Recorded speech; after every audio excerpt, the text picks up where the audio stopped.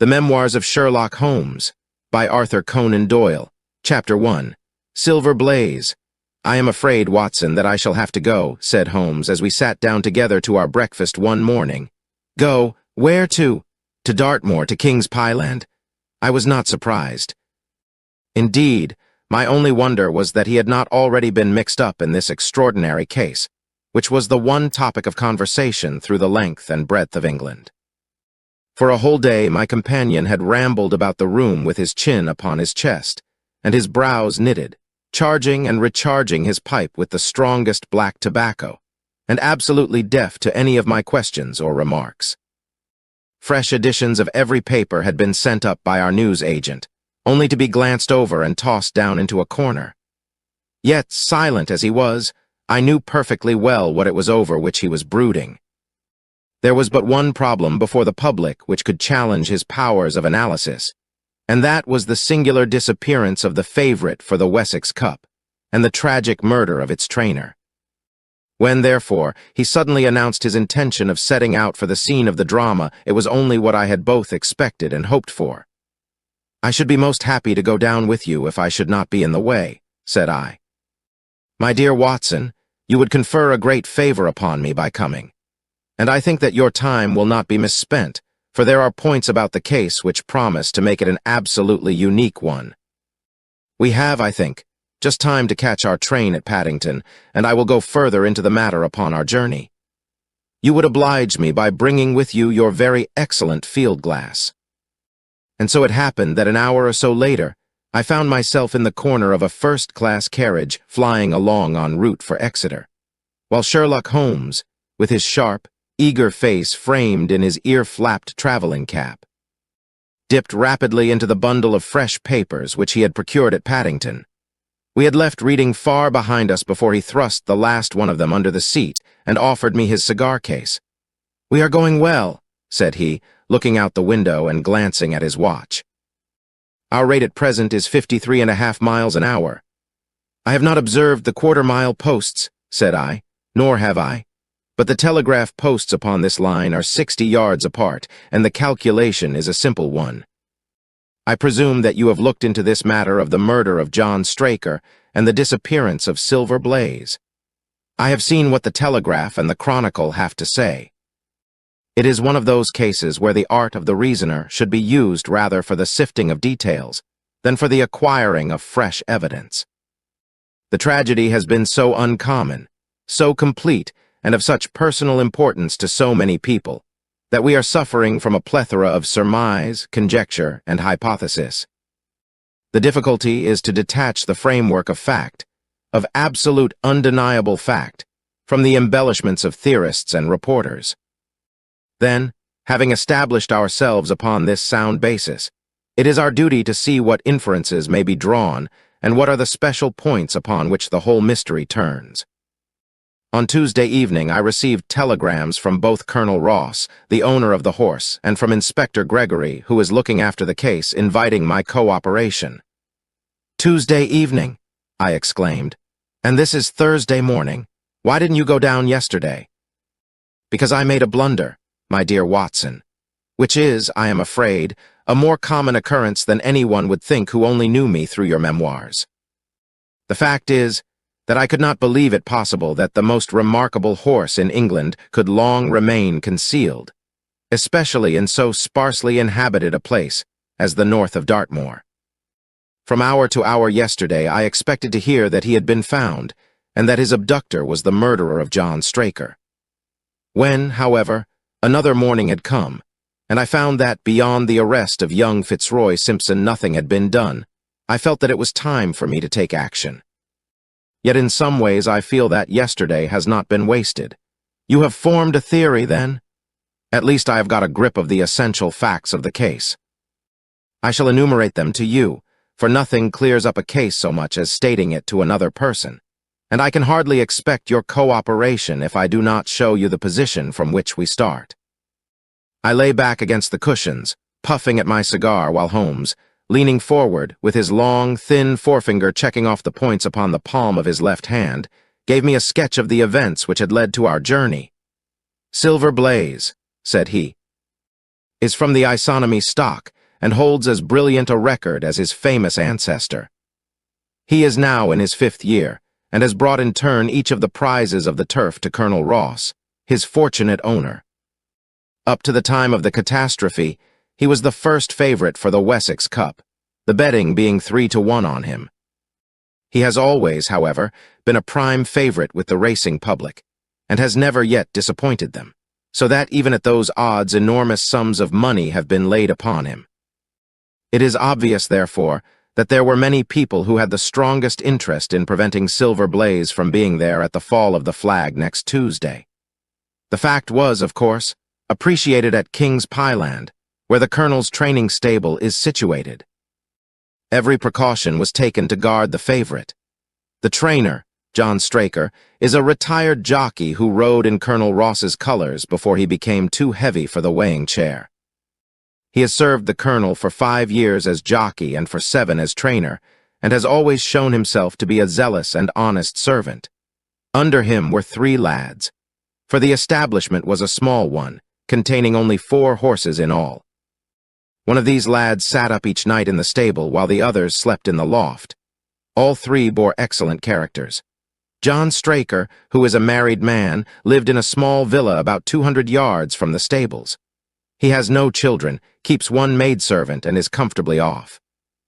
The country round is very lonely, but about half a mile to the north there is a small cluster of villas which have been built by a Tavistock contractor for the use of invalids and others who may wish to enjoy the pure Dartmoor air.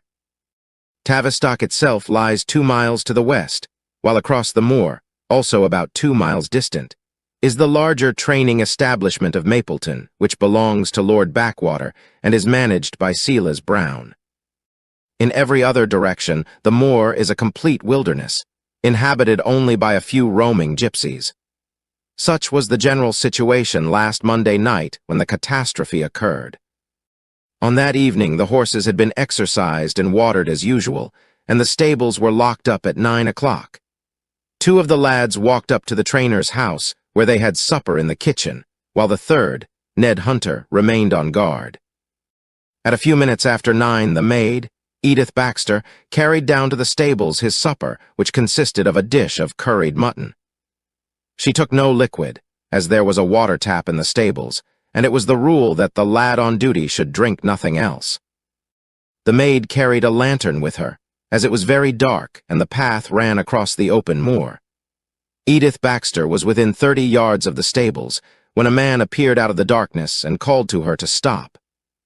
As he stepped into the circle of yellow light thrown by the lantern, she saw that he was a person of gentlemanly bearing, dressed in a gray suit of tweeds, with a cloth cap. He wore gaiters and carried a heavy stick with a knob to it. She was most impressed, however, by the extreme pallor of his face and by the nervousness of his manner. His age, she thought, would be rather over 30 than under it. "Can you tell me where I am?"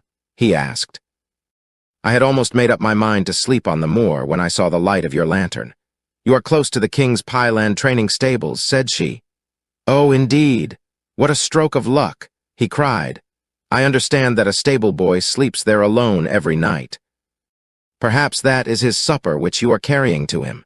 Now I am sure that you would not be too proud to earn the price of a new dress, would you?" He took a piece of white paper folded up out of his waistcoat pocket. "See that the boy has this tonight, and you shall have the prettiest frock that money can buy."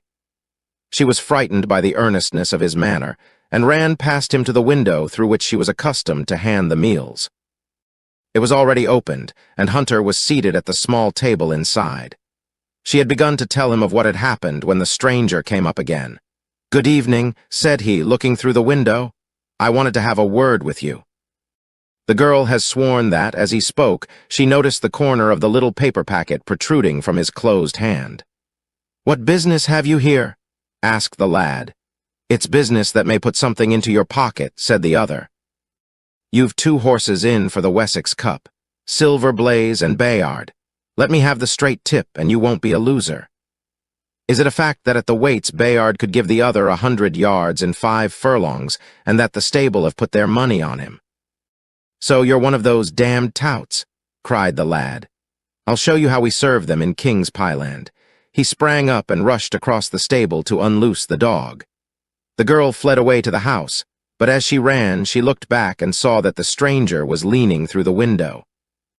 A minute later, however, when Hunter rushed out with the hound, he was gone, and though he ran all round the buildings, he failed to find any trace of him. "One moment," I asked. "Did the stable boy, when he ran out with the dog, leave the door unlocked behind him?" "Excellent, Watson, excellent," murmured my companion. "The importance of the point struck me so forcibly that I sent a special wire to Dartmoor yesterday to clear the matter up. The boy locked the door before he left it. The window, I may add, was not large enough for a man to get through. Hunter waited until his fellow grooms had returned, when he sent a message to the trainer and told him what had occurred. Straker was excited at hearing the account, although he does not seem to have quite realized its true significance. It left him, however, vaguely uneasy, and Mrs. Straker, waking at 1 in the morning, found that he was dressing.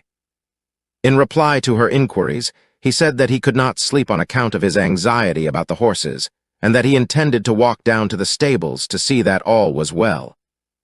She begged him to remain at home, as she could hear the rain pattering against the window, but in spite of her entreaties, he pulled on his large mackintosh and left the house. Mrs. Straker awoke at 7 in the morning to find that her husband had not yet returned. She dressed herself hastily, called the maid, and set off for the stables. The door was open. Inside, huddled together upon a chair, Hunter was sunk in a state of absolute stupor. The favorite's stall was empty, and there were no signs of his trainer. The two lads who slept in the chaff-cutting loft above the harness room were quickly aroused. They had heard nothing during the night, for they are both sound sleepers.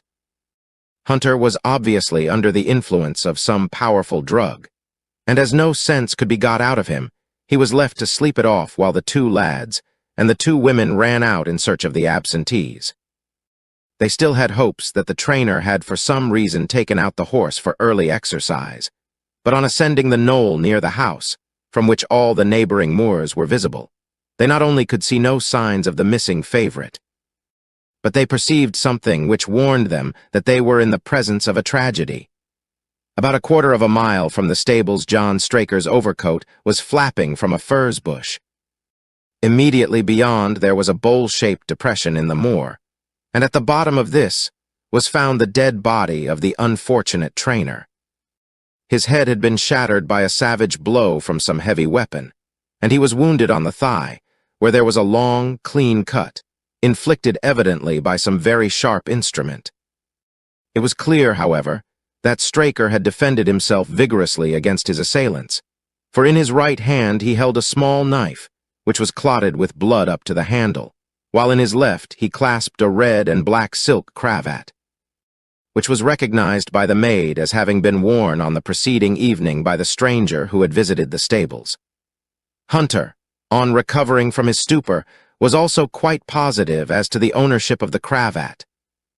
He was equally certain that the same stranger had, while standing at the window, drugged his curried mutton, and so deprived the stables of their watchman. As to the missing horse, there were abundant proofs in the mud which lay at the bottom of the fatal hollow that he had been there at the time of the struggle. But from that morning he has disappeared, and although a large reward has been offered and all the gypsies of Dartmoor are on the alert, no news has come of him. Finally, an analysis has shown that the remains of his supper left by the stable lad contain an appreciable quantity of powdered opium, while the people at the house partook of the same dish on the same night without any ill effect. Those are the main facts of the case, stripped of all surmise and stated as baldly as possible. I shall now recapitulate what the police have done in the matter. Inspector Gregory, to whom the case has been committed, is an extremely competent officer. Were he but gifted with imagination, he might rise to great heights in his profession. On his arrival, he promptly found and arrested the man upon whom suspicion naturally rested. There was little difficulty in finding him, for he inhabited one of those villas which I have mentioned. His name, it appears, was Fitzroy Simpson. He was a man of excellent birth and education, who had squandered a fortune upon the turf, and who lived now by doing a little quiet and genteel bookmaking in the sporting clubs of London. An examination of his betting book shows that bets to the amount of £5,000 had been registered by him against the favorite. On being arrested, he volunteered the statement that he had come down to Dartmoor in the hope of getting some information about the King's Pyland horses, and also about Desborough, the second favorite, which was in charge of Silas Brown at the Mapleton stables. He did not attempt to deny that he had acted as described upon the evening before, but declared that he had no sinister designs, and had simply wished to obtain first-hand information. When confronted with his cravat, he turned very pale, and was utterly unable to account for its presence in the hand of the murdered man. His wet clothing showed that he had been out in the storm of the night before, and his stick, which was a Penang lawyer weighted with lead, was just such a weapon as might, by repeated blows, have inflicted the terrible injuries to which the trainer had succumbed. On the other hand, there was no wound upon his person, while the state of Straker's knife would show that one at least of his assailants must bear his mark upon him. There you have it all in a nutshell, Watson, and if you can give me any light, I shall be infinitely obliged to you. I had listened with the greatest interest to the statement which Holmes, with characteristic clearness, had laid before me. Though most of the facts were familiar to me, I had not sufficiently appreciated their relative importance, nor their connection to each other. Is it not possible, I suggested, that the incised wound upon Straker may have been caused by his own knife in the convulsive struggles which follow any brain injury? It is more than possible. It is probable, said Holmes. In that case, one of the main points in favor of the accused disappears. And yet, said I, even now I fail to understand what the theory of the police can be. I am afraid that whatever theory we state has very grave objections to it, returned my companion. The police imagine, I take it, that this Fitzroy Simpson, having drugged the lad, and having in some way obtained a duplicate key, opened the stable door and took out the horse, with the intention, apparently, of kidnapping him altogether. His bridle is missing, so that Simpson must have put this on. Then, having left the door open behind him, he was leading the horse away over the moor when he was either met or overtaken by the trainer. A row naturally ensued. Simpson beat out the trainer's brains with his heavy stick without receiving any injury from the small knife which Straker used in self-defense. And then the thief either led the horse on to some secret hiding place, or else it may have bolted during the struggle, and be now wandering out on the moors. That is the case as it appears to the police, and improbable as it is, all other explanations are more improbable still. However, I shall very quickly test the matter when I am once upon the spot, and until then, I cannot really see how we can get much further than our present position. It was evening before we reached the little town of Tavistock, which lies, like the boss of a shield, in the middle of the huge circle of Dartmoor. Two gentlemen were awaiting us in the station. The one a tall, fair man with lion-like hair and beard and curiously penetrating light blue eyes. The other a small, alert person, very neat and dapper, in a frock coat and gaiters, with trim little side whiskers and an eyeglass. The latter was Colonel Ross, the well-known sportsman, the other Inspector Gregory, a man who was rapidly making his name in the English detective service. "I am delighted that you have come down, Mr. Holmes," said the colonel. "The inspector here has done all that could possibly be suggested, but I wish to leave no stone unturned in trying to avenge poor Straker and in recovering my horse." "Have there been any fresh developments?" asked Holmes. "I am sorry to say that we have made very little progress," said the inspector. "We have an open carriage outside, and as you would no doubt like to see the place before the light fails, we might talk it over as we drive." A minute later we were all seated in a comfortable landau, and were rattling through the quaint old Devonshire city. Inspector Gregory was full of his case, and poured out a stream of remarks, while Holmes threw in an occasional question or interjection. Colonel Ross leaned back with his arms folded, and his hat tilted over his eyes, while I listened with interest to the dialogue of the two detectives. Gregory was formulating his theory, which was almost exactly what Holmes had foretold in the train. "The net is drawn pretty close round Fitzroy Simpson," he remarked, "and I believe myself that he is our man." At the same time, I recognize that the evidence is purely circumstantial and that some new development may upset it. How about Straker's knife? We have quite come to the conclusion that he wounded himself in his fall. My friend, Doctor, Watson made that suggestion to me as we came down. If so, it would tell against this man Simpson. Undoubtedly. He has neither a knife nor any sign of a wound. The evidence against him is certainly very strong. He had a great interest in the disappearance of the favorite. He lies under suspicion of having poisoned the stable boy. He was undoubtedly out in the storm. He was armed with a heavy stick, and his cravat was found in the dead man's hand. I really think we have enough to go before a jury. Holmes shook his head. A clever counsel would tear it all to rags, said he. Why should he take the horse out of the stable? If he wished to injure it, why could he not do it there? Has a duplicate key been found in his possession? What chemist sold him the powdered opium? Above all, where could he, a stranger to the district, hide a horse, and such a horse as this? What is his own explanation as to the paper which he wished the maid to give to the stable boy? He says that it was a 10-pound note. One was found in his purse. But your other difficulties are not so formidable as they seem. He is not a stranger to the district. He has twice lodged at Tavistock in the summer. The opium was probably brought from London. The key, having served its purpose, would be hurled away. The horse may be at the bottom of one of the pits or old mines upon the moor. What does he say about the cravat? He acknowledges that it is his, and declares that he had lost it. But a new element has been introduced into the case which may account for his leading the horse from the stable. Holmes pricked up his ears. We have found traces which show that a party of gypsies encamped on Monday night within a mile of the spot where the murder took place. On Tuesday they were gone. Now, presuming that there was some understanding between Simpson and these gypsies, might he not have been leading the horse to them when he was overtaken, and may they not have him now? It is certainly possible. The moor is being scoured for these gypsies. I have also examined every stable and outhouse in Tavistock, and for a radius of 10 miles. There is another training stable quite close, I understand. Yes, and that is a factor which we must certainly not neglect. As Desborough, their horse, was second in the betting, they had an interest in the disappearance of the favorite.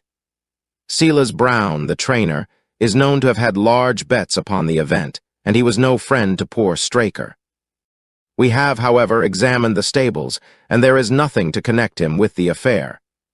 And nothing to connect this man Simpson with the interests of the Mapleton stables? Nothing at all. Holmes leaned back in the carriage, and the conversation ceased. A few minutes later, our driver pulled up at a neat little red brick villa with overhanging eaves which stood by the road. Some distance off, across a paddock, lay a long, gray-tiled outbuilding. In every other direction, the low curves of the moor, bronze-colored from the fading ferns, stretched away to the skyline, broken only by the steeples of Tavistock, and by a cluster of houses away to the westward which marked the Mapleton stables. We all sprang out with the exception of Holmes, who continued to lean back with his eyes fixed upon the sky in front of him, entirely absorbed in his own thoughts. It was only when I touched his arm that he roused himself with a violent start and stepped out of the carriage. "Excuse me," said he, turning to Colonel Ross, who had looked at him in some surprise. "I was daydreaming." There was a gleam in his eyes and a suppressed excitement in his manner which convinced me, used as I was to his ways, that his hand was upon a clue, though I could not imagine where he had found it. "Perhaps you would prefer at once to go on to the scene of the crime, Mr. Holmes," said Gregory. "I think that I should prefer to stay here a little and go into one or two questions of detail. Straker was brought back here, I presume." "Yes, he lies upstairs. The inquest is tomorrow." "He has been in your service some years, Colonel Ross. I have always found him an excellent servant. I presume that you made an inventory of what he had in his pockets at the time of his death, Inspector. I have the things themselves in the sitting room, if you would care to see them." "I should be very glad." We all filed into the front room and sat round the central table while the inspector unlocked a square tin box and laid a small heap of things before us. There was a box of Vestas, 2 inches of tallow candle, an ADP, briarroot pipe, a pouch of sealskin with half an ounce of long-cut Cavendish, a silver watch with a gold chain, 5 sovereigns in gold, an aluminium pencil case, a few papers, and an ivory-handled knife with a very delicate, inflexible blade marked Weiss & Co., London. "This is a very singular knife," said Holmes, lifting it up and examining it minutely. "I presume, as I see blood stains upon it, that it is the one which was found in the dead man's grasp.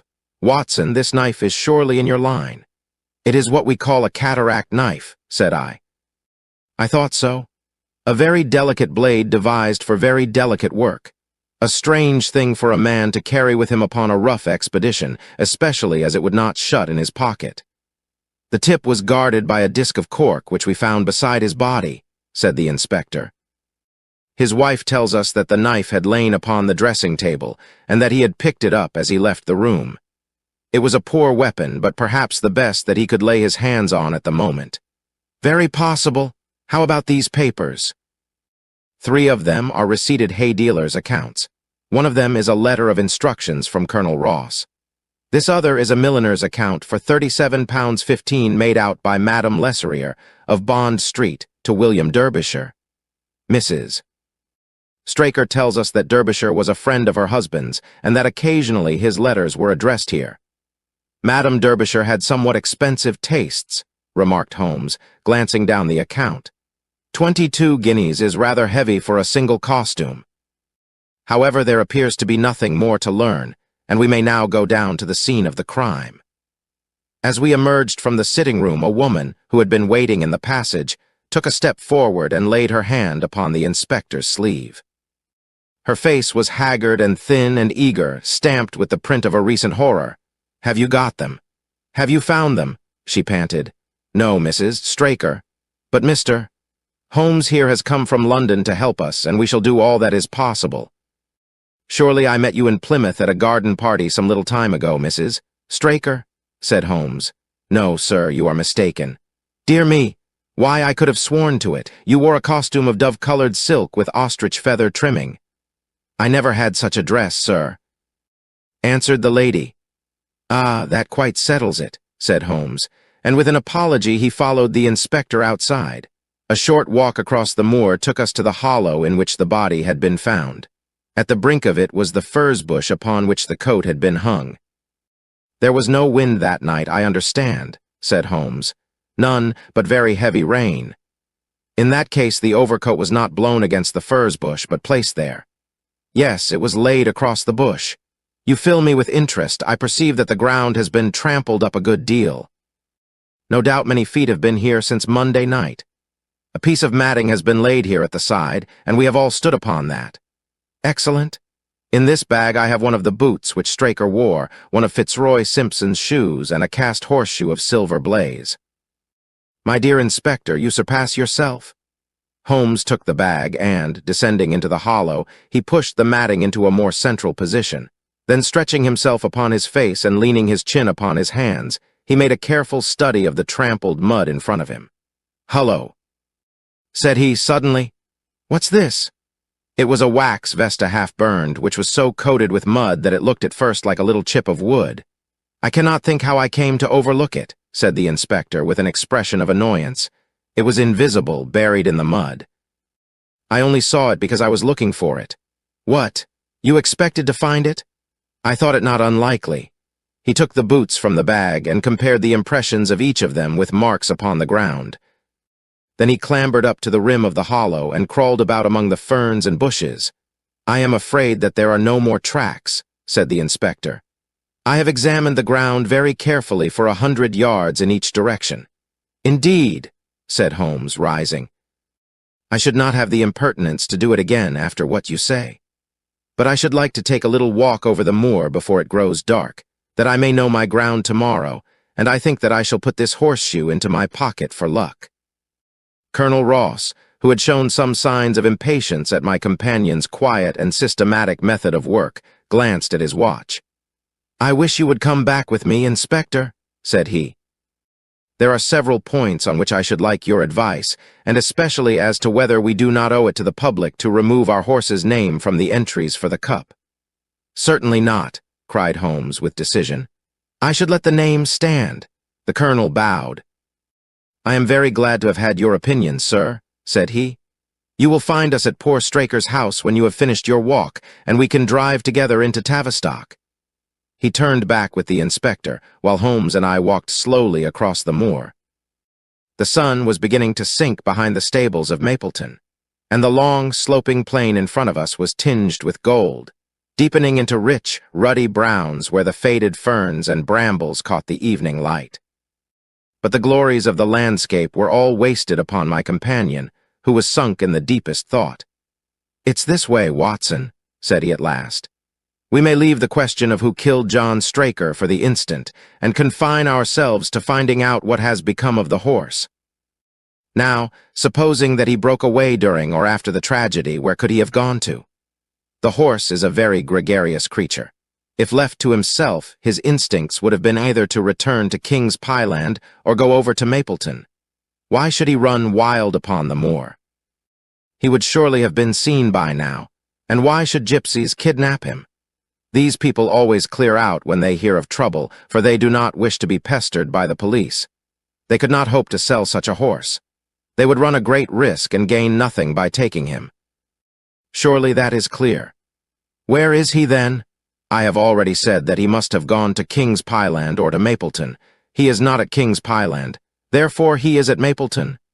Let us take that as a working hypothesis and see what it leads us to. This part of the moor, as the inspector remarked, is very hard and dry. But it falls away towards Mapleton, and you can see from here that there is a long hollow over yonder, which must have been very wet on Monday night. If our supposition is correct, then the horse must have crossed that, and there is the point where we should look for his tracks. We had been walking briskly during this conversation, and a few more minutes brought us to the hollow in question. At Holmes' request, I walked down the bank to the right and he to the left, but I had not taken 50 paces before I heard him give a shout and saw him waving his hand to me. The track of a horse was plainly outlined in the soft earth in front of him, and the shoe which he took from his pocket exactly fitted the impression. "See the value of imagination," said Holmes. "It is the one quality which Gregory lacks." We imagined what might have happened, acted upon the supposition, and find ourselves justified. Let us proceed. We crossed the marshy bottom and passed over a quarter of a mile of dry, hard turf. Again the ground sloped, and again we came on the tracks. Then we lost them for half a mile, but only to pick them up once more quite close to Mapleton. It was Holmes who saw them first, and he stood pointing with a look of triumph upon his face. A man's track was visible beside the horse's. "The horse was alone before," I cried. "Quite so. It was alone before. Hullo, what is this?" The double track turned sharp off and took the direction of King's Pyland. Holmes whistled, and we both followed along after it. His eyes were on the trail, but I happened to look a little to one side, and saw to my surprise the same tracks coming back again in the opposite direction. "One for you, Watson," said Holmes when I pointed it out. "You have saved us a long walk, which would have brought us back on our own traces. Let us follow the return track." We had not to go far. It ended at the paving of asphalt which led up to the gates of the Mapleton stables. As we approached, a groom ran out from them. "We don't want any loiterers about here," said he. "I only wish to ask a question," said Holmes, with his finger and thumb in his waistcoat pocket. "Should I be too early to see your master, Mr. Silas Brown, if I were to call at 5 o'clock tomorrow morning?" "Bless you, sir, if anyone is about he will be, for he is always the first stirring. But here he is, sir, to answer your questions for himself." "No, sir, no. It is as much as my place is worth to let him see me touch your money. Afterwards, if you like." As Sherlock Holmes replaced the half-crown which he had drawn from his pocket, a fierce-looking elderly man strode out from the gate with a hunting crop swinging in his hand. "What's this, Dawson?" he cried. "No gossiping. Go about your business." "And you, what the devil do you want here?" "10 minutes' talk with you, my good sir," said Holmes in the sweetest of voices. "I've no time to talk to every gadabout. We want no strangers here. Be off, or you may find a dog at your heels." Holmes leaned forward and whispered something in the trainer's ear. He started violently and flushed to the temples. "It's a lie," he shouted, "an infernal lie. Very good. Shall we argue about it here in public or talk it over in your parlor?" "Oh, come in if you wish to." Holmes smiled. "I shall not keep you more than a few minutes, Watson," said he. "Now, Mr. Brown, I am quite at your disposal." It was 20 minutes, and the reds had all faded into grays before Holmes and the trainer reappeared. Never have I seen such a change as had been brought about in Silas Brown in that short time. His face was ashy pale, beads of perspiration shone upon his brow, and his hands shook until the hunting crop wagged like a branch in the wind. His bullying, overbearing manner was all gone too, and he cringed along at my companion's side like a dog with its master. "Your instructions will be done. It shall all be done," said he. "There must be no mistake," said Holmes, looking round at him. The other winced as he read the menace in his eyes. "Oh no, there shall be no mistake. It shall be there. Should I change it first or not?" Holmes thought a little and then burst out laughing. "No, don't," said he. "I shall write to you about it. No tricks now, or—" "Oh, you can trust me, you can trust me." "Yes, I think I can. Well, you shall hear from me tomorrow." He turned upon his heel, disregarding the trembling hand which the other held out to him, and we set off for King's Pyland. A more perfect compound of the bully, coward and sneak than Master Silas Brown I have seldom met with, remarked Holmes as we trudged along together. "He has the horse, then." He tried to bluster out of it, but I described to him so exactly what his actions had been upon that morning that he is convinced that I was watching him. Of course, you observed the peculiarly square toes in the impressions, and that his own boots exactly corresponded to them. Again, of course, no subordinate would have dared to do such a thing. I described to him how, when according to his custom he was the first down, he perceived a strange horse wandering over the moor. How he went out to it, and his astonishment at recognizing, from the white forehead which has given the favorite its name, that chance had put in his power the only horse which could beat the one upon which he had put his money. Then I described how his first impulse had been to lead him back to King's Pyland, and how the devil had shown him how he could hide the horse until the race was over, and how he had led it back and concealed it at Mapleton. When I told him every detail, he gave it up and thought only of saving his own skin. But his stables had been searched. Oh, an old horse-faker like him has many a dodge. But are you not afraid to leave the horse in his power now, since he has every interest in injuring it? My dear fellow, he will guard it as the apple of his eye. He knows that his only hope of mercy is to produce it safe. Colonel Ross did not impress me as a man who would be likely to show much mercy in any case. The matter does not rest with Colonel Ross. I follow my own methods and tell as much or as little as I choose. That is the advantage of being unofficial.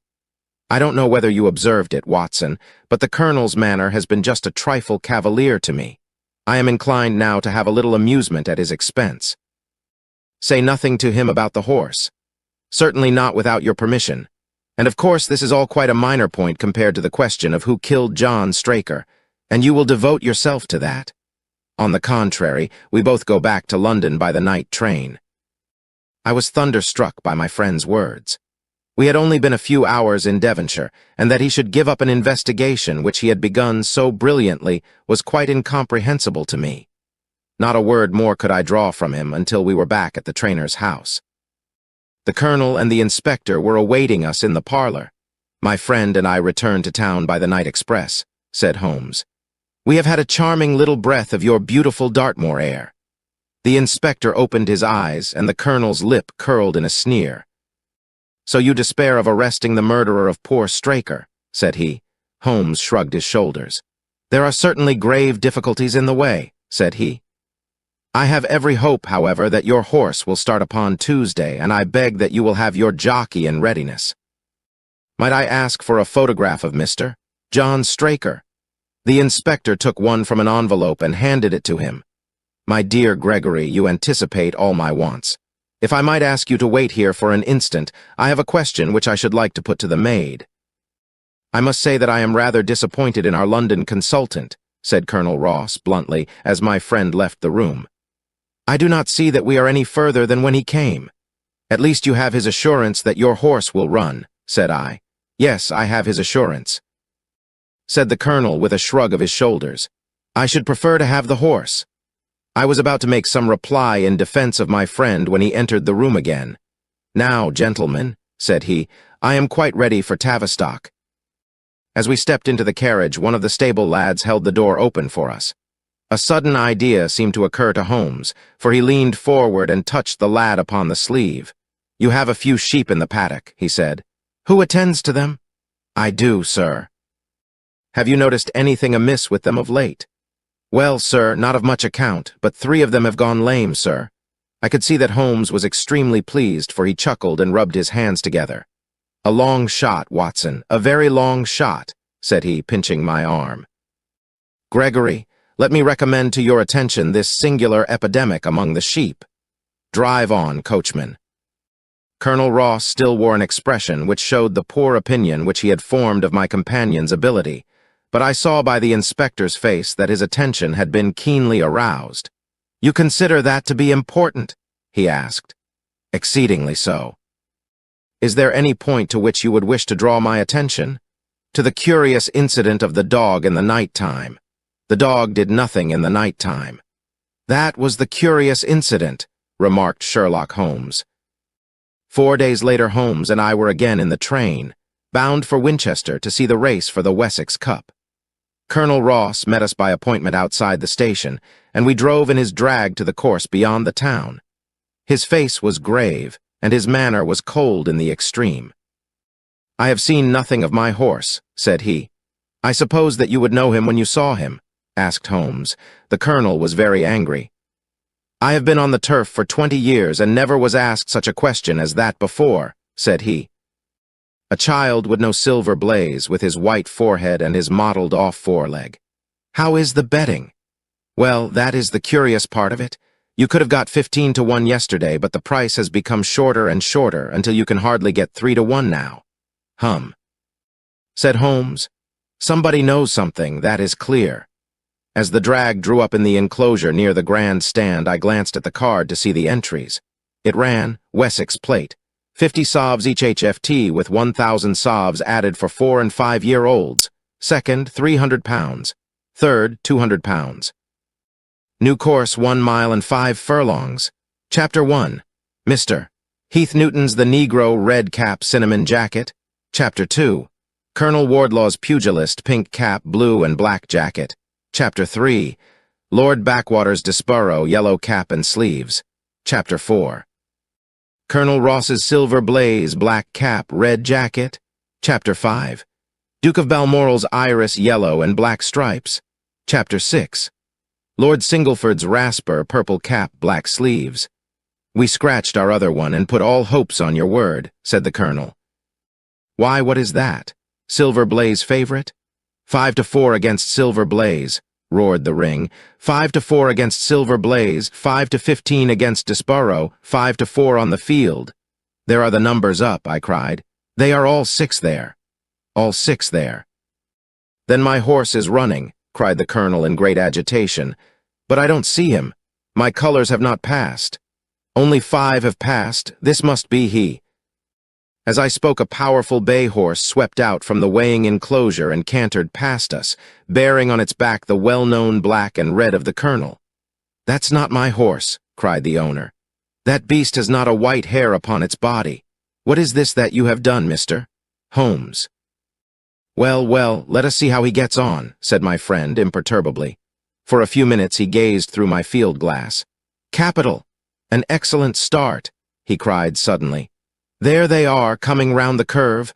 From our drag we had a superb view as they came up the straight.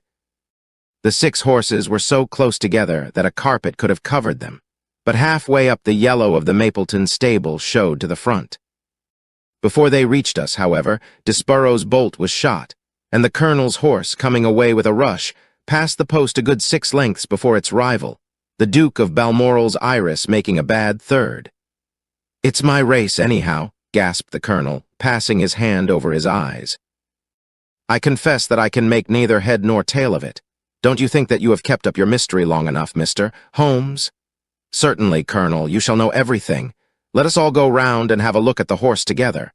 Here he is," he continued, as we made our way into the weighing enclosure, where only owners and their friends find admittance. You have only to wash his face and his leg in spirits of wine, and you will find that he is the same old Silver Blaze as ever. You take my breath away. I found him in the hands of a faker and took the liberty of running him just as he was sent over. My dear sir, you have done wonders. The horse looks very fit and well. It never went better in its life. I owe you 1,000 apologies for having doubted your ability. You have done me a great service by recovering my horse. You would do me a greater still if you could lay your hands on the murderer of John Straker. I have done so, said Holmes quietly. The colonel and I stared at him in amazement. You have got him? Where is he then? He is here. Here? Where? In my company at the present moment. The colonel flushed angrily. I quite recognize that I am under obligations to you, Mr. Holmes, said he, but I must regard what you have just said as either a very bad joke or an insult. Sherlock Holmes laughed. I assure you that I have not associated you with the crime, Colonel, said he. The real murderer is standing immediately behind you. He stepped past and laid his hand upon the glossy neck of the thoroughbred. The horse! Cried both the colonel and myself. Yes, the horse. And it may lessen his guilt if I say that it was done in self-defense, and that John Straker was a man who was entirely unworthy of your confidence. But there goes the bell, and as I stand to win a little on this next race, I shall defer a lengthy explanation until a more fitting time. We had the corner of a Pullman car to ourselves that evening as we whirled back to London, and I fancy that the journey was a short one to Colonel Ross as well as to myself. As we listened to our companion's narrative of the events which had occurred at the Dartmoor training stables upon the Monday night, and the means by which he had unraveled them, I confess, said he, that any theories which I had formed from the newspaper reports were entirely erroneous. And yet there were indications there, had they not been overlaid by other details which concealed their true import. I went to Devonshire with the conviction that Fitzroy Simpson was the true culprit, although, of course, I saw that the evidence against him was by no means complete. It was while I was in the carriage, just as we reached the trainer's house, that the immense significance of the curried mutton occurred to me. You may remember that I was distrait, and remained sitting after you had all alighted. I was marveling in my own mind how I could possibly have overlooked so obvious a clue. I confess, said the colonel, that even now I cannot see how it helps us. It was the first link in my chain of reasoning. Powdered opium is by no means tasteless. The flavor is not disagreeable, but it is perceptible. Were it mixed with any ordinary dish, the eater would undoubtedly detect it, and would probably eat no more. A curry was exactly the medium which would disguise this taste. By no possible supposition could this stranger, Fitzroy Simpson, have caused curry to be served in the trainer's family that night. And it is surely too monstrous a coincidence to suppose that he happened to come along with powdered opium upon the very night when a dish happened to be served which would disguise the flavor. That is unthinkable. Therefore Simpson becomes eliminated from the case, and our attention centers upon Straker and his wife, the only two people who could have chosen curried mutton for supper that night. The opium was added after the dish was set aside for the stable boy, for the others had the same for supper with no ill effects. Which of them, then, had access to that dish without the maid seeing them? Before deciding that question, I had grasped the significance of the silence of the dog, for one true inference invariably suggests others. The Simpson incident had shown me that a dog was kept in the stables, and yet, though someone had been in and had fetched out a horse, he had not barked enough to arouse the two lads in the loft. Obviously, the midnight visitor was someone whom the dog knew well. I was already convinced, or almost convinced, that John Straker went down to the stables in the dead of the night and took out Silver Blaze. For what purpose? For a dishonest one, obviously, or why should he drug his own stable boy? And yet I was at a loss to know why. There have been cases before now where trainers have made sure of great sums of money by laying against their own horses, through agents, and then preventing them from winning by fraud. Sometimes it is a pulling jockey. Sometimes it is some surer and subtler means. What was it here? I hoped that the contents of his pockets might help me to form a conclusion, and they did so. You cannot have forgotten the singular knife which was found in the dead man's hand, a knife which certainly no sane man would choose for a weapon. It was, as Dr. Watson told us, a form of knife which is used for the most delicate operations known in surgery. And it was to be used for a delicate operation that night. You must know, with your wide experience of turf matters, Colonel Ross, that it is possible to make a slight nick upon the tendons of a horse's ham, and to do it subcutaneously, so as to leave absolutely no trace. A horse so treated would develop a slight lameness, which would be put down to a strain in exercise or a touch of rheumatism, but never to foul play. "Villain! Scoundrel!" cried the colonel.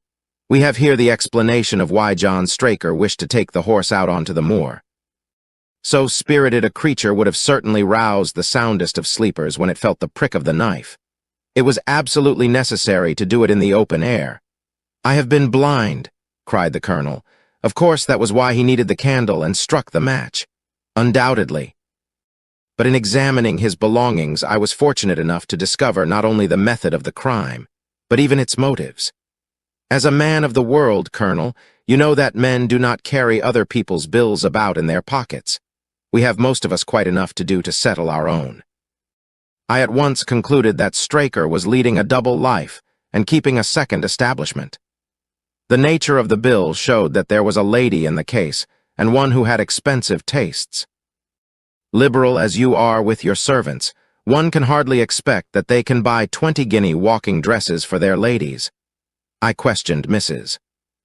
Straker as to the dress without her knowing it, and having satisfied myself that it had never reached her, I made a note of the milliner's address, and felt that by calling there with Straker's photograph, I could easily dispose of the mythical Derbyshire.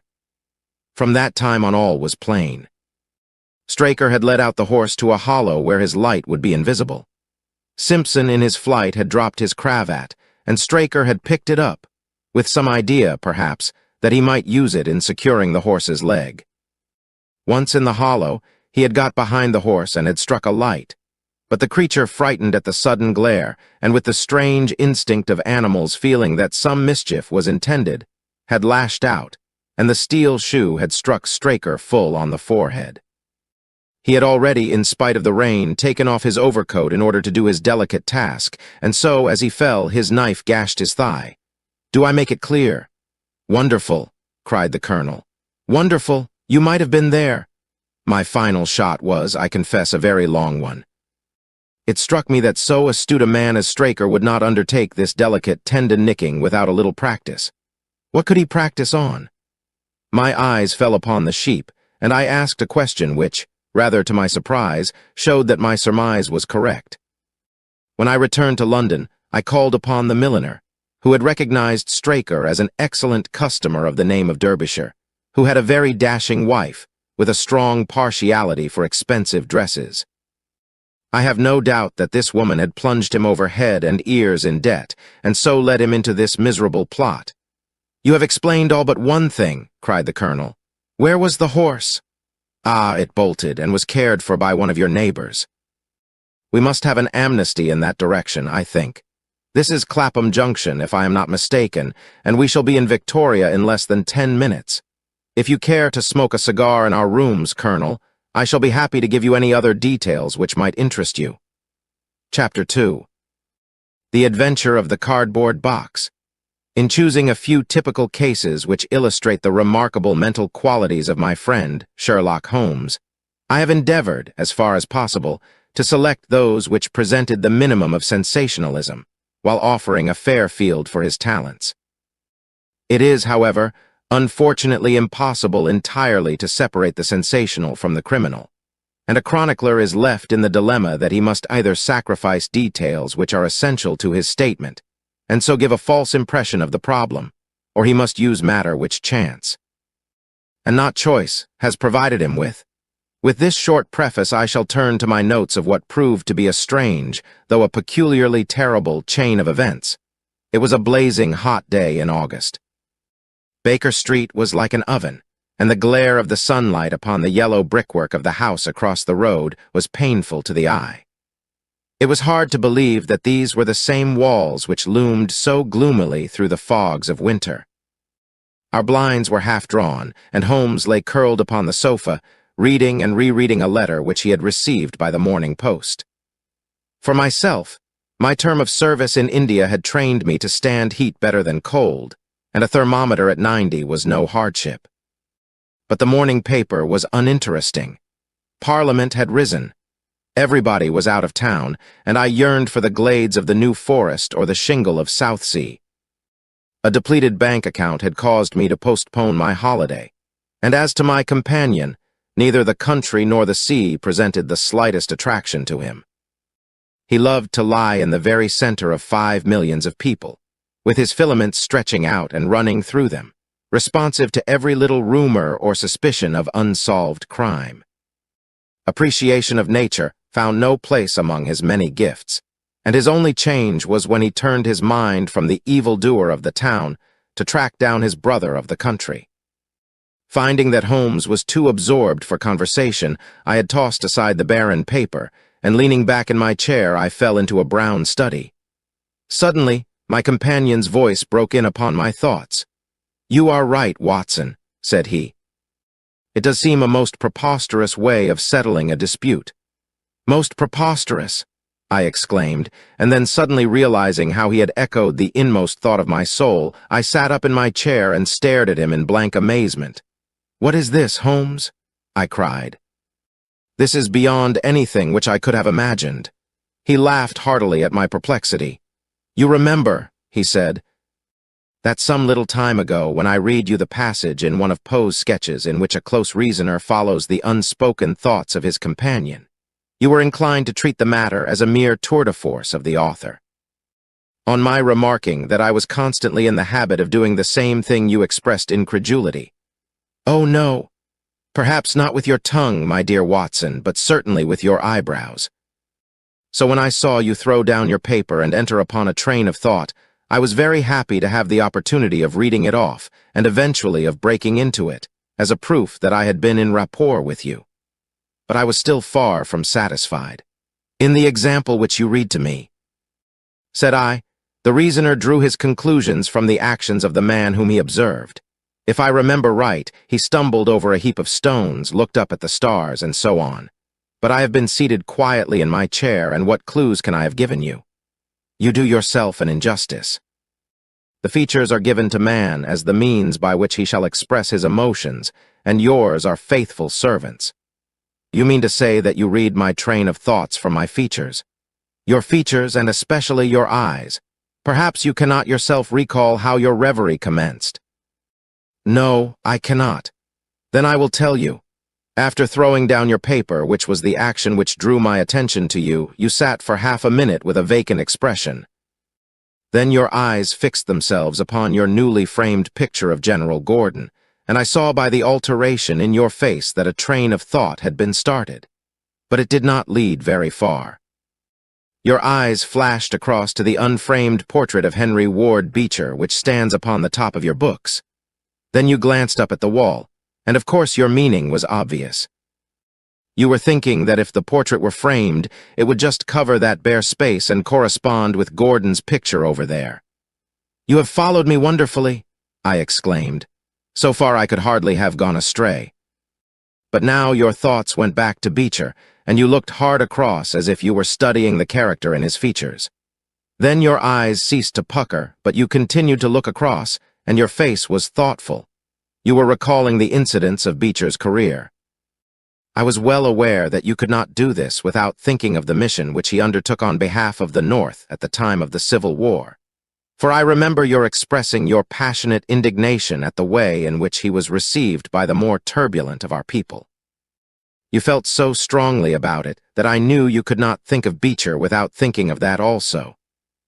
When a moment later I saw your eyes wander away from the picture, I suspected that your mind had now turned to the Civil War, and when I observed that your lips set, your eyes sparkled, and your hands clenched, I was positive that you were indeed thinking of the gallantry which was shown by both sides in that desperate struggle. But then, again, your face grew sadder. You shook your head. You were dwelling upon the sadness and horror and useless waste of life. Your hand stole towards your own old wound, and a smile quivered on your lips, which showed me that the ridiculous side of this method of settling international questions had forced itself upon your mind. At this point, I agreed with you that it was preposterous and was glad to find that all my deductions had been correct. Absolutely, said I, and now that you have explained it, I confess that I am as amazed as before. It was very superficial, my dear Watson, I assure you. I should not have intruded it upon your attention had you not shown some incredulity the other day. But I have in my hands here a little problem which may prove to be more difficult of solution than my small essay in thought reading. Have you observed in the paper a short paragraph referring to the remarkable contents of a packet sent through the post to Miss Cushing of Cross Street, Croydon? No, I saw nothing. Ah, then you must have overlooked it. Just toss it over to me. Here it is under the financial column. Perhaps you would be good enough to read it aloud. I picked up the paper which he had thrown back to me and read the paragraph indicated. It was headed, "A Gruesome Packet." Miss Susan Cushing, living at Cross Street, Croydon, has been made the victim of what must be regarded as a peculiarly revolting practical joke, unless some more sinister meaning should prove to be attached to the incident. At 2 o'clock yesterday afternoon, a small packet, wrapped in brown paper, was handed in by the postman. A cardboard box was inside, which was filled with coarse salt. On emptying this, Miss Cushing was horrified to find 2 human ears, apparently quite freshly severed. The box had been sent by parcel post from Belfast upon the morning before. There is no indication as to the sender, and the matter is the more mysterious as Miss Cushing, who is a maiden lady of 50, has led a most retired life, and has so few acquaintances or correspondents that it is a rare event for her to receive anything through the post. Some years ago, however, when she resided at Penge, she let apartments in her house to 3 young medical students, whom she was obliged to get rid of on account of their noisy and irregular habits. The police are of opinion that this outrage may have been perpetrated upon Miss Cushing by these youths, who owed her a grudge and who hoped to frighten her by sending her these relics of the dissecting rooms. Some probability is lent to the theory by the fact that one of these students came from the north of Ireland and, to the best of Miss Cushing's belief, from Belfast. In the meantime, the matter is being actively investigated, Mr. Lestrade, one of the very smartest of our detective officers, being in charge of the case. So much for the Daily Chronicle, said Holmes as I finished reading. Now for our friend Lestrade. I had a note from him this morning in which he says, "I think that this case is very much in your line. We have every hope of clearing the matter up, but we find a little difficulty in getting anything to work upon. We have, of course, wired to the Belfast post office, but a large number of parcels were handed in upon that day, and they have no means of identifying this particular one, or of remembering the sender. The box is a half-pound box of honeydew tobacco and does not help us in any way. The medical student theory still appears to me to be the most feasible, but if you should have a few hours to spare, I should be very happy to see you out here. I shall be either at the house or in the police station all day. What say you, Watson? Can you rise superior to the heat and run down to Croydon with me on the off chance of a case for your annals? I was longing for something to do. You shall have it then. Ring for our boots and tell them to order a cab. I'll be back in a moment when I have changed my dressing gown and filled my cigar case." A shower of rain fell while we were in the train, and the heat was far less oppressive in Croydon than in town. Holmes had sent on a wire, so that Lestrade, as wiry, as dapper, and as ferret-like as ever, was waiting for us at the station. A walk of 5 minutes took us to Cross Street, where Miss Cushing resided. It was a very long street of 2-story brick houses, neat and prim, with whitened stone steps and little groups of aproned women gossiping at the doors. Halfway down, Lestrade stopped and tapped at a door, which was opened by a small servant girl. Miss Cushing was sitting in the front room, into which we were ushered. She was a placid-faced woman, with large, gentle eyes and grizzled hair curving down over her temples on each side. A worked antimacassar lay upon her lap, and a basket of colored silks stood upon a stool beside her. "They are in the outhouse, those dreadful things," said she as Lestrade entered. "I wish that you would take them away altogether." "So I shall, Miss Cushing. I only kept them here until my friend, Mr. Holmes, should have seen them in your presence." "Why in my presence, sir?"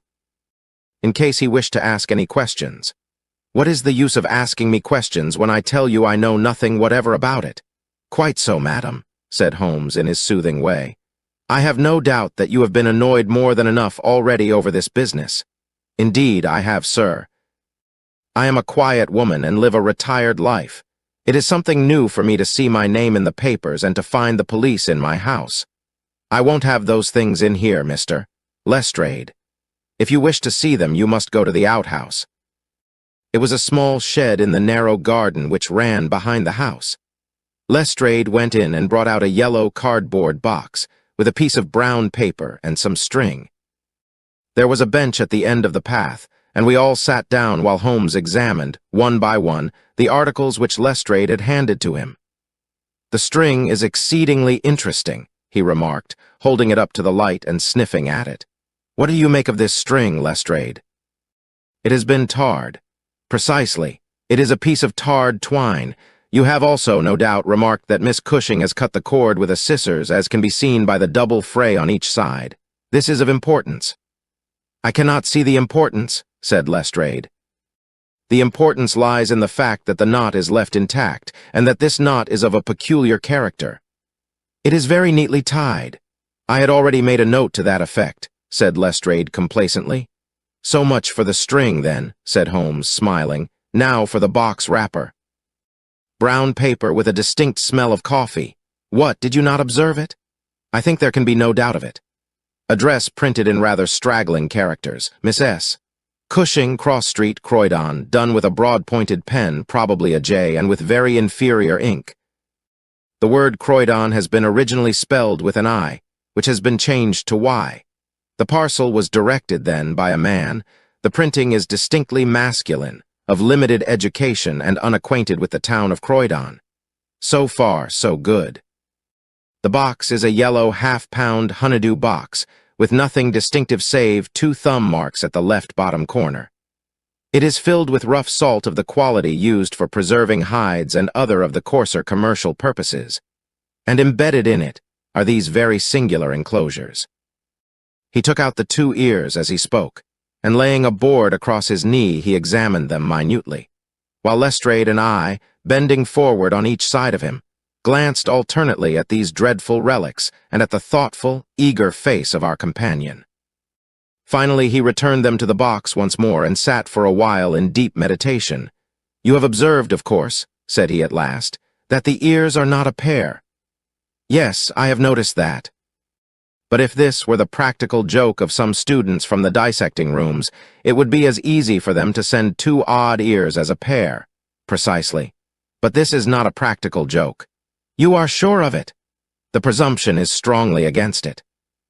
Bodies in the dissecting rooms are injected with preservative fluid. These ears bear no signs of this. They are fresh, too.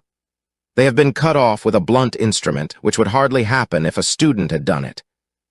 Again, carbolic or rectified spirits would be the preservatives which would suggest themselves to the medical mind, certainly not rough salt. I repeat that there is no practical joke here, but that we are investigating a serious crime." A vague thrill ran through me as I listened to my companion's words and saw the stern gravity which had hardened his features. This brutal preliminary seemed to shadow forth some strange and inexplicable horror in the background. Lestrade, however, shook his head like a man who was only half convinced. "There are objections to the joke theory, no doubt," said he, "but there are much stronger reasons against the other. We know that this woman has led a most quiet and respectable life at Penge and here for the last 20 years. She has hardly been away from her home for a day during that time.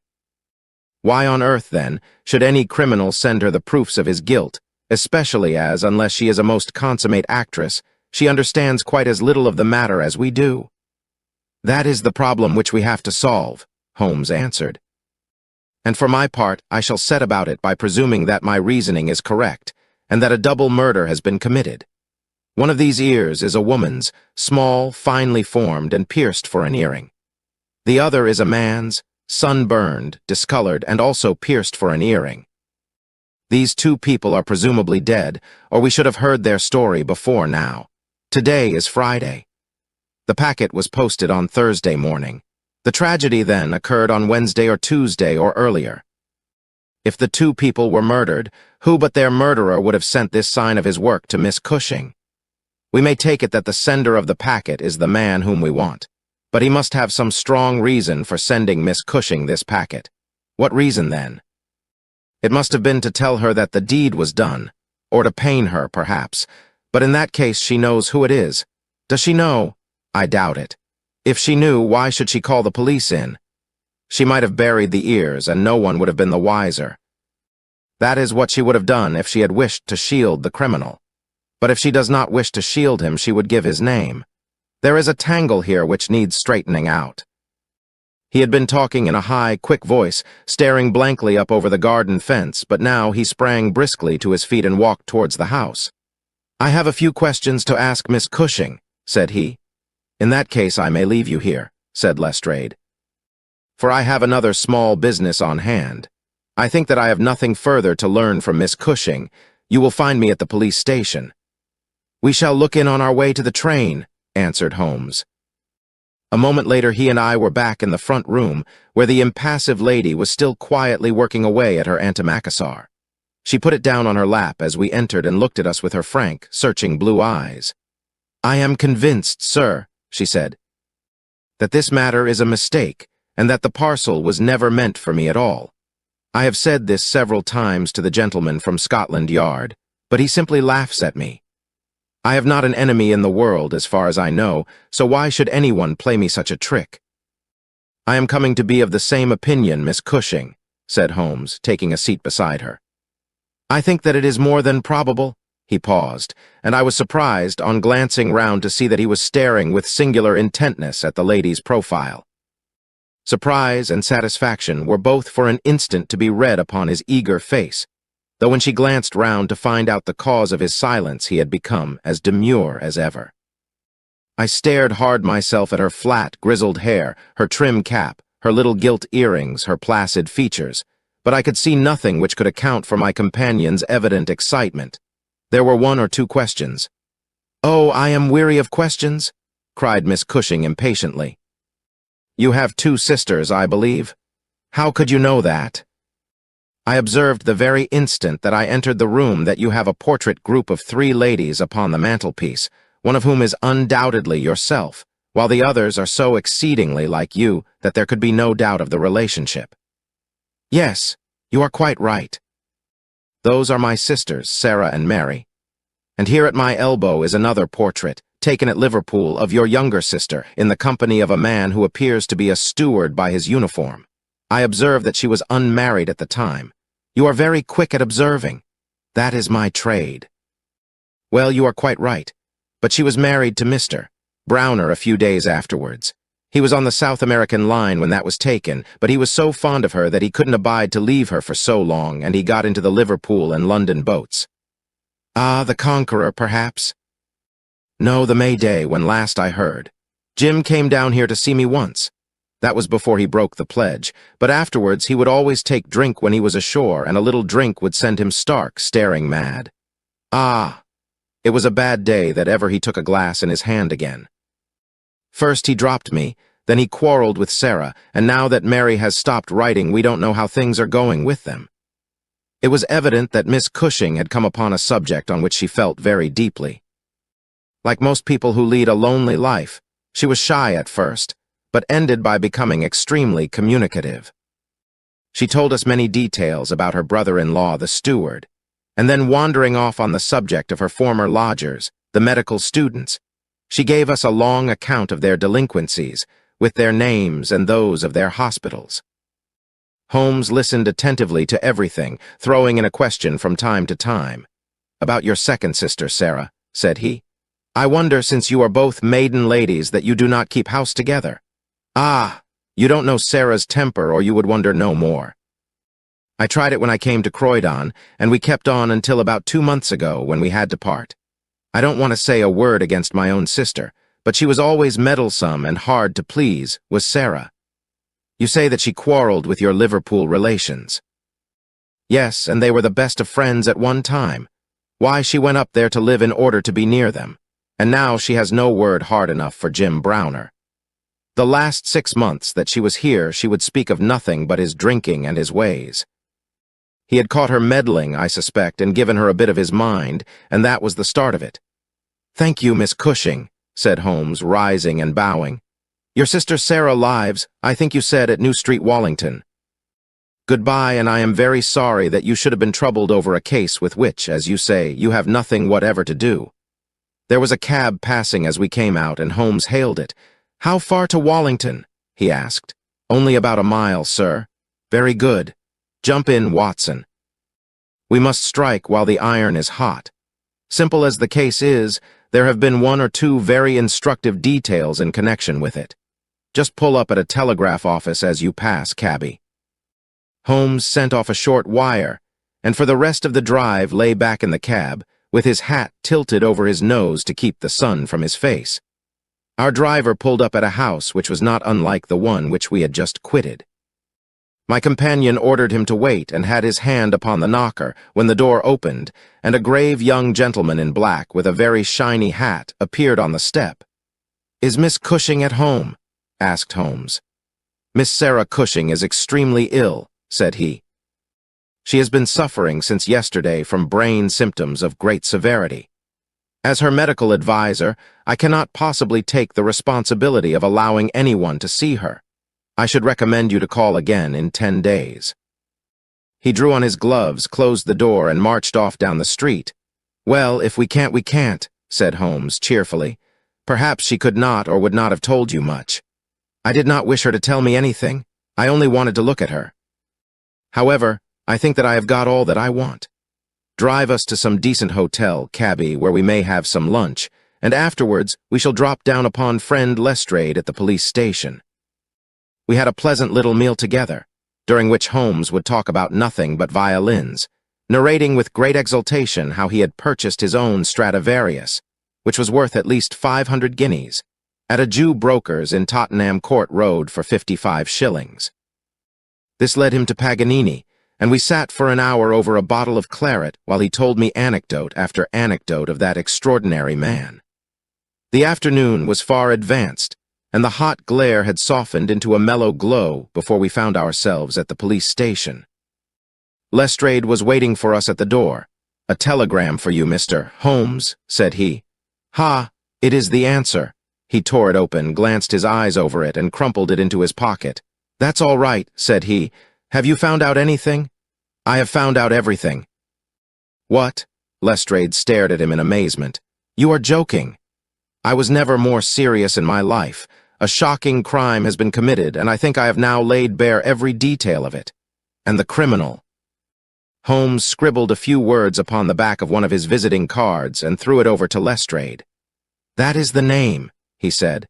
"You cannot effect an arrest until tomorrow night at the earliest. I should prefer that you do not mention my name at all in connection with the case, as I choose to be only associated with those crimes which present some difficulty in their solution. Come on, Watson." We strode off together to the station, leaving Lestrade still staring with a delighted face at the card which Holmes had thrown him. "The case," said Sherlock Holmes as we chatted over our cigars that night in our rooms at Baker Street, "is one where, as in the investigations which you have chronicled under the names of A Study in Scarlet and of The Sign of 4, we have been compelled to reason backward from effects to causes. I have written to Lestrade asking him to supply us with the details which are now wanting, and which he will only get after he has secured his man. That he may be safely trusted to do, for although he is absolutely devoid of reason, he is as tenacious as a bulldog when he once understands what he has to do, and, indeed, it is just this tenacity which has brought him to the top at Scotland Yard." "Your case is not complete, then?" I asked. "It is fairly complete in essentials. We know who the author of the revolting business is, although one of the victims still escapes us. Of course, you have formed your own conclusions. I presume that this Jim Browner, the steward of a Liverpool boat, is the man whom you suspect." "Oh. It is more than a suspicion. And yet I cannot see anything save very vague indications. On the contrary, to my mind nothing could be more clear. Let me run over the principal steps. We approached the case, you remember, with an absolutely blank mind, which is always an advantage. We had formed no theories. We were simply there to observe and to draw inferences from our observations. What did we see first?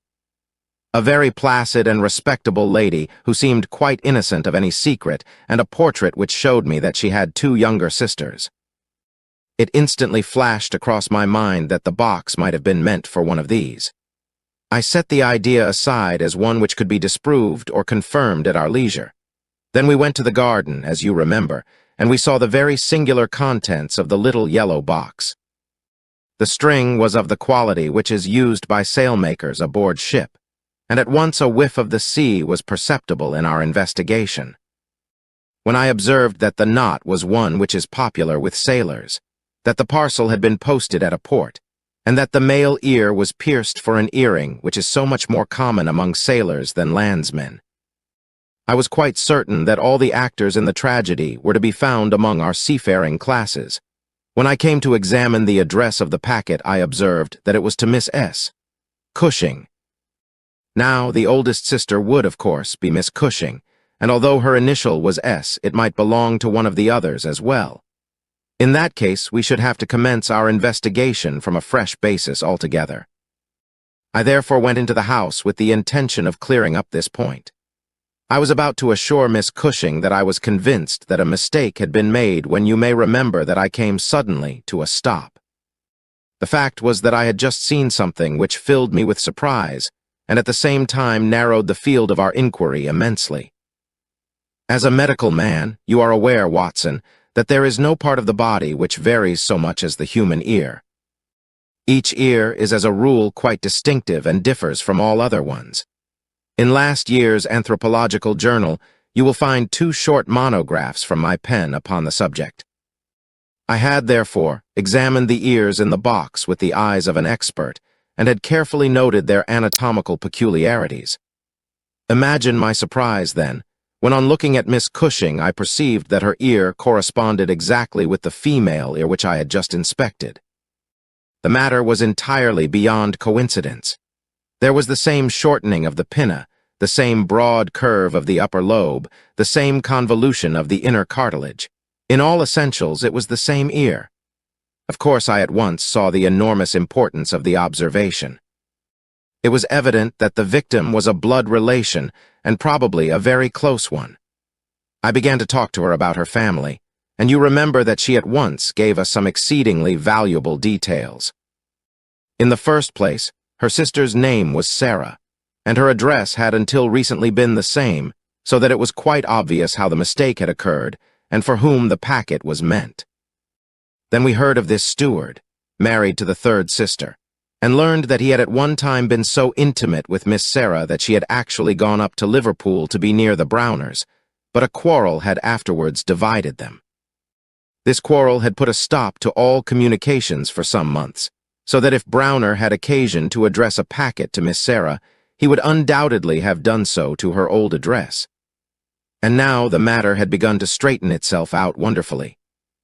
We had learned of the existence of this steward, an impulsive man of strong passions. You remember that he threw up what must have been a very superior berth in order to be nearer to his wife, subject, too, to occasional fits of hard drinking. We had reason to believe that his wife had been murdered, and that a man, presumably a seafaring man, had been murdered at the same time. Jealousy, of course, at once suggests itself as the motive for the crime. And why should these proofs of the deed be sent to Miss Sarah Cushing? Probably because during her residence in Liverpool, she had some hand in bringing about the events which led to the tragedy. You will observe that this line of boats calls at Belfast, Dublin, and Waterford, so that, presuming that Browner had committed the deed and had embarked at once upon his steamer, the May Day, Belfast would be the first place at which he could post his terrible packet. A second solution was at this stage obviously possible, and although I thought it exceedingly unlikely, I was determined to elucidate it before going further. An unsuccessful lover might have killed Mr. and Mrs.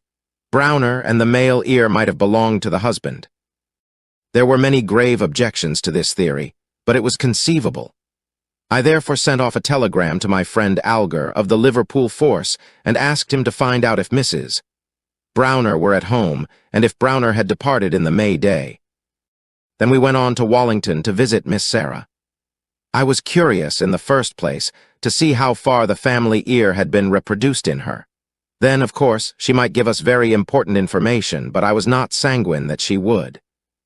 She must have heard of the business the day before, since all Croydon was ringing with it, and she alone could have understood for whom the packet was meant. If she had been willing to help justice, she would probably have communicated with the police already. However, it was clearly our duty to see her, so we went. We found that the news of the arrival of the packet, for her illness dated from that time, had such an effect upon her as to bring on brain fever. It was clearer than ever that she understood its full significance, but equally clear that we should have to wait some time for any assistance from her. However, we were really independent of her help. Our answers were waiting for us at the police station, where I had directed Alger to send them. Nothing could be more conclusive. Mrs. Browner's house had been closed for more than 3 days, and the neighbors were of opinion that she had gone south to see her relatives. It had been ascertained at the shipping offices that Browner had left aboard of the Mayday, and I calculate that she is due in the Thames tomorrow night. When he arrives, he will be met by the obtuse but resolute Lestrade, and I have no doubt that we shall have all our details filled in. Sherlock Holmes was not disappointed in his expectations. 2 days later, he received a bulky envelope, which contained a short note from the detective and a typewritten document, which covered several pages of foolscap. "Lestrade has got him all right," said Holmes, glancing up at me. "Perhaps it would interest you to hear what he says, my dear Mr. Holmes, in accordance with the scheme which we had formed in order to test our theories. The we is rather fine, Watson, is it not? I went down to the Albert Dock yesterday at 6 p.m. and boarded the SS Mayday, belonging to the Liverpool, Dublin, and London Steam Packet Company.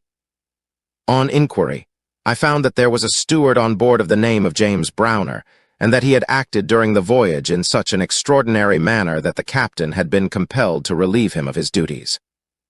On descending to his berth, I found him seated upon a chest with his head sunk upon his hands, rocking himself to and fro. He is a big, powerful chap, clean-shaven and very swarthy, something like Aldridge, who helped us in the bogus laundry affair. He jumped up when he heard my business, and I had my whistle to my lips to call a couple of river police, who were round the corner, but he seemed to have no heart in him, and he held out his hands quietly enough for the darbies. We brought him along to the cells, and his box as well, for we thought there might be something incriminating. But, bar a big sharp knife such as most sailors have, we got nothing for our trouble. However, we find that we shall want no more evidence, for on being brought before the inspector at the station, he asked leave to make a statement, which was, of course, taken down, just as he made it, by our shorthand man. We had 3 copies typewritten, one of which I enclose. The affair proves, as I always thought it would, to be an extremely simple one, but I am obliged to you for assisting me in my investigation. With kind regards, yours very truly, G. Lestrade. The investigation really was a very simple one, remarked Holmes. But I don't think it struck him in that light when he first called us in. However, let us see what Jim Browner has to say for himself. This is his statement as made before Inspector Montgomery at the Shadwell police station, and it has the advantage of being verbatim. Have I anything to say?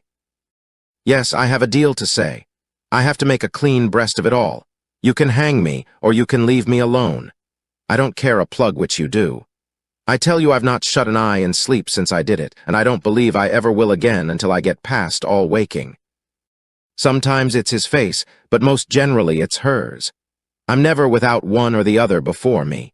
He looks frowning and black-like, but she has a kind o' surprise upon her face. I, the white lamb, she might well be surprised when she read death on a face that had seldom looked anything but love upon her before.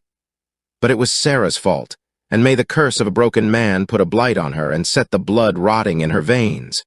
It's not that I want to clear myself. I know that I went back to drink, like the beast that I was. But she would have forgiven me. She would have stuck as close to me as a rope to a block if that woman had never darkened our door. For Sarah Cushing loved me. That's the root of the business. She loved me until all her love turned to poisonous hate when she knew that I thought more of my wife's footmark in the mud than I did of her whole body and soul. There were 3 sisters altogether. The old one was just a good woman, the second was a devil, and the third was an angel.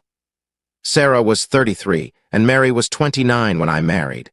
We were just as happy as the day was long when we set up house together, and in all Liverpool there was no better woman than my Mary. And then we asked Sarah up for a week, and the week grew into a month, and one thing led to another, until she was just one of ourselves. I was blue ribbon at that time, and we were putting a little money by, and all was as bright as a new dollar. My God, whoever would have thought that it could have come to this? Whoever would have dreamed it? I used to be home for the weekends very often, and sometimes if the ship were held back for cargo, I would have a whole week at a time, and in this way I saw a deal of my sister-in-law, Sarah. She was a fine, tall woman, black and quick and fierce, with a proud way of carrying her head and a glint from her eye like a spark from a flint. But when little Mary was there I had never a thought of her, and that I swear as I hope for God's mercy. It had seemed to me sometimes that she liked to be alone with me or to coax me out for a walk with her, but I had never thought anything of that. But one evening my eyes were opened. I had come up from the ship and found my wife out, but Sarah at home. "Where's Mary?" I asked. "Oh, she has gone to pay some accounts." I was impatient and paced up and down the room. "Can't you be happy for 5 minutes without Mary, Jim?" says she. "It's a bad compliment to me that you can't be contented with my society for so short a time." "That's all right, my lass," said I, putting out my hand towards her in a kindly way, but she had it in both hers in an instant, and they burned as if they were in a fever. I looked into her eyes, and I read it all there. There was no need for her to speak, nor for me either. I frowned and drew my hand away. Then she stood by my side in silence for a bit, and then put up her hand and patted me on the shoulder. "Steady, old Jim," said she, and with a kind, mocking laugh, she ran out of the room. Well, from that time Sarah hated me with her whole heart and soul, and she is a woman who can hate too. I was a fool to let her go on biding with us, a besotted fool. But I never said a word to Mary, for I knew it would grieve her. Things went on much as before, but after a time I began to find that there was a bit of a change in Mary herself. She had always been so trusting and so innocent, but now she became queer and suspicious, wanting to know where I had been and what I had been doing, and whom my letters were from, and what I had in my pockets, and 1,000 such follies. Day by day she grew queerer and more irritable, and we had ceaseless rows about nothing. I was fairly puzzled by it all. Sarah avoided me now, but she and Mary were just inseparable. I can see now how she was plotting and scheming and poisoning my wife's mind against me, but I was such a blind beetle that I could not understand it at the time. Then I broke my blue ribbon and began to drink again, but I think I should not have done it if Mary had been the same as ever. She had some reason to be disgusted with me now, and the gap between us began to be wider and wider. And then this Alec Fairbairn chipped in, and things became 1,000 times blacker. It was to see Sarah that he came to my house first, but soon it was to see us, for he was a man with winning ways, and he made friends wherever he went. He was a dashing, swaggering chap, smart and curled, who had seen half the world and could talk of what he had seen. He was good company, I won't deny it, and he had wonderful polite ways with him for a sailor man, so that I think there must have been a time when he knew more of the poop than the forecastle. For a month he was in and out of my house, and never once did it cross my mind that harm might come of his soft, tricky ways. And then at last something made me suspect, and from that day my peace was gone forever.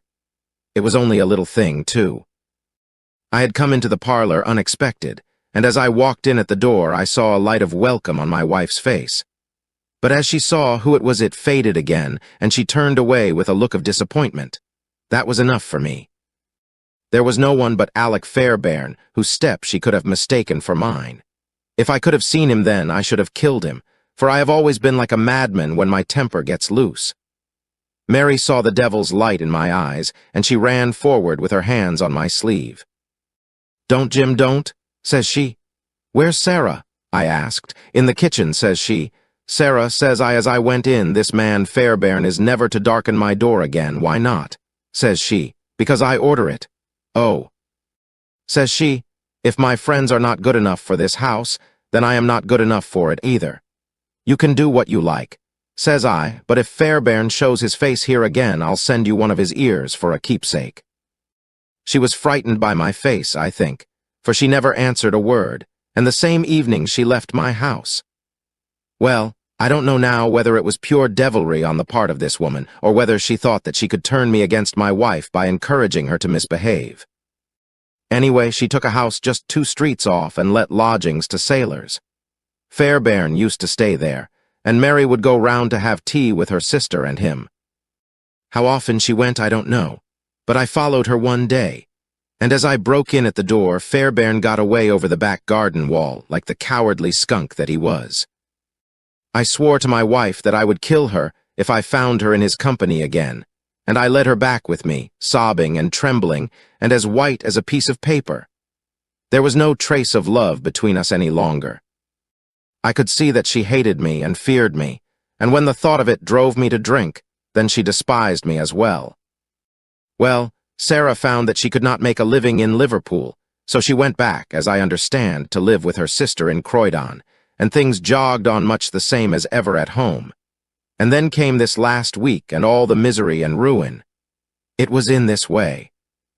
We had gone on the May Day for a round voyage of 7 days, but a hogshead got loose and started one of our plates, so that we had to put back into port for 12 hours. I left the ship and came home, thinking what a surprise it would be for my wife, and hoping that maybe she would be glad to see me so soon. The thought was in my head as I turned into my own street, and at that moment a cab passed me, and there she was, sitting by the side of Fairbairn, the two chatting and laughing, with never a thought for me as I stood watching them from the footpath. I tell you, and I give you my word for it, that from that moment I was not my own master, and it is all like a dim dream when I look back on it. I had been drinking hard of late, and the two things together fairly turned my brain. There's something throbbing in my head now, like a docker's hammer, but that morning I seemed to have all Niagara whizzing and buzzing in my ears. Well, I took to my heels and I ran after the cab. I had a heavy oak stick in my hand, and I tell you I saw red from the first. But as I ran, I got cunning, too, and hung back a little to see them without being seen. They pulled up soon at the railway station. There was a good crowd round the booking office, so I got quite close to them without being seen. They took tickets for New Brighton. So did I, but I got in 3 carriages behind them. When we reached it, they walked along the parade, and I was never more than 100 yards from them. At last I saw them hire a boat and start for a row, for it was a very hot day, and they thought, no doubt, that it would be cooler on the water. It was just as if they had been given into my hands. There was a bit of a haze, and you could not see more than a few 100 yards. I hired a boat for myself, and I pulled after them. I could see the blur of their craft, but they were going nearly as fast as I, and they must have been a long mile from the shore before I caught them up. The haze was like a curtain all round us, and there were we 3 in the middle of it. My God, shall I ever forget their faces when they saw who was in the boat that was closing in upon them? She screamed out. He swore like a madman and jabbed at me with an oar, for he must have seen death in my eyes. I got past it and got one in with my stick that crushed his head like an egg. I would have spared her, perhaps, for all my madness, but she threw her arms round him, crying out to him and calling him Alec. I struck again, and she lay stretched beside him. I was like a wild beast then that had tasted blood.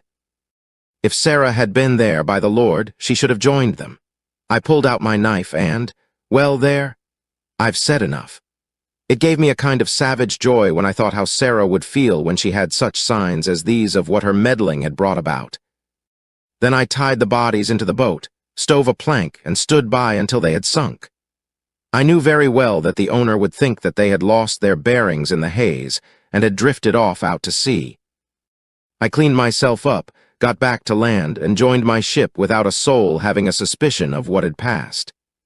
That night I made up the packet for Sarah Cushing, and next day I sent it from Belfast. There you have the whole truth of it. You can hang me, or do what you like with me, but you cannot punish me as I have been punished already. I cannot shut my eyes, but I see those two faces staring at me as they stared when my boat broke through the haze. I killed them quick, but they are killing me slow, and if I have another night of it, I shall be either mad or dead before morning. You won't put me alone into a cell, sir. For pity's sake, don't, and may you be treated in your day of agony as you treat me now. What is the meaning of it, Watson? Said Holmes solemnly as he laid down the paper. What object is served by this circle of misery and violence and fear? It must tend to some end, or else our universe is ruled by chance, which is unthinkable. But what end? There is the great standing perennial problem to which human reason is as far from an answer as ever. Chapter 3. The Yellow Face. In publishing these short sketches based upon the numerous cases in which my companion's singular gifts have made us the listeners to, and eventually the actors in, some strange drama, it is only natural that I should dwell rather upon his successes than upon his failures. And this not so much for the sake of his reputation, for, indeed, it was when he was at his wits' end that his energy and his versatility were most admirable, but because where he failed it happened too often that no one else succeeded, and that the tale was left forever without a conclusion. Now and again, however, it chanced that even when he erred, the truth was still discovered. I have noted of some half-dozen cases of the kind, of which the affair of the second stain and that which I am now about to recount are the two which present the strongest features of interest. Sherlock Holmes was a man who seldom took exercise for exercise's sake. Few men were capable of greater muscular effort, and he was undoubtedly one of the finest boxers of his weight that I have ever seen. But he looked upon aimless bodily exertion as a waste of energy, and he seldom bestirred himself save when there was some professional object to be served. Then he was absolutely untiring and indefatigable. That he should have kept himself in training under such circumstances is remarkable, but his diet was usually of the sparest, and his habits were simple to the verge of austerity. Save for the occasional use of cocaine, he had no vices, and he only turned to the drug as a protest against the monotony of existence when cases were scanty and the papers uninteresting. One day in early spring, he had so far relaxed as to go for a walk with me in the park, where the first faint shoots of green were breaking out upon the elms, and the sticky spearheads of the chestnuts were just beginning to burst into their five-fold leaves. For 2 hours we rambled about together, in silence for the most part, as befits two men who know each other intimately. It was nearly 5 before we were back in Baker Street once more. "Beg pardon, sir," said our page boy as he opened the door. "There's been a gentleman here asking for you, sir." Holmes glanced reproachfully at me. "So much for afternoon walks," said he. "Has this gentleman gone, then?" "Yes, sir. Didn't you ask him in?" "Yes, sir, he came in." "How long did he wait?" "Half an hour, sir." "He was a very restless gentleman, sir, a-walkin' and a-stampin' all the time he was here. I was waitin' outside the door, sir, and I could hear him. At last he outs into the passage, and he cries, 'Is that man never going to come?' Those were his very words, sir. 'You'll only need to wait a little longer,' says I. 'Then I'll wait in the open air, for I feel half choked,' says he. 'I'll be back before long,' and with that he ups and he outs, and all I could say wouldn't hold him back." "Well, well, you did your best," said Holmes as we walked into our room. "It's very annoying, though, Watson. I was badly in need of a case, and this looks, from the man's impatience, as if it were of importance. Halloa! That's not your pipe on the table. He must have left his behind him. A nice old briar with a good long stem of what the tobacconists call amber. I wonder how many real amber mouthpieces there are in London. Some people think that a fly in it is a sign. Well, he must have been disturbed in his mind to leave a pipe behind him which he evidently values highly." "How do you know that he values it highly?" I asked. "Well, I should put the original cost of the pipe at 7 and 6pence. Now it has, you see, been twice mended, once in the wooden stem and once in the amber. Each of these mends, done, as you observe, with silver bands, must have cost more than the pipe did originally.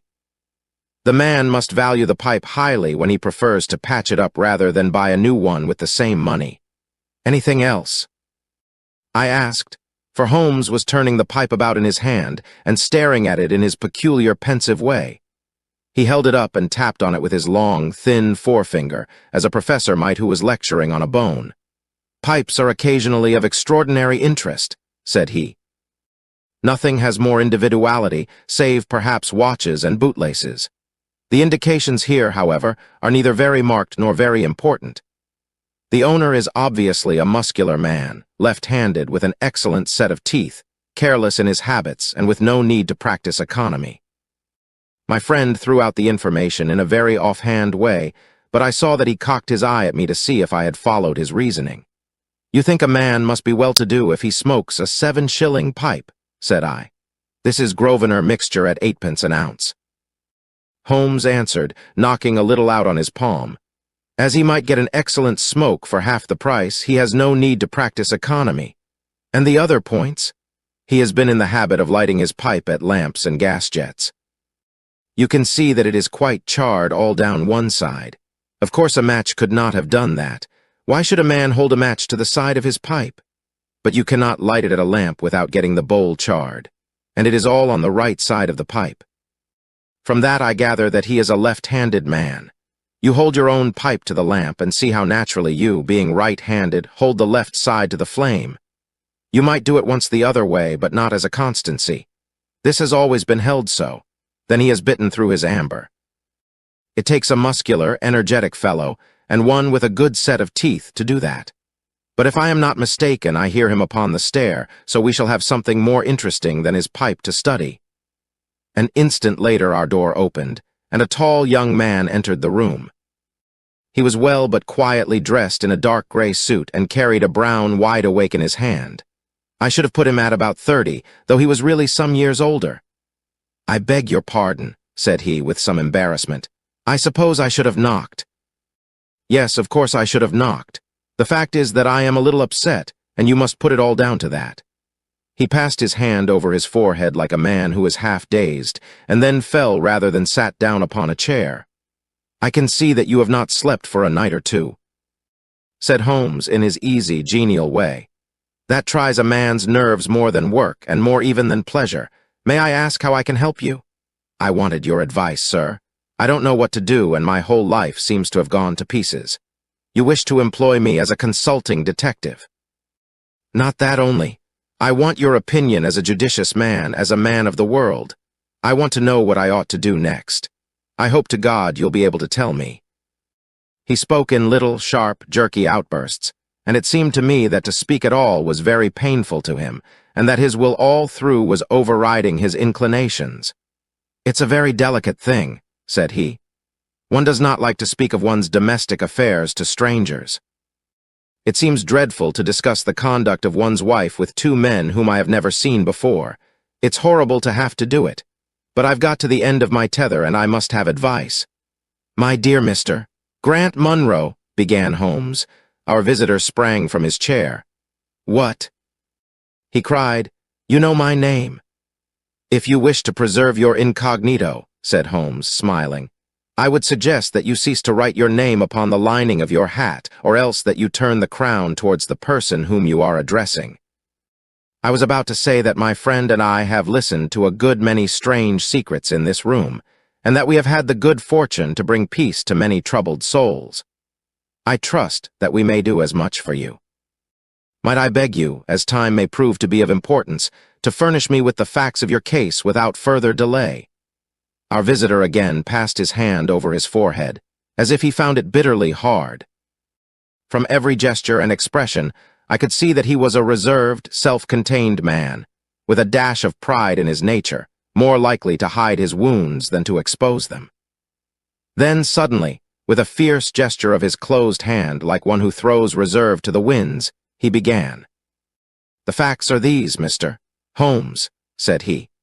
"I am a married man, and have been so for 3 years. During that time, my wife and I have loved each other as fondly and lived as happily as any two that ever were joined. We have not had a difference, not one, in thought or word or deed. And now, since last Monday, there has suddenly sprung up a barrier between us, and I find that there is something in her life and in her thought of which I know as little as if she were the woman who brushes by me in the street. We are estranged, and I want to know why. Now there is one thing that I want to impress upon you before I go any further, Mr. Holmes. Effie loves me. Don't let there be any mistake about that.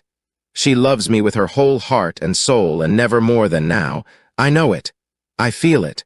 I don't want to argue about that. A man can tell easily enough when a woman loves him. But there's this secret between us, and we can never be the same until it is cleared. Kindly let me have the facts, Mr. Munro, said Holmes with some impatience. I'll tell you what I know about Effie's history. She was a widow when I met her first, though quite young, only 25. Her name then was Mrs. Hebron. She went out to America when she was young and lived in the town of Atlanta, where she married this Hebron, who was a lawyer with a good practice. They had one child, but the yellow fever broke out badly in the place, and both husband and child died of it. I have seen his death certificate. This sickened her of America, and she came back to live with a maiden aunt at Pinner in Middlesex. I may mention that her husband had left her comfortably off, and that she had a capital of about £4,500, which had been so well invested by him that it returned an average of 7%. She had only been 6 months at Pinner when I met her. We fell in love with each other, and we married a few weeks afterwards.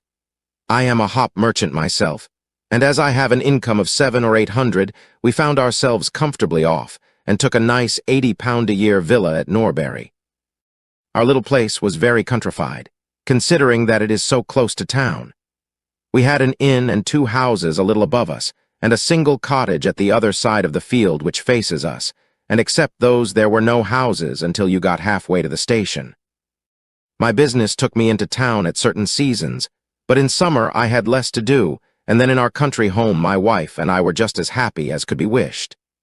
I tell you that there never was a shadow between us until this accursed affair began.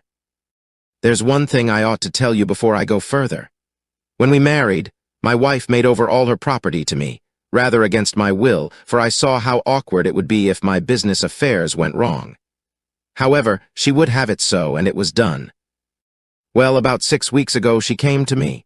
Jack, said she, when you took my money you said that if ever I wanted any I was to ask you for it. Certainly, said I, it's all your own. Well, said she, I want £100. I was a bit staggered at this, for I had imagined it was simply a new dress or something of the kind that she was after. What on earth for? I asked. Oh, said she in her playful way, you said that you were only my banker, and bankers never ask questions, you know. If you really mean it, of course you shall have the money, said I. Oh, yes, I really mean it. And you won't tell me what you want it for. Some day, perhaps, but not just at present, Jack. So I had to be content with that, though it was the first time that there had ever been any secret between us. I gave her a check, and I never thought any more of the matter. It may have nothing to do with what came afterwards, but I thought it only right to mention it.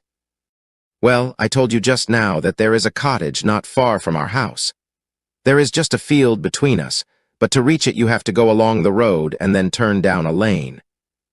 Just beyond it is a nice little grove of Scotch firs, and I used to be very fond of strolling down there, for trees are always a neighborly kind of things. The cottage had been standing empty this 8 months, and it was a pity, for it was a pretty 2-storied place with an old-fashioned porch and honeysuckle about it. I have stood many a time and thought what a neat little homestead it would make. Well, last Monday evening I was taking a stroll down that way when I met an empty van coming up the lane and saw a pile of carpets and things lying about on the grass plot beside the porch. It was clear that the cottage had at last been let. I walked past it and wondered what sort of folk they were who had come to live so near us. And as I looked, I suddenly became aware that a face was watching me out of one of the upper windows. I don't know what there was about that face, Mr. Holmes, but it seemed to send a chill right down my back. I was some little way off, so that I could not make out the features, but there was something unnatural and inhuman about the face. That was the impression that I had, and I moved quickly forwards to get a nearer view of the person who was watching me. But as I did so, the face suddenly disappeared, so suddenly that it seemed to have been plucked away into the darkness of the room. I stood for 5 minutes thinking the business over and trying to analyze my impressions.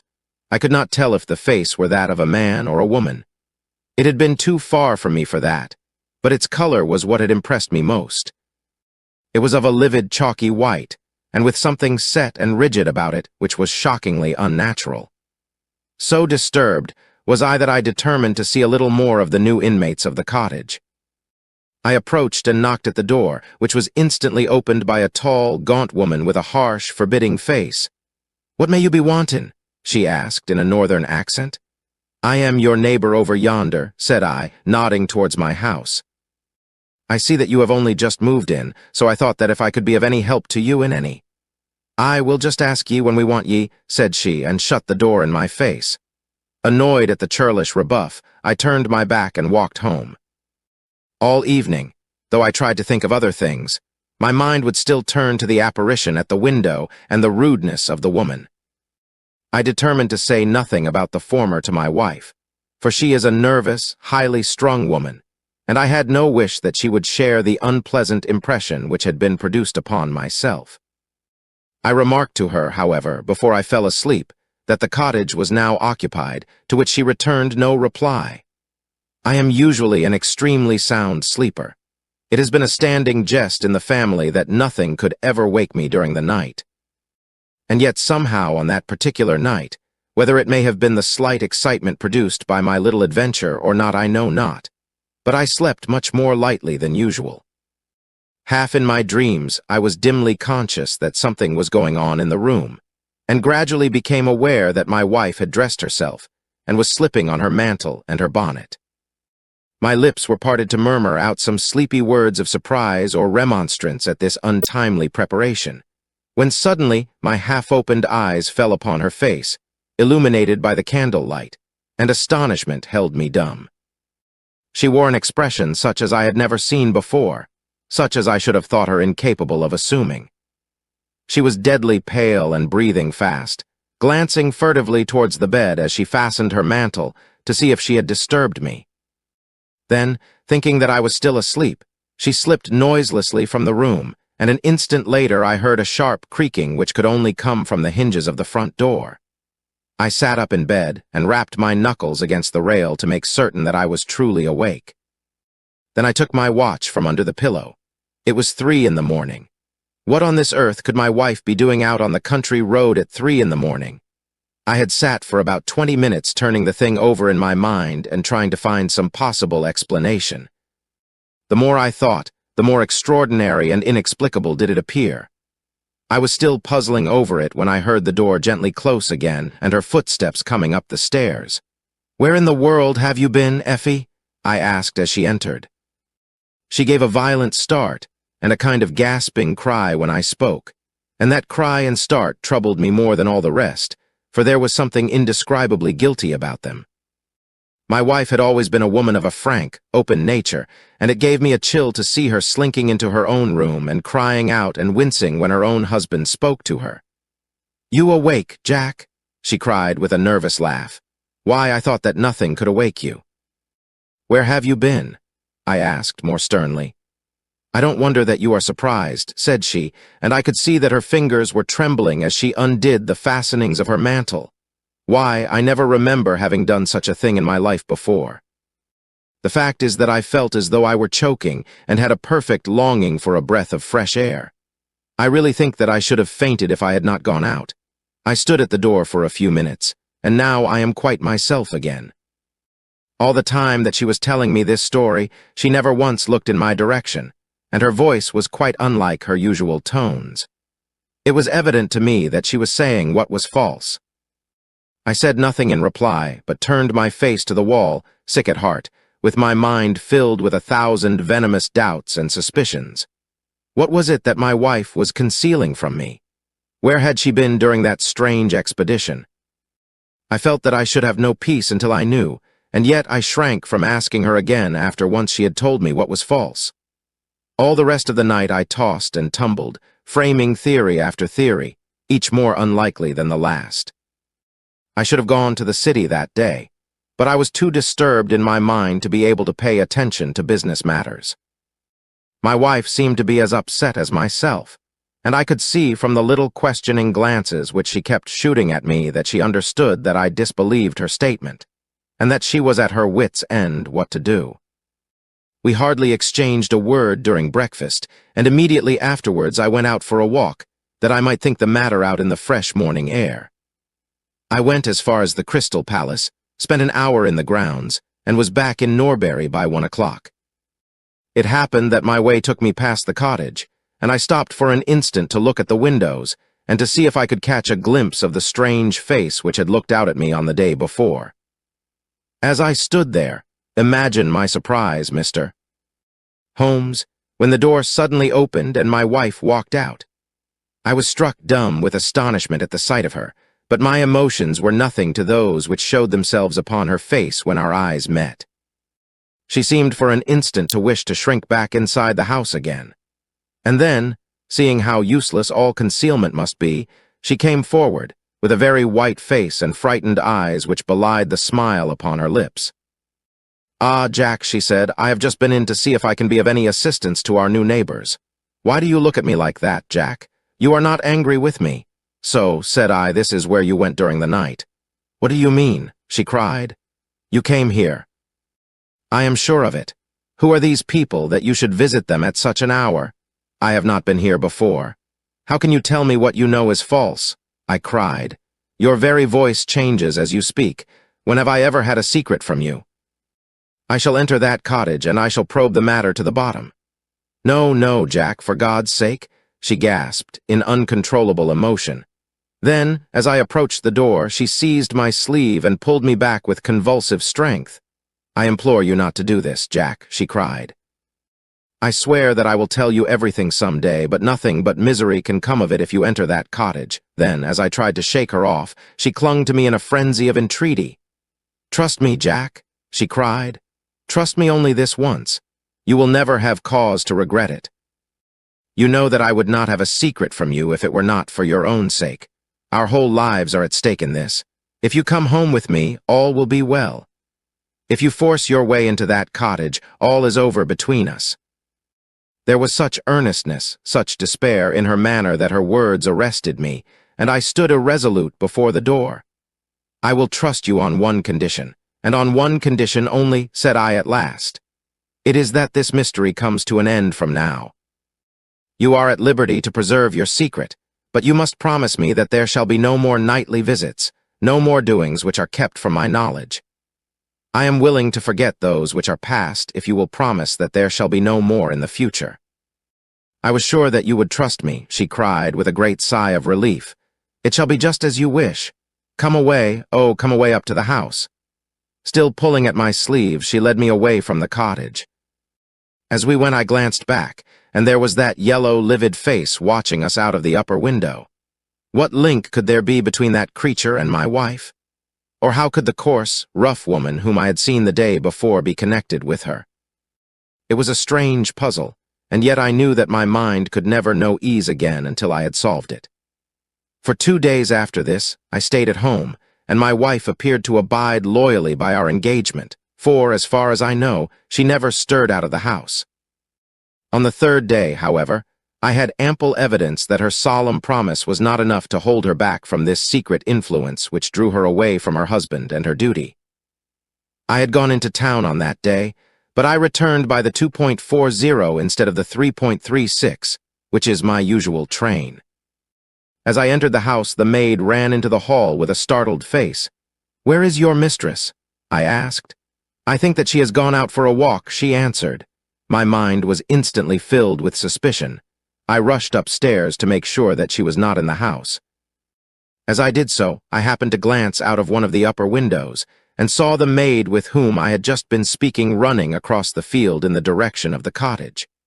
Then, of course, I saw exactly what it all meant. My wife had gone over there, and had asked the servant to call her if I should return. Tingling with anger, I rushed down and hurried across, determined to end the matter once and forever. I saw my wife and the maid hurrying back along the lane, but I did not stop to speak with them. In the cottage lay the secret which was casting a shadow over my life. I vowed that, come what might, it should be a secret no longer. I did not even knock when I reached it, but turned the handle and rushed into the passage. It was all still and quiet upon the ground floor. In the kitchen, a kettle was singing on the fire, and a large black cat lay coiled up in the basket. but there was no sign of the woman whom I had seen before. I ran into the other room, but it was equally deserted. Then I rushed up the stairs, only to find two other rooms empty and deserted at the top. There was no one at all in the whole house. The furniture and pictures were of the most common and vulgar description, save in the one chamber at the window of which I had seen the strange face. That was comfortable and elegant, and all my suspicions rose into a fierce, bitter flame when I saw that on the mantelpiece stood a copy of a full-length photograph of my wife, which had been taken at my request only 3 months ago. I stayed long enough to make certain that the house was absolutely empty. Then I left it, feeling a weight at my heart such as I had never had before. My wife came out into the hall as I entered my house, but I was too hurt and angry to speak with her, and pushing past her, I made my way into my study. She followed me, however, before I could close the door. "I am sorry that I broke my promise, Jack," said she, "but if you knew all the circumstances, I am sure that you would forgive me." "Tell me everything, then," said I. "I cannot, Jack, I cannot," she cried. "Until you tell me who it is that has been living in that cottage, and who it is to whom you have given that photograph, there can never be any confidence between us," said I, and breaking away from her, I left the house. That was yesterday, Mr. Holmes, and I have not seen her since, nor do I know anything more about this strange business. It is the first shadow that has come between us, and it has so shaken me that I do not know what I should do for the best. Suddenly this morning it occurred to me that you were the man to advise me, so I have hurried to you now, and I place myself unreservedly in your hands. If there is any point which I have not made clear, pray question me about it. But above all, tell me quickly what I am to do, for this misery is more than I can bear." Holmes and I had listened with the utmost interest to this extraordinary statement, which had been delivered in the jerky, broken fashion of a man who is under the influence of extreme emotions. My companion sat silent for some time, with his chin upon his hand, lost in thought. "Tell me," said he at last, "could you swear that this was a man's face which you saw at the window?" "Each time that I saw it I was some distance away from it, so that it is impossible for me to say." "You appear, however, to have been disagreeably impressed by it.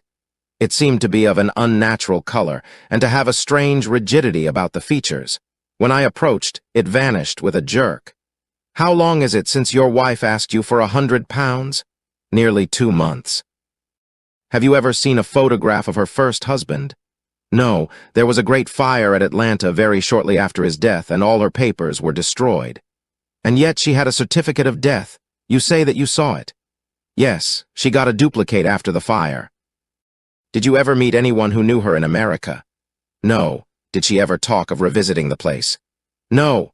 "Or get letters from it?" "No, thank you. I should like to think over the matter a little now. If the cottage is now permanently deserted, we may have some difficulty. If, on the other hand, as I fancy is more likely, the inmates were warned of your coming and left before you entered yesterday, then they may be back now, and we should clear it all up easily. Let me advise you, then, to return to Norbury, and to examine the windows of the cottage again. If you have reason to believe that it is inhabited, do not force your way in, but send a wire to my friend and me. We shall be with you within an hour of receiving it, and we shall then very soon get to the bottom of the business. And if it is still empty? In that case, I shall come out tomorrow and talk it over with you. Goodbye, and, above all, do not fret until you know that you really have a cause for it." "I am afraid that this is a bad business, Watson," said my companion as he returned after accompanying Mr. Grant Munro to the door. "What do you make of it?" "It had an ugly sound," I answered. "Yes, there's blackmail in it, or I am much mistaken." "And who is the blackmailer?" "Well, it must be the creature who lives in the only comfortable room in the place and has her photograph above his fireplace. Upon my word, Watson, there is something very attractive about that livid face at the window, and I would not have missed the case for worlds." "You have a theory?" "Yes, a provisional one, but I shall be surprised if it does not turn out to be correct. This woman's first husband is in that cottage." "Why do you think so?" "How else can we explain her frenzied anxiety that her second one should not enter it? The facts, as I read them, are something like this. This woman was married in America. Her husband developed some hateful qualities.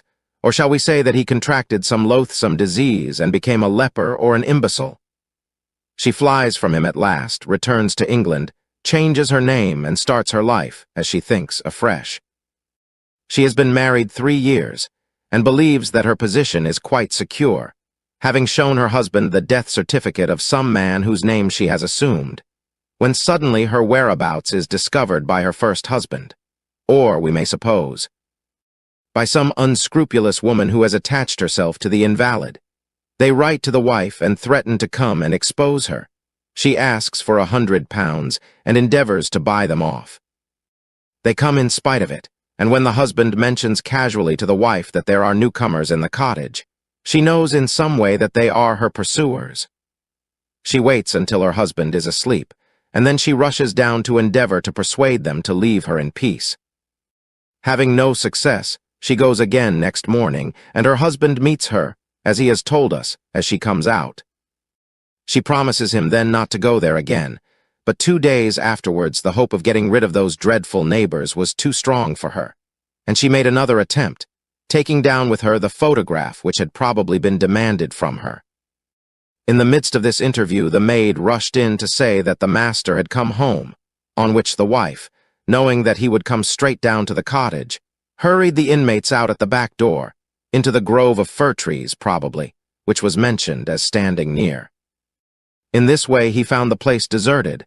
I shall be very much surprised, however, if it is still so when he reconnoiters it this evening. What do you think of my theory? It is all surmise, but at least it covers all the facts. When new facts come to our knowledge which cannot be covered by it, it will be time enough to reconsider it.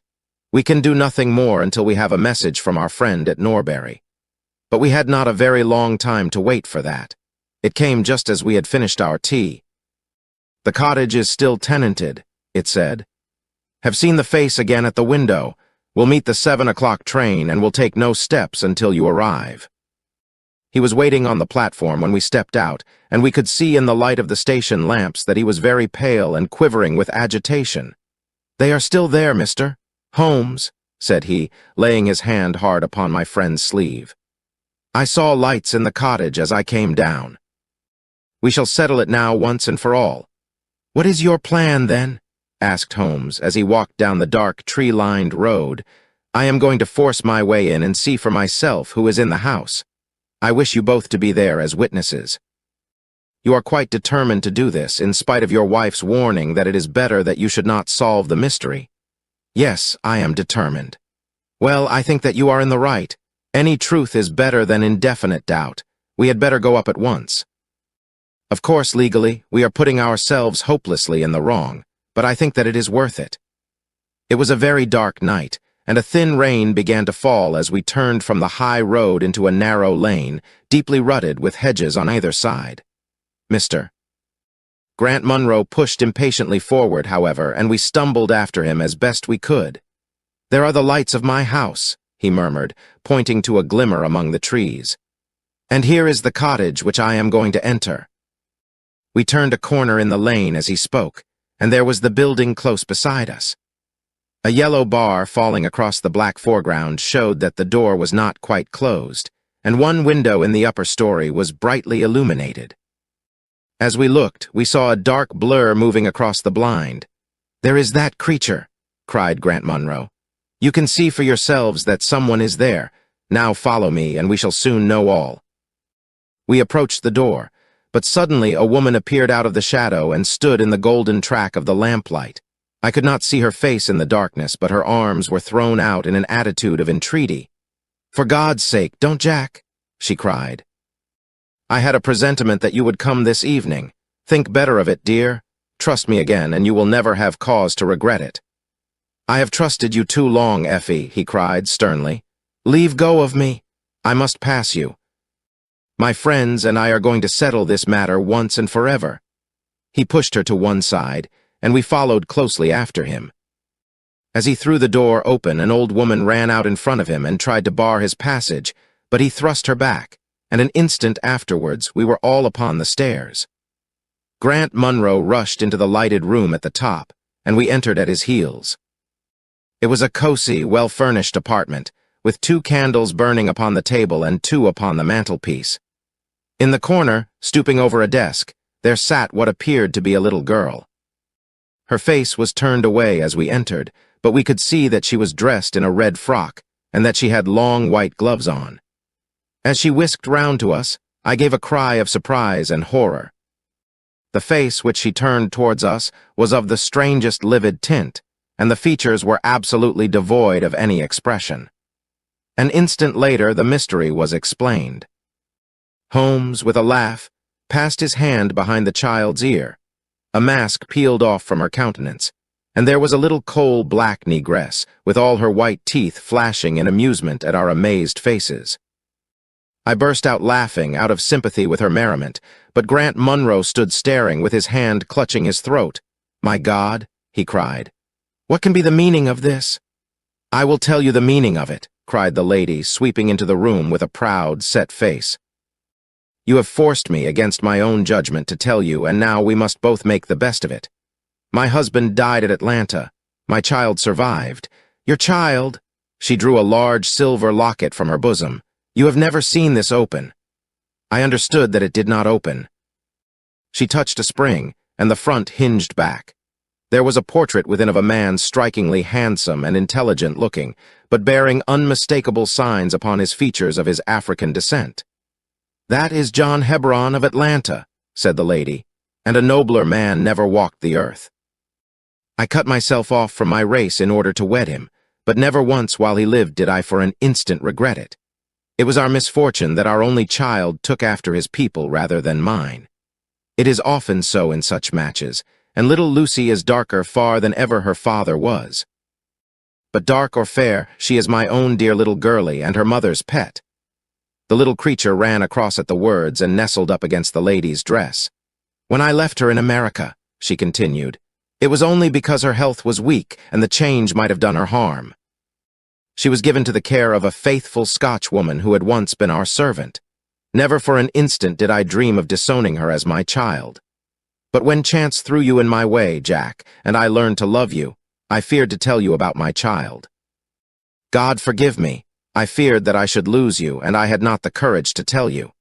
I had to choose between you, and in my weakness I turned away from my own little girl.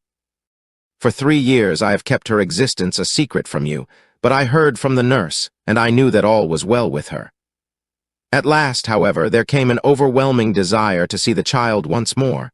I struggled against it, but in vain. Though I knew the danger, I determined to have the child over, if it were but for a few weeks.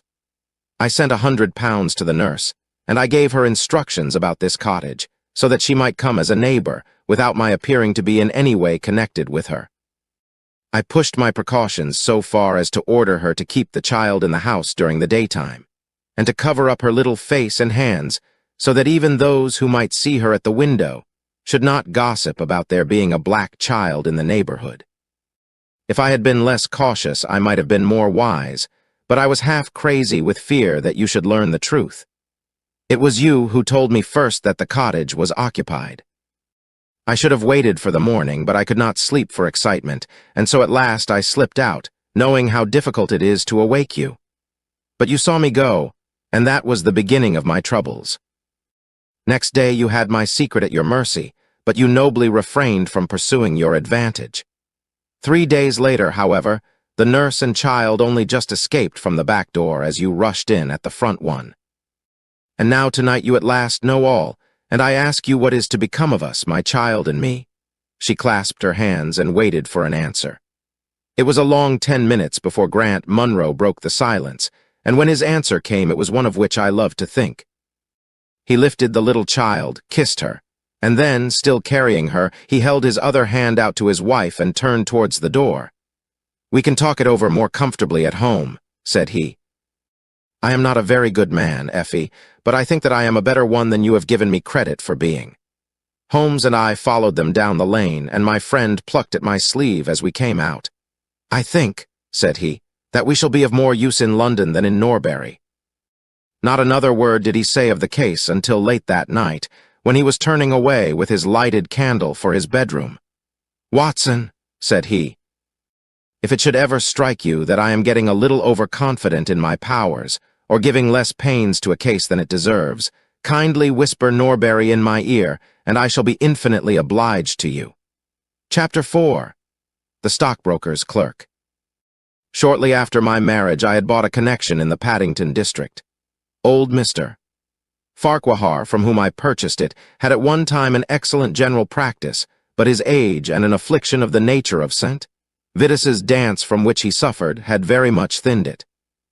The public not unnaturally goes on the principle that he who would heal others must himself be whole, and looks askance at the curative powers of the man whose own case is beyond the reach of his drugs. Thus, as my predecessor weakened, his practice declined, until when I purchased it from him, it had sunk from 1,200 to little more than 300 a year. I had confidence, however, in my own youth and energy, and was convinced that in a very few years the concern would be as flourishing as ever. For 3 months after taking over the practice, I was kept very closely at work, and saw little of my friend Sherlock Holmes, for I was too busy to visit Baker Street, and he seldom went anywhere himself save upon professional business. I was surprised, therefore, when, one morning in June, as I sat reading the British Medical Journal after breakfast, I heard a ring at the bell, followed by the high, somewhat strident tones of my old companion's voice. "Ah, my dear Watson," said he, striding into the room. "I am very delighted to see you. I trust that Mrs. Watson has entirely recovered from all the little excitements connected with our adventure of the Sign of 4.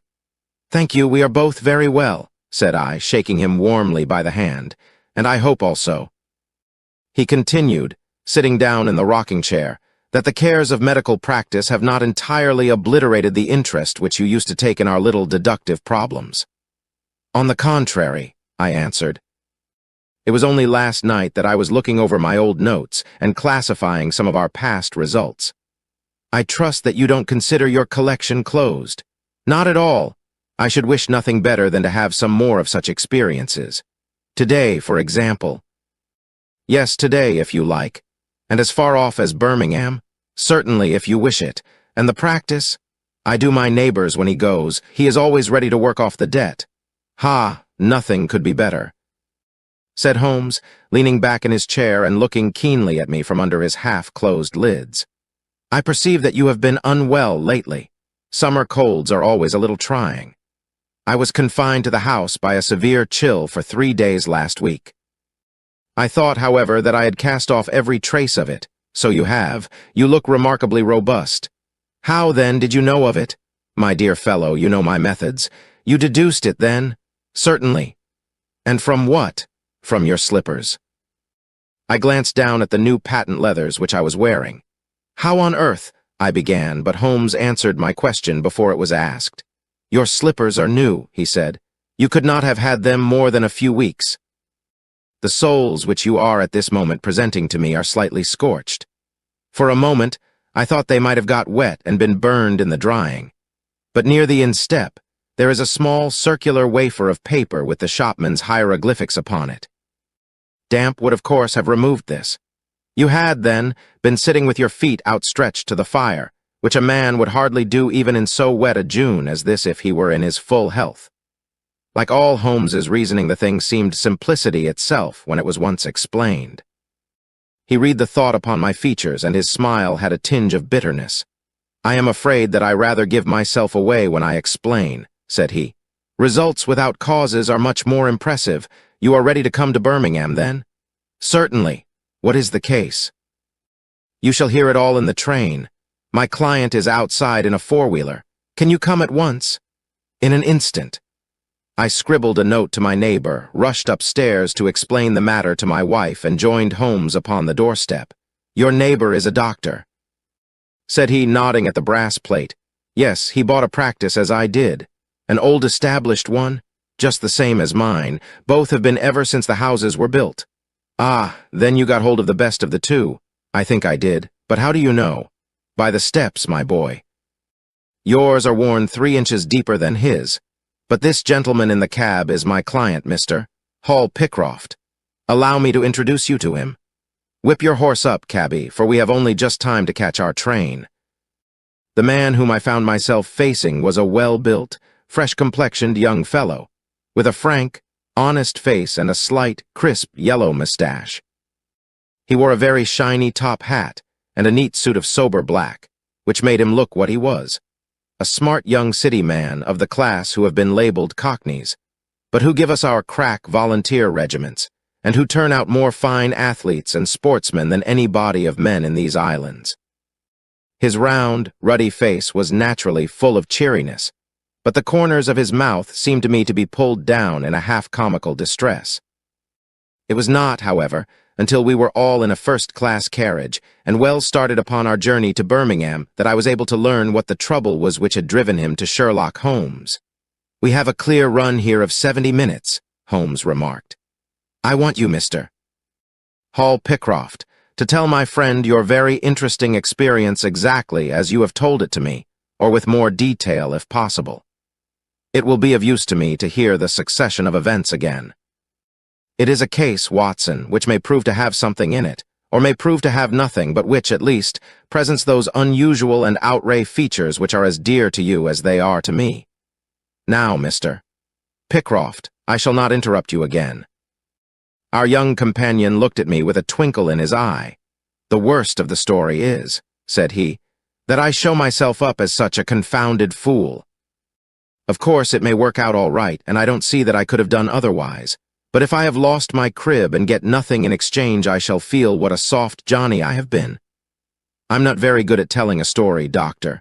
Watson, but it is like this with me.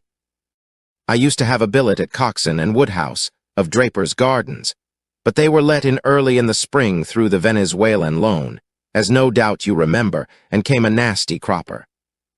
I had been with them 5 years, and old Coxon gave me a ripping good testimonial when the smash came, but of course we clerks were all turned adrift, the 27 of us. I tried here and tried there, but there were lots of other chaps on the same lay as myself, and it was a perfect frost for a long time. I had been taking £3 a week at Coxon's, and I had saved about 70 of them, but I soon worked my way through that and out at the other end. I was fairly at the end of my tether at last, and could hardly find the stamps to answer the advertisements or the envelopes to stick them to. I had worn out my boots paddling up office stairs, and I seemed just as far from getting a billet as ever. At last I saw a vacancy at Mawson and Williams, the great stockbroking firm in Lombard Street. I dare say E.C. is not much in your line, but I can tell you that this is about the richest house in London. The advertisement was to be answered by letter only. I sent in my testimonial and application, but without the least hope of getting it. Back came an answer by return, saying that if I would appear next Monday I might take over my new duties at once, provided that my appearance was satisfactory. No one knows how these things are worked. Some people say that the manager just plunges his hand into the heap and takes the first that comes. Anyhow, it was my innings that time, and I don't ever wish to feel better pleased. The screw was £1 a week rise, and the duties just about the same as at Coxon's. And now I come to the queer part of the business. I was in diggings out Hampstead Way, 17 Potter's Terrace. Well, I was sitting doing a smoke that very evening after I had been promised the appointment, when up came my landlady with a card which had Arthur Pinner, financial agent, printed upon it. I had never heard the name before and could not imagine what he wanted with me. But, of course, I asked her to show him up. In he walked, a middle-sized, dark-haired, dark-eyed, black-bearded man with a touch of the sheeny about his nose. He had a brisk kind of way with him and spoke sharply, like a man who knew the value of time. "Mr. Hall Pycroft, I believe?" said he. "Yes, sir," I answered, pushing a chair towards him. "Lately engaged at Coxon and Woodhouse's." "Yes, sir, and now on the staff of Mawson's." "Quite so." "Well," said he, "the fact is that I have heard some really extraordinary stories about your financial ability. You remember Parker, who used to be Coxon's manager? He can never say enough about it." Of course I was pleased to hear this. I had always been pretty sharp in the office, but I had never dreamed that I was talked about in the city in this fashion. "You have a good memory," said he. "Pretty fair," I answered modestly. "Have you kept in touch with the market while you have been out of work?" he asked. Yes, I read the stock exchange list every morning. Now that shows real application, he cried. That is the way to prosper. You won't mind my testing you, will you? Let me see. How are Ayrshires? 106 and a quarter to 105 and 7/8.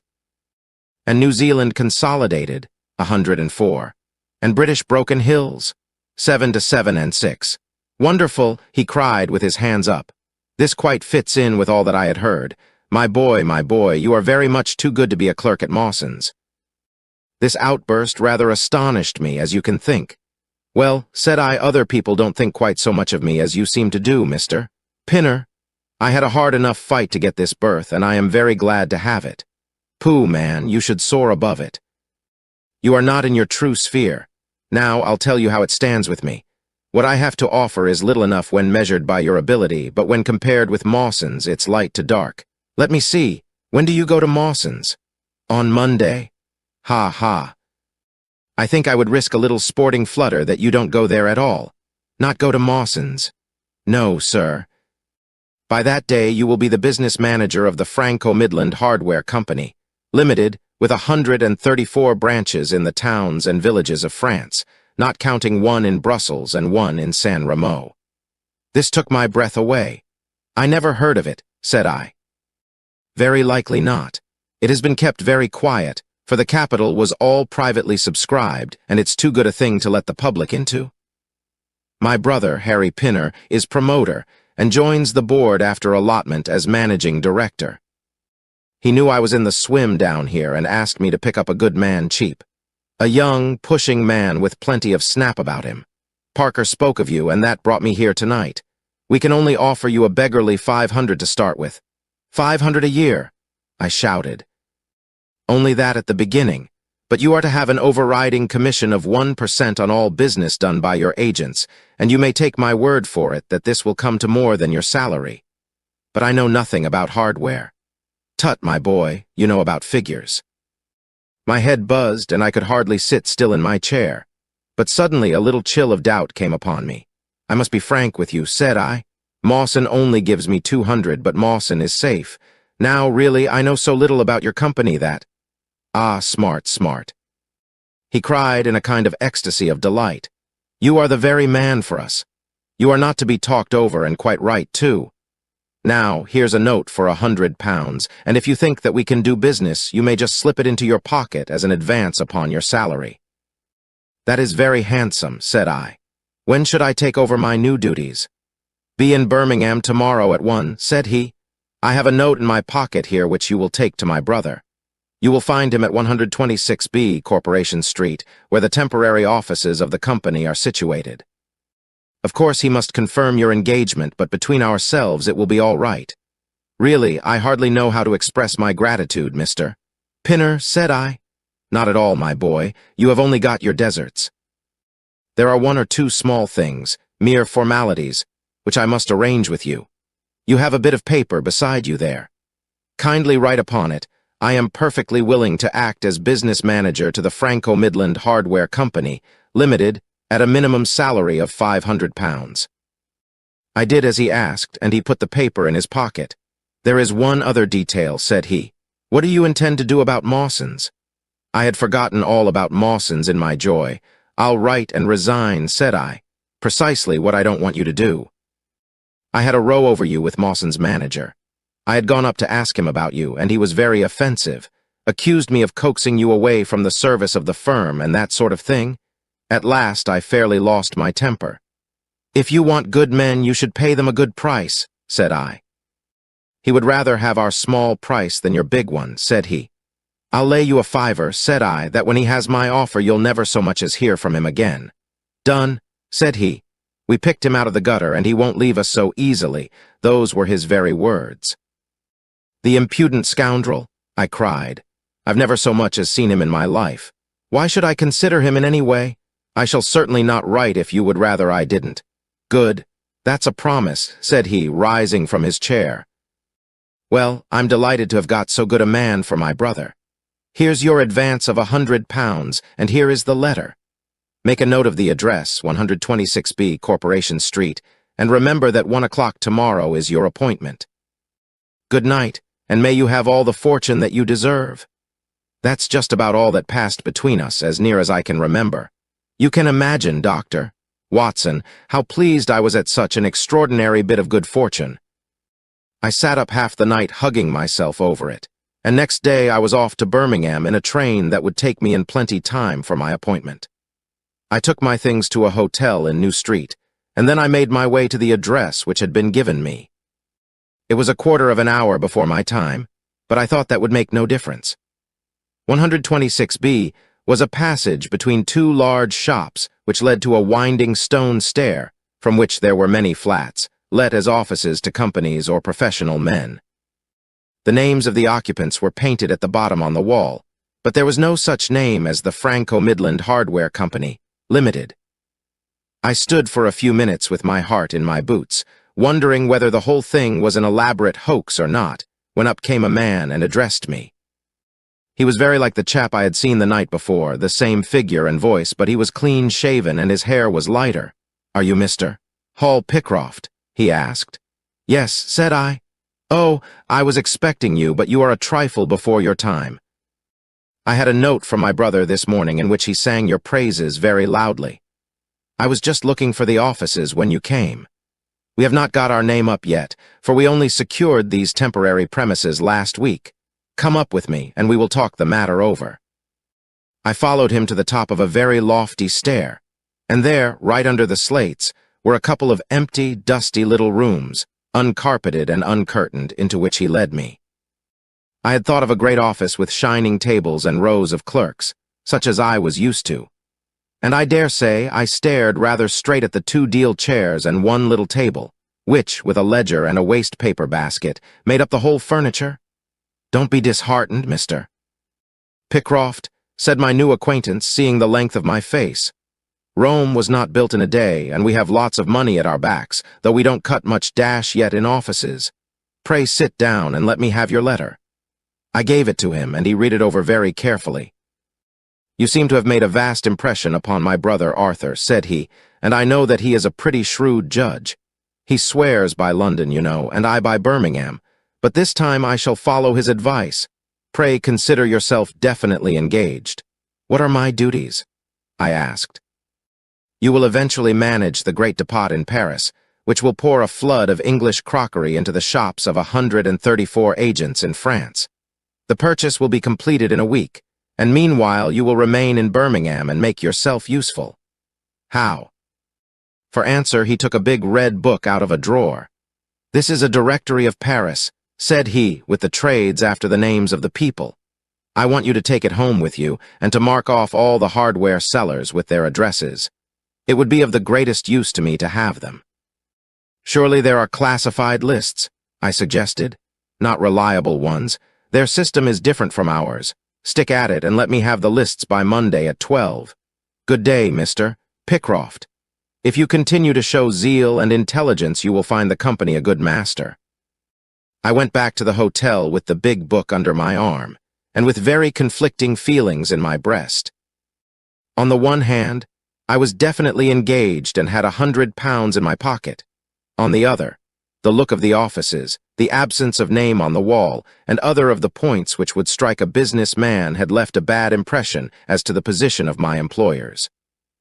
However, come what might, I had my money, so I settled down to my task.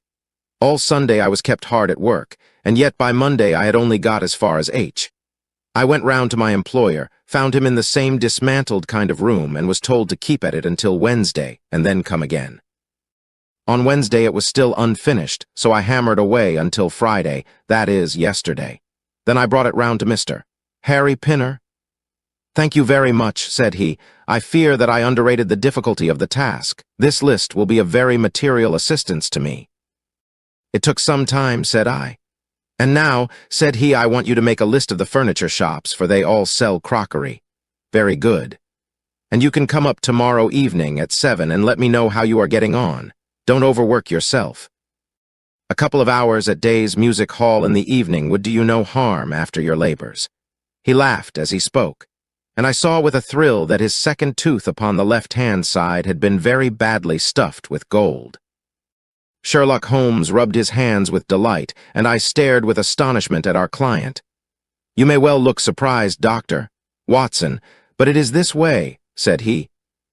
"When I was speaking to the other chap in London, at the time that he laughed at my not going to Mawson's, I happened to notice that his tooth was stuffed in this very identical fashion. The glint of the gold in each case caught my eye, you see. When I put that with the voice and figure being the same, and only those things altered which might be changed by a razor or a wig, I could not doubt that it was the same man. Of course you expect two brothers to be alike, but not that they should have the same tooth stuffed in the same way." He bowed me out, and I found myself in the street, hardly knowing whether I was on my head or my heels. Back I went to my hotel, put my head in a basin of cold water, and tried to think it out. Why had he sent me from London to Birmingham? Why had he got there before me? And why had he written a letter from himself to himself? It was altogether too much for me, and I could make no sense of it. And then suddenly it struck me that what was dark to me might be very light to Mr. Sherlock Holmes. I had just time to get up to town by the night train to see him this morning, and to bring you both back with me to Birmingham. There was a pause after the stockbroker's clerk had concluded his surprising experience. Then Sherlock Holmes cocked his eye at me, leaning back on the cushions with a pleased and yet critical face, like a connoisseur who has just taken his first sip of a Comet vintage. "Rather fine, Watson, is it not?" said he. "There are points in it which please me. I think that you will agree with me that an interview with Mr. Arthur Harry Pinner in the temporary offices of the Franco-Midland Hardware Company, Limited, would be a rather interesting experience for both of us." "But how can we do it?" I asked. "Oh, easily enough," said Hall Pycroft cheerily. "You are two friends of mine who are in want of a billet, and what could be more natural than that I should bring you both round to the managing director?" "Quite so, of course," said Holmes. "I should like to have a look at the gentleman and see if I can make anything of his little game. What qualities have you, my friend, which would make your services so valuable? Or is it possible that—" He began biting his nails and staring blankly out of the window, and we hardly drew another word from him until we were in New Street. At 7 o'clock that evening we were walking, the three of us, down Corporation Street to the company's offices. "It is no use our being at all before our time," said our client. "He only comes there to see me, apparently, for the place is deserted up to the very hour he names." "That is suggestive," remarked Holmes. "By Jove, I told you so," cried the clerk. "That's he walking ahead of us there." He pointed to a smallish, dark, well-dressed man who was bustling along the other side of the road. As we watched him, he looked across at a boy who was bawling out the latest edition of the evening paper, and running over among the cabs and buses, he bought one from him. Then, clutching it in his hand, he vanished through a doorway. "There he goes," cried Hall Pycroft. "These are the company's offices into which he has gone. Come with me, and I'll fix it up as easily as possible." Following his lead, we ascended 5 stories, until we found ourselves outside a half-opened door, at which our client tapped. A voice within bade us enter, and we entered a bare, unfurnished room such as Hall Pycroft had described. At the single table sat the man whom we had seen in the street, with his evening paper spread out in front of him. And as he looked up at us, it seemed to me that I had never looked upon a face which bore such marks of grief. And of something beyond grief, of a horror such as comes to few men in a lifetime. His brow glistened with perspiration, his cheeks were of the dull, dead white of a fish's belly, and his eyes were wild and staring. He looked at his clerk as though he failed to recognize him, and I could see by the astonishment depicted upon our conductor's face that this was by no means the usual appearance of his employer. "You look ill, Mr. Pinner," he exclaimed. "Yes, I am not very well," answered the other, making obvious efforts to pull himself together and licking his dry lips before he spoke. "Who are these gentlemen whom you have brought with you?" "One is Mr. Harris of Bermondsey, and the other is Mr. Price of this town," said our clerk glibly. "They are friends of mine and gentlemen of experience, but they have been out of a place for some little time, and they hoped that perhaps you might find an opening for them in the company's employment." very possibly," cried Mr. Pinner with a ghastly smile. "Yes, I have no doubt that we shall be able to do something for you, What is your particular line, Mr. Harris? I am an accountant, said Holmes. Ah, yes, we shall want something of the sort. And you, Mr. Price? A clerk, said I. I have every hope that the company may accommodate you. I will let you know about it as soon as we come to any conclusion. And now I beg that you will go. For God's sake, leave me to myself. These last words were shot out of him, as though the constraint which he was evidently setting upon himself had suddenly and utterly burst asunder. Holmes and I glanced at each other, and Hall Pycroft took a step towards the table. You forget, Mr. Pinner, that I am here by appointment to receive some directions from you, said he. Certainly, Mr. Pycroft, certainly, the other resumed in a calmer tone. You may wait here a moment, and there is no reason why your friends should not wait with you. I will be entirely at your service in 3 minutes if I might trespass upon your patience so far. He rose with a very courteous air, and, bowing to us, he passed out through a door at the farther end of the room, which he closed behind him. What now? Whispered Holmes. Is he giving us the slip? Impossible, answered Pycroft. Why so? That door leads into an inner room. There is no exit. None. Is it furnished? It was empty yesterday. Then what on earth can he be doing? There is something which I don't understand in this manner. If ever a man was 3 parts mad with terror, that man's name is Pinner. What can have put the shivers on him? He suspects that we are detectives, I suggested. That's it, cried Pycroft. Holmes shook his head. He did not turn pale. He was pale when we entered the room, said he. It is just possible that... His words were interrupted by a sharp rat-tat from the direction of the inner door. What the deuce is he knocking at his own door for? Cried the clerk. Again and much louder came the rat-tat-tat. We all gazed expectantly at the closed door. Glancing at Holmes, I saw his face turn rigid, and he leaned forward in intense excitement. Then suddenly came a low, gargling sound, and a brisk drumming upon woodwork. Holmes sprang frantically across the room and pushed at the door. It was fastened on the inner side. Following his example, we threw ourselves upon it with all our weight. One hinge snapped, then the other, and down came the door with a crash. Rushing over it, we found ourselves in the inner room. It was empty. But it was only for a moment that we were at fault. At one corner, the corner nearest the room which we had left, there was a second door. Holmes sprang to it and pulled it open. A coat and waistcoat were lying on the floor, and from a hook behind the door, with his own braces round his neck, was hanging the managing director of the Franco-Midland Hardware Company. His knees were drawn up, his head hung at a dreadful angle to his body, and the clatter of his heels against the door made the noise which had broken in upon our conversation. In an instant, I had caught him round the waist, and held him up while Holmes and Pycroft untied the elastic bands which had disappeared between the livid creases of skin. Then we carried him into the other room, where he lay with a clay-colored face, puffing his purple lips in and out with every breath, a dreadful wreck of all that he had been but 5 minutes before. "What do you think of him, Watson?" asked Holmes. I stooped over him and examined him. His pulse was feeble and intermittent, but his breathing grew longer, and there was a little shivering of his eyelids, which showed a thin white slit of ball beneath. "It has been touch and go with him," said I, "but he'll live now. Just open that window and hand me the water carafe."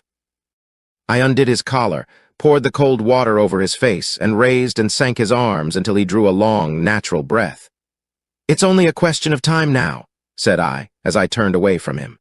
Holmes stood by the table, with his hands deep in his trousers pockets and his chin upon his breast. "I suppose we ought to call the police in now," said he, "and yet I confess that I'd like to give them a complete case when they come." "It's a blessed mystery to me," cried Pycroft, scratching his head. "Whatever they wanted to bring me all the way up here for, and then... Pooh!" "All that is clear enough," said Holmes impatiently. "It is this last sudden move. You understand the rest, then? I think that it is fairly obvious. What do you say, Watson?" I shrugged my shoulders. "I must confess that I am out of my depths," said I. "Oh, surely if you consider the events at first, they can only point to one conclusion." "What do you make of them?" "Well, the whole thing hinges upon 2 points. The first is the making of Pycroft write a declaration by which he entered the service of this preposterous company. Do you not see how very suggestive that is? I am afraid I missed the point. Well, why did they want him to do it?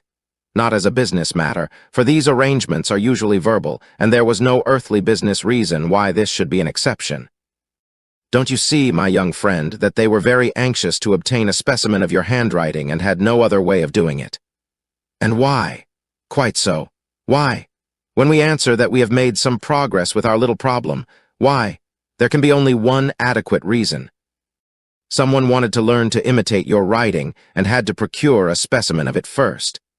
And now, if we pass on to the second point, we find that each throws light upon the other.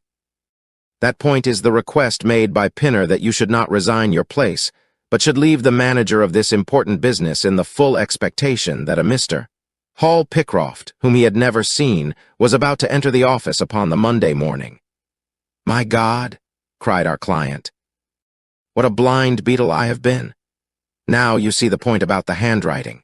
Suppose that someone turned up in your place who wrote a completely different hand from that in which you had applied for the vacancy. Of course the game would have been up.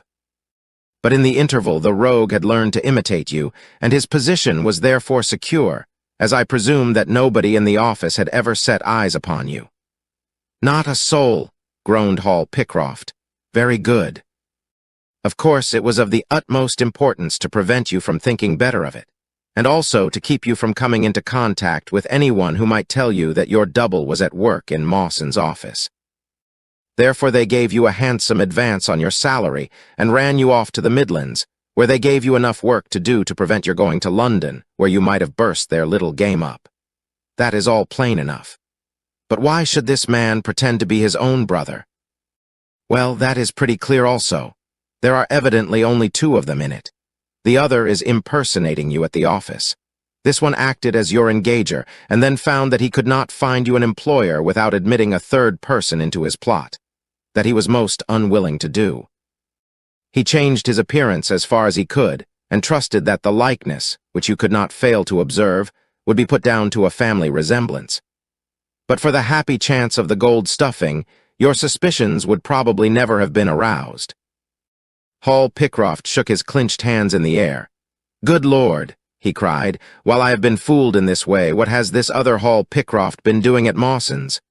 What should we do, Mr. Holmes? Tell me what to do. We must wire to Mawson's. They shut at 12 on Saturdays." "Never mind. There may be some doorkeeper or attendant. Ah, yes, they keep a permanent guard there on account of the value of the securities that they hold. I remember hearing it talked of in the city." "Very good. We shall wire to him and see if all is well and if a clerk of your name is working there. That is clear enough. But what is not so clear is why at sight of us one of the rogues should instantly walk out of the room and hang himself." "The paper!" croaked a voice behind us. The man was sitting up, blanched and ghastly, with returning reason in his eyes and hands which rubbed nervously at the broad red band which still encircled his throat. "The paper! Of course!" yelled Holmes in a paroxysm of excitement. Idiot that I was! I thought so much of our visit that the paper never entered my head for an instant. To be sure, the secret must be there. He flattened it out upon the table, and a cry of triumph burst from his lips. "Look at this, Watson," he cried. "It is a London paper, an early edition of the Evening Standard. Here is what we want. Look at the headlines. Crime in the City. Murder at Mawson and Williams. Gigantic attempted robbery. Capture of the criminal. Here, Watson, we are all equally anxious to hear it, so kindly read it aloud to us." It appeared from its position in the paper to have been the one event of importance in town, and the account of it ran in this way. A desperate attempt at robbery, culminating in the death of one man and the capture of the criminal, occurred this afternoon in the city. For some time back Mawson and Williams, the famous financial house, have been the guardians of securities which amount in the aggregate to a sum of considerably over £1 million sterling. So conscious was the manager of the responsibility which devolved upon him in consequence of the great interests at stake that safes of the very latest construction have been employed, and an armed watchman has been left day and night in the building. It appears that last week a new clerk named Hall Pycroft was engaged by the firm. This person appears to have been none other than Beddington, the famous forger and cracksman, who, with his brother, had only recently emerged from a 5-year spell of penal servitude. By some means, which are not yet clear, he succeeded in winning, under a false name, this official position in the office, which he utilized in order to obtain molding of various locks and a thorough knowledge of the position of the strong room and the safes. It is customary at Mawson's for the clerks to leave at midday on Saturday. Sergeant Tucson, of the city police, was somewhat surprised, therefore, to see a gentleman with a carpet bag come down the steps at 20 minutes past 1. His suspicions being aroused, the sergeant followed the man, and with the aid of Constable Pollock succeeded, after a most desperate resistance, in arresting him. It was at once clear that a daring and gigantic robbery had been committed. Nearly £100,000 worth of American railway bonds, with a large amount of scrip in other mines and companies, was discovered in the bag. On examining the premises, the body of the unfortunate watchman was found doubled up and thrust into the largest of the safes, where it would not have been discovered until Monday morning had it not been for the prompt action of Sergeant Tucson. The man's skull had been shattered by a blow from a poker delivered from behind. There could be no doubt that Beddington had obtained entrance by pretending that he had left something behind him, and having murdered the watchman, rapidly rifled the large safe, and then made off with his booty. His brother, who usually works with him, has not appeared in this job as far as can at present be ascertained, although the police are making energetic inquiries as to his whereabouts. Well, we may save the police some little trouble in that direction, said Holmes, glancing at the haggard figure huddled up by the window. Human nature is a strange mixture, Watson. You see that even a villain and murderer can inspire such affection that his brother turns to suicide when he learns that his neck is forfeited. However, we have no choice as to our action. The doctor and I will remain on guard, Mr. Pickcroft, if you will have the kindness to step out for the police. Chapter 5. The Gloria Scott. I have some papers here, said my friend Sherlock Holmes, as we sat one winter's night on either side of the fire. Which I really think, Watson, that it would be worth your while to glance over. These are the documents in the extraordinary case of the Gloria Scott, and this is the message which struck Justice of the Peace Trevor dead with horror when he read it. He had picked from a drawer a little tarnished cylinder, and, undoing the tape, he handed me a short note scrawled upon a half-sheet of slate-gray paper. The supply of game for London is going steadily up, it ran. Headkeeper Hudson, we believe, has been now told to receive all orders for fly paper and for preservation of your hen pheasant's life. As I glanced up from reading this enigmatical message, I saw Holmes chuckling at the expression upon my face. You look a little bewildered, said he. I cannot see how such a message as this could inspire horror. It seems to me to be rather grotesque than otherwise. Very likely. Yet the fact remains that the reader, who was a fine, robust old man, was knocked clean down by it as if it had been the butt end of a pistol. You arouse my curiosity, said I. But why did you say just now that there were very particular reasons why I should study this case? Because it was the first in which I was ever engaged. I had often endeavored to elicit from my companion what had first turned his mind in the direction of criminal research, but had never caught him before in a communicative humor. Now he sat forward in this armchair and spread out the documents upon his knees. Then he lit his pipe and sat for some time smoking and turning them over. You never heard me talk of Victor Trevor? He asked. He was the only friend I made during the 2 years I was at college. I was never a very sociable fellow, Watson, always rather fond of moping in my rooms and working out my own little methods of thought, so that I never mixed much with the men of my year. Bar fencing and boxing, I had few athletic tastes, and then my line of study was quite distinct from that of the other fellows, so that we had no points of contact at all. Trevor was the only man I knew, and that only through the accident of his bull terrier freezing on to my ankle one morning as I went down to chapel. It was a prosaic way of forming a friendship, but it was effective. I was laid by the heels for 10 days, but Trevor used to come in to inquire after me. At first it was only a minute's chat, but soon his visits lengthened, and before the end of the term we were close friends. He was a hearty, full-blooded fellow, full of spirits and energy, the very opposite to me in most respects, but we had some subjects in common, and it was a bond of union when I found that he was as friendless as I. Finally, he invited me down to his father's place at Donnithorpe, in Norfolk, and I accepted his hospitality for a month of the long vacation. Old Trevor was evidently a man of some wealth and consideration, a J.P., and a landed proprietor. Donnithorpe is a little hamlet just to the north of Langmere, in the country of the Broads. The house was an old-fashioned, widespread, oak-beamed brick building with a fine lime-lined avenue leading up to it. There was excellent wild duck shooting in the fens, remarkably good fishing, a small but select library, taken over, as I understood, from a former occupant and a tolerable cook, so that he would be a fastidious man who could not put in a pleasant month there. Trevor Sr. was a widower, and my friend his only son. There had been a daughter, I heard, but she had died of diphtheria while on a visit to Birmingham. The father interested me extremely. He was a man of little culture, but with a considerable amount of rude strength, both physically and mentally. He knew hardly any books, but he had traveled far, had seen much of the world, and had remembered all that he had learned. In person he was a thick-set, burly man with a shock of grizzled hair, a brown, weather-beaten face and blue eyes which were keen to the verge of fierceness. Yet he had a reputation for kindness and charity on the countryside, and was noted for the leniency of his sentences from the bench. One evening, shortly after my arrival, we were sitting over a glass of port after dinner, when young Trevor began to talk about those habits of observation and inference which I had already formed into a system, although I had not yet appreciated the part which they were to play in my life. The old man evidently thought that his son was exaggerating in his description of one or two trivial feats which I had performed. "Come now, Mr. Holmes," said he, laughing good-humoredly, "I'm an excellent subject if you can deduce anything from me." "I fear there is not very much," I answered.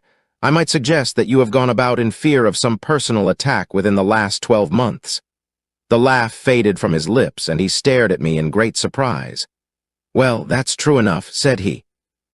"You know, Victor," turning to his son, "when we broke up that poaching gang, they swore to knife us, and Sir Edward Hawley has actually been attacked. I've always been on my guard since then, though I have no idea how you know it." "You have a very handsome stick," I answered. "By the inscription I observed that you had not had it more than a year. But you have taken some pains to bore the head of it and pour melted lead into the hole so as to make it a formidable weapon. I argued that you would not take such precautions unless you had some danger to fear." "Anything else?" he asked, smiling. "You have boxed a good deal in your youth. Right again. How did you know it? Is my nose knocked a little out of the straight?" "No," said I. "It is your ears. They have the peculiar flattening and thickening which marks the boxing man." "Anything else?" "You have done a good deal of digging by your callosities, made all my money at the gold fields. You have been in New Zealand." "Right again. You have visited Japan," "Quite true." "And you have been most intimately associated with someone whose initials were J. A. and whom you afterwards were eager to entirely forget." "Mr. Trevor stood slowly up, fixed his large blue eyes upon me with a strange, wild stare, and then pitched forward, with his face among the nutshells which strewed the cloth, in a dead faint. You can imagine, Watson, how shocked both his son and I were. His attack did not last long, however, for when we undid his collar and sprinkled the water from one of the finger-glasses over his face, he gave a gasp or two and sat up. "Ah, boys," said he, forcing a smile, "I hope I haven't frightened you. Strong as I look, there is a weak place in my heart, and it does not take much to knock me over. I don't know how you manage this, Mr. Holmes, but it seems to me that all the detectives of fact and of fancy would be children in your hands. That's your line of life, sir, and you may take the word of a man who has seen something of the world." And that recommendation, with the exaggerated estimate of my ability with which he prefaced it, was, if you will believe me, Watson, the very first thing which ever made me feel that a profession might be made out of what had up to that time been the merest hobby. At the moment, however, I was too much concerned at the sudden illness of my host to think of anything else. "I hope that I have said nothing to pain you," said I. Well, you certainly touched upon rather a tender point. Might I ask how you know and how much you know?" He spoke now in a half-jesting fashion, but a look of terror still lurked at the back of his eyes. "It is simplicity itself," said I. "When you bared your arm to draw that fish into the boat, I saw that J.A. had been tattooed in the bend of the elbow." The letters were still legible, but it was perfectly clear from their blurred appearance, and from the staining of the skin round them, that efforts had been made to obliterate them. It was obvious, then, that those initials had once been very familiar to you, and that you had afterwards wished to forget them. "What an eye you have," he cried with a sigh of relief. "It is just as you say, but we won't talk of it. Of all ghosts, the ghosts of our old lovers are the worst. Come into the billiard room and have a quiet cigar." From that day, amid all his cordiality, there was always a touch of suspicion in Mr. Trevor's manner towards me. Even his son remarked it. "You've given the governor such a turn," said he, "that he'll never be sure again of what you know and what you don't know." He did not mean to show it, I am sure, but it was so strongly in his mind that it peeped out at every action. At last, I became so convinced that I was causing him uneasiness that I drew my visit to a close. On the very day, however, before I left, an incident occurred which proved in the sequel to be of importance. We were sitting out upon the lawn on garden chairs, the three of us, basking in the sun and admiring the view across the Broads, when a maid came out to say that there was a man at the door who wanted to see Mr. Trevor. "What is his name?" asked my host. He would not give any. "What does he want then?" "He says that you know him, and that he only wants a moment's conversation. Show him round here." An instant afterwards, there appeared a little wizened fellow with a cringing manner and a shambling style of walking. He wore an open jacket, with a splotch of tar on the sleeve, a red and black check shirt, dungaree trousers, and heavy boots badly worn. His face was thin and brown and crafty, with a perpetual smile upon it, which showed an irregular line of yellow teeth, and his crinkled hands were half closed in a way that is distinctive of sailors. As he came slouching across the lawn, I heard Mr. Trevor make a sort of hiccuping noise in his throat, and jumping out of his chair, he ran into the house. He was back in a moment, and I smelt a strong reek of brandy as he passed me. "Well, my man," said he, "what can I do for you?" The sailor stood looking at him with puckered eyes and with the same loose-lipped smile upon his face. "You don't know me?" he asked. "Why, dear me, it is surely Hudson," said Mr. Trevor in a tone of surprise. "Hudson it is, sir," said the seaman. "Why, it's 30 year and more since I saw you last. Here you are in your house, and me still picking my salt meat out of the harness cask." "Tut, you will find that I have not forgotten old times," cried Mr. Trevor, and, walking towards the sailor, he said something in a low voice. "Go into the kitchen," he continued out loud, "and you will get food and drink. I have no doubt that I shall find you a situation." "Thank you, sir," said the seaman, touching his forelock. "I'm just off a 2-yearer in an 8-knot tramp, short-handed at that, and I wants a rest." I thought I'd get it either with Mr. Beddoes or with you. "Ah," cried Trevor, "you know where Mr. Beddoes is?" "Bless you, sir, I know where all my old friends are," said the fellow with a sinister smile, and he slouched off after the maid to the kitchen. Mr. Trevor mumbled something to us about having been shipmate with the man when he was going back to the diggings, and then, leaving us on the lawn, he went indoors. An hour later, when we entered the house, we found him stretched dead drunk upon the dining-room sofa. The whole incident left a most ugly impression upon my mind, and I was not sorry next day to leave Donnithorpe behind me, for I felt that my presence must be a source of embarrassment to my friend. All this occurred during the first month of the long vacation. I went up to my London rooms, where I spent 7 weeks working out a few experiments in organic chemistry. One day, however, when the autumn was far advanced and the vacation drawing to a close, I received a telegram from my friend imploring me to return to Donnithorpe, and saying that he was in great need of my advice and assistance. Of course, I dropped everything and set out for the north once more. He met me with the dog-cart at the station, and I saw at a glance that the last 2 months had been very trying ones for him. He had grown thin and careworn, and had lost the loud, cheery manner for which he had been remarkable.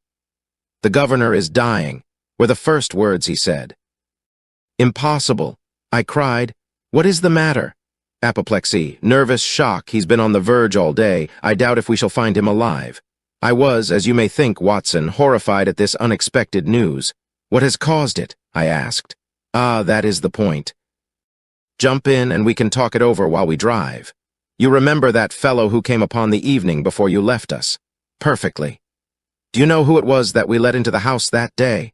I have no idea. It was the devil, Holmes, he cried. I stared at him in astonishment. Yes, it was the devil himself. We have not had a peaceful hour since, not one.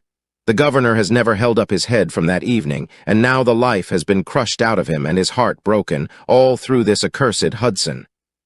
What power had he then? Ah, that is what I would give so much to know.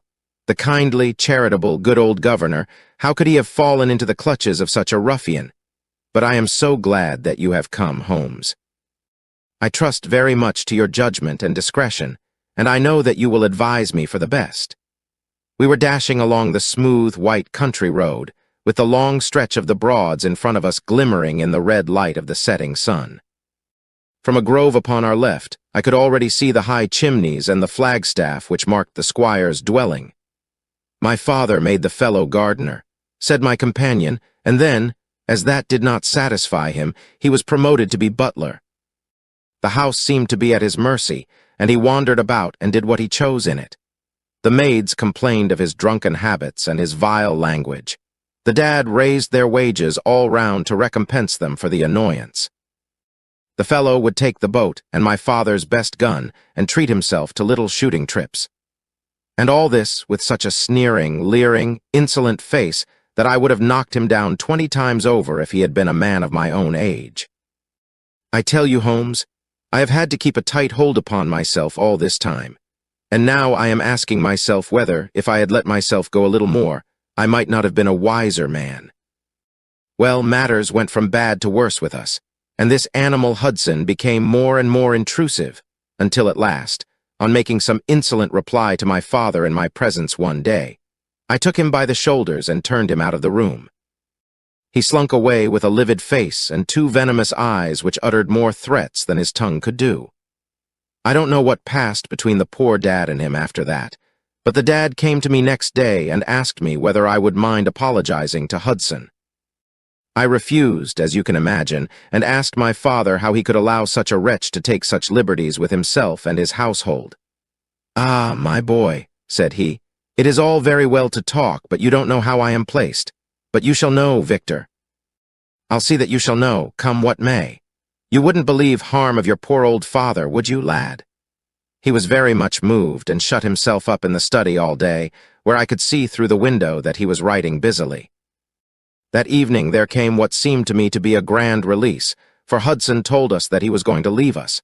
He walked into the dining room as we sat after dinner and announced his intention in the thick voice of a half-drunken man. "I've had enough of Norfolk," said he. "I'll run down to Mr. Beddoes in Hampshire. He'll be as glad to see me as you were, I dare say." "You're not going away in an unkind spirit, Hudson, I hope," said my father with a tameness which made my blood boil. "I've not had my apology," said he sulkily, glancing in my direction. "Victor, you will acknowledge that you have used this worthy fellow rather roughly," said the dad, turning to me. "On the contrary, I think that we have both shown extraordinary patience towards him," I answered. "Oh, you do you?" he snarls. "Very good, mate. We'll see about that." He slouched out of the room and half an hour afterwards left the house, leaving my father in a state of pitiable nervousness. Night after night I heard him pacing his room, and it was just as he was recovering his confidence that the blow did at last fall. "And how?" I asked eagerly. "In a most extraordinary fashion. A letter arrived for my father yesterday evening, bearing the Fordingbridge postmark. My father read it, clapped both his hands to his head, and began running round the room in little circles like a man who has been driven out of his senses. When I at last drew him down onto the sofa, his mouth and eyelids were all puckered on one side, and I saw that he had a stroke. Doctor, Fordham came over at once. We put him to bed, but the paralysis has spread. He has shown no sign of returning consciousness, and I think that we shall hardly find him alive." "You horrify me, Trevor," I cried. What then could have been in this letter to cause so dreadful a result? Nothing. There lies the inexplicable part of it. The message was absurd and trivial. Ah, my God, it is as I feared. As he spoke, we came round the curve of the avenue and saw in the fading light that every blind in the house had been drawn down. As we dashed up to the door, my friend's face convulsed with grief. A gentleman in black emerged from it. "When did it happen, doctor?" asked Trevor. "Almost immediately after you left. Did he recover consciousness?" "For an instant before the end. Any message for me?" "Only that the papers were in the back drawer of the Japanese cabinet." My friend ascended with the doctor to the chamber of death, while I remained in the study, turning the whole matter over and over in my head, and feeling as somber as ever I had done in my life. What was the past of this Trevor, pugilist, traveler, and gold digger, and how had he placed himself in the power of this acid-faced seaman? Why, too, should he faint at an allusion to the half-effaced initials upon his arm, and die of fright when he had a letter from Fordingbridge? Then I remembered that Fordingbridge was in Hampshire, and that this Mr. Beddoes, whom the seaman had gone to visit and presumably to blackmail, had also been mentioned as living in Hampshire. The letter, then, might either come from Hudson, the seaman, saying that he had betrayed the guilty secret which appeared to exist, or it might come from Beddoes, warning an old confederate that such a betrayal was imminent. So far it seemed clear enough. But then, how could this letter be trivial and grotesque, as described by the Sun? He must have misread it. If so, it must have been one of those ingenious secret codes which mean one thing while they seem to mean another. I must see this letter. If there were a hidden meaning in it, I was confident that I could pluck it forth. For an hour I sat pondering over it in the gloom, until at last a weeping maid brought in a lamp, and close at her heels came my friend Trevor, pale but composed, with these very papers which lie upon my knee held in his grasp. He sat down opposite to me, drew the lamp to the edge of the table, and handed me a short note scribbled, as you see, upon a single sheet of grey paper. "The supply of game for London is going steadily up," it ran. "Head Keeper Hudson, we believe, has been now told to receive all orders for fly paper and for preservation of your hen pheasant's life." I dare say my face looked as bewildered as yours did just now when first I read this message. Then I reread it very carefully. It was evidently as I had thought, and some secret meaning must lie buried in this strange combination of words. Or could it be that there was a prearranged significance to such phrases as fly paper and hen pheasant? Such a meaning would be arbitrary and could not be deduced in any way. And yet I was loath to believe that this was the case, and the presence of the word Hudson seemed to show that the subject of the message was as I had guessed, and that it was from Beddoes rather than the sailor. I tried it backwards, but the combination life pheasant's hen was not encouraging. Then I tried alternate words, but neither the of for nor supply game London promised to throw any light upon it. And then, in an instant, the key of the riddle was in my hands, and I saw that every third word, beginning with the first, would give a message which might well drive old Trevor to despair. It was short and terse, the warning, as I now read it to my companion. "The game is up. Hudson has told all. Fly for your life." Victor Trevor sank his face into his shaking hands. "It must be that, I suppose," said he. "This is worse than death, for it means disgrace as well. But what is the meaning of these head keepers and hen pheasants?" "It means nothing to the message, but it might mean a good deal to us if we had no other means of discovering the sender. You see that he has begun by writing the game is, and so on. Afterwards he had, to fulfill the prearranged cipher, to fill in any 2 words in each space. He would naturally use the first words which came to his mind, and if there were so many which referred to sport among them, you may be tolerably sure that he is either an ardent shot or interested in breeding. Do you know anything of this Beddoes?" "Why, now that you mention it," said he, "I remember that my poor father used to have an invitation from him to shoot over his preserves every autumn." "Then it is undoubtedly from him that the note comes," said I. "It only remains for us to find out what this secret was which the sailor Hudson seems to have held over the heads of these 2 wealthy and respected men." "Alas, Holmes, I fear that it is one of sin and shame," cried my friend. But from you I shall have no secrets. Here is the statement which was drawn up by my father when he knew that the danger from Hudson had become imminent. I found it in the Japanese cabinet, as he told the doctor. Take it and read it to me, for I have neither the strength nor the courage to do it myself. These are the very papers, Watson, which he handed to me, and I will read them to you, as I read them in the old study that night to him. They are endorsed outside, as you see, some particulars of the voyage of the bark Gloria Scott, from her leaving Falmouth on the 8th October 1855 to her destruction in N. Lat. 15020 W. Long. 25014 on Nov. 6th. It is in the form of a letter and runs in this way. My dear, dear son, now that approaching disgrace begins to darken the closing years of my life, I can write with all truth and honesty that it is not the terror of the law, it is not the loss of my position in the county, nor is it my fall in the eyes of all who have known me, which cuts me to the heart, but it is the thought that you should come to blush for me, you who love me and who have seldom, I hope, had reason to do other than respect me. But if the blow falls which is forever hanging over me, then I should wish you to read this, that you may know straight from me how far I have been to blame. On the other hand, if all should go well, which may kind God Almighty grant, then if by any chance this paper should be still undestroyed and should fall into your hands, I conjure you, by all you hold sacred, by the memory of your dear mother, and by the love which had been between us, to hurl it into the fire and to never give one thought to it again. If then your eye goes on to read this line, I know that I shall already have been exposed and dragged from my home, or as is more likely, for you know that my heart is weak, by lying with my tongue sealed forever in death. In either case the time for suppression is past, and every word which I tell you is the naked truth, and this I swear as I hope for mercy. My name, dear lad, is not Trevor. I was James Armitage in my younger days, and you can understand now the shock that it was to me a few weeks ago when your college friend addressed me in words, which seemed to imply that he had surmised my secret. As Armitage it was that I entered a London banking house, and as Armitage I was convicted of breaking my country's laws and was sentenced to transportation. Do not think very harshly of me, laddie. It was a debt of honor, so called, which I had to pay, and I used money which was not my own to do it, in the certainty that I could replace it before there could be any possibility of its being missed. But the most dreadful ill luck pursued me. The money which I had reckoned upon never came to hand, and a premature examination of accounts exposed my deficit.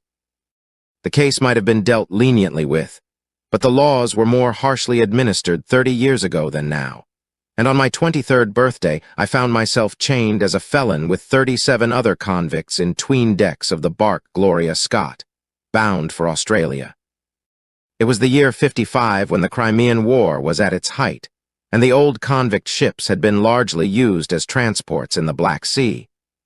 The government was compelled, therefore, to use smaller and less suitable vessels for sending out their prisoners.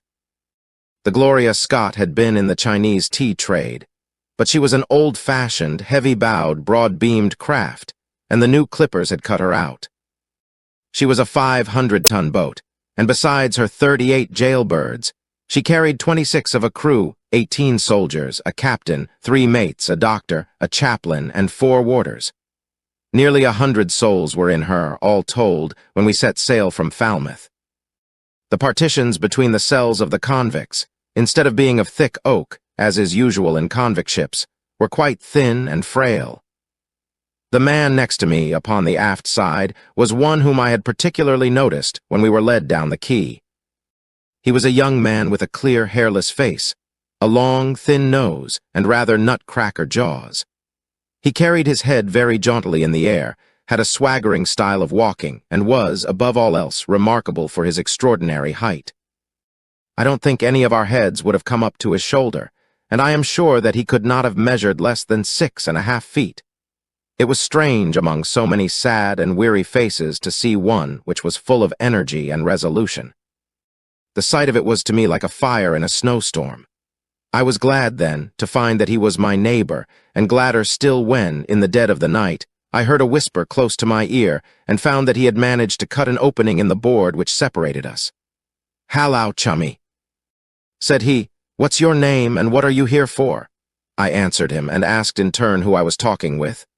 "I'm Jack Prendergast," said he, "and by God, you'll learn to bless my name before you've done with me." I remembered hearing of his case, for it was one which had made an immense sensation throughout the country some time before my own arrest. He was a man of good family and of great ability, but of incurably vicious habits, who had by an ingenious system of fraud obtained huge sums of money from the leading London merchants. "Ha, ha! You remember my case?" said he proudly. "Very well indeed. Then maybe you remember something queer about it." "What was that, then?" "I'd had nearly $250,000, hadn't I? So it was said. But none was recovered, eh?" "No." "Well, where d'you suppose the balance is?" he asked. "I have no idea," said I. "Right between my finger and thumb," he cried.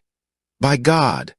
I've got more pounds to my name than you've hairs on your head, and if you've money, my son, and know how to handle it and spread it, you can do anything.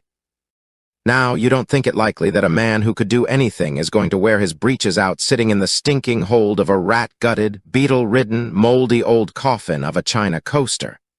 No, sir, such a man will look after himself and will look after his chums. You may lay to that. You hold on to him, and you may kiss the book that he'll haul you through." That was his style of talk, and at first I thought it meant nothing. But after a while, when he had tested me and sworn me in with all possible solemnity, he let me understand that there really was a plot to gain command of the vessel. A dozen of the prisoners had hatched it before they came aboard. Prendergast was the leader, and his money was the motive power. "I'd a partner," said he, "a rare good man, as true as a stock to a barrel. He's got the dibs, he has, and where do you think he is at this moment? Why, he's the chaplain of this ship. The chaplain, no less. He came aboard with a black coat and his papers right, and money enough in his box to buy the thing right up from keel to main truck. The crew are his, body and soul.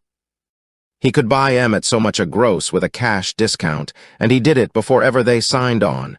He's got 2 of the warders and Mercer, the second mate, and he'd get the captain himself if he thought him worth it."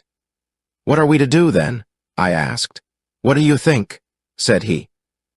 "We'll make the coats of some of these soldiers redder than ever the tailor did." "But they are armed," said I. "And so shall we be, my boy. There's a brace of pistols for every mother's son of us, and if we can't carry this ship, with the crew at our back, it's time we were all sent to a young Mrs. boarding school. You speak to your mate upon the left tonight, and see if he is to be trusted." I did so, and found my other neighbor to be a young fellow in much the same position as myself, whose crime had been forgery. His name was Evans, but he afterwards changed it, like myself, and he is now a rich and prosperous man in the south of England. He was ready enough to join the conspiracy, as the only means of saving ourselves, and before we had crossed the bay there were only 2 of the prisoners who were not in the secret. One of these was of weak mind, and we did not dare to trust him, and the other was suffering from jaundice, and could not be of any use to us. From the beginning, there was really nothing to prevent us from taking possession of the ship. The crew were a set of ruffians, specially picked for the job. The sham chaplain came into our cells to exhort us, carrying a black bag, supposed to be full of tracts, and so often did he come that by the 3rd day we had each stowed away at the foot of our beds a file, a brace of pistols, a pound of powder, and 20 slugs.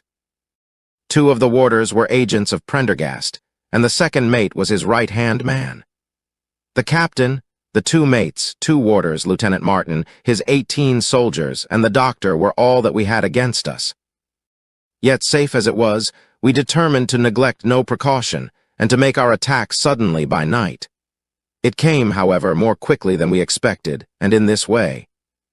One evening, about the 3rd week after our start, the doctor had come down to see one of the prisoners who was ill, and putting his hand down on the bottom of his bunk, he felt the outline of the pistols.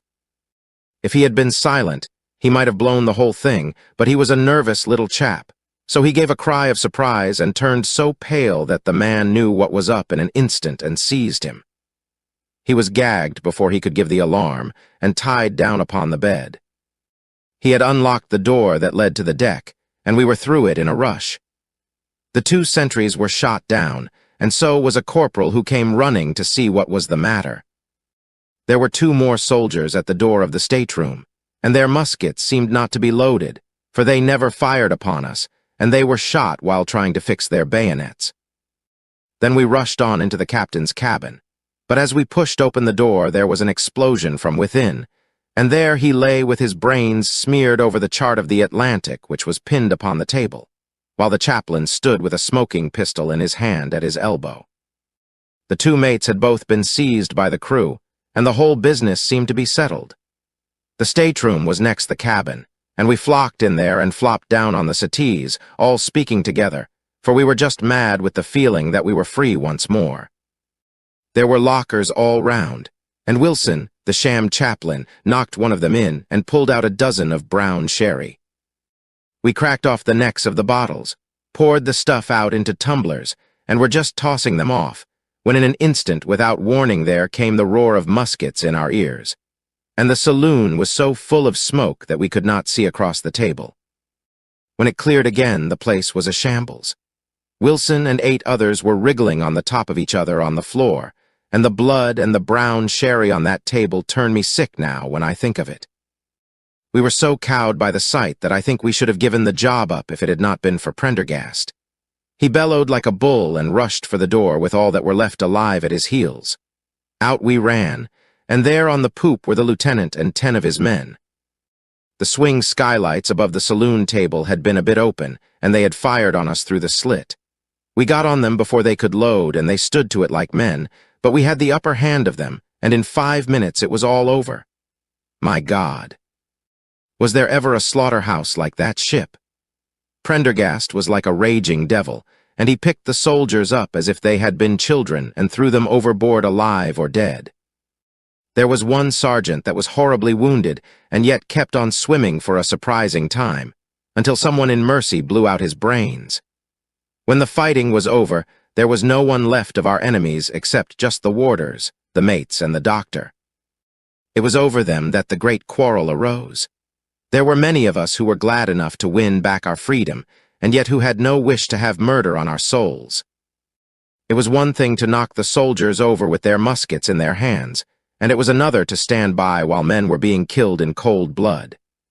8 of us, 5 convicts and 3 sailors, said that we would not see it done. But there was no moving Prendergast, and those who were with him. Our only chance of safety lay in making a clean job of it, said he, and he would not leave a tongue with power to wag in a witness box. It nearly came to our sharing the fate of the prisoners, but at last he said that if we wished we might take a boat and go.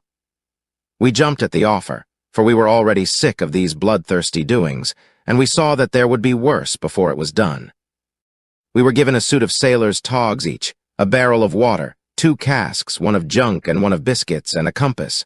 Prendergast threw us over a chart, told us that we were shipwrecked mariners whose ship had foundered in Lat. 15 ON, and long 25 OW, and then cut the painter and let us go.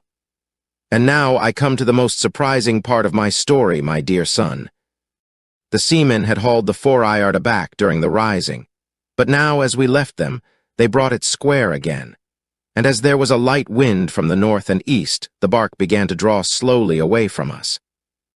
Our boat lay, rising and falling upon the long, smooth rollers, and Evans and I, who were the most educated of the party, were sitting in the sheets working out our position and planning what coast we should make for. It was a nice question, for the Cape de Verds were about 500 miles to the north of us, and the African coast about 700 to the east. On the whole, as the wind was coming round to the north, we thought that Sierra Leone might be best, and turned our head in that direction, the bark being at that time nearly hull down on our starboard quarter. Suddenly, as we looked at her, we saw a dense black cloud of smoke shoot up from her, which hung like a monstrous tree upon the skyline. A few seconds later, a roar like thunder burst upon our ears, and as the smoke thinned away, there was no sign left of the Gloria Scott. In an instant, we swept the boat's head round again and pulled with all our strength for the place where the haze still trailing over the water marked the scene of this catastrophe. It was a long hour before we reached it, and at first we feared that we had come too late to save anyone. A splintered boat and a number of crates and fragments of spars rising and falling on the waves showed us where the vessel had foundered.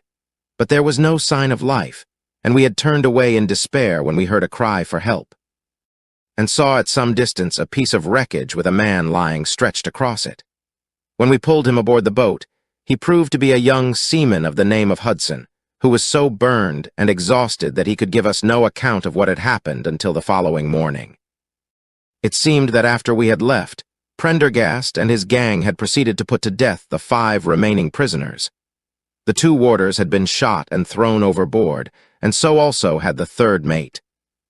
Prendergast then descended into the 'tween decks and with his own hands cut the throat of the unfortunate surgeon. There only remained the 1st mate, who was a bold and active man.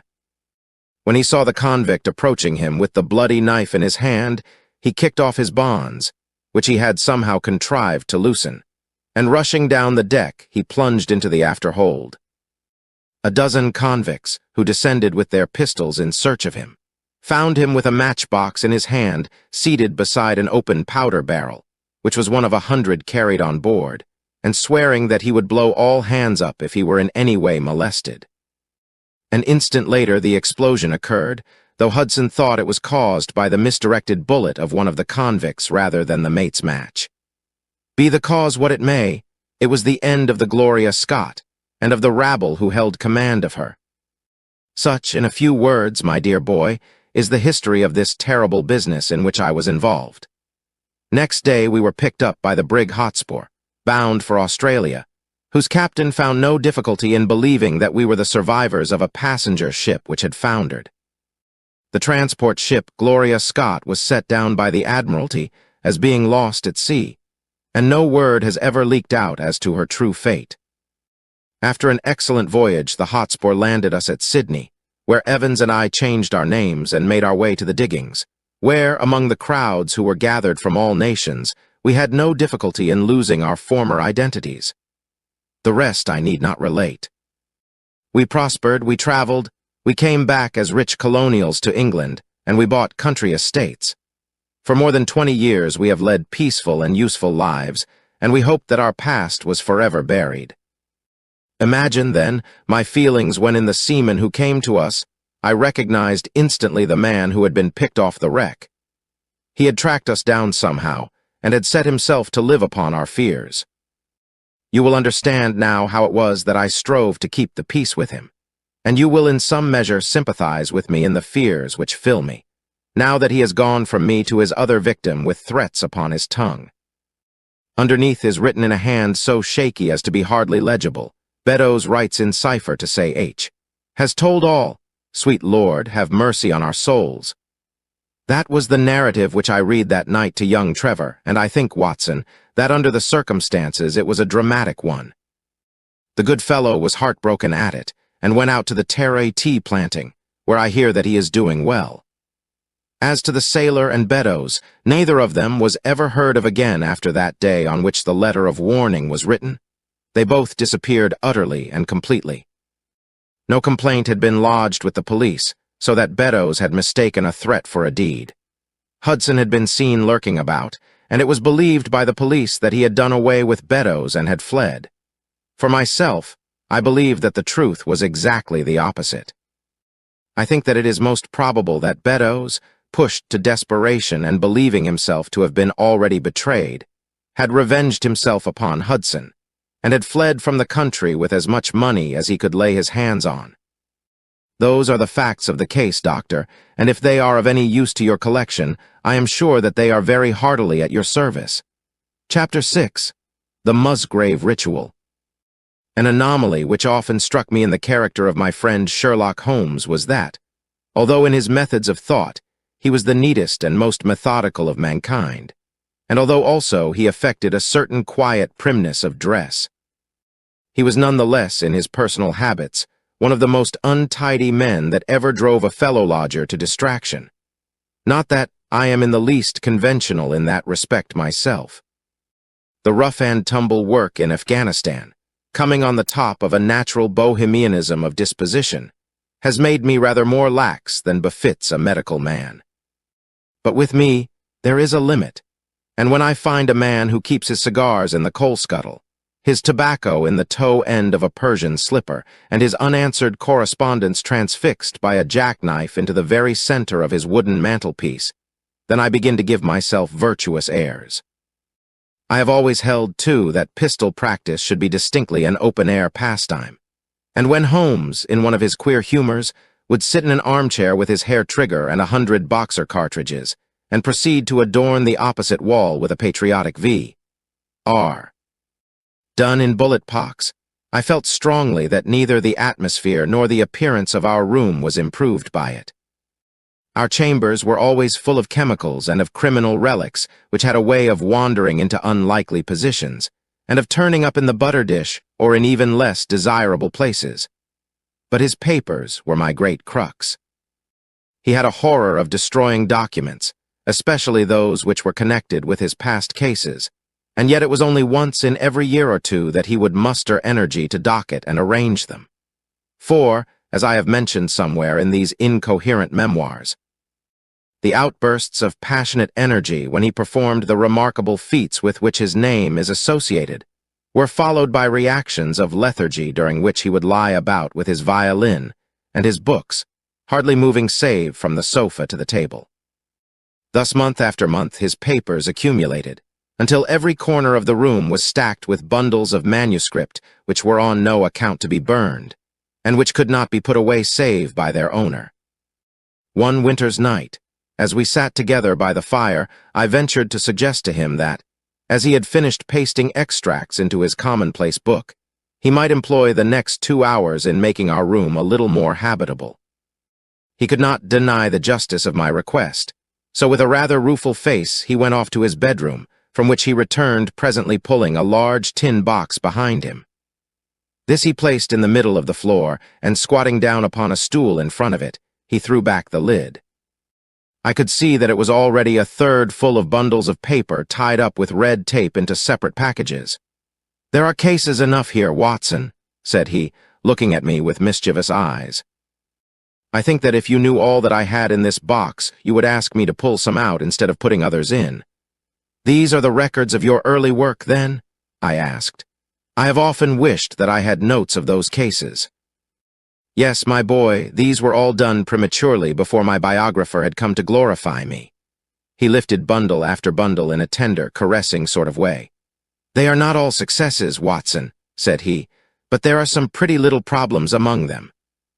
Here's the record of the Tarleton murders, and the case of Vamberry, the wine merchant, and the adventure of the old Russian woman, and the singular affair of the aluminium crutch, as well as a full account of Ricolti of the clubfoot and his abominable wife.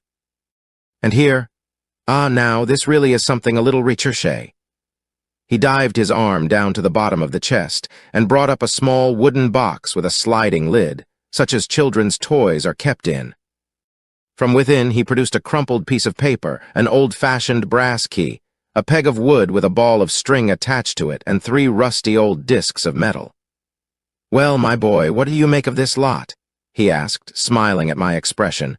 "It is a curious collection." "Very curious, and the story that hangs round it will strike you as being more curious still. These relics have a history, then, so much so that they are history. What do you mean by that?" Sherlock Holmes picked them up one by one and laid them along the edge of the table. Then he reseated himself in his chair and looked them over with a gleam of satisfaction in his eyes. "These," said he, "are all that I have left to remind me of the adventure of the Musgrave ritual." I had heard him mention the case more than once, though I had never been able to gather the details. "I should be so glad," said I, "if you would give me an account of it."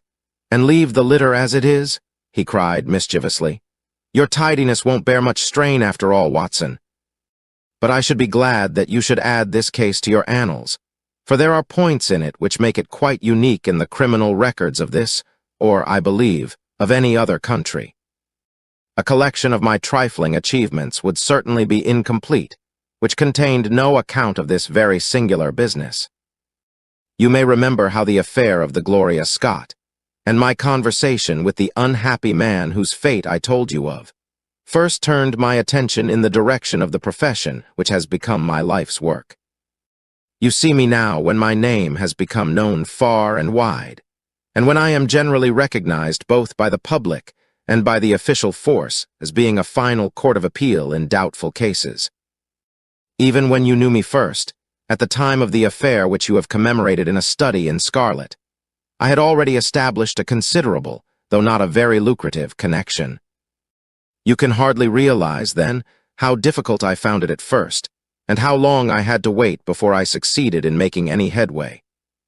When I first came up to London, I had rooms in Montague Street, just round the corner from the British Museum, and there I waited, filling in my too abundant leisure time by studying all those branches of science which might make me more efficient. Now and again cases came in my way, principally through the introduction of old fellow students, for during my last years at the university, there was a good deal of talk there about myself and my methods.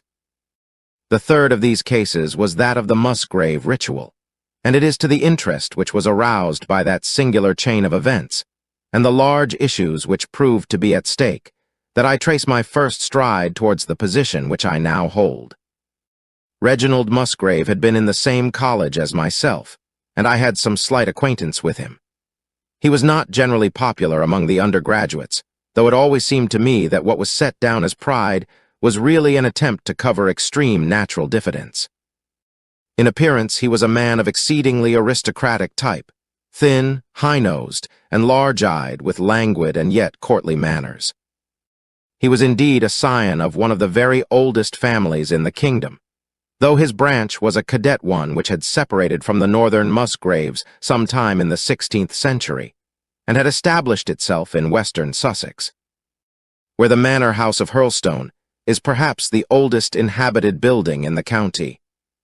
Something of his birthplace seemed to cling to the man, and I never looked at his pale, keen face or the poise of his head without associating him with gray archways and mullioned windows and all the venerable wreckage of a feudal keep. Once or twice we drifted into talk, and I can remember that more than once he expressed a keen interest in my methods of observation and inference. For 4 years, I had seen nothing of him until one morning he walked into my room in Montague Street. He had changed little, was dressed like a young man of fashion. He was always a bit of a dandy, and preserved the same quiet, suave manner which had formerly distinguished him.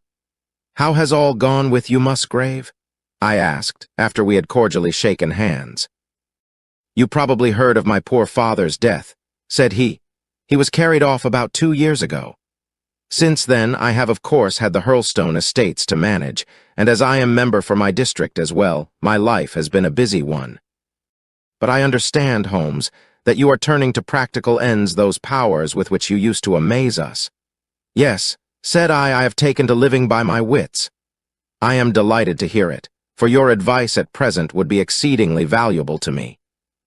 We have had some very strange doings at Hurlstone, and the police have been able to throw no light upon the matter. It is really the most extraordinary and inexplicable business." You can imagine with what eagerness I listened to him, Watson, for the very chance for which I had been panting during all those months of inaction seemed to have come within my reach. In my inmost heart, I believed that I could succeed where others failed, and now I had the opportunity to test myself. "Pray, let me have the details," I cried. Reginald Musgrave sat down opposite to me and lit the cigarette which I had pushed towards him. "You must know," said he, "that though I am a bachelor, I have to keep up a considerable staff of servants at Hurlstone, for it is a rambling old place and takes a good deal of looking after. I preserve, too, and in the pheasant months I usually have a house party, so that it would not do to be short-handed. Altogether there are 8 maids, the cook, the butler, 2 footmen, and a boy. The garden and the stables, of course, have a separate staff. Of these servants, the one who had been longest in our service was Brunton, the butler. He was a young schoolmaster out of place when he was first taken up by my father, but he was a man of great energy and character, and he soon became quite invaluable in the household. He was a well-grown, handsome man, with a splendid forehead, and though he has been with us for 20 years, he cannot be more than 40 now. With his personal advantages and his extraordinary gifts, for he can speak several languages and play nearly every musical instrument, It is wonderful that he should have been satisfied so long in such a position. But I suppose that he was comfortable and lacked energy to make any change. The butler of Hurlstone is always a thing that is remembered by all who visit us. But this paragon has one fault. He is a bit of a Don Juan, and you can imagine that for a man like him it is not a very difficult part to play in a quiet country district. When he was married, it was all right, but since he has been a widower, we have had no end of trouble with him. A few months ago, we were in hopes that he was about to settle down again, for he became engaged to Rachel Howells, our second housemaid. But he has thrown her over since then and taken up with Janet Tregellis, the daughter of the head gamekeeper. Rachel, who is a very good girl but of an excitable Welsh temperament, had a sharp touch of brain fever and goes about the house now, or did until yesterday, like a black-eyed shadow of her former self. That was our first drama at Hurlstone, but a second one came to drive it from our minds, and it was prefaced by the disgrace and dismissal of Butler Brunton. This was how it came about. I have said that the man was intelligent, and this very intelligence has caused his ruin, for it seems to have led to an insatiable curiosity about things which did not in the least concern him. I had no idea of the lengths to which this would carry him until the merest accident opened my eyes to it. I have said that the house is a rambling one. One day last week, on Thursday night to be more exact, I found that I could not sleep, having foolishly taken a cup of strong café noir after my dinner. After struggling against it until 2 in the morning, I felt that it was quite hopeless, so I rose and lit the candle with the intention of continuing a novel which I was reading. The book, however, had been left in the billiard room, so I pulled on my dressing gown and started off to get it. In order to reach the billiard room, I had to descend a flight of stairs, and then to cross the head of a passage which led to the library and the gun room. You can imagine my surprise when, as I looked down this corridor, I saw a glimmer of light coming from the open door of the library. I had myself extinguished the lamp and closed the door before coming to bed. Naturally, my first thought was of burglars. The corridors at Hurlstone have their walls largely decorated with trophies of old weapons. From one of these I picked a battle-axe, and then, leaving my candle behind me, I crept on tiptoe down the passage and peeped in at the open door. Brunton, the butler, was in the library. He was sitting, fully dressed, in an easy-chair with a slip of paper which looked like a map upon his knee, and his forehead sunk forward upon his hand in deep thought. I stood dumb with astonishment, watching him from the darkness. A small taper on the edge of the table shed a feeble light which sufficed to show me that he was fully dressed. Suddenly, as I looked, he rose from his chair, and walking over to a bureau at the side, he unlocked it and drew out one of the drawers.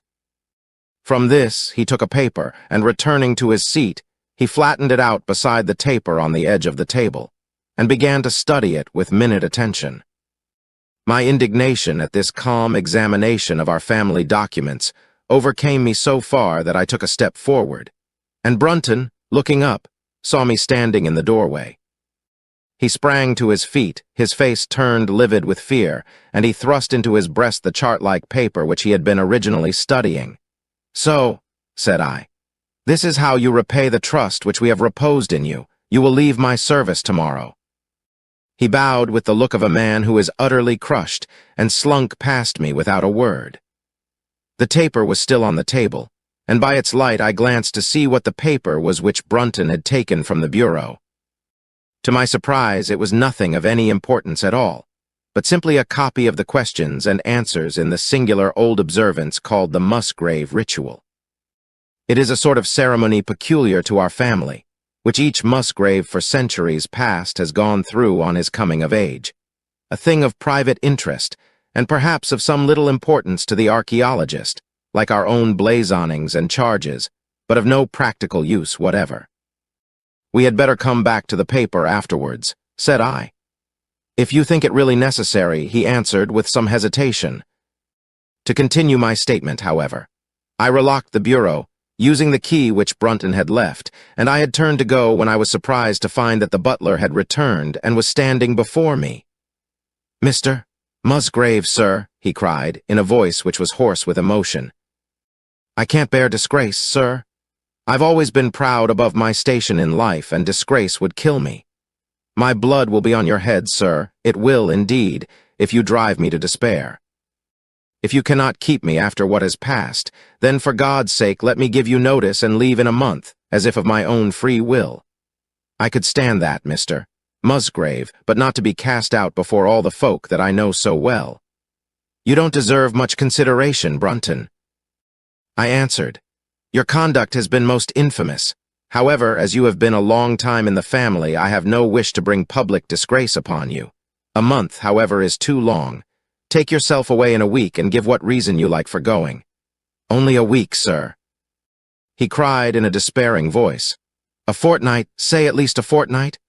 A week, I repeated, and you may consider yourself to have been very leniently dealt with. He crept away, his face sunk upon his breast like a broken man, while I put out the light and returned to my room. For 2 days after this, Brunton was most assiduous in his attention to his duties.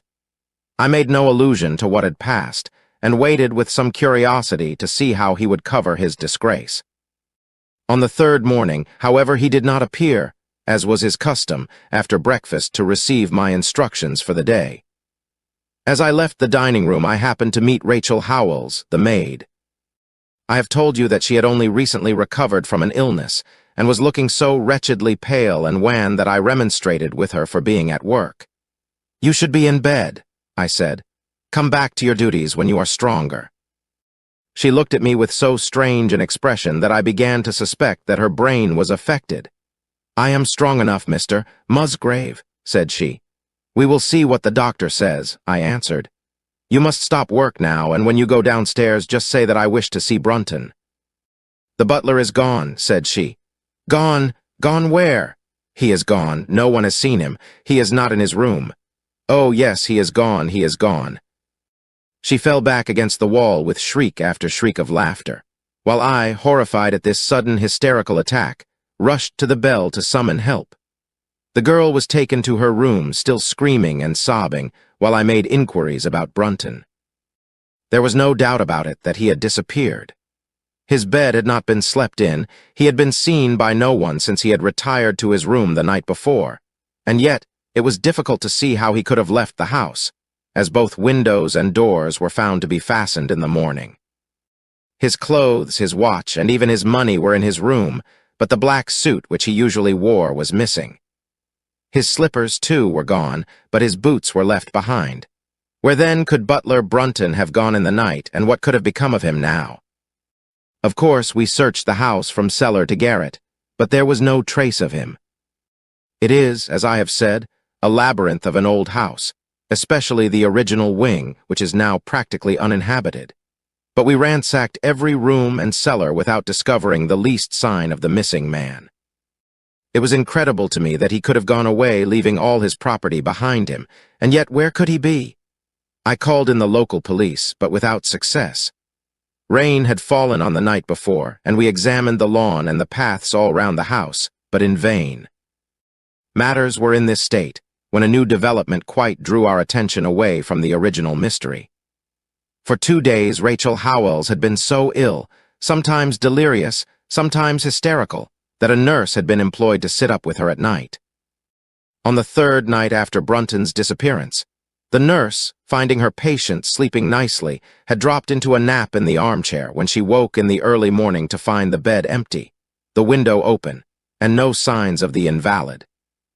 I was instantly aroused, and, with the 2 footmen, started off at once in search of the missing girl. It was not difficult to tell the direction which she had taken, for, starting from under her window, we could follow her footmarks easily across the lawn to the edge of the mere, where they vanished close to the gravel path which leads out of the grounds. The lake there is 8 feet deep, and you can imagine our feelings when we saw that the trail of the poor demented girl came to an end at the edge of it. Of course, we had the drags at once, and set to work to recover the remains, but no trace of the body could we find. On the other hand, we brought to the surface an object of a most unexpected kind. It was a linen bag which contained within it a mass of old rusted and discolored metal, and several dull-colored pieces of pebble or glass.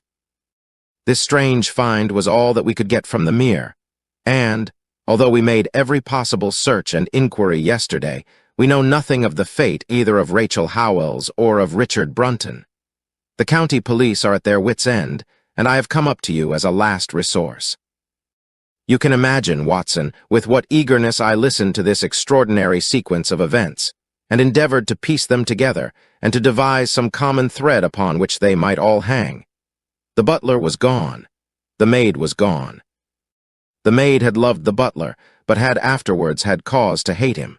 She was of Welsh blood, fiery and passionate. She had been terribly excited immediately after his disappearance. She had flung into the lake a bag containing some curious contents.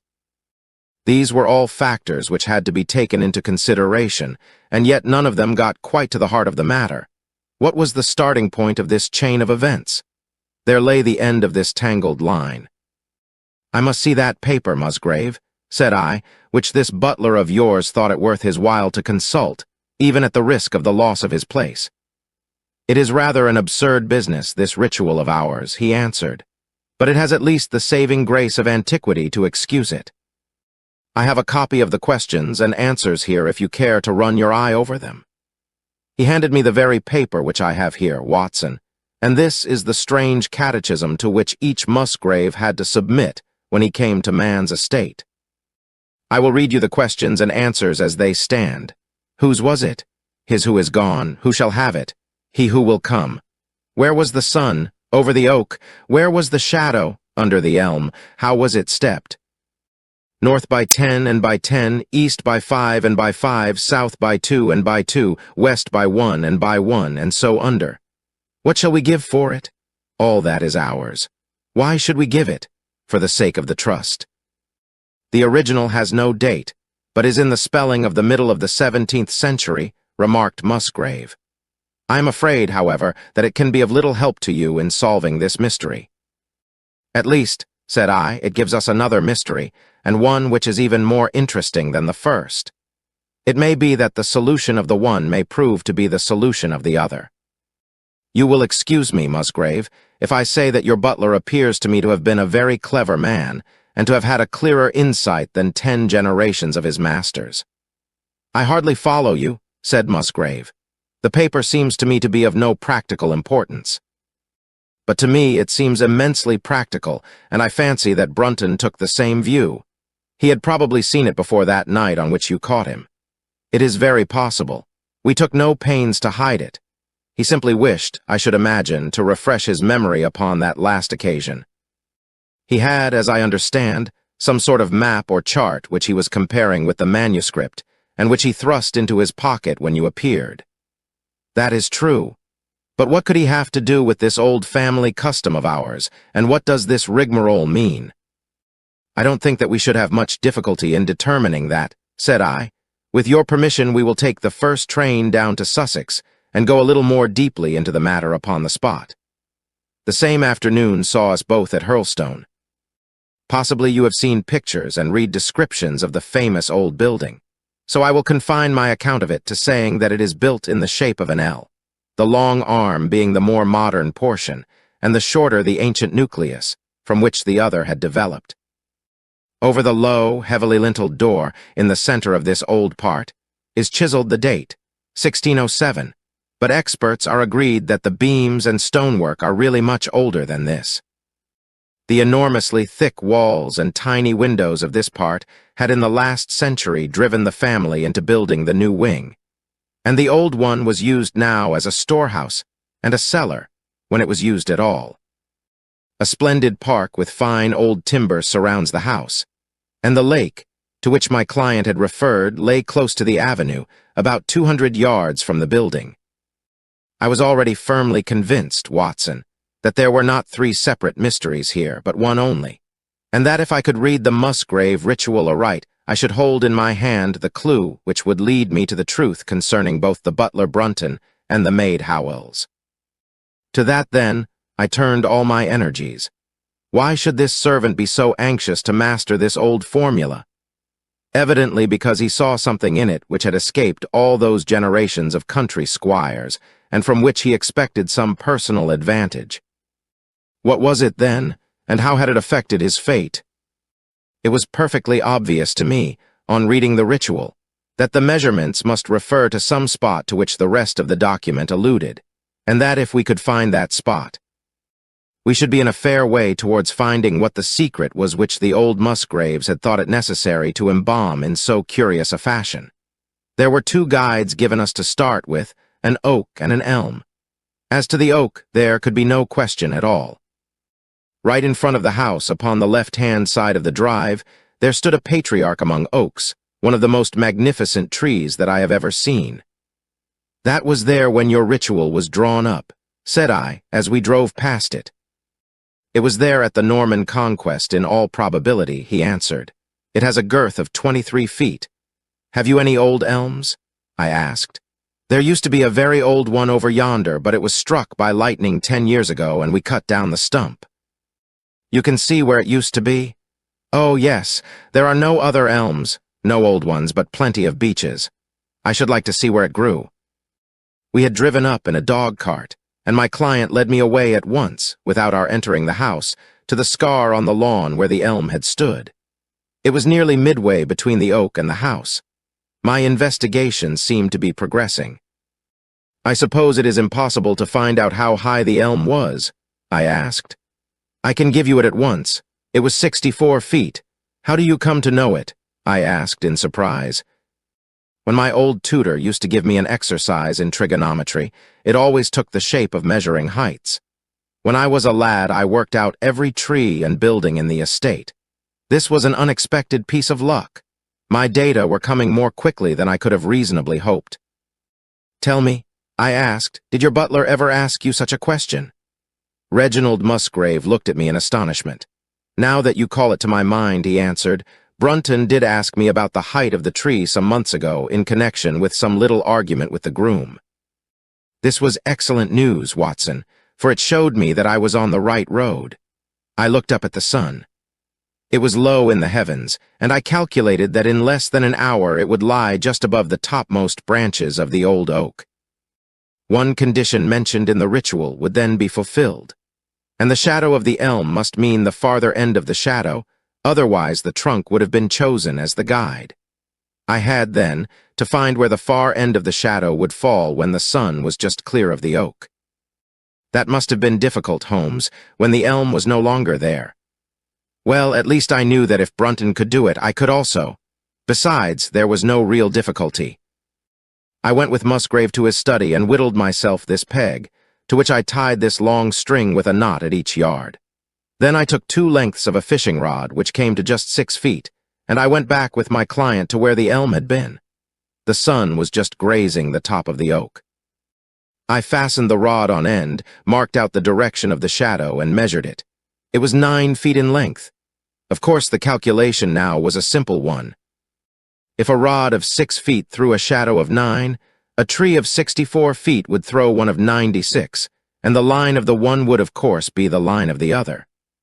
I measured out the distance, which brought me almost to the wall of the house, and I thrust a peg into the spot.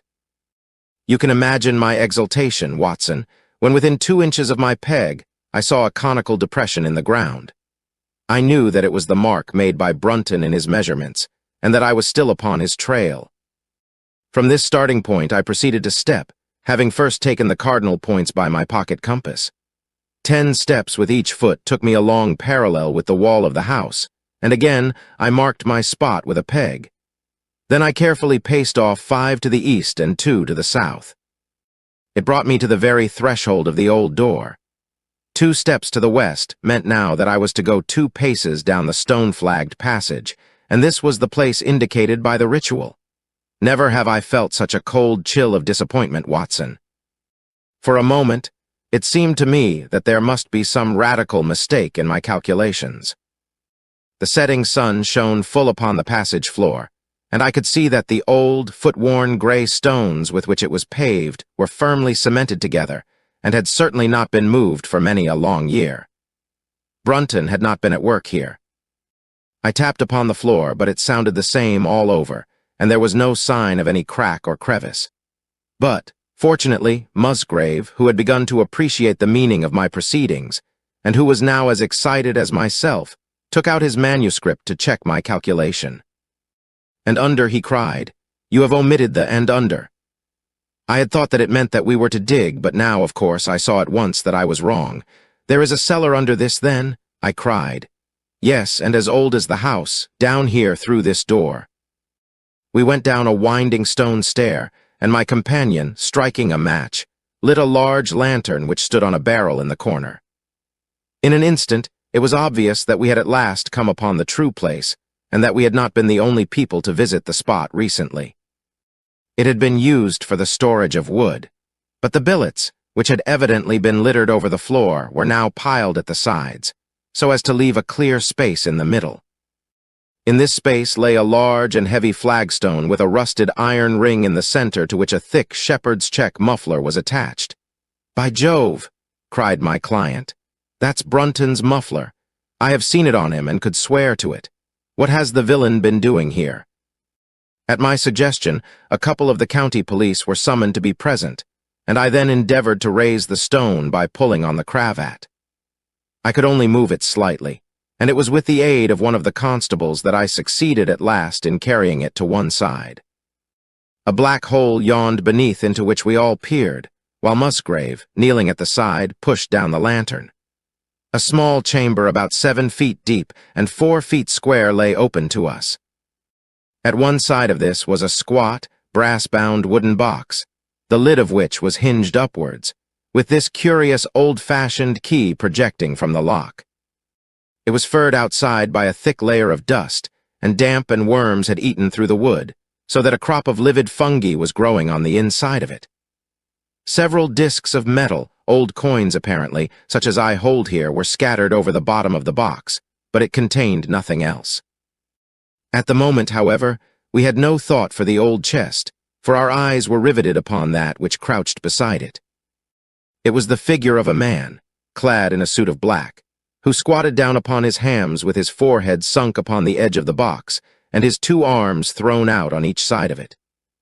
The attitude had drawn all the stagnant blood to the face, and no man could have recognized that distorted, liver-colored countenance. But his height, his dress, and his hair were all sufficient to show my client, when we had drawn the body up, that it was indeed his missing butler. He had been dead some days, but there was no wound or bruise upon his person to show how he had met his dreadful end. When his body had been carried from the cellar, we found ourselves still confronted with a problem which was almost as formidable as that with which we had started. I confess that so far, Watson, I had been disappointed in my investigation. I had reckoned upon solving the matter when once I had found the place referred to in the ritual. But now I was there, and was apparently as far as ever from knowing what it was which the family had concealed with such elaborate precautions.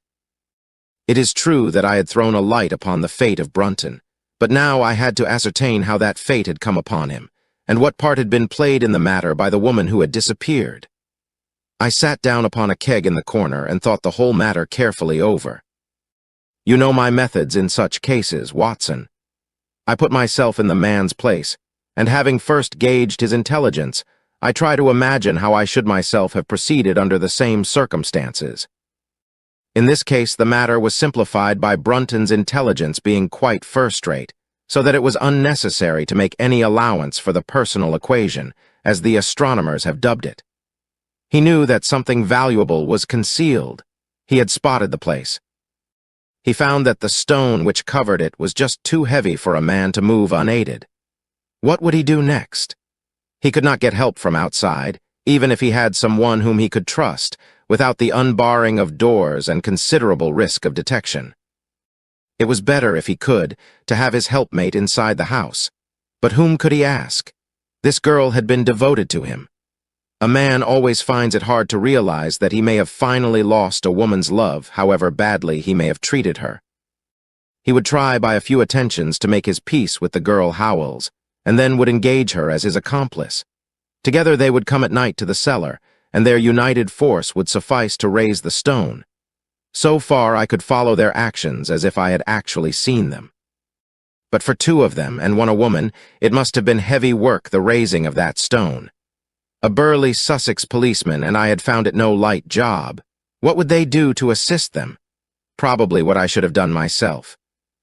I rose and examined carefully the different billets of wood which were scattered round the floor. Almost at once I came upon what I expected. One piece, about 3 feet in length, had a very marked indentation at one end, while several were flattened at the sides as if they had been compressed by some considerable weight. Evidently, as they had dragged the stone up, they had thrust the chunks of wood into the chink, until at last, when the opening was large enough to crawl through, they would hold it open by a billet placed lengthwise, which might very well become indented at the lower end. Since the whole weight of the stone would press it down onto the edge of this other slab, so far I was still on safe ground. And now, how was I to proceed to reconstruct this midnight drama? Clearly, only one could fit into the hole, and that one was Brunton. The girl must have waited above. Brunton then unlocked the box, handed up the contents, presumably, since they were not to be found. And then what happened? What smoldering fire of vengeance had suddenly sprung into flame in this passionate Celtic woman's soul when she saw the man who had wronged her, perhaps, far more than we suspected, in her power?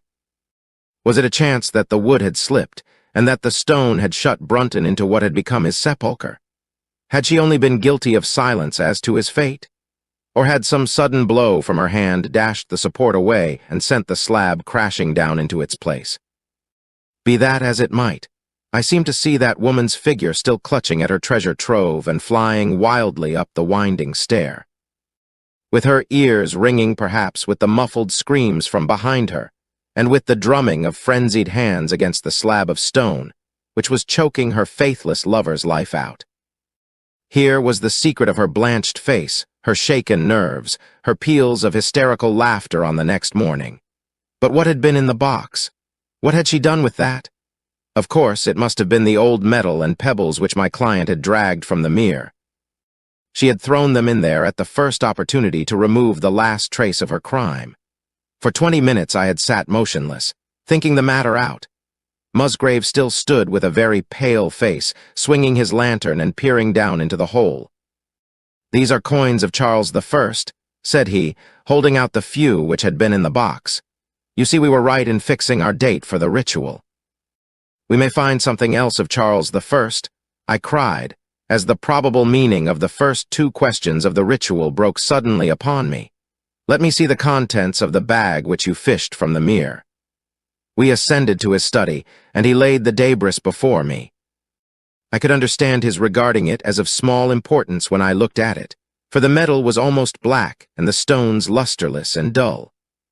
I rubbed one of them on my sleeve, however, and it glowed afterwards like a spark in the dark hollow of my hand.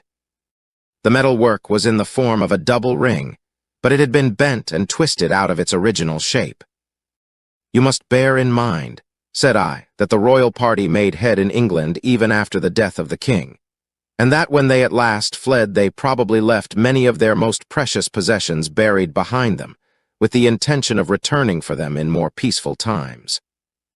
My ancestor, Sir Ralph Musgrave, was a prominent cavalier and the right-hand man of Charles II in his wanderings," said my friend. "Ah, indeed," I answered. "Well now, I think that really should give us the last link that we wanted. I must congratulate you on coming into the possession, though in rather a tragic manner, of a relic which is of great intrinsic value, but of even greater importance as an historical curiosity." "What is it, then?" he gasped in astonishment. "It is nothing less than the ancient crown of the kings of England. The crown, precisely. Consider what the ritual says. How does it run? Whose was it? His who is gone. That was after the execution of Charles. Then, who shall have it? He who will come. That was Charles II, whose advent was already foreseen. There can, I think, be no doubt that this battered and shapeless diadem once encircled the brows of the royal Stuarts. And how came it in the pond? Ah, that is a question that will take some time to answer." And with that, I sketched out to him the whole long chain of surmise and of proof which I had constructed. The twilight had closed in, and the moon was shining brightly in the sky before my narrative was finished. And how was it then that Charles did not get his crown when he returned? Asked Musgrave, pushing back the relic into its linen bag. Ah, there you lay your finger upon the one point which we shall probably never be able to clear up. It is likely that the Musgrave who held the secret died in the interval, and by some oversight left this guide to his descendant without explaining the meaning of it. From that day to this, it has been handed down from father to son, until at last it came within reach of a man who tore its secret out of it and lost his life in the venture. And that's the story of the Musgrave ritual, Watson. They have the crown down at Hurlstone, though they had some legal bother and a considerable sum to pay before they were allowed to retain it. I am sure that if you mentioned my name, they would be happy to show it to you. Of the woman nothing was ever heard, and the probability is that she got away out of England and carried herself and the memory of her crime to some land beyond the seas. Chapter 7. The Reigate Squires. It was some time before the health of my friend Mr. Sherlock Holmes recovered from the strain caused by his immense exertions in the spring of '87. The whole question of the Netherland-Sumatra Company and of the colossal schemes of Baron Maupertuis are too recent in the minds of the public, and are too intimately concerned with politics and finance to be fitting subjects for this series of sketches. They led, however, in an indirect fashion to a singular and complex problem, which gave my friend an opportunity of demonstrating the value of a fresh weapon among the many with which he waged his lifelong battle against crime. On referring to my notes, I see that it was upon the 14th of April that I received a telegram from Lyons, which informed me that Holmes was lying ill in the Hotel Dulong. Within 24 hours, I was in his sick room, and was relieved to find that there was nothing formidable in his symptoms. Even his iron constitution, however, had broken down under the strain of an investigation which had extended over 2 months, during which period he had never worked less than 15 hours a day, and had more than once, as he assured me, kept to his task for 5 days at a stretch. Even the triumphant issue of his labors could not save him from reaction after so terrible an exertion, and at a time when Europe was ringing with his name, and when his room was literally ankle-deep with congratulatory telegrams, I found him a prey to the blackest depression. Even the knowledge that he had succeeded where the police of 3 countries had failed, and that he had outmaneuvered at every point the most accomplished swindler in Europe, was insufficient to rouse him from his nervous prostration. 3 days later, we were back in Baker Street together, but it was evident that my friend would be much the better for a change, and the thought of a week of springtime in the country was full of attractions to me also. My old friend, Colonel Hayter, who had come under my professional care in Afghanistan, had now taken a house near Reigate in Surrey, and had frequently asked me to come down to him upon a visit. On the last occasion, he had remarked that if my friend would only come with me, he would be glad to extend his hospitality to him also. A little diplomacy was needed, but when Holmes understood that the establishment was a bachelor one, and that he would be allowed the fullest freedom, he fell in with my plans, and a week after our return from Lyons, we were under the colonel's roof. Hayter was a fine old soldier who had seen much of the world, and he soon found, as I had expected, that Holmes and he had much in common. On the evening of our arrival, we were sitting in the colonel's gun-room after dinner, Holmes stretched upon the sofa, while Hayter and I looked over his little armory of firearms. "By the way," said he suddenly, "I think I'll take one of these pistols upstairs with me in case we have an alarm." "An alarm?" said I. "Yes, we've had a scare in this part lately. Old Acton, who is one of our county magnates, had his house broken into last Monday. No great damage done, but the fellows are still at large." "No clue?" asked Holmes, cocking his eye at the colonel. "None as yet. But the affair is a petty one of our little country crimes which must seem too small for your attention, Mr. Holmes, after this great international affair." Holmes waved away the compliment, though his smile showed that it had pleased him. Was there any feature of interest?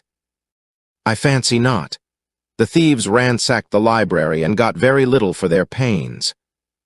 The whole place was turned upside down, drawers burst open and presses ransacked, with the result that an odd volume of Pope's Homer, 2 plated candlesticks, an ivory letter-weight, a small oak barometer, and a ball of twine are all that have vanished. What an extraordinary assortment!" I exclaimed. Oh, the fellows evidently grabbed hold of everything they could get. Holmes grunted from the sofa. The county police ought to make something of that, said he. Why, it is surely obvious that, but I held up a warning finger. You are here for arrest, my dear fellow. For heaven's sake, don't get started on a new problem when your nerves are all in shreds. Holmes shrugged his shoulders with a glance of comic resignation towards the colonel, and the talk drifted away into less dangerous channels. It was destined, however, that all my professional caution should be wasted, for next morning the problem obtruded itself upon us in such a way that it was impossible to ignore it, and our country visit took a turn which neither of us could have anticipated. We were at breakfast when the colonel's butler rushed in with all his propriety shaken out of him. "Have you heard the news, sir?" he gasped. "At the Cunningham, sir." "Burglary," cried the colonel with his coffee cup in midair. "Murder," the colonel whistled. "By Jove," said he. "Who's killed, then? The J.P. or his son?" "Neither, sir. It was William the coachman. Shot through the heart, sir, and never spoke again." "Who shot him, then?" "The burglar, sir. He was off like a shot and got clean away. He just broke in at the pantry window when William came on him and met his end in saving his master's property." "What time?" "It was last night, sir, somewhere about 12. "Ah, then, we'll step over afterwards," said the colonel, coolly settling down to his breakfast again. "It's a baddish business," he added when the butler had gone. "He's our leading man about here, is old Cunningham, and a very decent fellow, too. He'll be cut up over this, for the man has been in his service for years and was a good servant. It's evidently the same villains who broke into Acton's." "And stole that very singular collection," said Holmes thoughtfully. "Precisely. It may prove the simplest matter in the world, but all the same at first glance this is just a little curious, is it not? A gang of burglars acting in the country might be expected to vary the scene of their operations, and not to crack 2 cribs in the same district within a few days. When you spoke last night of taking precautions, I remember that it passed through my mind that this was probably the last parish in England to which the thief or thieves would be likely to turn their attention, which shows that I have still much to learn. I fancy it's some local practitioner," said the colonel. "In that case, of course, Acton's and Cunningham's are just the places he would go for, since they are far the largest about here. And richest? Well, they ought to be, but they've had a lawsuit for some years which has sucked the blood out of both of them, I fancy. Old Acton has some claim on half Cunningham's estate, and the lawyers have been at it with both hands. If it's a local villain, there should not be much difficulty in running him down," said Holmes with a yawn. "All right, Watson, I don't intend to meddle." "Inspector Forrester, sir," said the butler, throwing open the door. The official, a smart, keen-faced young fellow, stepped into the room. "Good morning, Colonel," said he. "I hope I don't intrude, but we hear that Mr. Holmes of Baker Street is here." The colonel waved his hand towards my friend, and the inspector bowed. "We thought that perhaps you would care to step across, Mr. Holmes." "The fates are against you, Watson," said he, laughing. "We were chatting about the matter when you came in, Inspector. Perhaps you can let us have a few details." As he leaned back in his chair in the familiar attitude, I knew that the case was hopeless. We had no clue in the Acton affair, but here we have plenty to go on, and there's no doubt it is the same party in each case. The man was seen. "Ah." "Yes, sir. But he was off like a deer after the shot that killed poor William Kerwin was fired. Mr. Cunningham saw him from the bedroom window, and Mr. Alec Cunningham saw him from the back passage. It was 11:45 when the alarm broke out. Mr. Cunningham had just got into bed, and Mr. Alec was smoking a pipe in his dressing gown.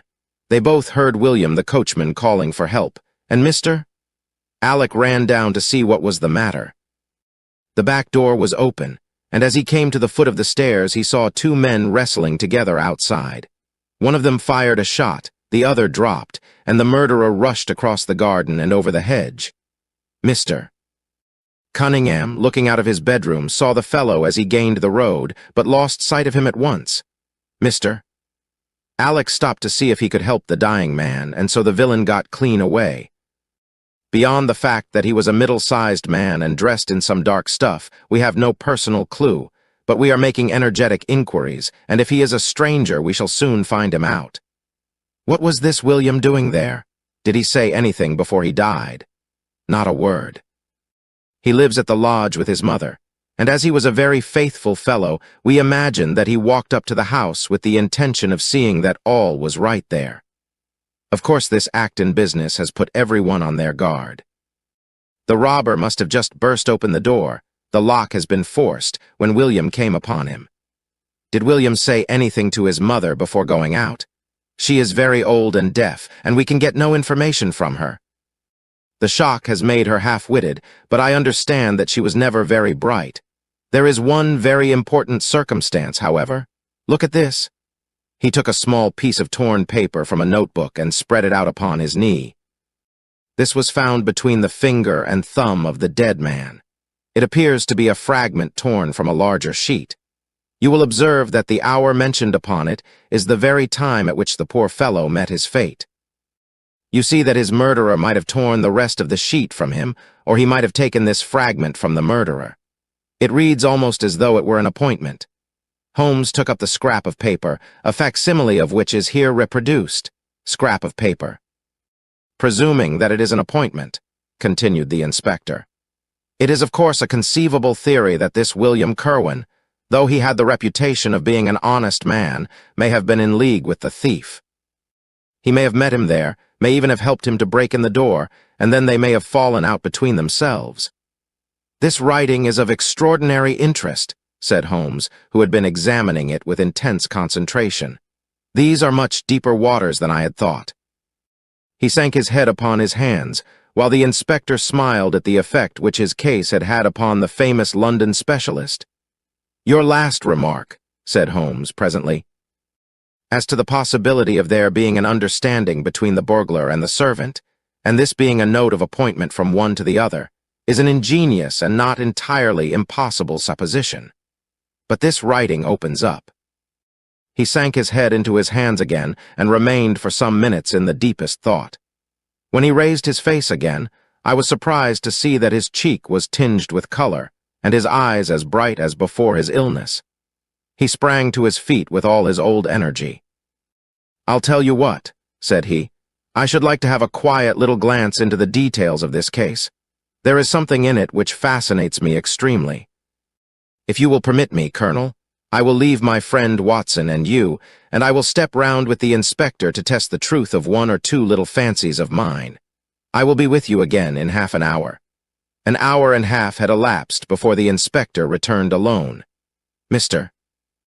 Holmes is walking up and down in the field outside," said he. "He wants us all four to go up to the house together. To Mr. Cunningham's?" "Yes, sir." "What for?" The inspector shrugged his shoulders. "I don't quite know, sir. Between ourselves, I think Mr.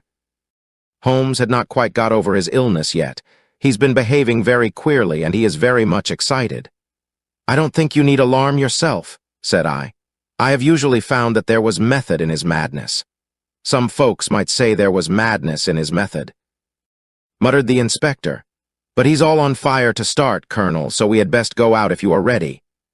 We found Holmes pacing up and down in the field, his chin sunk upon his breast and his hands thrust into his trousers pockets. "The matter grows in interest," said he. "Watson, your country trip has been a distinct success. I have had a charming morning." "You have been up to the scene of the crime, I understand," said the colonel. "Yes, the inspector and I have made quite a little reconnaissance together." "Any success?" "Well, we have seen some very interesting things. I'll tell you what we did as we walk. First of all, we saw the body of this unfortunate man. He certainly died from a revolver wound as reported." "Had you doubted it, then?" "Oh, it is as well to test everything." Our inspection was not wasted. We then had an interview with Mr. Cunningham and his son, who were able to point out the exact spot where the murderer had broken through the garden hedge in his flight. That was of great interest. Naturally. Then we had a look at this poor fellow's mother. We could get no information from her, however, as she is very old and feeble. "And what is the result of your investigations?" "The conviction that the crime is a very peculiar one. Perhaps our visit now may do something to make it less obscure. I think that we are both agreed, Inspector, that the fragment of paper in the dead man's hand, bearing, as it does, the very hour of his death written upon it, is of extreme importance." It should give a clue, Mr. Holmes. It does give a clue. Whoever wrote that note was the man who brought William Kerwin out of his bed at that hour. But where is the rest of that sheet of paper? I examined the ground carefully in the hope of finding it, said the inspector. It was torn out of the dead man's hand. Why was someone so anxious to get possession of it? Because it incriminated him. And what would he do with it? Thrust it into his pocket, most likely, never noticing that a corner of it had been left in the grip of the corpse. If we could get the rest of that sheet, it is obvious that we should have gone a long way towards solving the mystery. Yes, but how can we get at the criminal's pocket before we catch the criminal? Well, it was worth thinking over. Then there is another obvious point. The note was sent to William. The man who wrote it could not have taken it. Otherwise, of course, he might have delivered his own message by word of mouth. Who brought the note, then? Or did it come through the post? I have made inquiries, said the inspector. William received a letter by the afternoon post yesterday. The envelope was destroyed by him. Excellent, cried Holmes, clapping the inspector on the back. You've seen the postman. It is a pleasure to work with you. Well, here is the lodge, and if you will come up, Colonel, I will show you the scene of the crime. We passed the pretty cottage where the murdered man had lived, and walked up an oak-lined avenue to the fine old Queen Anne house, which bears the date of Malplaquet upon the lintel of the door. Holmes and the inspector led us round it until we came to the side gate, which is separated by a stretch of garden from the hedge which lines the road. A constable was standing at the kitchen door. "Throw the door open, officer," said Holmes. Now it was on those stairs that young Mr. Cunningham stood and saw the two men struggling just where we are. Old Mr. Cunningham was at that window, the second on the left, and he saw the fellow get away just to the left of that bush. Then Mr. Alec ran out and knelt beside the wounded man. The ground is very hard, you see, and there are no marks to guide us. As he spoke, two men came down the garden path from round the angle of the house. The one was an elderly man with a strong, deep-lined, heavy-eyed face. The other a dashing young fellow, whose bright, smiling expression and showy dress were in strange contrast with the business which had brought us there. "Still at it, then," said he to Holmes. "I thought you Londoners were never at fault. You don't seem to be so very quick, after all." "Ah, you must give us a little time," said Holmes good-humoredly. "You'll want it," said young Alec Cunningham. "Why, I don't see that we have any clue at all." "There's only one," answered the inspector. "We thought that if we could only find— Good heavens, Mr. Holmes, what is the matter?" My poor friend's face had suddenly assumed the most dreadful expression.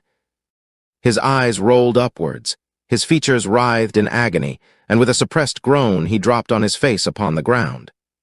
Horrified at the suddenness and severity of the attack, we carried him into the kitchen, where he lay back in a large chair and breathed heavily for some minutes.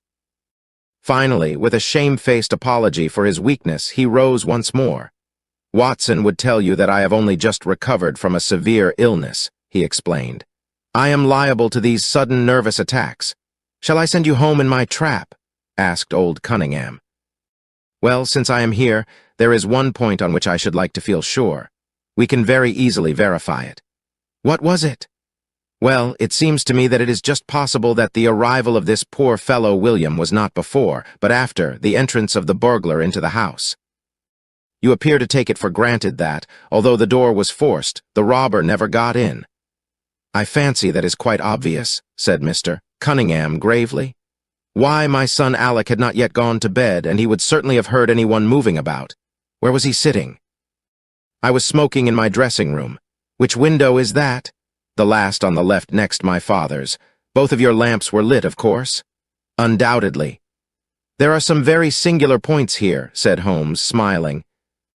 "Is it not extraordinary that a burglar, and a burglar who had had some previous experience, should deliberately break into a house at a time when he could see from the lights that two of the family were still afoot? He must have been a cool hand." "Well, of course, if the case were not an odd one, we should not have been driven to ask you for an explanation," said young Mr. Alec. "But as to your ideas that the man had robbed the house before William tackled him, I think it a most absurd notion. Wouldn't we have found the place disarranged and missed the things which he had taken? "It depends on what the things were," said Holmes. "You must remember that we are dealing with a burglar who is a very peculiar fellow and who appears to work on lines of his own. Look, for example, at the queer lot of things which he took from Acton's. What was it? A ball of string, a letter weight, and I don't know what other odds and ends." "Well, we are quite in your hands, Mr. Holmes," said old Cunningham. "Anything which you or the inspector may suggest will most certainly be done." "In the first place," said Holmes, "I should like you to offer a reward, coming from yourself, for the officials may take a little time before they would agree upon the sum, and these things cannot be done too promptly. I have jotted down the form here if you would not mind signing it. £50 was quite enough, I thought." "I would willingly give 500, said the J.P., taking the slip of paper and the pencil which Holmes handed to him. "This is not quite correct, however," he added, glancing over the document. I wrote it rather hurriedly. "You see, you begin, whereas at about 1:45 on Tuesday morning an attempt was made, and so on. It was at 11:45, as a matter of fact." I was pained at the mistake, for I knew how keenly Holmes would feel any slip of the kind. It was his specialty to be accurate as to fact, but his recent illness had shaken him, and this one little incident was enough to show me that he was still far from being himself. He was obviously embarrassed for an instant, while the inspector raised his eyebrows, and Alec Cunningham burst into a laugh. The old gentleman corrected the mistake, however, and handed the paper back to Holmes. "Get it printed as soon as possible," he said. "I think your idea is an excellent one." Holmes put the slip of paper carefully away into his pocketbook. "And now," said he, "it really would be a good thing that we should all go over the house together and make certain that this rather erratic burglar did not, after all, carry anything away with him." Before entering, Holmes made an examination of the door which had been forced. It was evident that a chisel or strong knife had been thrust in and the lock forced back with it. We could see the marks in the wood where it had been pushed in. "You don't use bars, then?" he asked. "We have never found it necessary." "You don't keep a dog?" "Yes, but he is chained on the other side of the house." "When do the servants go to bed?" "About 10. I understand that William was usually in bed also at that hour." "Yes. It is singular that on this particular night he should have been up. Now, I should be very glad if you would have the kindness to show us over the house, Mr. Cunningham." A stone-flagged passage, with the kitchens branching away from it, led by a wooden staircase directly to the first floor of the house. It came out upon the landing opposite to a second more ornamental stair which came up from the front hall. Out of this landing opened the drawing room and several bedrooms, including those of Mr. Cunningham and his son. Holmes walked slowly, taking keen note of the architecture of the house. I could tell from his expression that he was on a hot scent, and yet I could not in the least imagine in what direction his inferences were leading him. "My good sir," said Mr. Cunningham with some impatience, "this is surely very unnecessary. That is my room at the end of the stairs, and my son's is the one beyond it. I leave it to your judgment whether it was possible for the thief to have come up here without disturbing us. You must try round and get on a fresh scent, I fancy," said the son with a rather malicious smile.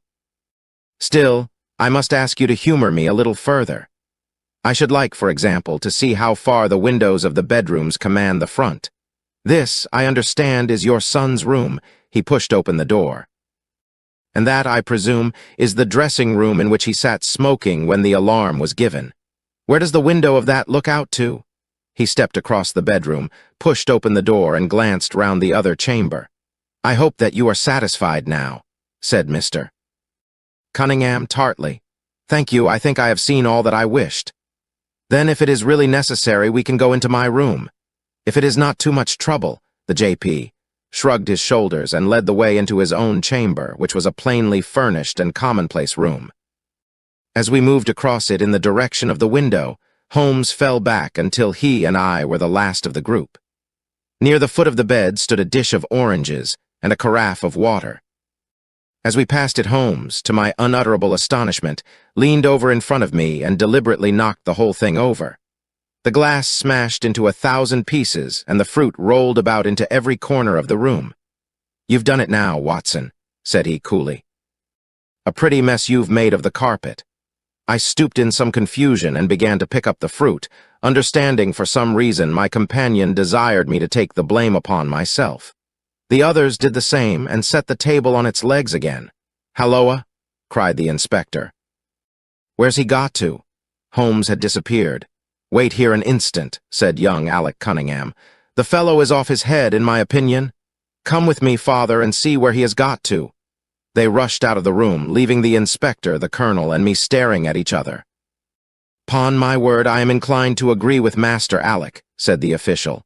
"It may be the effect of this illness, but it seems to me that—" His words were cut short by a sudden scream of "Help! Help! Murder!" With a thrill, I recognized the voice of that of my friend. I rushed madly from the room on to the landing. The cries, which had sunk down into a hoarse, inarticulate shouting, came from the room which we had first visited.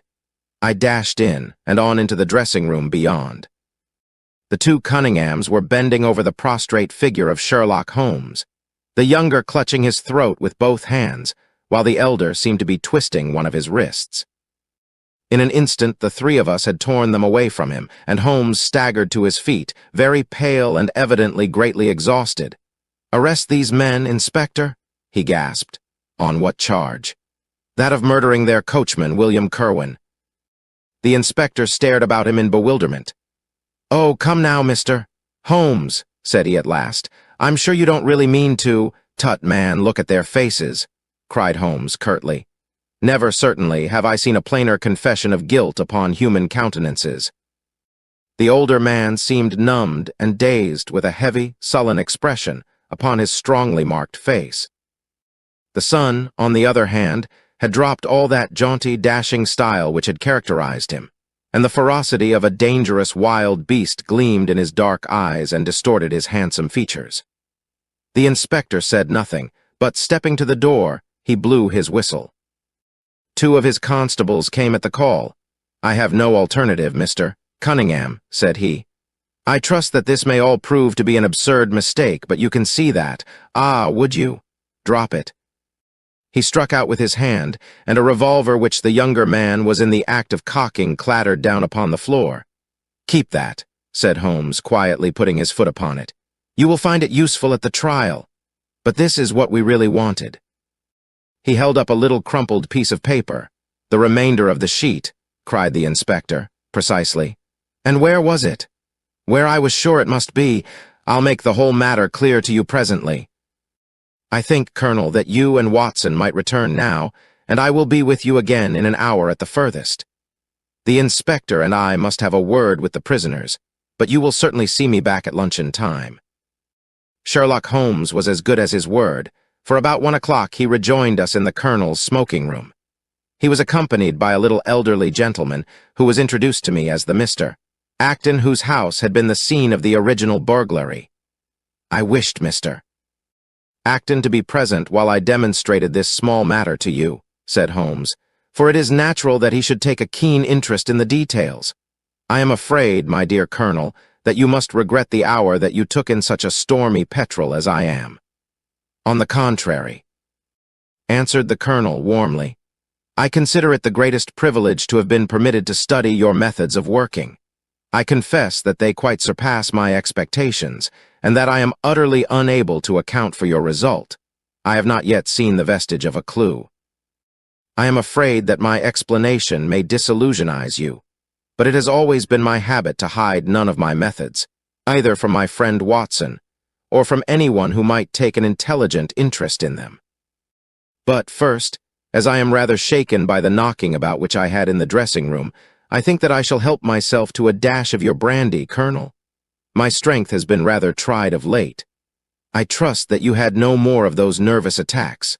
Sherlock Holmes laughed heartily. "We will come to that in its turn," said he.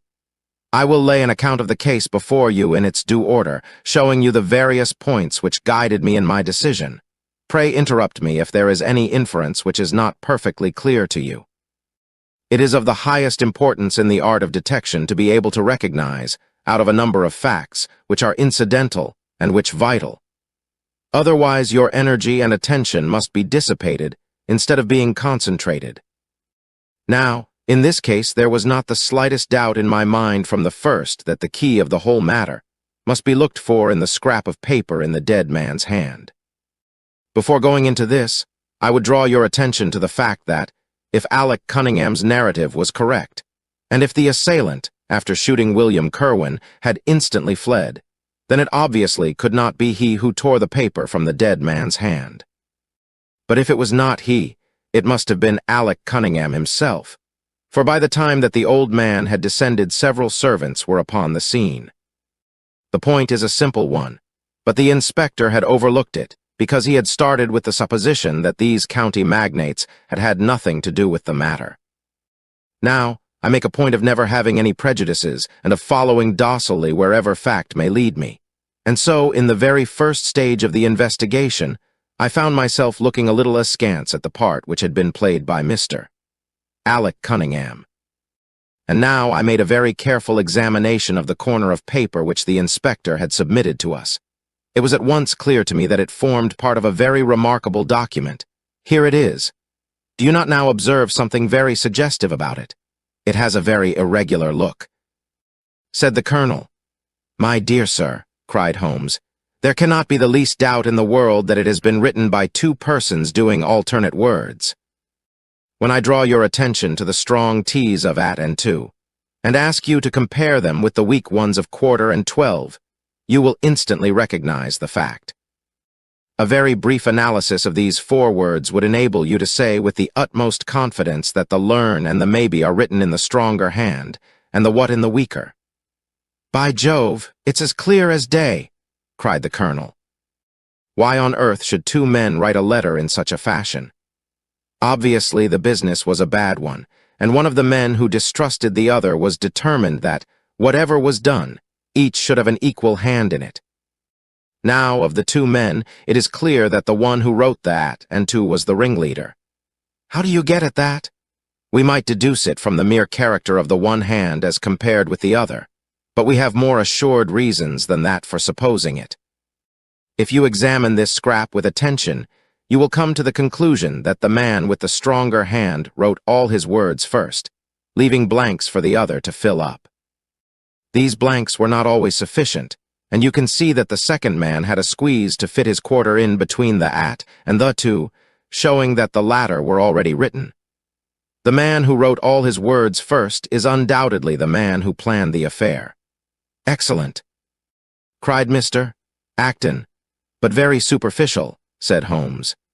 We come now, however, to a point which is of importance. You may not be aware that the deduction of a man's age from his writing is one which has been brought to considerable accuracy by experts. In normal cases, one can place a man in his true decade with tolerable confidence.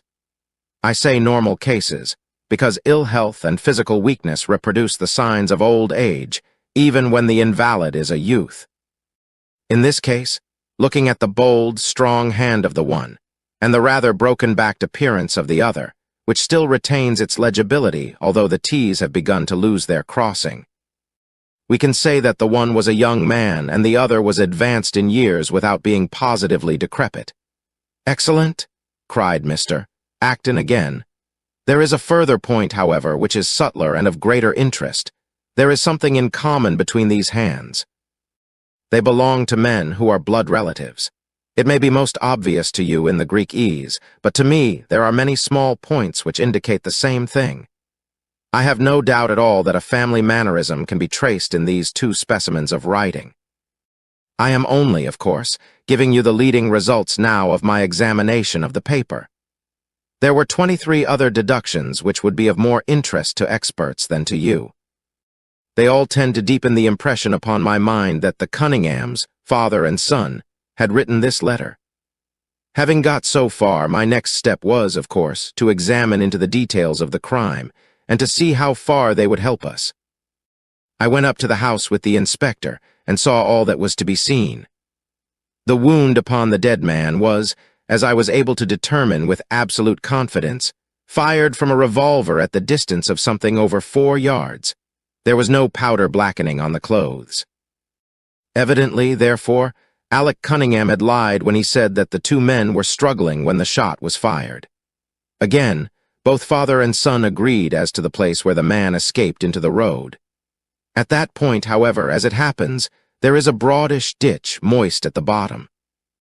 As there were no indications of boot marks about this ditch, I was absolutely sure not only that the Cunninghams had again lied, but that there had never been any unknown man upon the scene at all. And now, I have to consider the motive of this singular crime. To get at this, I endeavored first of all to solve the reason of the original burglary at Mr. Acton's. I understood from something which the Colonel told us that a lawsuit had been going on between you, Mr. Acton, and the Cunninghams. Of course, it instantly occurred to me that they had broken into your library with the intention of getting at some document which might be of importance in the case. Precisely so, said Mr. Acton. There can be no possible doubt as to their intentions. I have the clearest claim upon half of their present estate, and if they could have found a single paper, which, fortunately, was in the strong box of my solicitors, they would undoubtedly have crippled our case. There you are, said Holmes, smiling. It was a dangerous, reckless attempt, in which I seemed to trace the influence of young Alec. Having found nothing, they tried to divert suspicion by making it appear to be an ordinary burglary, to which end they carried off whatever they could lay their hands upon. That is all clear enough, but there was much that was still obscure. What I wanted above all was to get the missing part of that note. I was certain that Alec had torn it out of the dead man's hand, and almost certain that he must have thrust it into the pocket of his dressing gown. Where else could he have put it? The only question was whether it was still there. It was worth an effort to find out, and for that object we all went up to the house. The Cunninghams joined us, as you doubtless remember, outside the kitchen door. It was, of course, of the very first importance that they should not be reminded of the existence of this paper. Otherwise, they would naturally destroy it without delay. The inspector was about to tell them the importance which we attached to it when, by the luckiest chance in the world, I tumbled down in a sort of fit and so changed the conversation. "Good heavens!" cried the Colonel, laughing. "Do you mean to say all our sympathy was wasted and your fit an imposture?" "Speaking professionally, it was admirably done," cried I, looking in amazement at this man who was forever confounding me with some new phase of his astuteness. "It is an art which is often useful," said he. When I recovered, I managed, by a device which had perhaps some little merit of ingenuity, to get old Cunningham to write the word 12, so that I might compare it with the 12 upon the paper. "Oh, what an ass I have been!" I exclaimed. "I could see that you were commiserating me over my weakness," said Holmes, laughing. "I was sorry to cause you the sympathetic pain which I know that you felt." We then went upstairs together, and having entered the room and seen the dressing gown hanging up behind the door, I contrived, by upsetting a table, to engage their attention for the moment, and slipped back to examine the pockets. I had hardly got the paper, however, which was, as I had expected, in one of them, when the two Cunninghams were on me, and would, I verily believe, have murdered me then and there but for your prompt and friendly aid. As it is, I feel that young man's grip on my throat now, and the father has twisted my wrist round in the effort to get the paper out of my hand. They saw that I must know all about it, you see, and the sudden change from absolute security to complete despair made them perfectly desperate. I had a little talk with old Cunningham afterwards as to the motive of the crime. He was tractable enough, though his son was a perfect demon, ready to blow out his own or anybody else's brains if he could have got to his revolver. When Cunningham saw that the case against him was so strong, he lost all heart and made a clean breast of everything. It seems that William had secretly followed his two masters on the night when they made their raid upon Mr. Acton's, and having thus got them into his power, proceeded under threats of exposure to levy blackmail upon them. Mr. Alec, however, was a dangerous man to play games of that sort with. It was a stroke of positive genius on his part to see in the burglary scare which was convulsing the countryside an opportunity of plausibly getting rid of the man whom he feared. William was decoyed up and shot, and had they only got the whole of the note and paid a little more attention to detail in the accessories, it is very possible that suspicion might never have been aroused.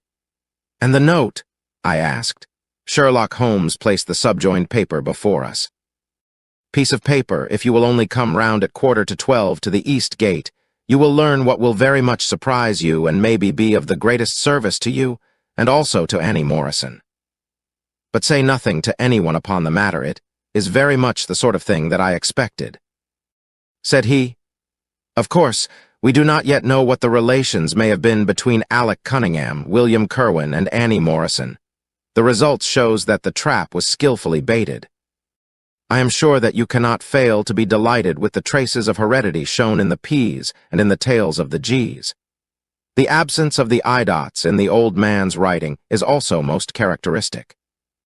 Watson, I think our quiet rest in the country has been a distinct success, and I shall certainly return much invigorated to Baker Street tomorrow."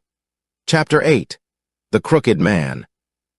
One summer night, a few months after my marriage, I was seated by my own hearth smoking a last pipe and nodding over a novel, for my day's work had been an exhausting one. My wife had already gone upstairs, and the sound of the locking of the hall door some time before told me that the servants had also retired. I had risen from my seat and was knocking out the ashes of my pipe when I suddenly heard the clang of the bell. I looked at the clock. It was 11:45.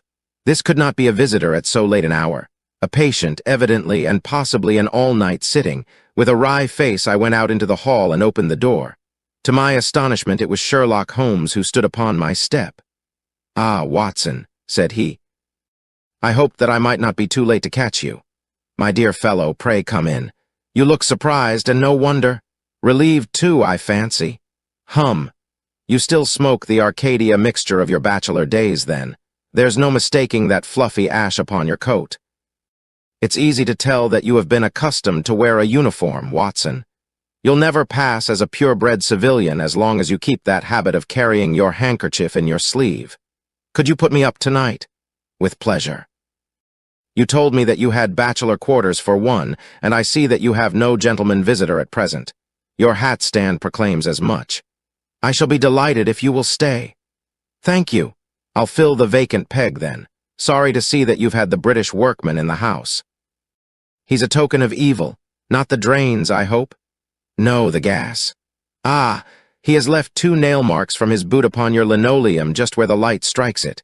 No, thank you, I had some supper at Waterloo, but I'll smoke a pipe with you with pleasure." I handed him my pouch, and he seated himself opposite to me and smoked for some time in silence. I was well aware that nothing but business of importance would have brought him to me at such an hour, so I waited patiently until he should come round to it. "I see that you are professionally rather busy just now," said he, glancing very keenly across at me. "Yes, I've had a busy day," I answered. "It may seem very foolish in your eyes," I added, "but really I don't know how you deduced it." Holmes chuckled to himself. "I have the advantage of knowing your habits, my dear Watson," said he. "When your round is a short one you walk, and when it is a long one you use a hansom. As I perceive that your boots, although used, are by no means dirty, I cannot doubt that you are at present busy enough to justify the hansom." "Excellent," I cried.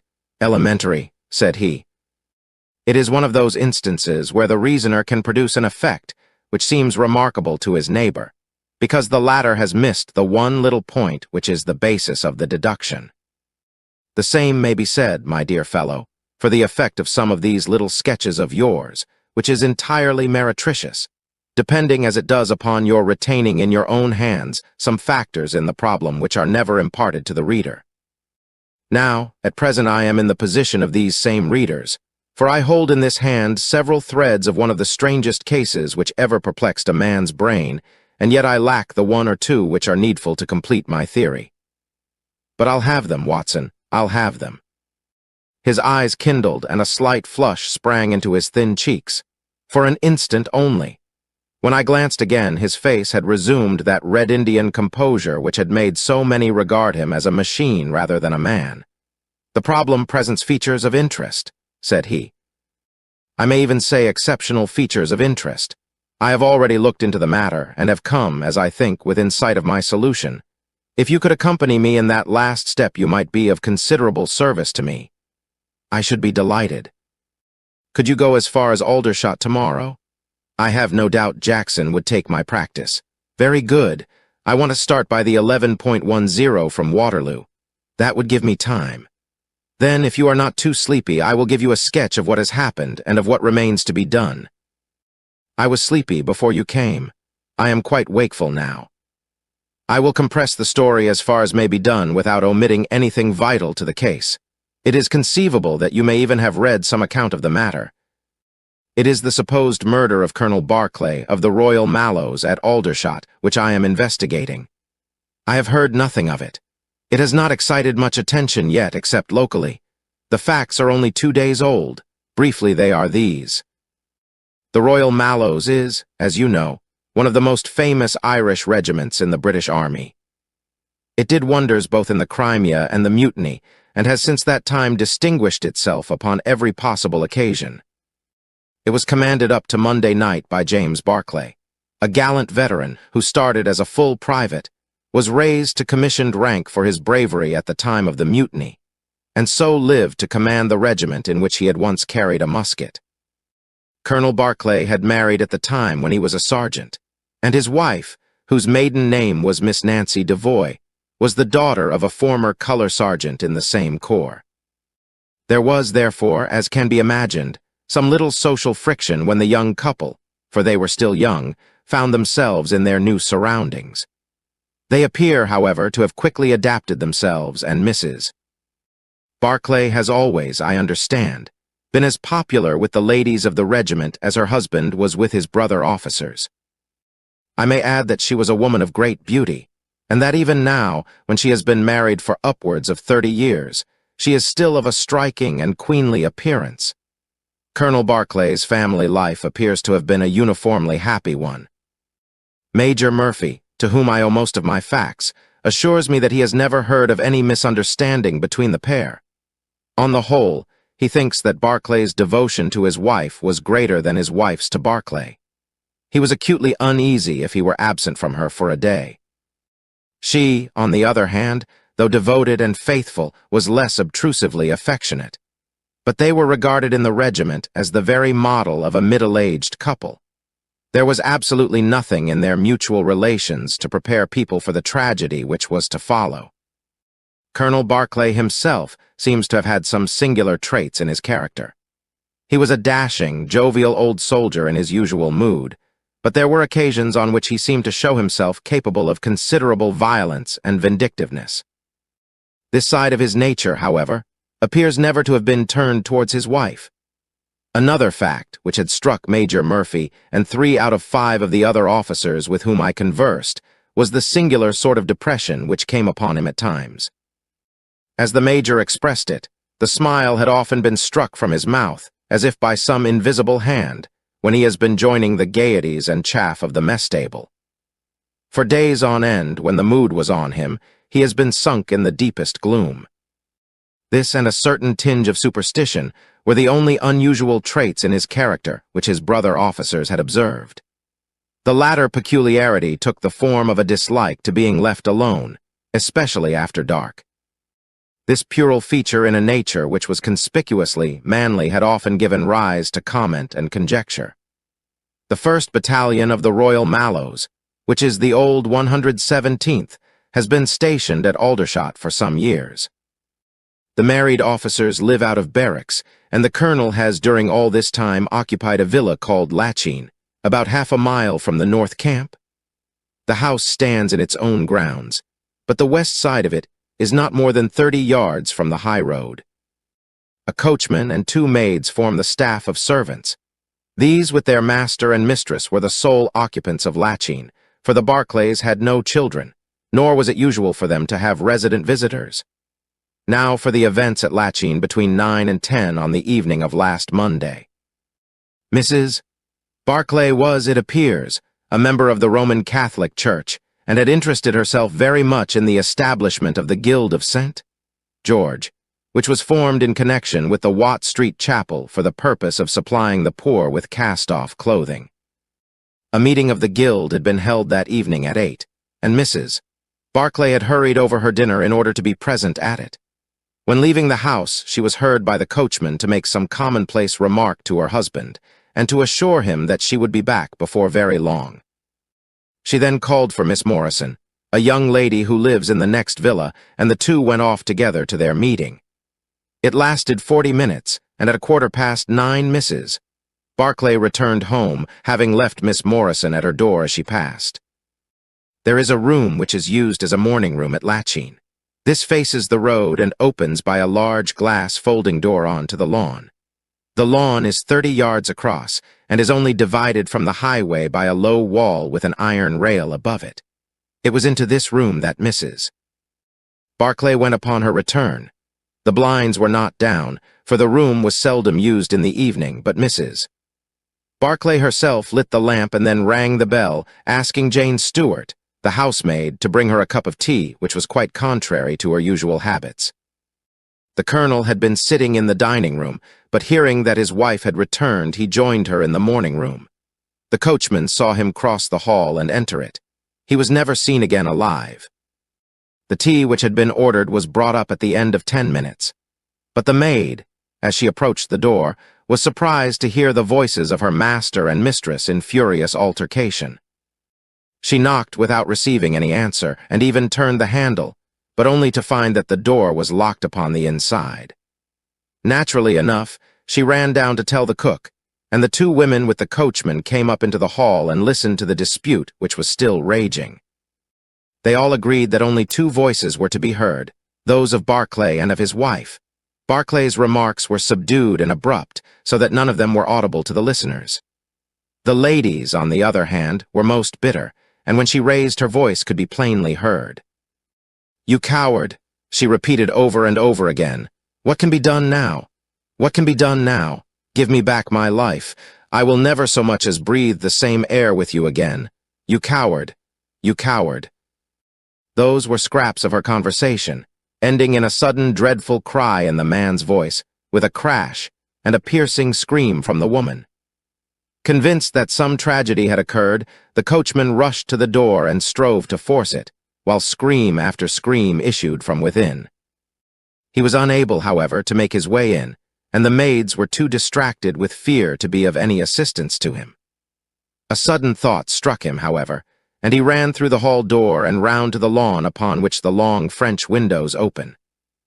One side of the window was open, which I understand was quite usual in the summer-time, and he passed without difficulty into the room.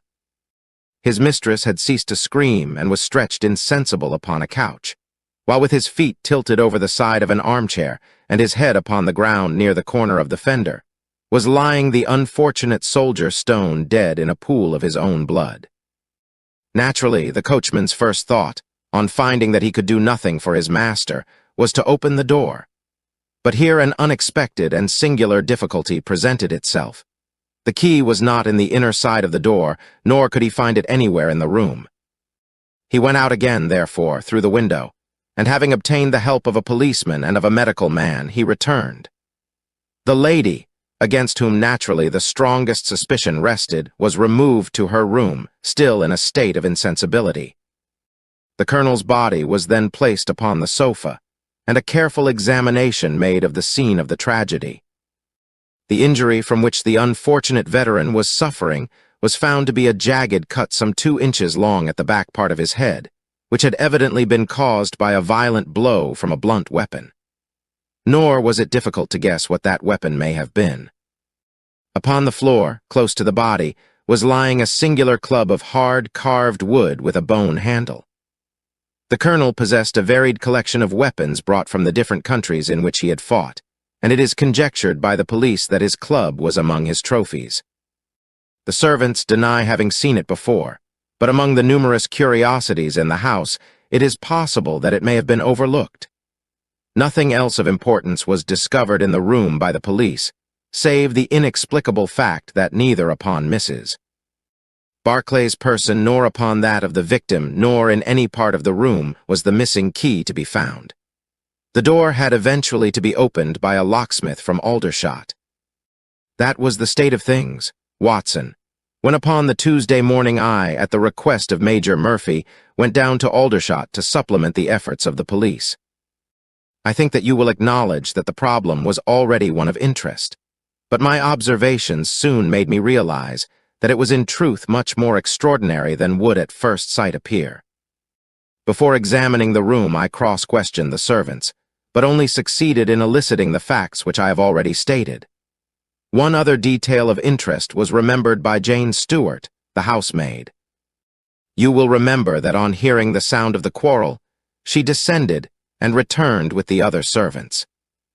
On that first occasion, when she was alone, she says that the voices of her master and mistress were sunk so low that she could hear hardly anything, and judged by their tones rather than their words that they had fallen out.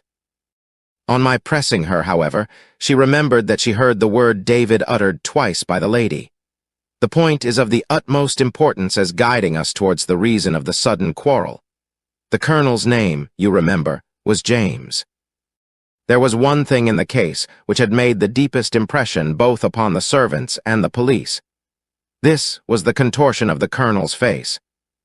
It had set, according to their account, into the most dreadful expression of fear and horror which a human countenance is capable of assuming.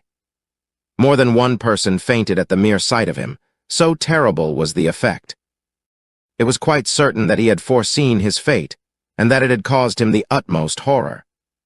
This, of course, fitted in well enough with the police theory if the colonel could have seen his wife making a murderous attack upon him. Nor was the fact of the wound being on the back of his head a fatal objection to this, as he might have turned to avoid the blow.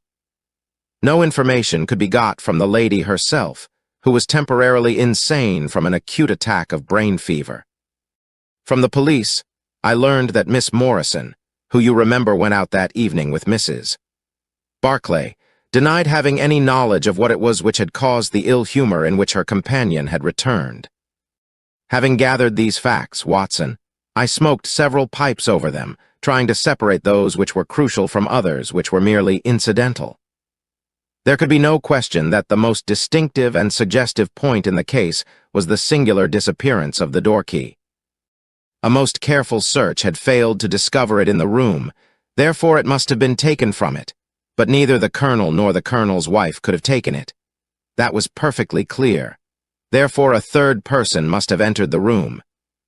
And that third person could only have come in through the window. It seemed to me that a careful examination of the room and the lawn might possibly reveal some traces of this mysterious individual. You know my methods, Watson. There was not one of them which I did not apply to the inquiry. And it ended by my discovering traces, but very different ones from those which I had expected. There had been a man in the room, and he had crossed the lawn coming from the road. I was able to obtain 5 very clear impressions of his footmarks, one in the roadway itself, at the point where he had climbed the low wall, 2 on the lawn, and 2 very faint ones upon the stained boards near the window where he had entered. He had apparently rushed across the lawn, for his toe marks were much deeper than his heels. But it was not the man who surprised me. It was his companion. His companion? Holmes pulled a large sheet of tissue paper out of his pocket and carefully unfolded it upon his knee. "What do you make of that?" he asked. The paper was covered with the tracings of the footmarks of some small animal. It had 5 well-marked footpads, an indication of long nails, and the whole print might be nearly as large as a dessert spoon. "It's a dog," said I. "Did you ever hear of a dog running up a curtain? I found distinct traces that this creature had done so." "A monkey, then." "But it is not the print of a monkey." "What can it be, then?" "Neither dog, nor cat, nor monkey, nor any creature that we are familiar with. I have tried to reconstruct it from the measurements. Here are 4 prints where the beast has been standing motionless. You see that it is no less than 15 inches from forefoot to hind. Add to that the length of neck and head, and you get a creature not much less than 2 feet long, probably more if there is any tail. But now observe this other measurement. The animal has been moving, and we have the length of its stride. In each case it is only about 3 inches. You have an indication, you see, of a long body with very short legs attached to it. It has not been considerate enough to leave any of its hair behind it. But its general shape must be what I have indicated, and it can run up a curtain, and it is carnivorous." "How do you deduce that?" "Because it ran up the curtain. A canary's cage was hanging in the window, and its aim seems to have been to get at the bird." "Then what was the beast?" "Ah, if I could give it a name, it might go a long way toward solving the case." On the whole, it was probably some creature of the weasel and stoat tribe, and yet it is larger than any of these that I have seen. But what had it to do with the crime? That also is still obscure, but we have learned a good deal, you perceive. We know that a man stood in the road looking at the quarrel between the Barclays. The blinds were up, and the room lighted. We know also that he ran across the lawn, entered the room, accompanied by a strange animal, and that he either struck the colonel or, as is equally possible, that the colonel fell down from sheer fright at the sight of him and cut his head on the corner of the fender. Finally, we have the curious fact that the intruder carried away the key with him when he left. Your discoveries seem to have left the business more obscure than it was before, said I. Quite so. They undoubtedly showed that the affair was much deeper than was at first conjectured. I thought the matter over, and I came to the conclusion that I must approach the case from another aspect. But really, Watson, I am keeping you up, and I might just as well tell you all this on our way to Aldershot tomorrow. Thank you. You have gone rather too far to stop. It is quite certain that when Mrs. Barclay left the house at 7:30, she was on good terms with her husband. She was never, as I think I have said, ostentatiously affectionate, but she was heard by the coachman chatting with the colonel in a friendly fashion. Now, it was equally certain that, immediately on her return, she had gone to the room in which she was least likely to see her husband, had flown to tea as an agitated woman will, and finally, on his coming into her, had broken into violent recriminations. Therefore something had occurred between 7:30 and 9 o'clock, which had completely altered her feelings towards him. But Miss Morrison had been with her during the whole of that hour and a half. It was absolutely certain, therefore, in spite of her denial, that she must know something of the matter. My first conjecture was that possibly there had been some passages between this young lady and the old soldier, which the former had now confessed to the wife. That would account for the angry return, and also for the girl's denial that anything had occurred. Nor would it be entirely incompatible with most of the words overheard. But there was the reference to David, and there was the known affection of the colonel for his wife, to weigh against it, to say nothing of the tragic intrusion of this other man, which might, of course, be entirely disconnected with what had gone before. It was not easy to pick one's steps, but, on the whole, I was inclined to dismiss the idea that there had been anything between the colonel and Miss Morrison, but more than ever convinced that the young lady held the clue as to what it was which had turned Mrs. Barclay to hatred of her husband. I took the obvious course, therefore, of calling upon Miss Morrison, of explaining to her that I was perfectly certain that she held the facts in her possession, and of assuring her that her friend, Mrs. Barclay, might find herself in the dock upon a capital charge unless the matter were cleared up. Miss Morrison is a little ethereal slip of a girl, with timid eyes and blonde hair, but I found her by no means wanting in shrewdness and common sense. She sat thinking for some time after I had spoken, and then, turning to me with a brisk air of resolution, she broke into a remarkable statement which I will condense for your benefit. I promised my friend that I would say nothing of the matter, and a promise is a promise, said she. But if I can really help her when so serious a charge is laid against her, and when her own mouth, poor darling, is closed by illness, then I think I am absolved from my promise. I will tell you exactly what happened upon Monday evening. We were returning from the Watt Street Mission about 8:45 o'clock. On our way we had to pass through Hudson Street, which is a very quiet thoroughfare. There is only one lamp in it, upon the left-hand side, and as we approached this lamp I saw a man coming towards us with his back very bent, and something like a box slung over one of his shoulders. He appeared to be deformed, for he carried his head low and walked with his knees bent. We were passing him when he raised his face to look at us in the circle of light thrown by the lamp, and as he did so, he stopped and screamed out in a dreadful voice, "My God, it's Nancy!" Mrs. Barclay turned as white as death, and would have fallen down had the dreadful-looking creature not caught hold of her. I was going to call for the police, but she, to my surprise, spoke quite civilly to the fellow. "I thought you had been dead this 30 years, Henry," said she in a shaking voice. "So I have," said he, and it was awful to hear the tones that he said it in. He had a very dark, fearsome face and a gleam in his eyes that comes back to me in my dreams. His hair and whiskers were shot with gray, and his face was all crinkled and puckered like a withered apple. "Just walk on a little way, dear," said Mrs. Barclay. "I want to have a word with this man. There is nothing to be afraid of." She tried to speak boldly, but she was still deadly pale and could hardly get her words out for the trembling of her lips. I did as she asked me, and they talked together for a few minutes. Then she came down the street with her eyes blazing, and I saw the crippled wretch standing by the lamp-post and shaking his clenched fists in the air, as if he were mad with rage. She never said a word until we were at the door here, when she took me by the hand and begged me to tell no one what had happened. "It's an old acquaintance of mine who has come down in the world," said she. When I promised her I would say nothing, she kissed me, and I have never seen her since. I have told you now the whole truth, and if I withheld it from the police, it is because I did not realize then the danger in which my dear friend stood.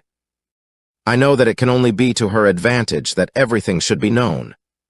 There was her statement, Watson, and to me, as you can imagine, it was like a light on a dark night. Everything which had been disconnected before began at once to assume its true place, and I had a shadowy presentiment of the whole sequence of events. My next step, obviously, was to find the man who had produced such a remarkable impression upon Mrs. Barclay. If he were still in Aldershot, it should not be a very difficult matter. There are not such a very great number of civilians, and a deformed man was sure to have attracted attention. I spent a day in the search, and by evening, this very evening, Watson, I had run him down. The man's name is Henry Wood, and he lives in lodgings in this same street in which the ladies met him. He has only been 5 days in the place. In the character of a registration agent, I had a most interesting gossip with his landlady. The man is by trade a conjurer and performer, going round the canteens after nightfall, and giving a little entertainment at each. He carries some creature about with him in that box, about which the landlady seemed to be in considerable trepidation, for she had never seen an animal like it. He uses it in some of his tricks, according to her account. So much the woman was able to tell me, and also that it was a wonder the man lived, seeing how twisted he was, and that he spoke in a strange tongue sometimes, and that for the last 2 nights she had heard him groaning and weeping in his bedroom. He was all right as far as money went, but in his deposit he had given her what looked like a bad florin. She showed it to me, Watson, and it was an Indian rupee. So now, my dear fellow, you see exactly how we stand and why it is I want you. It is perfectly plain that after the ladies parted from this man, he followed them at a distance, that he saw the quarrel between husband and wife through the window, that he rushed in, and that the creature which he carried in his box got loose. That is all very certain. But he is the only person in this world who can tell us exactly what happened in that room. And you intend to ask him, most certainly, but in the presence of a witness. And I am the witness. If you will be so good, if he can clear the matter up, well and good. If he refuses, we have no alternative but to apply for a warrant. But how do you know he'll be there when we return? You may be sure that I took some precautions. I have one of my Baker Street boys mounting guard over him who would stick to him like a burr, go where he might. We shall find him in Hudson Street tomorrow, Watson, and meanwhile I should be the criminal myself if I kept you out of bed any longer. It was midday when we found ourselves at the scene of the tragedy, and, under my companion's guidance, we made our way at once to Hudson Street. In spite of his capacity for concealing his emotions, I could easily see that Holmes was in a state of suppressed excitement, while I was myself tingling with that half-sporting, half-intellectual pleasure which I invariably experienced when I associated myself with him in his investigations. "This is the street," said he, as we turned into a short thoroughfare lined with plain 2-storied brick houses. "Ah, here is Simpson to report." "He's in all right, Mr. Holmes," cried a small street Arab running up to us. "Good, Simpson," said Holmes, patting him on the head. "Come along, Watson. This is the house." He sent in his card with a message that he had come on important business, and a moment later we were face to face with the man whom we had come to see. In spite of the warm weather, he was crouching over a fire, and the little room was like an oven. The man sat all twisted and huddled in his chair in a way which gave an indescribable impression of deformity. But the face which he turned towards us, though worn and swarthy, must at some time have been remarkable for its beauty. He looked suspiciously at us now out of yellow-shot, bilious eyes, and, without speaking or rising, he waved towards two chairs. "Mr. Henry Wood, late of India, I believe," said Holmes affably. "I've come over this little matter of Colonel Barclay's death. What should I know about that?" "That's what I want to ascertain. You know, I suppose, that unless the matter is cleared up, Mrs. Barclay, who is an old friend of yours, will in all probability be tried for murder." The man gave a violent start. "I don't know who you are," he cried, "nor how you come to know what you do know, but will you swear that this is true that you tell me? Why, they are only waiting for her to come to her senses to arrest her. My God! Are you in the police yourself?" "No." "What business is it of yours, then?" "It's every man's business to see justice done. You can take my word that she is innocent. Then you are guilty." "No, I am not." "Who killed Colonel James Barclay, then?" "It was a just Providence that killed him. But, mind you this, that if I had knocked his brains out, as it was in my heart to do, he would have had no more than his due from my hands. If his own guilty conscience had not struck him down, it is likely enough that I might have had his blood upon my soul. You want me to tell the story? Well, I don't know why I shouldn't, for there's no cause for me to be ashamed of it. It was in this way, sir. You see me now with my back like a camel and my ribs all awry, but there was a time when Corporal Henry Wood was the smartest man in the 117th Foot. We were in India then, in cantonments, at a place we'll call Bertie. Barclay, who died the other day, was sergeant in the same company as myself, and the belle of the regiment, I and the finest girl that ever had the breath of life between her lips, was Nancy Devoy, the daughter of the color sergeant. There were two men that loved her, and one that she loved, and you'll smile when you look at this poor thing huddled before the fire, and hear me say that it was for my good looks that she loved me. Well, though I had her heart, her father was set upon her marrying Barclay. I was a harum-scarum, reckless lad, and he had had an education and was already marked for the sword belt. But the girl held true to me, and it seemed that I would have had her when the mutiny broke out, and all hell was loose in the country. We were shut up in Bertie, the regiment of us with half a battery of artillery, a company of Sikhs, and a lot of civilians and womenfolk. There were 10,000 rebels round us, and they were as keen as a set of terriers round a rat cage. About the second week of it, our water gave out, and it was a question whether we could communicate with General Neal's column, which was moving up country. It was our only chance, for we could not hope to fight our way out with all the women and children, so I volunteered to go out and to warn General Neal of our danger. My offer was accepted, and I talked it over with Sergeant Barclay, who was supposed to know the ground better than any other man, and who drew up a route by which I might get through the rebel lines.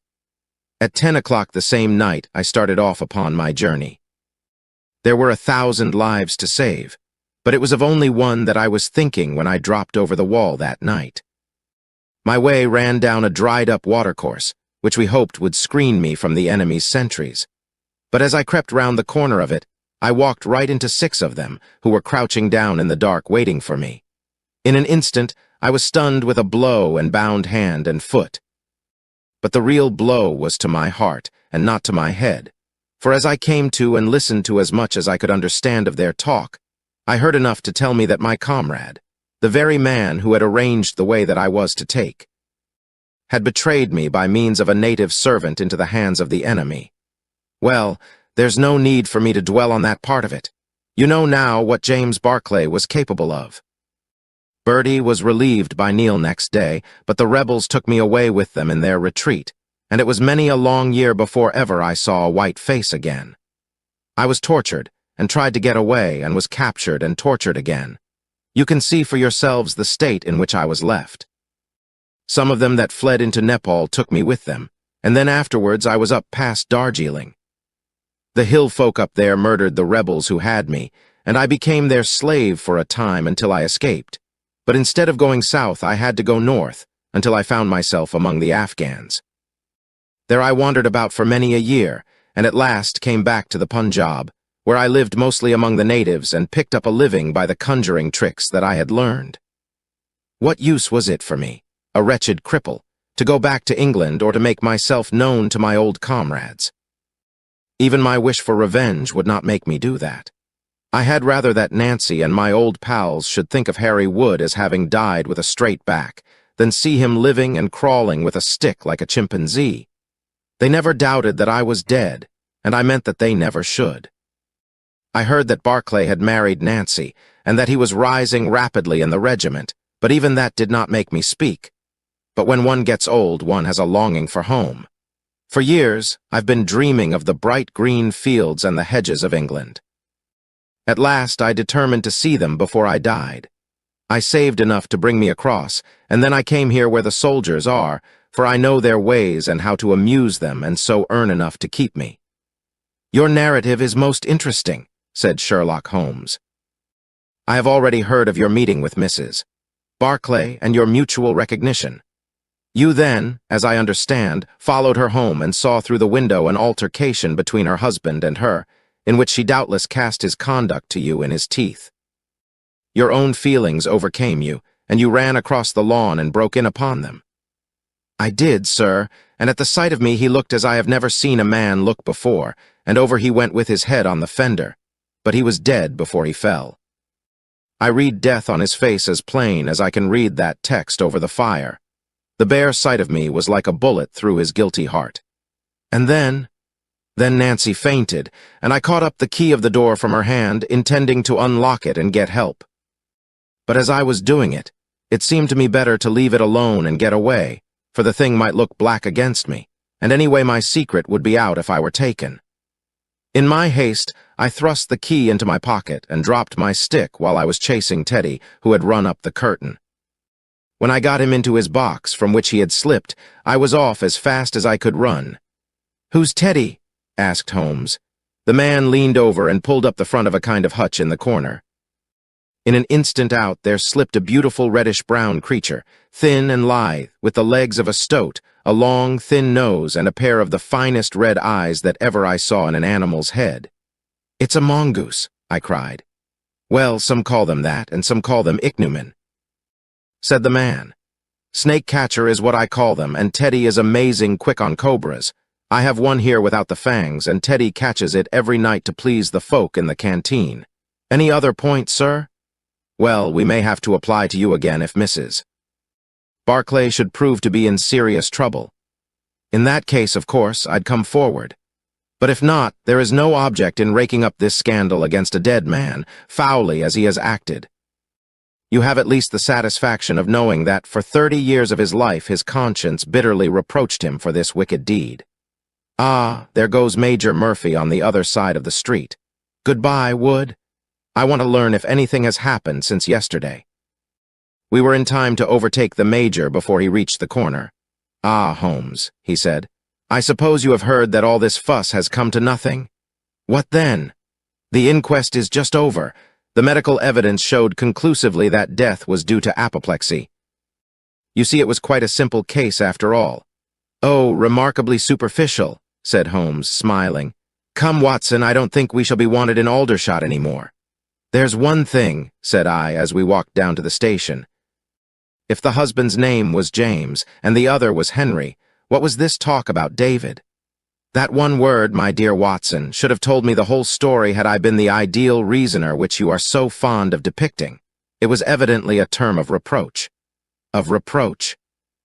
Yes, David strayed a little occasionally, you know, and on one occasion in the same direction as Sergeant James Barclay. You remember the small affair of Uriah and Bathsheba? My biblical knowledge is a trifle rusty, I fear, but you will find the story in the 1st or 2nd of Samuel. Chapter 9. The Resident Patient. In glancing over the somewhat incoherent series of memoirs with which I have endeavored to illustrate a few of the mental peculiarities of my friend Mr. Sherlock Holmes, I have been struck by the difficulty which I have experienced in picking out examples which shall in every way answer my purpose. For in those cases in which Holmes has performed some tour de force of analytical reasoning, and has demonstrated the value of his peculiar methods of investigation, The facts themselves have often been so slight or so commonplace that I could not feel justified in laying them before the public. On the other hand, it has frequently happened that he has been concerned in some research where the facts have been of the most remarkable and dramatic character, but where the share which he has himself taken in determining their causes has been less pronounced than I, as his biographer, could wish.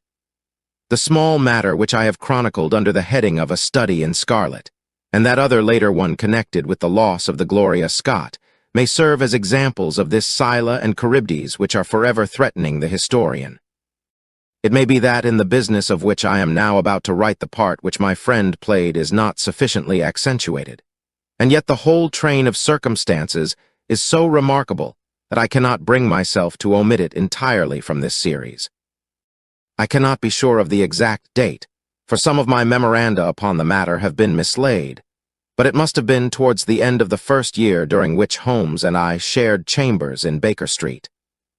It was boisterous October weather, and we had both remained indoors all day. Because I feared with my shaken health to face the keen autumn wind, while he was deep in some of those abstruse chemical investigations which absorbed him utterly as long as he was engaged upon them. Towards evening, however, the breaking of a test tube brought his research to a premature ending, and he sprang up from his chair with an exclamation of impatience and a clouded brow. "A day's work ruined, Watson," said he, striding across to the window. "Ha! The stars are out, and the wind has fallen. What do you say to a ramble through London?" I was weary of our little sitting room and gladly acquiesced. For 3 hours we strolled about together, watching the ever-changing kaleidoscope of life as it ebbs and flows through Fleet Street and the Strand. Holmes had shaken off his temporary ill humor, and his characteristic talk, with its keen observance of detail and subtle power of inference, held me amused and enthralled. It was 10 o'clock before we reached Baker Street again. A brougham was waiting at our door.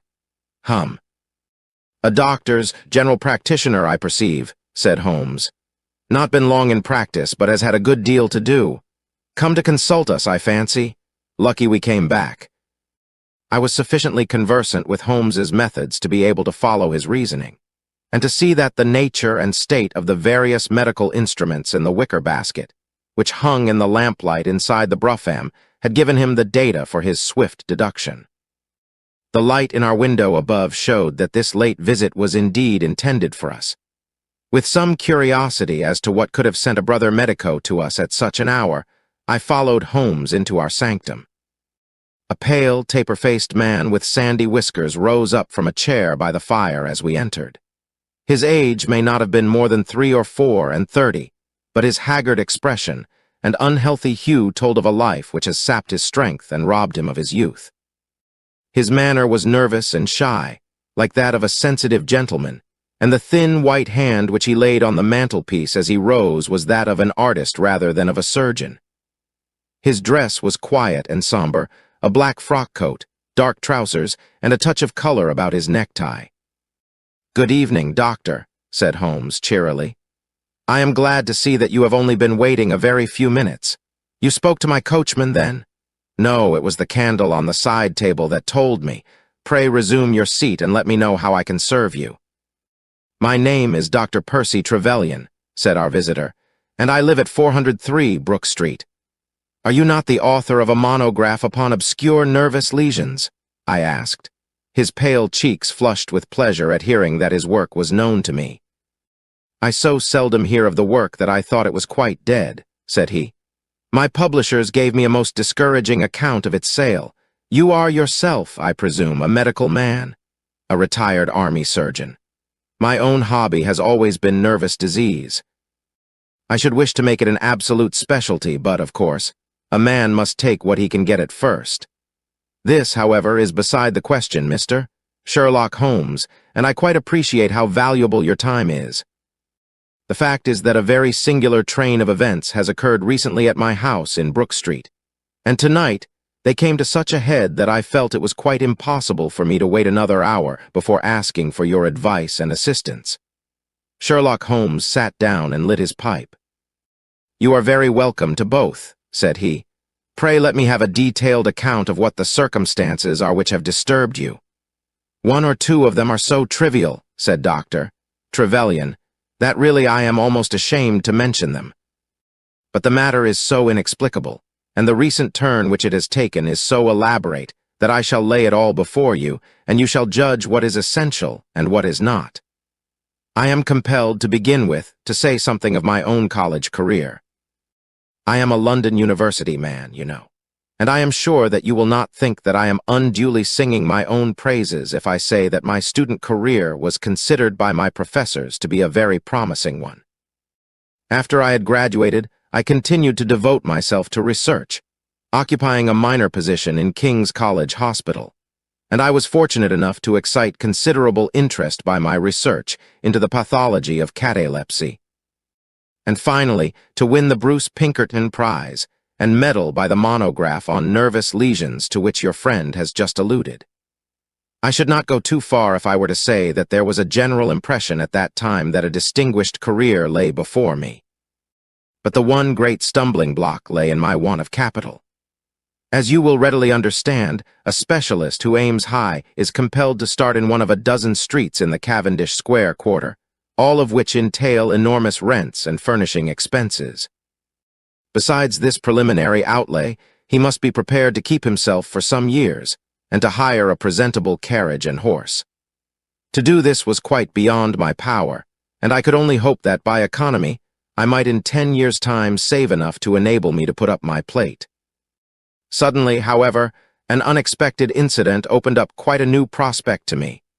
This was a visit from a gentleman of the name of Blessington, who was a complete stranger to me. He came up to my room one morning and plunged into business in an instant. "You are the same Percy Trevelyan who has had so distinguished a career and won a great prize lately," said he. I bowed. "Answer me frankly," he continued, "for you will find it to your interest to do so. You have all the cleverness which makes a successful man. Have you the tact?" I could not help smiling at the abruptness of the question. "I trust that I have my share," I said. "Any bad habits? Not drawn towards drink, eh?" "Really, sir?" I cried. "Quite right. That's all right. But I was bound to ask. With all these qualities, why are you not in practice?" I shrugged my shoulders. Come," said he in his bustling way. "It's the old story. More in your brains than in your pocket, eh? What would you say if I were to start you in Brook Street?" I stared at him in astonishment. "Oh, it's for my sake, not for yours," he cried. "I'll be perfectly frank with you, and if it suits you, it will suit me very well. I have a few thousands to invest, d'ye see, and I think I'll sink them in you." "But why?" I gasped. "Well, it's just like any other speculation, and safer than most." "What am I to do, then?" "I'll tell you. I'll take the house, furnish it, pay the maids, and run the whole place. All you have to do is just to wear out your chair in the consulting room. I'll let you have pocket money and everything. Then you hand over to me 3/4 of what you earn, and you keep the other quarter for yourself." This was the strange proposal, Mr. Holmes, with which the man Blessington approached me. I won't weary you with the account of how we bargained and negotiated. It ended in my moving into the house next Lady Day, and starting in practice on very much the same conditions as he had suggested. He came himself to live with me in the character of a resident patient. His heart was weak, it appears, and he needed constant medical supervision. He turned the 2 best rooms of the first floor into a sitting room and bedroom for himself. He was a man of singular habits, shunning company and very seldom going out. His life was irregular, but in one respect he was regularity itself. Every evening at the same hour he walked into the consulting room, examined the books, put down 5 and 3 pence for every guinea that I had earned, and carried the rest off to the strong box in his own room. I may say with confidence that he never had occasion to regret his speculation. From the first it was a success. A few good cases and the reputation which I had won in the hospital brought me rapidly to the front, and during the last few years I have made him a rich man. So much, Mr. Holmes, for my past history and my relations with Mr. Blessington. It only remains for me now to tell you what has occurred to bring me here tonight. Some weeks ago, Mr. Blessington came down to me in, as it seemed to me, a state of considerable agitation. He spoke of some burglary which, he said, had been committed in the West End, and he appeared, I remember, to be quite unnecessarily excited about it, declaring that a day should not pass before we should add stronger bolts to our windows and doors. For a week, he continued to be in a peculiar state of restlessness, peering continually out of the windows, and ceasing to take the short walk which had usually been the prelude to his dinner.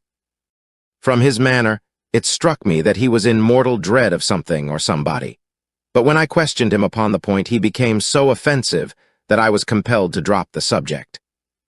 Gradually, as time passed, his fears appeared to die away, and he had renewed his former habits, when a fresh event reduced him to the pitiable state of prostration in which he now lies.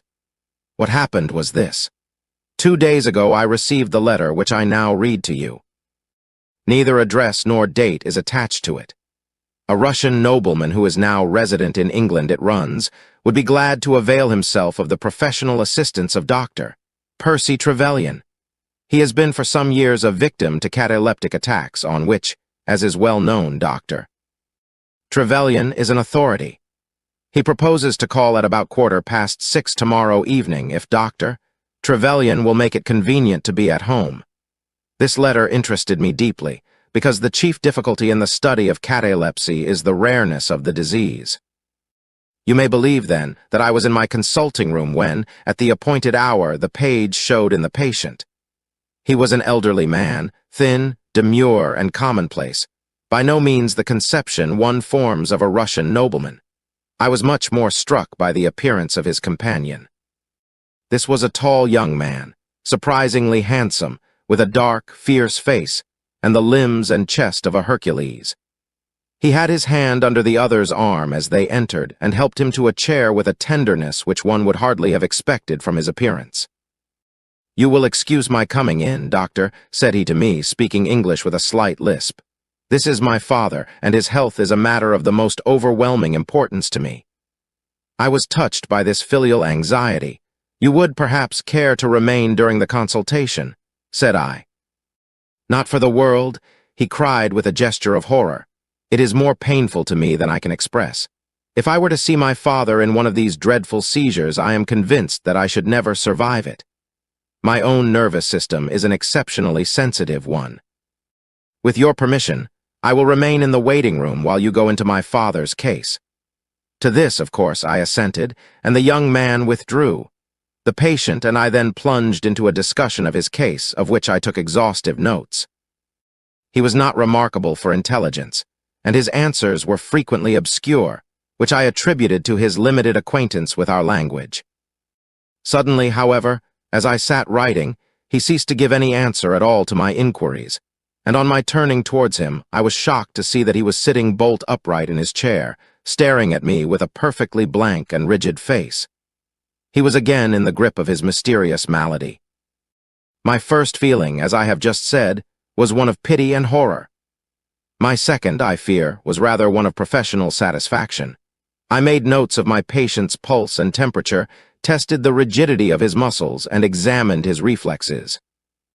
There was nothing markedly abnormal in any of these conditions, which harmonized with my former experiences. I had obtained good results in such cases by the inhalation of nitrite of amyl, and the present seemed an admirable opportunity of testing its virtues. The bottle was downstairs in my laboratory, so leaving my patient seated in his chair, I ran down to get it. There was some little delay in finding it, 5 minutes, let us say, and then I returned. Imagine my amazement to find the room empty and the patient gone. Of course, my first act was to run into the waiting room. The son had gone also. The hall door had been closed, but not shut. My page who admits patients is a new boy and by no means quick. He waits downstairs and runs up to show patients out when I ring the consulting room bell. He had heard nothing, and the affair remained a complete mystery. Mr. Blessington came in from his walk shortly afterwards, but I did not say anything to him upon the subject, for, to tell the truth, I have got in the way of late of holding as little communication with him as possible.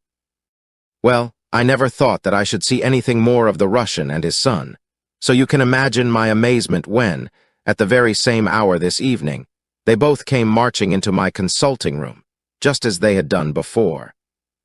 I feel that I owe you a great many apologies for my abrupt departure yesterday, doctor, said my patient. I confess that I was very much surprised at it, said I. Well, the fact is, he remarked, that when I recover from these attacks my mind is always very clouded as to all that has gone before. I woke up in a strange room, as it seemed to me, and made my way out into the street in a sort of dazed way when you were absent. And I, said the son, seeing my father pass the door of the waiting room, naturally thought that the consultation had come to an end. It was not until we had reached home that I began to realize the true state of affairs. Well, said I, laughing, there is no harm done except that you puzzled me terribly. So if you, sir, would kindly step into the waiting room, I shall be happy to continue our consultation, which was brought to so abrupt an ending. For half an hour or so I discussed that old gentleman's symptoms with him, and then, having prescribed for him, I saw him go off upon the arm of his son. I have told you that Mr. Blessington generally chose this hour of the day for his exercise. He came in shortly afterwards and passed upstairs. An instant later I heard him running down, and he burst into my consulting room like a man who is mad with panic. "Who has been in my room?" he cried. "No one," said I. "It's a lie," he yelled. "Come up and look." I passed over the grossness of his language, as he seemed half out of his mind with fear. When I went upstairs with him, he pointed to several footprints upon the light carpet. "Do you mean to say those are mine?" he cried. They were certainly very much larger than any which he could have made, and were evidently quite fresh. It rained hard this afternoon, as you know, and my patients were the only people who called. It must have been the case, then, that the man in the waiting room had, for some unknown reason, while I was busy with the other, ascended to the room of my resident patient. Nothing had been touched or taken, but there were the footprints to prove that the intrusion was an undoubted fact. Mr. Blessington seemed more excited over the matter than I should have thought possible, though of course it was enough to disturb anybody's peace of mind. He actually sat crying in an armchair, and I could hardly get him to speak coherently. It was his suggestion that I should come round to you, and of course I at once saw the propriety of it, for certainly the incident is a very singular one, though he appears to completely overrate its importance. If you would only come back with me in my brougham, you would at least be able to soothe him, though I can hardly hope that you will be able to explain this remarkable occurrence. Sherlock Holmes had listened to this long narrative with an intentness which showed me that his interest was keenly aroused. His face was as impassive as ever, but his lids had drooped more heavily over his eyes, and his smoke had curled up more thickly from his pipe to emphasize each curious episode in the doctor's tale. As our visitor concluded, Holmes sprang up without a word, handed me my hat, picked his own from the table, and followed Dr. Trevelyan to the door. Within a quarter of an hour, we had been dropped at the door of the physician's residence in Brook Street, one of those somber, flat-faced houses which one associates with a West End practice.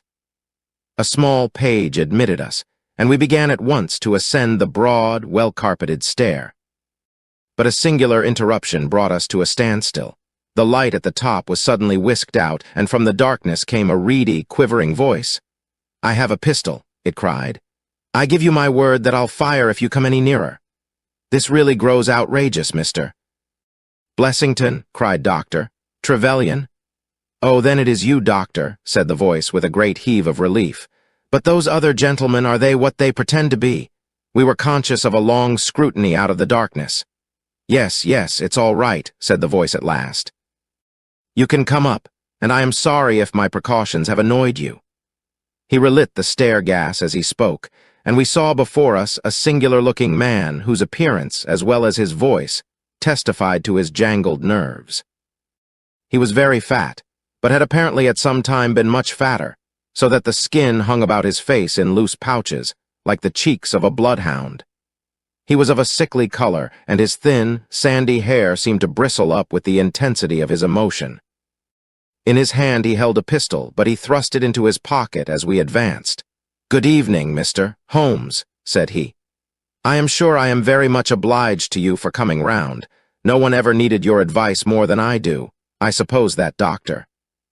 Trevelyan has told you of this most unwarrantable intrusion into my rooms." "Quite so," said Holmes. "Who are these two men, Mr. Blessington, and why do they wish to molest you?" "Well, well," said the resident patient in a nervous fashion, "of course it is hard to say that." "You can hardly expect me to answer that, Mr. Holmes. Do you mean that you don't know? Come in here, if you please. Just have the kindness to step in here." He led the way into his bedroom, which was large and comfortably furnished. "You see that?"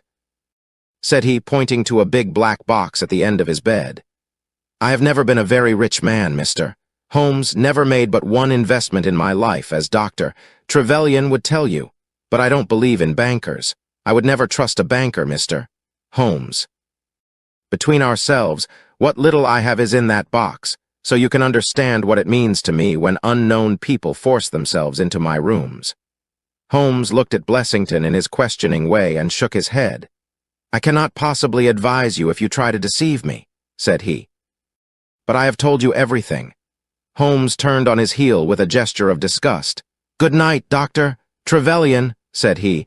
"And no advice for me," cried Blessington in a breaking voice. "My advice to you, sir, is to speak the truth."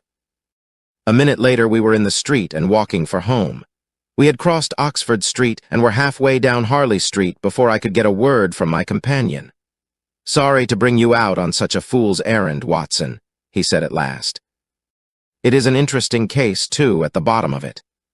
"I can make little of it," I confessed. "Well, it is quite evident that there are two men more, perhaps, but at least two, who are determined for some reason to get at this fellow Blessington. I have no doubt in my mind that both on the first and on the second occasion that young man penetrated to Blessington's room, while his confederate, by an ingenious device, kept the doctor from interfering. And the catalepsy. A fraudulent imitation, Watson, though I should hardly dare to hint as much to our specialist. It is a very easy complaint to imitate. I have done it myself. And then, by the purest chance, Blessington was out on each occasion. Their reason for choosing so unusual an hour for a consultation was obviously to ensure that there should be no other patient in the waiting room. It just happened, however, that this hour coincided with Blessington's constitutional, which seems to show that they were not very well acquainted with his daily routine. Of course, if they had been merely after plunder, they would at least have made some attempt to search for it. Besides, I can read in a man's eye when it is his own skin that he is frightened for. It is inconceivable that this fellow could have made two such vindictive enemies, as these appear to be without knowing of it. I hold it, therefore, to be certain that he does know who these men are, and that for reasons of his own he suppresses it. It is just possible that tomorrow may find him in a more communicative mood. "Is there not one alternative?" I suggested. Grotesquely improbable, no doubt, but still just conceivable. Might the whole story of the cataleptic Russian and his son be a concoction of Dr. Trevelyan's, who has, for his own purposes, been in Blessington's rooms? I saw in the gaslight that Holmes wore an amused smile at this brilliant departure of mine. "My dear fellow," said he, "it was one of the first solutions which occurred to me, but I was soon able to corroborate the doctor's tale. This young man has left prints upon the stair carpet, which made it quite superfluous for me to ask to see those which he had made in the room.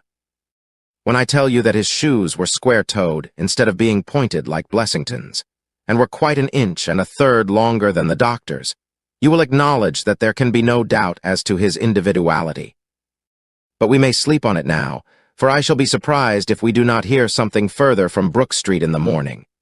Sherlock Holmes's prophecy was soon fulfilled, and in a dramatic fashion. At 7:30 next morning, in the first glimmer of daylight, I found him standing by my bedside in his dressing gown. "There's a brougham waiting for us, Watson," said he. "What's the matter, then?" "The Brook Street business. Any fresh news?" "Tragic, but ambiguous," said he, pulling up the blind. "Look at this. A sheet from a notebook with 'For God's sake, come at once, P.T.' scrawled upon it in pencil. Our friend, the doctor, was hard put to it when he wrote this. Come along, my dear fellow, for it's an urgent call." In a quarter of an hour or so we were back at the physician's house. He came running out to meet us with a face of horror. "Oh, such a business?" he cried with his hands to his temples. "What then?" Blessington has committed suicide? Holmes whistled. Yes, he hanged himself during the night. We had entered, and the doctor had preceded us into what was evidently his waiting room. I really hardly know what I am doing, he cried. The police are already upstairs. It has shaken me most dreadfully. When did you find it out? He has a cup of tea taken into him early every morning. When the maid entered about 7, there the unfortunate fellow was hanging in the middle of the room. He had tied his cord to the hook on which the heavy lamp used to hang, and he had jumped off from the top of the very box that he showed us yesterday. Holmes stood for a moment in deep thought. "With your permission," said he at last, "I should like to go upstairs and look into the matter." We both ascended, followed by the doctor. It was a dreadful sight which met us as we entered the bedroom door. I have spoken of the impression of flabbiness which this man Blessington conveyed. As he dangled from the hook, it was exaggerated and intensified until he was scarce human in his appearance. The neck was drawn out like a plucked chicken's, making the rest of him seem the more obese and unnatural by the contrast. He was clad only in his long nightdress, and his swollen ankles and ungainly feet protruded starkly from beneath it. Beside him stood a smart-looking police inspector who was taking notes in a pocketbook. "Ah, Mr. Holmes," said he heartily as my friend entered. "I am delighted to see you." "Good morning, Lanner," answered Holmes. "You won't think me an intruder, I am sure. Have you heard of the events which led up to this affair?" "Yes, I heard something of them." "Have you formed any opinion?" "As far as I can see, the man has been driven out of his senses by fright. The bed has been well slept in, you see. There's his impression deep enough. It's about 5 in the morning, you know, that suicides are most common. That would be about his time for hanging himself. It seems to have been a very deliberate affair. I should say that he has been dead about 3 hours, judging by the rigidity of the muscles," said I. "Noticed anything peculiar about the room?" asked Holmes. "Found a screwdriver and some screws on the wash-hand stand. Seems to have smoked heavily during the night, too. Here are 4 cigar ends that I picked out of the fireplace." "Hum," said Holmes. "Have you got his cigar holder?" "No, I have seen none." "His cigar case, then?" "Yes, it was in his coat pocket." Holmes opened it and smelled the single cigar which it contained. "Oh, this is a Havana, and these others are cigars of the peculiar sort which are imported by the Dutch from their East Indian colonies. They are usually wrapped in straw, you know, and are thinner for their length than any other brand." He picked up the 4 ends and examined them with his pocket lens. "2 of these have been smoked from a holder and 2 without," said he. "2 have been cut by a not very sharp knife, and 2 have had the ends bitten off by a set of excellent teeth. This is no suicide, Mr. Lanner. It is a very deeply planned and cold-blooded murder." "Impossible," cried the inspector. "And why? Why should anyone murder a man in so clumsy a fashion as by hanging him? That is what we have to find out. How could they get in?" "Through the front door." "It was barred in the morning. Then it was barred after them." "How do you know?" "I saw their traces. Excuse me a moment, and I may be able to give you some further information about it."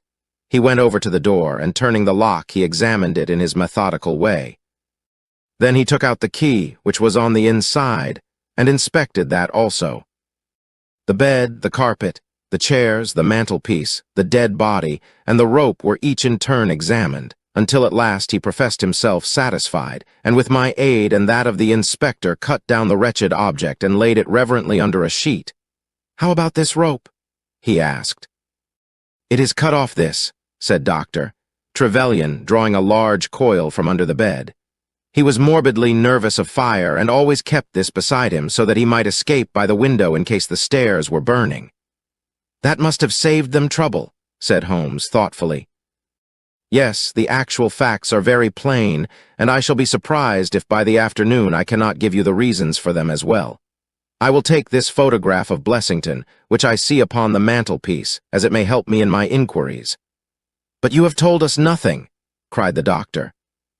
"Oh, there can be no doubt as to the sequence of events," said Holmes. "There were 3 of them in it, the young man, the old man, and a third to whose identity I have no clue.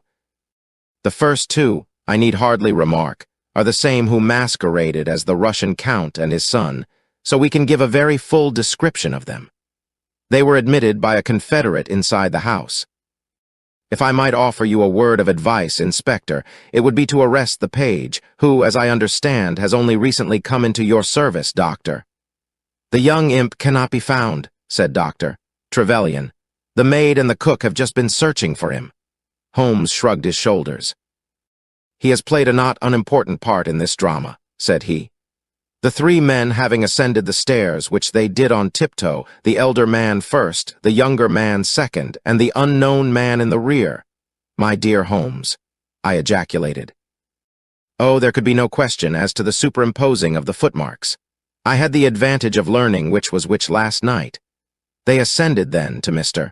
Blessington's room, the door of which they found to be locked. With the help of a wire, however, they forced round the key. Even without the lens you will perceive by the scratches on this ward where the pressure was applied. On entering the room, their first proceeding must have been to gag Mr. Blessington. He may have been asleep, or he may have been so paralyzed with terror as to have been unable to cry out. These walls are thick, and it is conceivable that his shriek, if he had time to utter one, was unheard. Having secured him, it is evident to me that a consultation of some sort was held. Probably it was something in the nature of a judicial proceeding. It must have lasted for some time, for it was then that these cigars were smoked. The older man sat in that wicker chair. It was he who used the cigar holder. The younger man sat over yonder. He knocked his ash off against the chest of drawers. The third fellow paced up and down. Blessington, I think, sat upright in the bed, but of that I cannot be absolutely certain. Well, it ended by their taking Blessington and hanging him. The matter was so prearranged that it is my belief that they brought with them some sort of block or pulley which might serve as a gallows. That screwdriver and those screws were, as I conceive, for fixing it up. Seeing the hook, however, they naturally saved themselves the trouble. Having finished their work, they made off, and the door was barred behind them by their confederate. We had all listened with the deepest interest to this sketch of the night's doings, which Holmes had deduced from signs so subtle and minute that, even when he had pointed them out to us, we could scarcely follow him in his reasoning. The inspector hurried away on the instant to make inquiries about the page, while Holmes and I returned to Baker Street for breakfast. "I'll be back by 3, said he, when we had finished our meal. "Both the inspector and the doctor will meet me here at that hour, and I hope by that time to have cleared up any little obscurity which the case may still present." Our visitors arrived at the appointed time, but it was 3:15 before my friend put in an appearance. From his expression as he entered, however, I could see that all had gone well with him. "Any news, Inspector?" "We have got the boys, sir." "Excellent, and I have got the men." "You have got them," we cried, all three. "Well, at least I have got their identity. This so-called Blessington is, as I expected, well known at headquarters, and so are his assailants. Their names are Biddle, Hayward, and Moffat." "The Worthington Bank gang," cried the inspector. "Precisely," said Holmes. "Then Blessington must have been Sutton." "Exactly," said Holmes. "Why, that makes it as clear as crystal," said the inspector. But Trevelyan and I looked at each other in bewilderment. "You must surely remember the great Worthington Bank business," said Holmes. 5 men were in it, these 4 and a 5th called Cartwright. Tobin, the caretaker, was murdered, and the thieves got away with £7,000. This was in 1875. They were all 5 arrested, but the evidence against them was by no means conclusive. This Blessington, or Sutton, who was the worst of the gang, turned informer. On his evidence, Cartwright was hanged, and the other 3 got 15 years apiece. When they got out the other day, which was some years before their full term, they set themselves, as you perceive, to hunt down the traitor and to avenge the death of their comrade upon him. Twice they tried to get at him and failed. A 3rd time, you see, it came off. Is there anything further which I can explain, Doctor? Trevelyan? "I think you have made it all remarkably clear," said the doctor. No doubt the day on which he was perturbed was the day when he had seen of their release in the newspapers. "Quite so. His talk about a burglary was the merest blind. But why could he not tell you this?" "Well, my dear sir, knowing the vindictive character of his old associates, he was trying to hide his own identity from everybody as long as he could. His secret was a shameful one, and he could not bring himself to divulge it.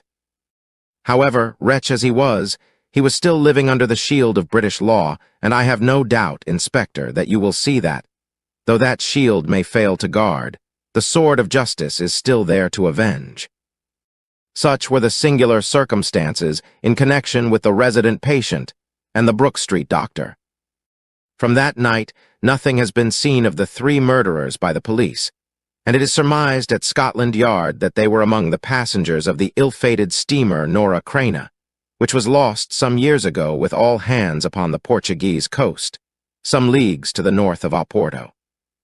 The proceedings against the page broke down for want of evidence, and the Brook Street mystery, as it was called, has never until now been fully dealt with in any public print. Chapter 10. The Greek Interpreter.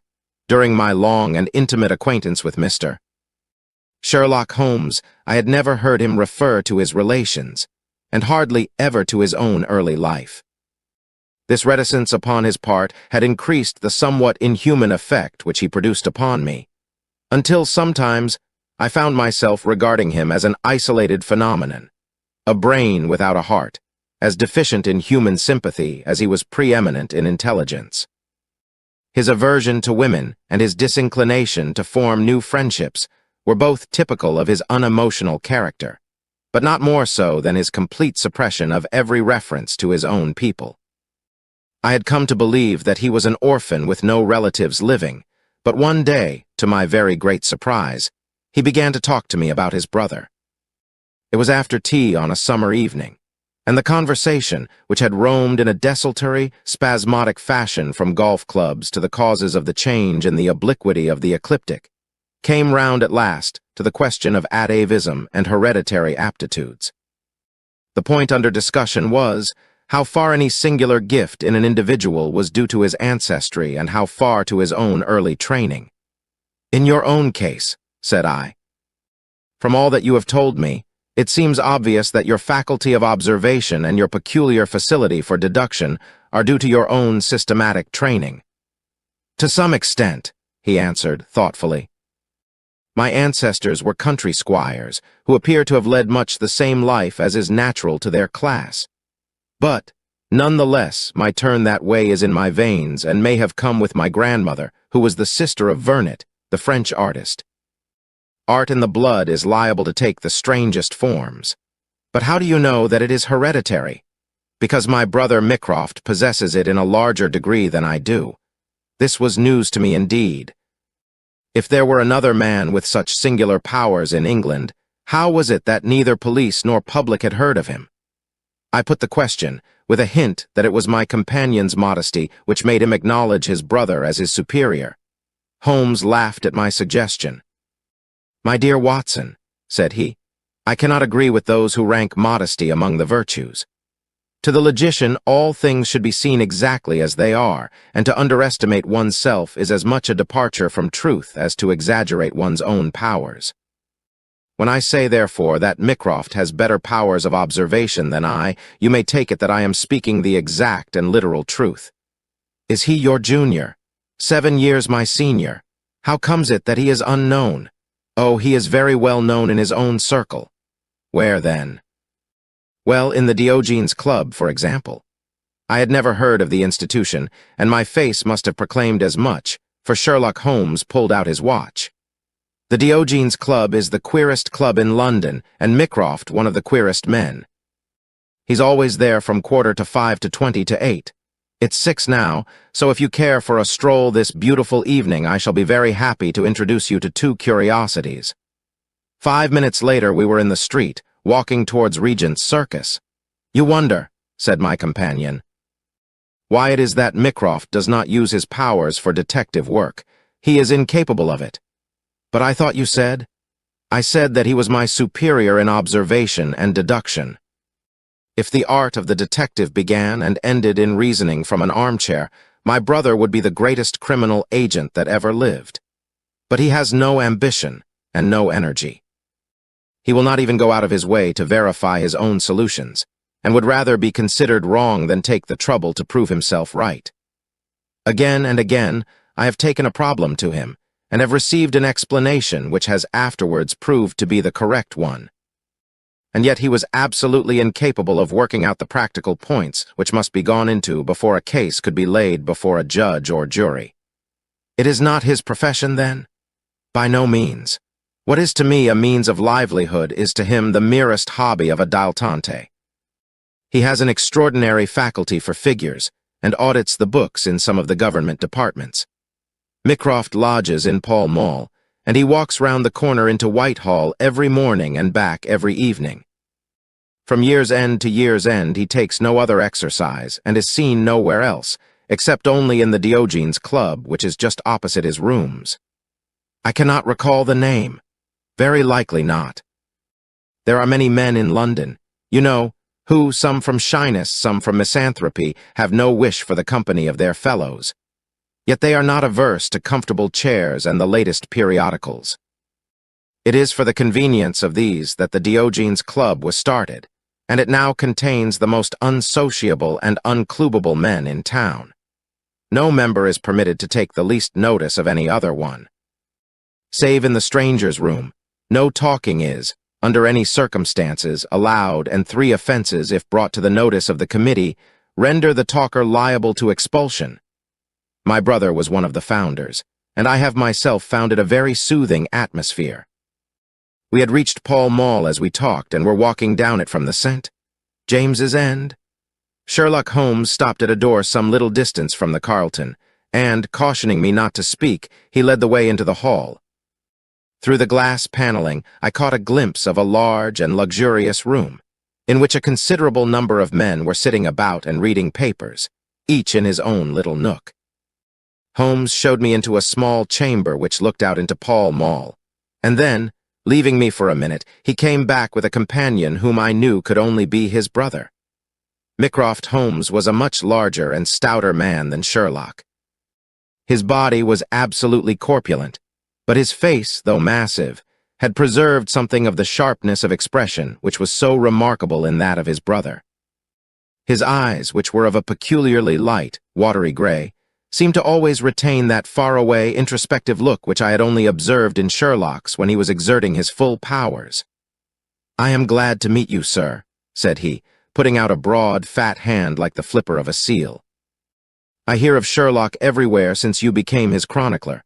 By the way, Sherlock, I expected to see you round last week to consult me over that Manor House case. I thought you might be a little out of your depth." "No, I solved it," said my friend, smiling. "It was Adams, of course." "Yes, it was Adams. I was sure of it from the first." The two sat down together in the bow window of the club. "To anyone who wishes to study mankind, this is the spot," said Mycroft. "Look at the magnificent types. Look at these 2 men who are coming towards us, for example. The billiard marker and the other? Precisely. What do you make of the other?" The 2 men had stopped opposite the window. Some chalk marks over the waistcoat pocket were the only signs of billiards which I could see in one of them. The other was a very small, dark fellow, with his hat pushed back and several packages under his arm.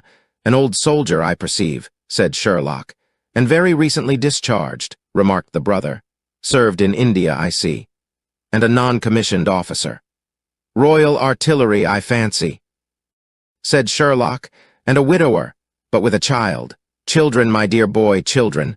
"Come," said I, laughing, "this is a little too much." "Surely," answered Holmes. "It is not hard to say that a man with that bearing, expression of authority, and sun-baked skin is a soldier, is more than a private, and is not long from India. That he has not left the service long is shown by his still wearing his ammunition boots, as they are called," observed Mycroft. "He had not the cavalry stride, yet he wore his hat on one side, as is shown by the lighter skin of that side of his brow. His weight is against his being a sapper. He is in the artillery. Then, of course, his complete mourning shows that he has lost someone very dear. The fact that he is doing his own shopping looks as though it were his wife. He has been buying things for children, you perceive. There is a rattle, which shows that one of them is very young. The wife probably died in childbed. The fact that he has a picture book under his arm shows that there is another child to be thought of. I began to understand what my friend meant when he said that his brother possessed even keener faculties that he did himself. He glanced across at me and smiled. Mycroft took snuff from a tortoise-shell box and brushed away the wandering grains from his coat front with a large, red silk handkerchief. "By the way, Sherlock," said he, "I have had something quite after your own heart, a most singular problem, submitted to my judgment." I really had not the energy to follow it up save in a very incomplete fashion, but it gave me a basis for some pleasing speculation. If you would care to hear the facts, my dear Mycroft, I should be delighted. The brother scribbled a note upon a leaf of his pocketbook, and, ringing the bell, he handed it to the waiter. "I have asked Mr. Mellors to step across," said he. "He lodges on the floor above me, and I have some slight acquaintance with him which led him to come to me in his perplexity. Mr. Mellors is a Greek by extraction, as I understand, and he is a remarkable linguist. He earns his living partly as interpreter in the law courts and partly by acting as guide to any wealthy Orientals who may visit the Northumberland Avenue hotels. I think I will leave him to tell his very remarkable experience in his own fashion." A few minutes later we were joined by a short, stout man whose olive face and coal-black hair proclaimed his southern origin, though his speech was that of an educated Englishman. He shook hands eagerly with Sherlock Holmes, and his dark eyes sparkled with pleasure when he understood that the specialist was anxious to hear his story. "I do not believe that the police credit me, on my word I do not," said he in a wailing voice. "Just because they have never heard of it before, they think that such a thing cannot be. But I know that I shall never be easy in my mind until I know what has become of my poor man with the sticking plaster upon his face." "I am all attention," said Sherlock Holmes. "This is Wednesday evening," said Mr. Mellors. "Well then, it was Monday night, only 2 days ago, you understand, that all this happened. I am an interpreter, as perhaps my neighbor there has told you. I interpret all languages, or nearly all. But as I am a Greek by birth, and with a Grecian name, it is with that particular tongue that I am principally associated. For many years I have been the chief Greek interpreter in London, and my name is very well known in the hotels. It happens not unfrequently that I am sent for at strange hours by foreigners who get into difficulties, or by travelers who arrive late and wish my services. I was not surprised, therefore, on Monday night when a Mr. Latimer, a very fashionably dressed young man, came up to my rooms and asked me to accompany him in a cab which was waiting at the door. A Greek friend had come to see him upon business, he said, and as he could speak nothing but his own tongue, the services of an interpreter were indispensable. He gave me to understand that his house was some little distance off, in Kensington, and he seemed to be in a great hurry, bustling me rapidly into the cab when we had descended to the street. I say into the cab, but I soon became doubtful as to whether it was not a carriage in which I found myself. It was certainly more roomy than the ordinary four-wheeled disgrace to London, and the fittings, though frayed, were of rich quality. Mr. Latimer seated himself opposite to me, and we started off through Charing Cross and up the Shaftesbury Avenue.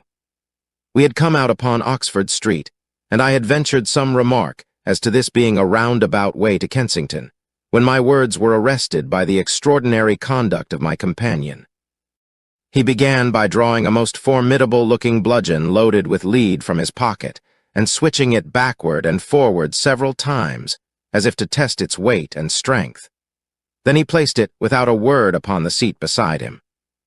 Having done this, he drew up the windows on each side, and I found to my astonishment that they were covered with paper so as to prevent my seeing through them. "I am sorry to cut off your view, Mr. Mellors," said he. "The fact is that I have no intention that you should see what the place is to which we are driving. It might possibly be inconvenient to me if you could find your way there again." As you can imagine, I was utterly taken aback by such an address. My companion was a powerful, broad-shouldered young fellow, and, apart from the weapon, I should not have had the slightest chance in a struggle with him. "This is very extraordinary conduct, Mr. Latimer," I stammered. "You must be aware that what you are doing is quite illegal." "It is somewhat of a liberty, no doubt," said he, "but we'll make it up to you. I must warn you, however, Mr. Mellors, that if at any time tonight you attempt to raise an alarm or do anything which is against my interests, you will find it a very serious thing." I beg you to remember that no one knows where you are, and that, whether you are in this carriage or in my house, you are equally in my power." His words were quiet, but he had a rasping way of saying them which was very menacing. I sat in silence, wondering what on earth could be his reason for kidnapping me in this extraordinary fashion. Whatever it might be, it was perfectly clear that there was no possible use in my resisting, and that I could only wait to see what might befall. For nearly 2 hours we drove without my having the least clue as to where we were going. Sometimes the rattle of the stones told of a paved causeway, and at others our smooth, silent course suggested asphalt. But, save by this variation in sound, there was nothing at all which could in the remotest way help me to form a guess as to where we were. The paper over each window was impenetrable to light, and a blue curtain was drawn across the glass work in front. It was 7:15 when we left Pall Mall, and my watch showed me that it was 10 minutes to 9 when we at last came to a standstill. My companion let down the window, and I caught a glimpse of a low, arched doorway with a lamp burning above it.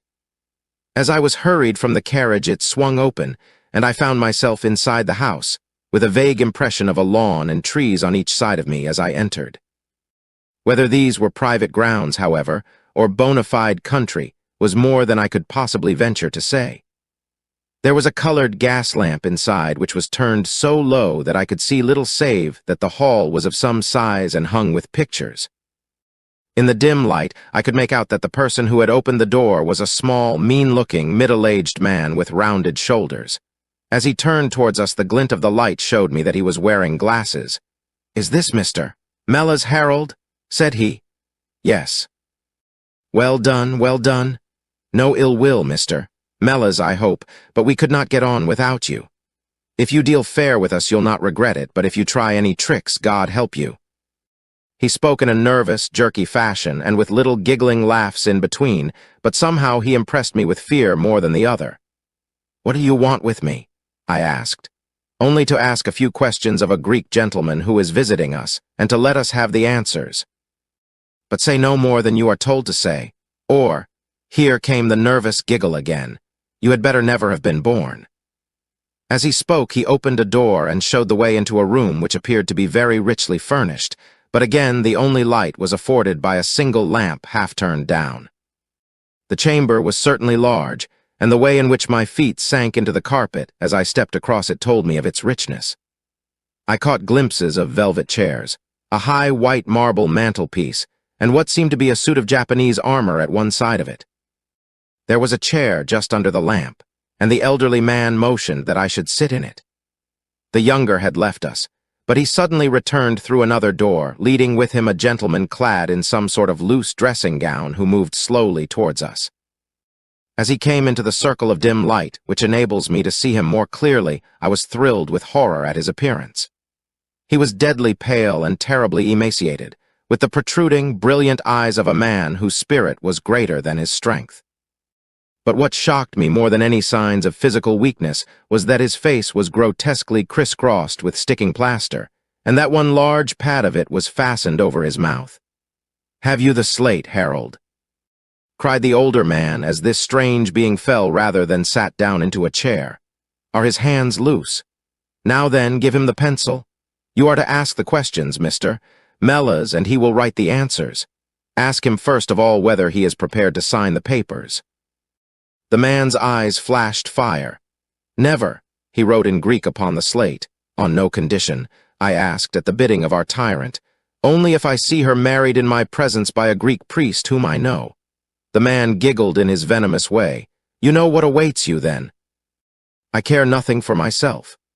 These are samples of the questions and answers which made up our strange, half-spoken, half-written conversation. Again and again, I had to ask him whether he would give in and sign the documents. Again and again, I had the same indignant reply. But soon a happy thought came to me. I took to adding on little sentences of my own to each question, innocent ones at first, to test whether either of our companions knew anything of the matter. And then, as I found that they showed no signs, I played a more dangerous game. Our conversation ran something like this. "You can do no good by this obstinacy. Who are you?" "I care not. I am a stranger in London. Your fate will be upon your own head. How long have you been here? Let it be so. 3 weeks. The property can never be yours. What ails you?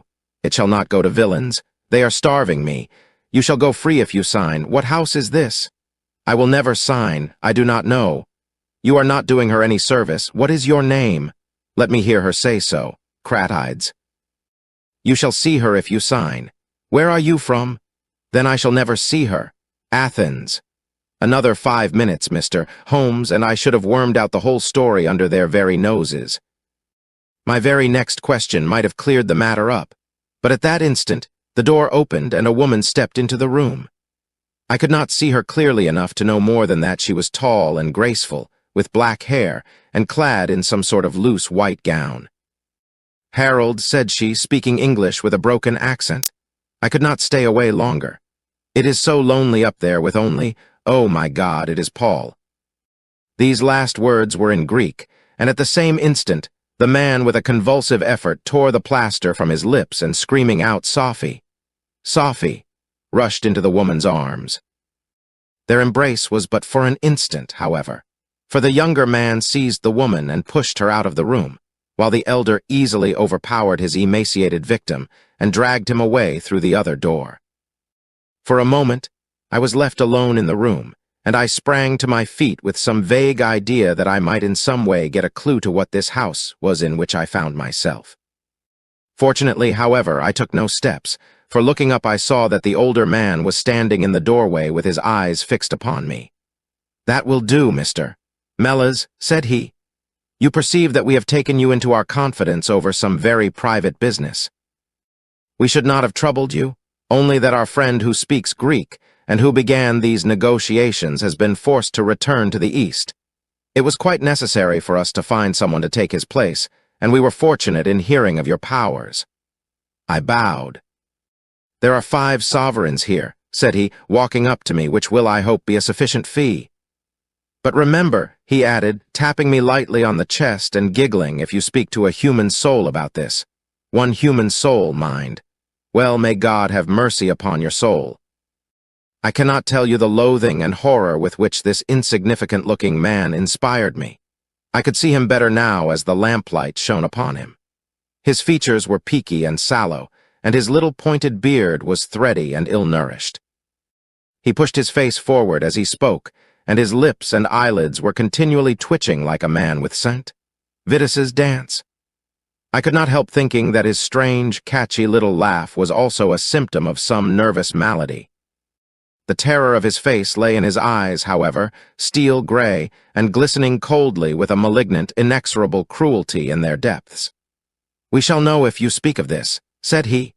We have our own means of information. Now you will find the carriage waiting, and my friend will see you on your way.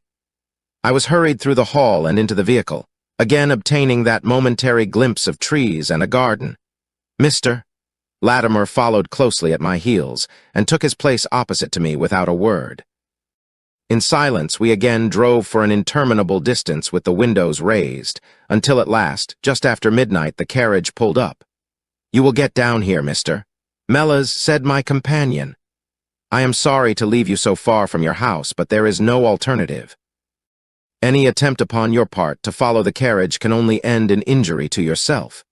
He opened the door as he spoke, and I had hardly time to spring out when the coachman lashed the horse and the carriage rattled away. I looked around me in astonishment. I was on some sort of a heathy common mottled over with dark clumps of furze bushes. Far away stretched a line of houses, with a light here and there in the upper windows. On the other side, I saw the red signal lamps of a railway. The carriage which had brought me was already out of sight. I stood gazing round and wondering where on earth I might be when I saw someone coming towards me in the darkness. As he came up to me, I made out that he was a railway porter. Can you tell me what place this is? I asked. Wandsworth Common, said he. Can I get a train into town? If you walk on a mile or so to Clapham Junction, said he, you'll just be in time for the last to Victoria. So that was the end of my adventure, Mr. Holmes. I do not know where I was, nor whom I spoke with, nor anything save what I have told you. But I know that there is foul play going on, and I want to help that unhappy man if I can. I told the whole story to Mr. Mycroft Holmes next morning and subsequently to the police. We all sat in silence for some little time after listening to this extraordinary narrative. Then Sherlock looked across at his brother. "Any steps?" he asked. Mycroft picked up the Daily News, which was lying on the side table. "Anybody supplying any information to the whereabouts of a Greek gentleman named Paul Cratides, from Athens, who is unable to speak English, will be rewarded. A similar reward paid to anyone giving information about a Greek lady whose first name is Sophie. X 2473. That was in all the dailies. No answer. How about the Greek legation? I have inquired. They know nothing. A wire to the head of the Athens police, then. Sherlock has all the energy of the family, said Mycroft, turning to me. Well, you take the case up by all means and let me know if you do any good. Certainly, answered my friend, rising from his chair. I'll let you know, and Mr. Mellors also. In the meantime, Mr. Mellors, I should certainly be on my guard if I were you, for of course they must know through these advertisements that you have betrayed them. As we walked home together, Holmes stopped at a telegraph office and sent off several wires. You see, Watson, he remarked, our evening has been by no means wasted. Some of my most interesting cases have come to me in this way through Mycroft. The problem which we have just listened to, although it can admit of but one explanation, has still some distinguishing features. You have hopes of solving it? Well, knowing as much as we do, it will be singular indeed if we fail to discover the rest. You must yourself have formed some theory which will explain the facts to which we have listened. In a vague way, yes. What was your idea, then? It seemed to me to be obvious that this Greek girl had been carried off by the young Englishman named Harold Latimer. Carried off from where? Athens, perhaps? Sherlock Holmes shook his head. This young man could not talk a word of Greek. The lady could talk English fairly well. Inference that she had been in England some little time, but he had not been in Greece. Well then, we will presume that she had come on a visit to England, and that this Harold had persuaded her to fly with him. That is more probable. Then the brother, for that, I fancy, must be the relationship, comes over from Greece to interfere. He imprudently puts himself into the power of the young man and his older associate. They seize him and use violence towards him in order to make him sign some papers to make over the girl's fortune, of which he may be trustee, to them. This he refuses to do. In order to negotiate with him, they have to get an interpreter, and they pitch upon this Mr. Mellors, having used some other one before. The girl is not told of the arrival of her brother and finds it out by the merest accident. Excellent, Watson, cried Holmes. I really fancy that you are not far from the truth. You see that we hold all the cards, and we have only to fear some sudden act of violence on their part. If they give us time, we must have them. But how can we find where this house lies? Well, if our conjecture is correct, and the girl's name is, or was Sophie Cratides, we should have no difficulty in tracing her. That must be our main hope, for the brother is, of course, a complete stranger.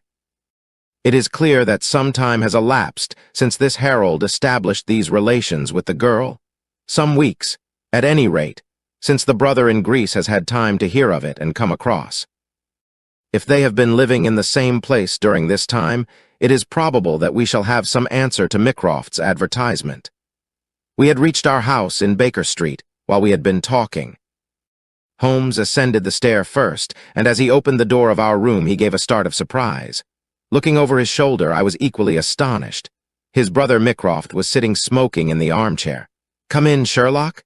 "Come in, sir," said he blandly, smiling at our surprised faces. You don't expect such energy from me, do you, Sherlock? But somehow this case attracts me. How did you get here? I passed you in a hansom. There has been some new development. I had an answer to my advertisement. Ah. Yes, it came within a few minutes of your leaving. And to what effect? Mycroft Holmes took out a sheet of paper. Here it is, said he, written with a J pen on royal cream paper by a middle-aged man with a weak constitution. Sir, he says, in answer to your advertisement of today's date, I beg to inform you that I know the young lady in question very well. If you should care to call upon me, I could give you some particulars as to her painful history.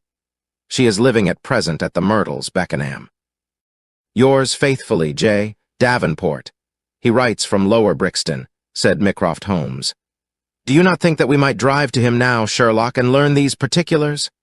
My dear Mycroft, the brother's life is more valuable than the sister's story.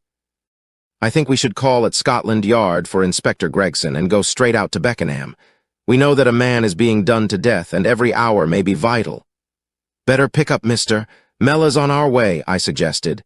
We may need an interpreter. Excellent, said Sherlock Holmes.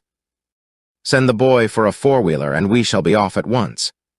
He opened the table drawer as he spoke, and I noticed that he slipped his revolver into his pocket. Yes, said he, in answer to my glance. I should say from what we have heard that we are dealing with a particularly dangerous gang.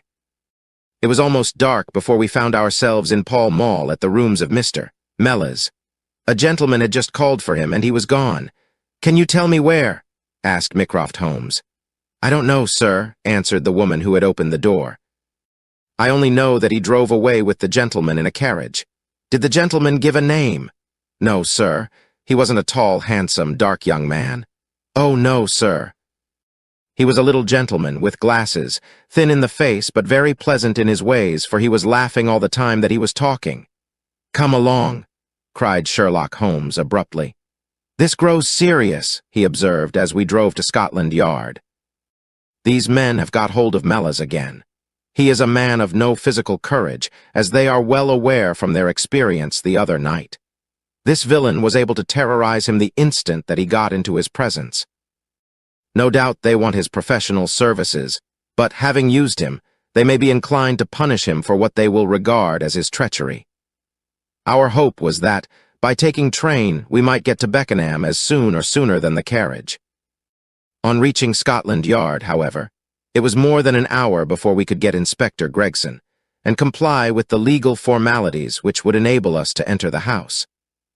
It was 10:15 before we reached London Bridge, and past before the four of us alighted on the Beckenham platform. A drive of half a mile brought us to the Myrtles, a large, dark house standing back from the road in its own grounds. Here we dismissed our cab and made our way up the drive together. The windows are all dark, remarked the inspector. The house seems deserted. Our birds are flown and the nest empty, said Holmes. Why do you say so? A carriage heavily loaded with luggage has passed out during the last hour. The inspector laughed. I saw the wheel tracks in the light of the gate lamp, but where does the luggage come in? You may have observed the same wheel tracks going the other way. But the outward-bound ones were very much deeper, so much so that we can say for a certainty that there was a very considerable weight on the carriage. You get a trifle beyond me there, said the inspector, shrugging his shoulder. It will not be an easy door to force, but we will try if we cannot make someone hear us. He hammered loudly at the knocker and pulled at the bell, but without any success. Holmes had slipped away, but he came back in a few minutes. I have a window open, said he. It is a mercy that you are on the side of the force and not against it, Mr. Holmes, remarked the inspector, as he noted the clever way in which my friend had forced back the catch. Well, I think that under the circumstances we may enter without an invitation. One after the other we made our way into a large apartment, which was evidently that in which Mr. Mella's had found himself. The inspector had lit his lantern, and by its light we could see the two doors, the curtain, the lamp, and the suit of Japanese mail as he had described them. On the table lay 2 glasses, an empty brandy bottle, and the remains of a meal. What is that? Asked Holmes suddenly. We all stood still and listened. A low, moaning sound was coming from somewhere over our heads. Holmes rushed to the door and out into the hall. The dismal noise came from upstairs. He dashed up, the inspector and I at his heels, while his brother Mycroft followed as quickly as his great bulk would permit. 3 doors faced up upon the second floor, and it was from the central of these that the sinister sounds were issuing, sinking sometimes into a dull mumble and rising again into a shrill whine. It was locked, but the key had been left on the outside. Holmes flung open the door and rushed in, but he was out again in an instant with his hand to his throat. It's charcoal, he cried. Give it time. It will clear. Peering in, we could see that the only light in the room came from a dull blue flame which flickered from a small brass tripod in the center.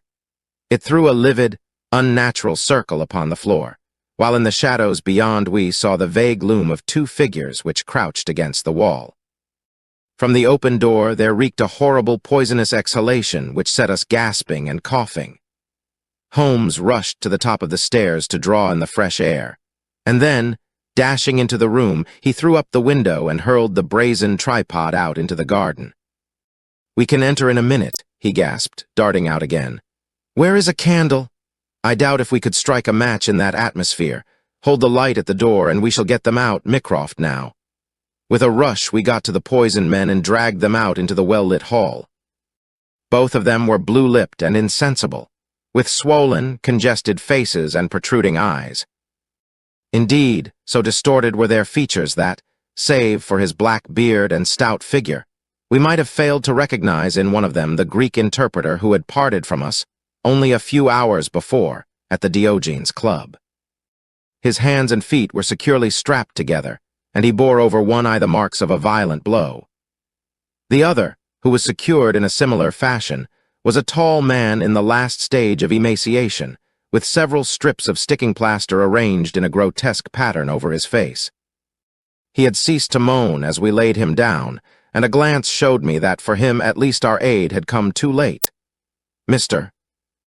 Mellors, however, still lived, and in less than an hour, with the aid of ammonia and brandy, I had the satisfaction of seeing him open his eyes, and of knowing that my hand had drawn him back from that dark valley in which all paths meet.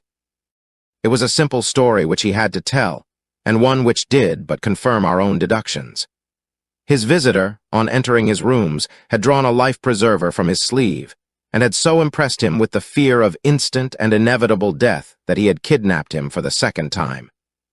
Indeed, it was almost mesmeric, the effect which this giggling ruffian had produced upon the unfortunate linguist, for he could not speak of him save with trembling hands and a blanched cheek.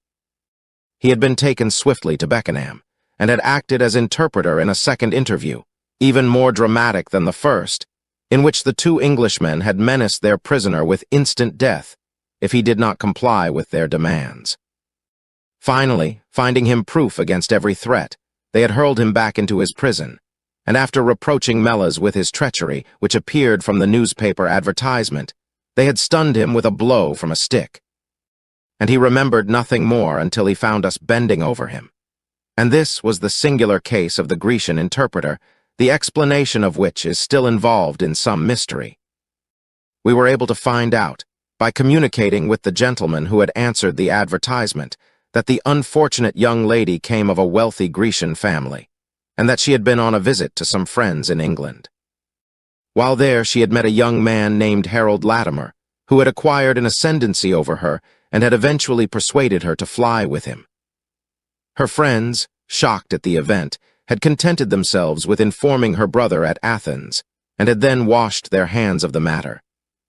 The brother, on his arrival in England, had imprudently placed himself in the power of Latimer and of his associate, whose name was Wilson Kemp, a man of the foulest antecedents.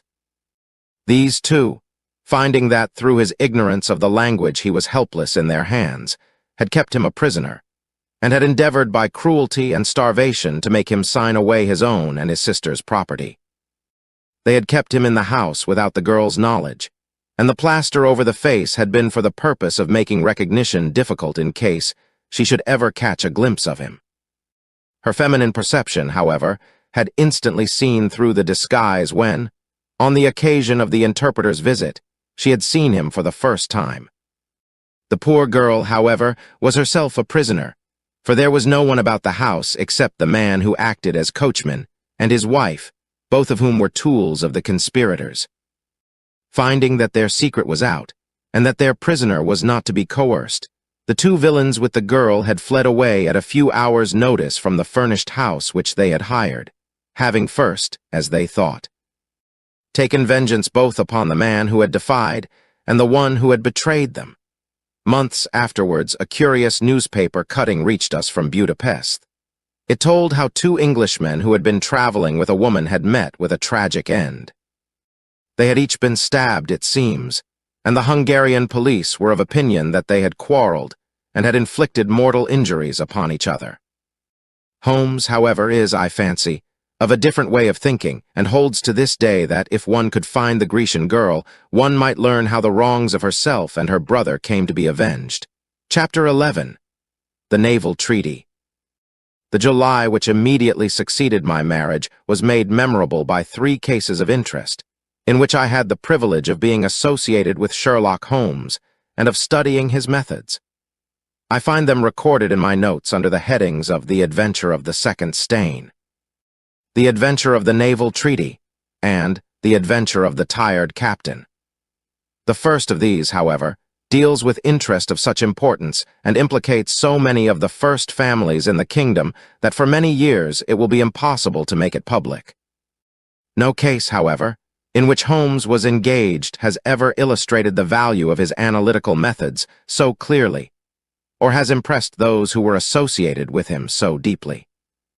I still retain an almost verbatim report of the interview in which he demonstrated the true facts of the case to Monsieur Dubuque of the Paris police, and Fritz von Waldbaum, the well-known specialist of Danzig, both of whom had wasted their energies upon what proved to be side issues. The new century will have come, however, before the story can be safely told. Meanwhile, I pass on to the second on my list, which promised also at one time to be of national importance, and was marked by several incidents which give it a quite unique character. During my school days, I had been intimately associated with a lad named Percy Phelps, who was of much the same age as myself, though he was 2 classes ahead of me. He was a very brilliant boy, and carried away every prize which the school had to offer, finished his exploits by winning a scholarship which sent him on to continue his triumphant career at Cambridge. He was, I remember, extremely well connected, and even when we were all little boys together, we knew that his mother's brother was Lord Holdhurst, the great conservative politician. This gaudy relationship did him little good at school. On the contrary, it seemed rather a piquant thing to us to chevy him about the playground and hit him over the shins with a wicket. But it was another thing when he came out into the world. I heard vaguely that his abilities and the influences which he commanded had won him a good position at the Foreign Office, and then he passed completely out of my mind until the following letter recalled his existence. Briarbury, Woking. My dear Watson, I have no doubt that you can remember. Tadpole Phelps, who was in the 5th form when you were in the 3rd. It is possible even that you may have heard that through my uncle's influence, I obtained a good appointment at the Foreign Office, and that I was in a situation of trust and honor, until a horrible misfortune came suddenly to blast my career. There is no use writing of the details of that dreadful event. In the event of your acceding to my request, it is probable that I shall have to narrate them to you. I have only just recovered from 9 weeks of brain fever, and am still exceedingly weak. Do you think that you could bring your friend Mr. Holmes down to see me? I should like to have his opinion of the case, though the authorities assure me that nothing more can be done. Do try to bring him down, and as soon as possible. Every minute seems an hour while I live in this state of horrible suspense. Assure him that if I have not asked his advice sooner, it was not because I did not appreciate his talents, but because I have been off my head ever since the blow fell. Now I am clear again, though I dare not think of it too much for fear of a relapse. I am still so weak that I have to write, as you see, by dictating. Do try to bring him. Your old schoolfellow, Percy Phelps. There was something that touched me as I read this letter, something pitiable in the reiterated appeals to bring Holmes. So moved was I that even had it been a difficult matter, I should have tried it. But of course, I knew well that Holmes loved his art, so that he was ever as ready to bring his aid as his client could be to receive it. My wife agreed with me that not a moment should be lost in laying the matter before him, and so within an hour of breakfast time, I found myself back once more in the old rooms in Baker Street. Holmes was seated at his side table clad in his dressing gown, and working hard over a chemical investigation. A large curved retort was boiling furiously in the bluish flame of a Bunsen burner, and the distilled drops were condensing into a 2-liter measure. My friend hardly glanced up as I entered, and I, seeing that his investigation must be of importance, seated myself in an armchair and waited. He dipped into this bottle or that, drawing out a few drops of each with his glass pipette, and finally brought a test tube containing a solution over to the table. In his right hand he held a slip of litmus paper. "You come at a crisis, Watson," said he. "If this paper remains blue, all is well. If it turns red, it means a man's life." He dipped it into the test tube, and it flushed at once into a dull, dirty crimson. I thought as much," he cried. "I will be at your service in an instant, Watson. You will find tobacco in the Persian slipper." He turned to his desk and scribbled off several telegrams, which were handed over to the page boy. Then he threw himself down into the chair opposite and drew up his knees until his fingers clasped round his long, thin shins. "A very commonplace little murder," said he. "You've got something better, I fancy. You are the stormy petrel of crime, Watson. What is it?" I handed him the letter, which he read with the most concentrated attention. "It does not tell us very much, does it?" He remarked, as he handed it back to me, "Hardly anything, and yet the writing is of interest. But the writing is not his own." "Precisely. It is a woman's." "A man's, surely," I cried. "No, a woman's, and a woman of rare character.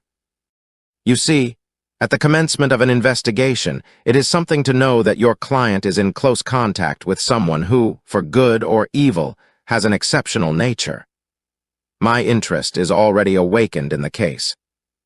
If you are ready, we will start at once for Woking, and see this diplomatist who is in such evil case, and the lady to whom he dictates his letters."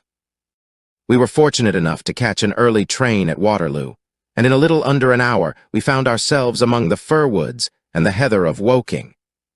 Briarbury proved to be a large, detached house, standing in extensive grounds within a few minutes' walk of the station. On sending in our cards, we were shown into an elegantly appointed drawing-room, where we were joined in a few minutes by a rather stout man who received us with much hospitality. His age may have been nearer 40 than 30, but his cheeks were so ruddy and his eyes so merry that he still conveyed the impression of a plump and mischievous boy. "I am so glad that you have come," said he, shaking our hands with effusion. "Percy has been inquiring for you all morning. Ah, poor old chap, he clings to any straw. His father and his mother asked me to see you, for the mere mention of the subject is very painful to them." "We have had no details yet," observed Holmes. "I perceive that you are not yourself a member of the family." Our acquaintance looked surprised, and then, glancing down, he began to laugh. "Of course you saw the J.H. monogram on my locket," said he. "For a moment I thought you had done something clever. Joseph Harrison is my name, and as Percy is to marry my sister Annie, I shall at least be a relation by marriage. You will find my sister in his room, for she has nursed him hand and foot this 2 months back. Perhaps we'd better go in at once, for I know how impatient he is." The chamber in which we were shown was on the same floor as the drawing-room. It was furnished partly as a sitting and partly as a bedroom, with flowers arranged daintily in every nook and corner. A young man, very pale and worn, was lying upon a sofa near the open window, through which came the rich scent of the garden and the balmy summer air. A woman was sitting beside him, who rose as we entered. "Shall I leave, Percy?" she asked. He clutched her hand to detain her. "How are you, Watson?" said he cordially. "I should never have known you under that mustache, and I dare say you would not be prepared to swear to me. This, I presume, is your celebrated friend, Mr. Sherlock Holmes?" I introduced him in a few words, and we both sat down. The stout young man had left us, but his sister still remained with her hand in that of the invalid. She was a striking-looking woman, a little short and thick for symmetry, but with a beautiful olive complexion, large, dark, Italian eyes, and a wealth of deep black hair. Her rich tints made the white face of her companion the more worn and haggard by the contrast. "I won't waste your time," said he, raising himself upon the sofa. "I'll plunge into the matter without further preamble. I was a happy and successful man, Mr. Holmes, and on the eve of being married, when a sudden and dreadful misfortune wrecked all my prospects in life. I was, as Watson may have told you, in the Foreign Office, and through the influences of my uncle, Lord Holdhurst, I rose rapidly to a responsible position. When my uncle became Foreign Minister in this administration, he gave me several missions of trust, and as I always brought them to a successful conclusion, He came at last to have the utmost confidence in my ability and tact. Nearly 10 weeks ago, to be more accurate, on the 23rd of May, he called me into his private room, and after complimenting me on the good work which I had done, he informed me that he had a new commission of trust for me to execute. "This," said he, taking a gray roll of paper from his bureau, "is the original of that secret treaty between England and Italy of which, I regret to say, some rumors have already got into the public press. It is of enormous importance that nothing further should leak out. The French or the Russian embassy would pay an immense sum to learn the contents of these papers. They should not leave my bureau were it not that it is absolutely necessary to have them copied. You have a desk in your office." "Yes, sir." "Then take the treaty and lock it up there. I shall give directions that you may remain behind when the others go, so that you may copy it at your leisure without fear of being overlooked. When you have finished, relock both the original and the draft in the desk, and hand them over to me personally tomorrow morning." I took the papers and, "Excuse me an instant," said Holmes. "Were you alone during this conversation?" "Absolutely, in a large room, 30 feet each way, in the center." "Yes, about it. And speaking low." My uncle's voice is always remarkably low. I hardly spoke at all. "Thank you," said Holmes, shutting his eyes. "Pray go on." I did exactly what he indicated and waited until the other clerks had departed. One of them in my room, Charles Gorot, had some arrears of work to make up, so I left him there and went out to dine. When I returned, he was gone. I was anxious to hurry my work, for I knew that Joseph, the Mr. Harrison, whom you saw just now, was in town, and that he would travel down to Woking by the 11 o'clock train, and I wanted, if possible, to catch it. When I came to examine the treaty, I saw at once that it was of such importance that my uncle had been guilty of no exaggeration in what he had said. Without going into details, I may say that it defined the position of Great Britain towards the Triple Alliance, and foreshadowed the policy which this country would pursue in the event of the French fleet gaining a complete ascendancy over that of Italy in the Mediterranean. The questions treated in it were purely naval. At the end were the signatures of the high dignitaries who had signed it. I glanced my eyes over it, and then settled down to my task of copying. It was a long document, written in the French language, and containing 26 separate articles. I copied as quickly as I could, but at 9 o'clock I had only done 9 articles, and it seemed hopeless for me to attempt to catch my train. I was feeling drowsy and stupid, partly from my dinner and also from the effects of a long day's work.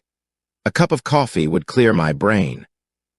A commissionaire remains all night in a little lodge at the foot of the stairs, and is in the habit of making coffee at his spirit lamp for any of the officials who may be working overtime.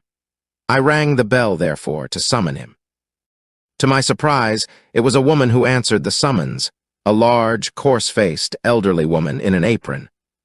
She explained that she was the commissionnaire's wife, who did the chairing, and I gave her the order for the coffee. I wrote 2 more articles, and then, feeling more drowsy than ever, I rose and walked up and down the room to stretch my legs. My coffee had not yet come, and I wondered what the cause of the delay could be.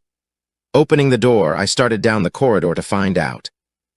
There was a straight passage, dimly lighted, which led from the room in which I had been working, and was the only exit from it. It ended in a curving staircase, with the commissionnaire's lodge in the passage at the bottom. Halfway down this staircase is a small landing, with another passage running into it at right angles. This second one leads by means of a second small stair to a side door, used by servants, and also as a short cut by clerks when coming from Charles Street. Here is a rough chart of the place. "Rough chart, thank you. I think that I quite follow you," said Sherlock Holmes. "It is of the utmost importance that you should notice this point." I went down the stairs and into the hall, where I found the commissionaire fast asleep in his box, with the kettle boiling furiously upon the spirit lamp. I took off the kettle and blew out the lamp, for the water was spurting over the floor. Then I put out my hand and was about to shake the man, who was still sleeping soundly, when a bell over his head rang loudly, and he woke with a start. "Mr. Phelps, sir," said he, looking at me in bewilderment. I came down to see if my coffee was ready. I was boiling the kettle when I fell asleep, sir. He looked at me and then up at the still quivering bell with an ever-growing astonishment upon his face.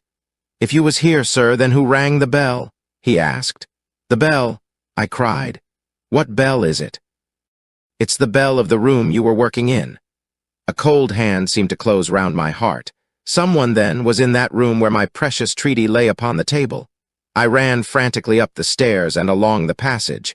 There was no one in the corridors, Mr. Holmes. There was no one in the room. All was exactly as I left it, save only that the papers which had been committed to my care had been taken from the desk on which they lay. The copy was there, and the original was gone. Holmes sat up in his chair and rubbed his hands. I could see that the problem was entirely to his heart. "Pray, what did you do then?" he murmured. I recognized in an instant that the thief must have come up the stairs from the side door. Of course I must have met him if he had come the other way.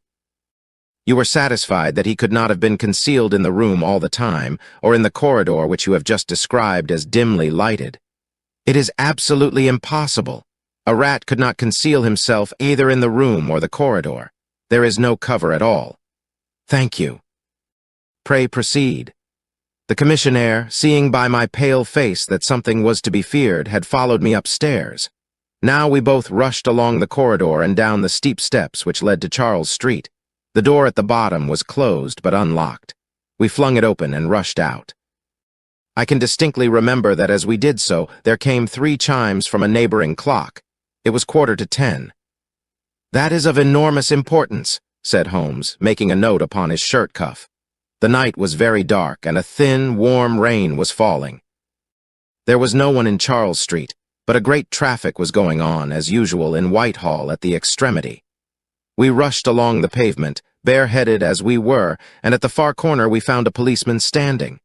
"A robbery has been committed," I gasped. "A document of immense value has been stolen from the Foreign Office. Has anyone passed this way?" "I have been standing here for a quarter of an hour, sir," said he. "Only one person has passed during that time, a woman tall and elderly with a Paisley shawl." "Ah, that is only my wife," cried the commissionaire. "Has no one else passed?" "No one." "Then it must be the other way that the thief took," cried the fellow, tugging at my sleeve. But I was not satisfied, and the attempts which he made to draw me away increased my suspicions. "Which way did the woman go?" I cried. "I don't know, sir. I noticed her pass, but I had no special reason for watching her. She seemed to be in a hurry." "How long ago was it?" "Oh, not very many minutes, within the last 5. Well, it could not be more than 5. "You're only wasting your time, sir, and every minute now is of importance," cried the commissionaire. "Take my word for it that my old woman has nothing to do with it, and come down to the other end of the street. Well, if you won't, I will." And with that he rushed off in the other direction. But I was after him in an instant and caught him by the sleeve. "Where do you live?" said I. "Chapter 16, Ivy Lane, Brixton," he answered. "But don't let yourself be drawn away upon a false scent, Mr. Phelps. Come to the other end of the street, and let us see if we can hear of anything." Nothing was to be lost by following his advice. With the policeman, we both hurried down, but only to find the street full of traffic, many people coming and going, but all only too eager to get to a place of safety upon so wet a night. There was no lounger who could tell us who had passed. Then we returned to the office and searched the stairs and the passage without result. The corridor which led to the room was laid down with a kind of creamy linoleum which shows an impression very easily. We examined it very carefully, but found no outline of any footmark. Had it been raining all evening, since about 7? How is it, then, that the woman who came into the room about 9 left no traces with her muddy boots? I am glad you raised the point. It occurred to me at the time. The charwomen are in the habit of taking off their boots at the commissionnaire's office and putting on list slippers. That is very clear. There were no marks then, though the night was a wet one. The chain of events is certainly one of extraordinary interest. What did you do next? We examined the room also. There is no possibility of a secret door, and the windows are quite 30 feet from the ground. Both of them were fastened on the inside. The carpet prevents any possibility of a trapdoor, and the ceiling is of the ordinary whitewashed kind. I will pledge my life that whoever stole my papers could only have come through the door. How about the fireplace? They use none. There is a stove. The bell rope hangs from the wire just to the right of my desk. Whoever rang it must have come right up to the desk to do it. But why should any criminal wish to ring the bell? It is a most insoluble mystery. Certainly the incident was unusual. What were your next steps? You examined the room, I presume, to see if the intruder had left any traces, any cigar end or dropped glove or hairpin or other trifle. There was nothing of the sort. No smell? Well, we never thought of that. A scent of tobacco would have been worth a great deal to us in such an investigation. I never smoke myself, so I think I should have observed it if there had been any smell of tobacco. There was absolutely no clue of any kind. The only tangible fact was that the commissionnaire's wife, Mrs. Tangi was the name, had hurried out of the place. He could give no explanation save that it was about the time when the woman always went home. The policeman and I agreed that our best plan would be to seize the woman before she could get rid of the papers, presuming that she had them. The alarm had reached Scotland Yard by this time, and Mr. Forbes, the detective, came round at once and took up the case with a great deal of energy. We hired a hansom, and in half an hour we were at the address which had been given to us. A young woman opened the door who proved to be Mrs. Tangi's eldest daughter. Her mother had not come back yet, and we were shown into the front room to wait. About 10 minutes later, a knock came at the door, and here we made the one serious mistake for which I blame myself. Instead of opening the door ourselves, we allowed the girl to do so. We heard her say, "Mother, there are 2 men in the house waiting to see you," and an instant afterwards we heard the patter of feet rushing down the passage. Forbes flung open the door, and we both ran into the back room or kitchen, but the woman had got there before us. She stared at us with defiant eyes, and then, suddenly recognizing me, an expression of absolute astonishment came over her face. "Why, if it isn't Mr. Phelps of the office," she cried. "Come, come, who did you think we were when you ran away from us?" asked my companion. "I thought you were the brokers," said she. "We have had some trouble with a tradesman." "That's not quite good enough," answered Forbes. "We have reason to believe that you have taken a paper of importance from the Foreign Office and that you ran in here to dispose of it. You must come back with us to Scotland Yard to be searched." It was in vain that she protested and resisted. A four-wheeler was brought, and we all 3 drove back in it. We had first made an examination of the kitchen, and especially of the kitchen fire, to see whether she might have made away with the papers during the instant that she was alone. There were no signs, however, of any ashes or scraps. When we reached Scotland Yard, she was handed over at once to the female searcher. I waited in an agony of suspense until she came back with her report. There were no signs of the papers. Then, for the first time, the horror of my situation came in its full force. Hitherto, I had been acting, and action had numbed thought. I had been so confident of regaining the treaty at once that I had not dared to think of what would be the consequence if I failed to do so. But now there was nothing more to be done, and I had leisure to realize my position. It was horrible. Watson there would tell you that I was a nervous, sensitive boy at school. It is my nature. I thought of my uncle and of his colleagues in the cabinet, of the shame which I had brought upon him, upon myself, upon everyone connected with me. What though I was the victim of an extraordinary accident?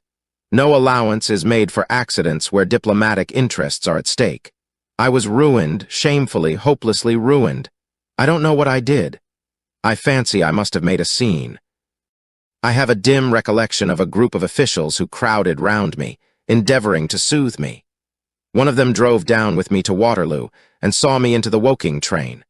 I believe that he would have come all the way had it not been that doctor. Ferrier, who lives near me, was going down by that very train. The doctor most kindly took charge of me, and it was well he did so, for I had a fit in the station, and before we reached home, I was practically a raving maniac. You can imagine the state of things here when they were roused from their beds by the doctor's ringing and found me in this condition. Poor Annie here and my mother were broken-hearted. Doctor. Ferrier had just heard enough from the detective at the station to be able to give an idea of what had happened, and his story did not mend matters.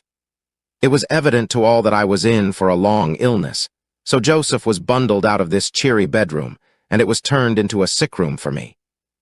Here I have lain, Mr. Holmes, for over 9 weeks, unconscious and raving with brain fever. If it had not been for Miss Harrison here, and for the doctor's care, I should not be speaking to you now. She has nursed me by day, and a hired nurse has looked after me by night, for in my mad fits I was capable of anything.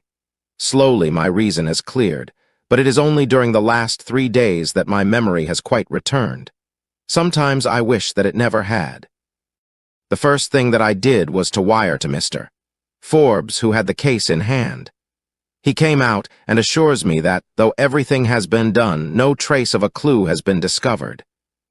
The commissionaire and his wife have been examined in every way without any light being thrown upon the matter. The suspicions of the police then rested upon young Gorot, who, as you may remember, stayed over time in the office that night. His remaining behind and his French name were really the only 2 points which could suggest suspicion. But, as a matter of fact, I did not begin work until he had gone, and his people are of Huguenot extraction, but as English in sympathy and tradition as you and I are. Nothing was found to implicate him in any way, and there the matter dropped. I turn to you, Mr. Holmes, as absolutely my last hope. If you fail me, then my honor as well as my position are forever forfeited. The invalid sank back upon his cushions, tired out by this long recital, while his nurse poured him out a glass of some stimulating medicine. Holmes sat silently, with his head thrown back and his eyes closed, in an attitude which might seem listless to a stranger, but which I knew betokened the most intense self-absorption. "Your statement has been so explicit," said he at last, "that you have really left me very few questions to ask. There is one of the very utmost importance, however. Did you tell anyone that you had this special task to perform?" "No one. Not Miss Harrison here, for example?" "No, I had not been back to Woking between getting the order and executing the commission." "And none of your people had by chance been to see you?" "None. Did any of them know their way about in the office?" "Oh, yes, all of them had been shown over it. Still, of course, if you said nothing to anyone about the treaty, these inquiries are irrelevant." "I said nothing." "Do you know anything of the commissionaire?" "Nothing except that he is an old soldier." "What regiment?" "Oh, I have heard Coldstream Guards." "Thank you. I have no doubt I can get details from Forbes." The authorities are excellent at amassing facts, though they do not always use them to advantage. What a lovely thing a rose is! He walked past the couch to the open window and held up the drooping stalk of a moss rose, looking down at the dainty blend of crimson and green. It was a new phase of his character to me, for I had never before seen him show any keen interest in natural objects. "There is nothing in which deduction is so necessary as in religion," said he, leaning with his back against the shutters. "It can be built up as an exact science by the reasoner. Our highest assurance of the goodness of Providence seems to me to rest in the flowers. All other things, our powers, our desires, our food, are all really necessary for our existence in the first instance. But this rose is an extra. Its smell and its color are an embellishment of life, not a condition of it. It is only goodness which gives extras, and so I say again that we have much to hope from the flowers." Percy Phelps and his nurse looked at Holmes during this demonstration with surprise, and a good deal of disappointment written upon their faces. He had fallen into a reverie, with the moss rose between his fingers. It had lasted some minutes before the young lady broke in upon it. "Do you see any prospect of solving this mystery, Mr. Holmes?" she asked, with a touch of asperity in her voice. "Oh, the mystery," he answered, coming back with a start to the realities of life. "Well, it would be absurd to deny that the case is a very abstruse and complicated one, but I can promise you that I will look into the matter and let you know any points which may strike me. Do you see any clue? You have furnished me with 7, but of course I must test them before I can pronounce upon their value. You suspect someone. I suspect myself.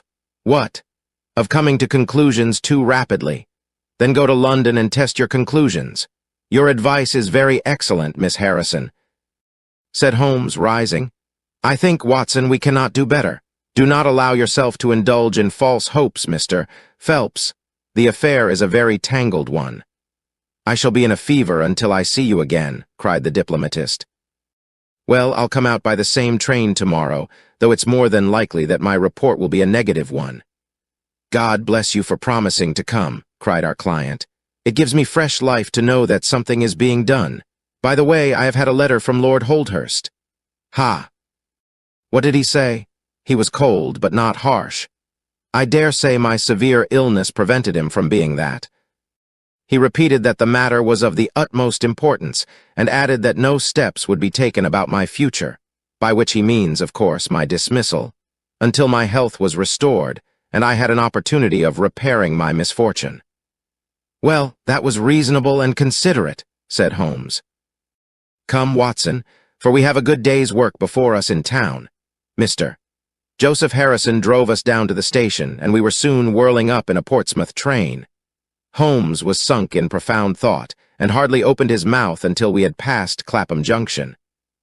"It's a very cheery thing to come into London by any of these lines which run high, and allow you to look down upon the houses like this." I thought he was joking, for the view was sordid enough, but he soon explained himself.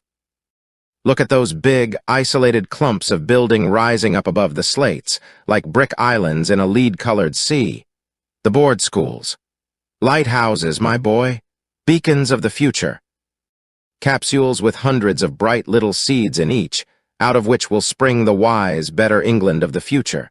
I suppose that man Phelps does not drink?" "I should not think so." "Nor should I, but we are bound to take every possibility into account. The poor devil has certainly got himself into very deep water, and it's a question whether we shall ever be able to get him ashore. What did you think of Miss Harrison?" "A girl of strong character." "Yes, but she is a good sort, or I am mistaken. She and her brother are the only children of an ironmaster somewhere up Northumberland way. He got engaged to her when traveling last winter, and she came down to be introduced to his people, with her brother as escort. Then came the smash, and she stayed on to nurse her lover, while brother Joseph, finding himself pretty snug, stayed on too. I've been making a few independent inquiries, you see, but today must be a day of inquiries." "My practice," I began. "Oh, if you find your own cases more interesting than mine," said Holmes with some asperity. "I was going to say that my practice could get along very well for a day or two, since it is the slackest time in the year." "Excellent," said he, recovering his good humor. "Then we'll look into this matter together. I think that we should begin by seeing Forbes. He can probably tell us all the details we want until we know from what side the case is to be approached." "You said you had a clue." "Well, we have several, but we can only test their value by further inquiry. The most difficult crime to track is the one which is purposeless. Now this is not purposeless. Who is it who profits by it? There is the French ambassador, there is the Russian, there is whoever might sell it to either of these, and there is Lord Holdhurst." "Lord Holdhurst?" "Well, it is just conceivable that a statesman might find himself in a position where he was not sorry to have such a document accidentally destroyed." "Not a statesman with the honorable record of Lord Holdhurst?" "It is a possibility, and we cannot afford to disregard it. We shall see the noble lord today and find out if he can tell us anything. Meanwhile, I have already set inquiries on foot." "Already?" "Yes, I sent wires from Woking Station to every evening paper in London. This advertisement will appear in each of them." He handed over a sheet torn from a notebook. On it was scribbled in pencil, "Chapter, £10 reward." The number of the cab which dropped a fare at or about the door of the Foreign Office in Charles Street at 9:45 in the evening of May 23rd. Apply 221B Baker Street. "You are confident that the thief came in a cab? If not, there is no harm done. But if Mr. Phelps is correct in stating that there is no hiding place either in the room or the corridors, then the person must have come from outside. If he came from outside on so wet a night, and yet left no trace of damp upon the linoleum, which was examined within a few minutes of his passing, then it is exceeding probable that he came in a cab. Yes, I think that we may safely deduce a cab." "It sounds plausible." "That is one of the clues of which I spoke. It may lead us to something. And then, of course, there is the bell, which is the most distinctive feature of the case. Why should the bell ring? Was it the thief who did it out of bravado? Or was it someone who was with the thief who did it in order to prevent the crime? Or was it an accident? Or was it? He sank back into the state of intense and silent thought from which he had emerged. But it seemed to me, accustomed as I was to his every mood, that some new possibility had dawned suddenly upon him. It was 3:20 when we reached our terminus, and after a hasty luncheon at the buffet, we pushed on at once to Scotland Yard. Holmes had already wired to Forbes, and we found him waiting to receive us, a small, foxy man with a sharp but by no means amiable expression. He was decidedly frigid in his manner to us, especially when he heard the errand upon which we had come. "I've heard of your methods before now, mister." "Holmes," said he tartly, "you are ready enough to use all the information that the police can lay at your disposal, and then you try to finish the case yourself and bring discredit on them." "On the contrary," said Holmes. "Out of my last 53 cases, my name has only appeared in 4, and the police have had all the credit in 49. I don't blame you for not knowing this, for you are young and inexperienced, but if you wish to get on in your new duties, you will work with me and not against me." "I'd be very glad of a hint or two," said the detective, changing his manner. "I've certainly had no credit from the case so far. What steps have you taken?" "Tangi, the commissionaire, has been shadowed. He left the guards with a good character, and we can find nothing against him. His wife is a bad lot, though. I fancy she knows more about this than appears." "Have you shadowed her?" "We have set one of our women onto her. Mrs. Tangi drinks, and our woman has been with her twice when she was well on, but she could get nothing out of her." "I understand that they have had brokers in the house." "Yes, but they were paid off." "Where did the money come from?" "That was all right. His pension was due. They have not shown any sign of being in funds." "What explanation did she give of having answered the bell when Mr. Phelps rang for the coffee?" "She said that her husband was very tired and she wished to relieve him." "Well, certainly that would agree with his being found a little later asleep in his chair. There is nothing against them then but the woman's character." "Did you ask her why she hurried away that night?" "Her haste attracted the attention of the police constable. She was later than usual and wanted to get home." "Did you point out to her that you and Mr. Phelps, who started at least 20 minutes after her, got home before her?" "She explains that by the difference between a bus and a hansom." "Did she make it clear why, on reaching her house, she ran into the back kitchen?" "Because she had the money there with which to pay off the brokers." "She has at least an answer for everything." "Did you ask her whether in leaving she met anyone or saw anyone loitering about Charles Street?" "She saw no one but the constable." "Well, you seem to have cross-examined her pretty thoroughly. What else have you done?" "The clerk Gorot has been shadowed all these 9 weeks, but without result. We can show nothing against him." "Anything else?" "Well, we have nothing else to go upon, no evidence of any kind. Have you formed a theory about how that bell rang?" "Well, I must confess that it beats me." "It was a cool hand, whoever it was, to go and give the alarm like that." "Yes, it was a queer thing to do. Many thanks to you for what you have told me. If I can put the man into your hands, you shall hear from me. Come along, Watson." "Where are we going to now?" I asked as we left the office. "We are now going to interview Lord Holdhurst, the cabinet minister and future premier of England." We were fortunate in finding that Lord Holdhurst was still in his chambers in Downing Street, and on Holmes sending in his card, we were instantly shown up. The statesman received us with that old-fashioned courtesy for which he is remarkable, and seated us on the 2 luxuriant lounges on either side of the fireplace.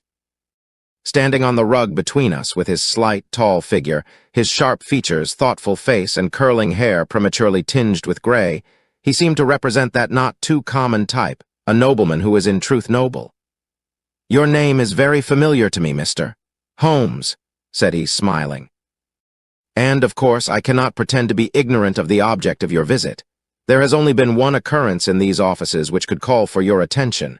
In whose interest are you acting, may I ask?" "In that of Mr. Percy Phelps," answered Holmes. "Ah, my unfortunate nephew. You can understand that our kinship makes it the more impossible for me to screen him in any way. I fear that the incident must have a very prejudicial effect upon his career. But if the document is found? Ah, that, of course, would be different. I had 1 or 2 questions which I wished to ask you, Lord Holdhurst. I shall be happy to give you any information in my power. Was it in this room that you gave your instructions as to the copying of the document? It was. Then you could hardly have been overheard. It is out of the question. Did you ever mention to anyone that it was your intention to give anyone the treaty to be copied? Never. You are certain of that? Absolutely. Well, since you never said so, and Mr. Phelps never said so, and nobody else knew anything of the matter, then the thief's presence in the room was purely accidental. He saw his chance, and he took it. The statesman smiled. "You take me out of my province there," said he. Holmes considered for a moment. "There is another very important point which I wish to discuss with you," said he. "You feared, as I understand, that very grave results might follow from the details of this treaty becoming known." A shadow passed over the expressive face of the statesman. "Very grave results indeed." "And have they occurred?" "Not yet. If the treaty had reached, let us say, the French or Russian Foreign Office, you would expect to hear of it." "I should," said Lord Holdhurst with a wry face. "Since nearly 10 weeks have elapsed, then, and nothing has been heard, it is not unfair to suppose that for some reason the treaty has not reached them." Lord Holdhurst shrugged his shoulders.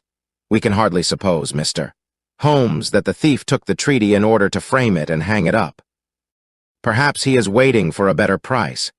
If he waits a little longer, he will get no price at all. The treaty will cease to be secret in a few months."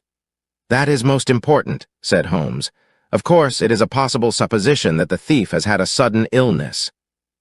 "An attack of brain fever, for example?" asked the statesman, flashing a swift glance at him. "I did not say so," said Holmes imperturbably. "And now, Lord Holdhurst, we have already taken up too much of your valuable time, and we shall wish you good day." "Every success to your investigation, be the criminal who it may," answered the nobleman as he bowed us out the door.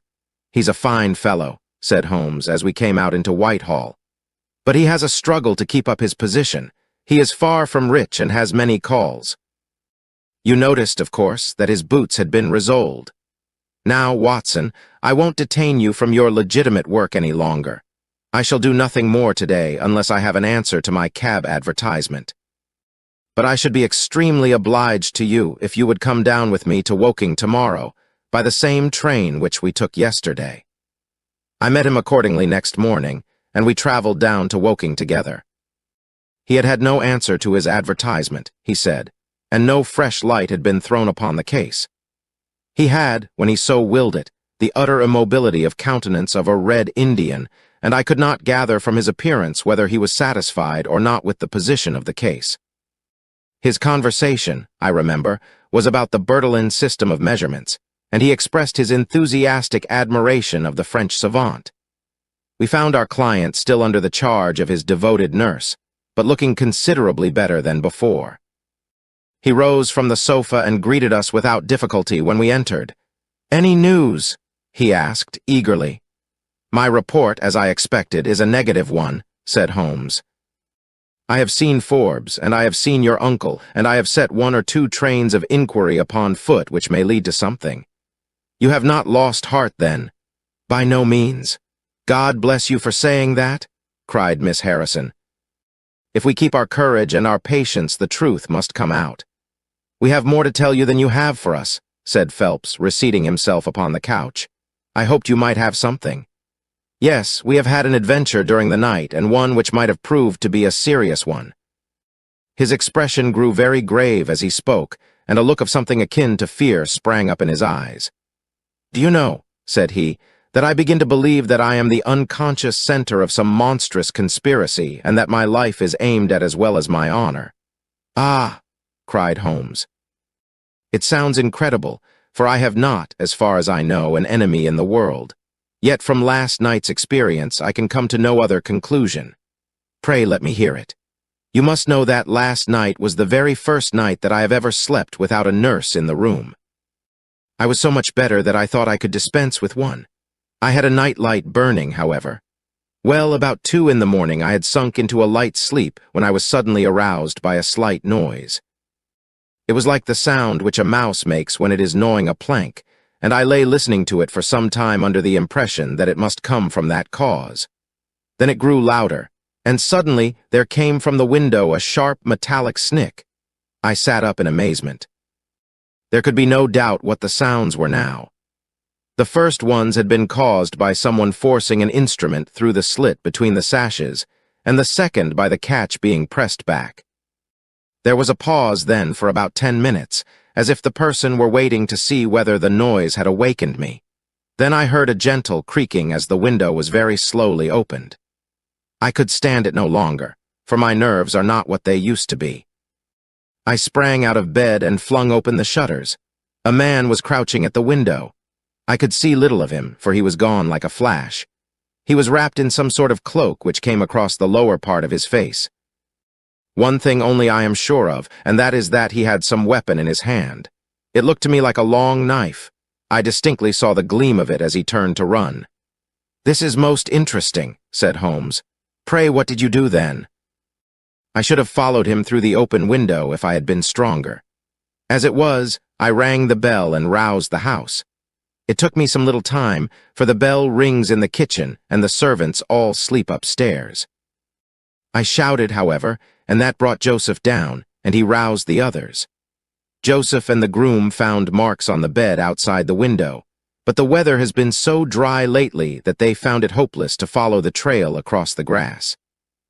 There's a place, however, on the wooden fence which skirts the road which shows signs, they tell me, as if someone had got over and had snapped the top of the rail in doing so. I have said nothing to the local police yet, for I thought I had best have your opinion first. This tale of our client's appeared to have an extraordinary effect upon Sherlock Holmes. He rose from his chair and paced about the room in uncontrollable excitement. "Misfortunes never come single," said Phelps, smiling, though it was evident that his adventure had somewhat shaken him. "You have certainly had your share," said Holmes. "Do you think you could walk round the house with me?" "Oh, yes, I should like a little sunshine. Joseph will come too." "And I also," said Miss Harrison. "I am afraid not," said Holmes, shaking his head. "I think I must ask you to remain sitting exactly where you are." The young lady resumed her seat with an air of displeasure. Her brother, however, had joined us, and we set off all four together. We passed round the lawn to the outside of the young diplomatist's window. There were, as he had said, marks upon the bed, but they were hopelessly blurred and vague. Holmes stopped over them for an instant, and then rose, shrugging his shoulders. "I don't think anyone could make much of this," said he. "Let us go round the house and see why this particular room was chosen by the burglar.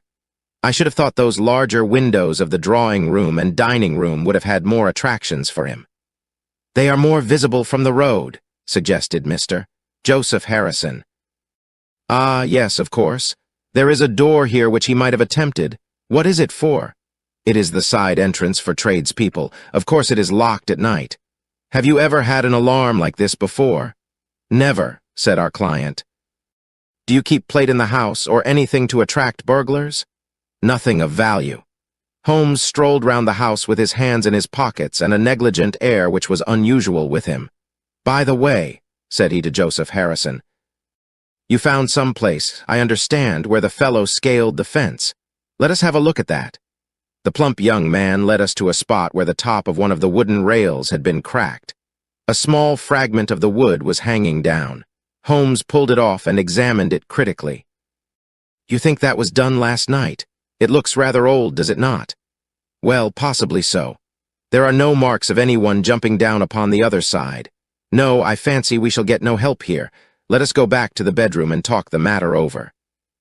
Percy Phelps was walking very slowly, leaning upon the arm of his future brother-in-law. Holmes walked swiftly across the lawn, and we were at the open window of the bedroom long before the others came up. "Miss Harrison," said Holmes, speaking with the utmost intensity of manner, "you must stay where you are all day. Let nothing prevent you from staying where you are all day. It is of the utmost importance." "Certainly, if you wish it, Mr.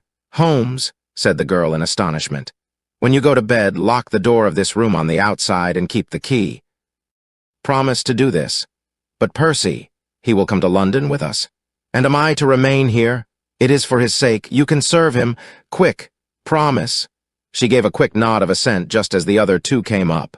"Why do you sit moping there, Annie?" cried her brother. "Come out into the sunshine." "No, thank you, Joseph. I have a slight headache and this room is deliciously cool and soothing." "What do you propose now, Mr. Holmes?" asked our client. "Well, in investigating this minor affair, we must not lose sight of our main inquiry. It would be a very great help to me if you would come up to London with us." "At once?" "Well, as soon as you conveniently can, say in an hour. I feel quite strong enough, if I can really be of any help. The greatest possible. Perhaps you would like me to stay there tonight." "I was just going to propose it. Then, if my friend of the night comes to revisit me, he will find the bird flown. We are all in your hands, Mr. Holmes, and you must tell us exactly what you would like done. Perhaps you would prefer that Joseph came with us so as to look after me." "Oh, no. My friend Watson is a medical man, you know, and he'll look after you. We'll have our lunch here, if you will permit us, and then we shall all three set off for town together." It was arranged as he suggested, though Miss Harrison excused herself from leaving the bedroom, in accordance with Holmes's suggestion. What the object of my friend's maneuvers was I could not conceive, unless it were to keep the lady away from Phelps, who, rejoiced by his returning health and by the prospect of action, lunched with us in the dining room. Holmes had a still more startling surprise for us, however, for, after accompanying us down to the station and seeing us into our carriage, he calmly announced that he had no intention of leaving Woking. "There are one or two small points which I should desire to clear up before I go," said he. "Your absence, Mr. Phelps, will in some ways rather assist me. Watson, when you reach London, you would oblige me by driving at once to Baker Street with our friend here and remaining with him until I see you again. It is fortunate that you are old schoolfellows, as you must have much to talk over. Mr. Phelps can have the spare bedroom tonight, and I will be with you in time for breakfast, for there is a train which will take me into Waterloo at 8. But how about our investigation in London?" asked Phelps ruefully. "We can do that tomorrow. I think that just at present I can be of more immediate use here." "You might tell them at Briarbury that I hope to be back tomorrow night," cried Phelps, as we began to move from the platform. "I hardly expect to go back to Briarbury," answered Holmes, and waved his hand to us cheerily as we shot out from the station. Phelps and I talked it over on our journey, but neither of us could devise a satisfactory reason for this new development. "I suppose he wants to find out some clue as to the burglary last night, if a burglar it was. For myself, I don't believe it was an ordinary thief." "What is your own idea, then?" "Upon my word, you may put it down to my weak nerves or not, but I believe there is some deep political intrigue going on around me, and that for some reason that passes my understanding my life is aimed at by the conspirators. It sounds high-flown and absurd, but consider the facts. Why should a thief try to break in at a bedroom window where there could be no hope of any plunder, and why should he come with a long knife in his hand? You are sure it was not a housebreaker's, Jimmy?" "Oh, no, it was a knife. I saw the flash of the blade quite distinctly." "But why on earth should you be pursued with such animosity?" "Ah, that is the question. Well, if Holmes takes the same view, that would account for his action, would it not? Presuming that your theory is correct, if he can lay his hands upon the man who threatened you last night, he will have gone a long way towards finding who took the naval treaty. It is absurd to suppose that you have two enemies, one of whom robs you, while the other threatens your life." "But Holmes said that he was not going to Briarbury." "I have known him for some time," said I, "but I never knew him do anything yet without a very good reason," and with that our conversation drifted off on to other topics. But it was a weary day for me. Phelps was still weak after his long illness, and his misfortune made him querulous and nervous. In vain, I endeavored to interest him in Afghanistan, in India, in social questions, in anything which might take his mind out of the groove. He would always come back to his lost treaty, wondering, guessing, speculating as to what Holmes was doing, what steps Lord Holdhurst was taking, what news we should have in the morning. As the evening wore on, his excitement became quite painful. "You have implicit faith in Holmes?" he asked. "I have seen him do some remarkable things, but he never brought light into anything quite so dark as this." "Oh, yes, I have known him solve questions which presented fewer clues than yours, but not where such large interests are at stake. I don't know that." To my certain knowledge, he has acted on behalf of 3 of the reigning houses of Europe in very vital matters. But you know him well, Watson. He is such an inscrutable fellow that I never quite know what to make of him. Do you think he is hopeful? Do you think he expects to make a success of it? He has said nothing. That is a bad sign. On the contrary, I have noticed that when he is off the trail, he generally says so. It is when he is on a scent and is not quite absolutely sure yet that it is the right one that he is most taciturn. Now, my dear fellow, we can't help matters by making ourselves nervous about them. So let me implore you to go to bed and so be fresh for whatever may await us tomorrow. I was able at last to persuade my companion to take my advice, though I knew from his excited manner that there was not much hope of sleep for him. Indeed, his mood was infectious, for I lay tossing half the night myself, brooding over this strange problem and inventing 100 theories, each of which was more impossible than the last. Why had Holmes remained at Woking? Why had he asked Miss Harrison to remain in the sick room all day? Why had he been so careful not to inform the people at Briarbury that he intended to remain near them? I cudgelled my brains until I fell asleep in the endeavor to find some explanation which would cover all these facts. It was 7 o'clock when I awoke, and I set off at once for Phelps's room to find him haggard and spent after a sleepless night. His first question was whether Holmes had arrived yet. "He'll be here when he promised," said I, "and not an instant sooner or later." And my words were true, for shortly after 8 a hansom dashed up to the door and our friend got out of it. Standing in the window, we saw that his left hand was swathed in a bandage, and that his face was very grim and pale. He entered the house, but it was some little time before he came upstairs. "He looks like a beaten man," cried Phelps. I was forced to confess that he was right. "After all," said I, "the clue of the matter lies probably here in town." Phelps gave a groan. "I don't know how it is," said he, "but I had hoped for so much from his return. But surely his hand was not tied up like that yesterday. What can be the matter?" "You are not wounded, Holmes?" I asked as my friend entered the room. "Tut, it is only a scratch through my own clumsiness," he answered, nodding his good mornings to us. "This case of yours, Mr. Phelps, is certainly one of the darkest which I have ever investigated. I feared that you would find it beyond you. It has been a most remarkable experience." "That bandage tells of adventures," said I. "Won't you tell us what has happened?" "After breakfast, my dear Watson. Remember that I have breathed 30 miles of Surrey air this morning. I suppose that there has been no answer from my cabman advertisement.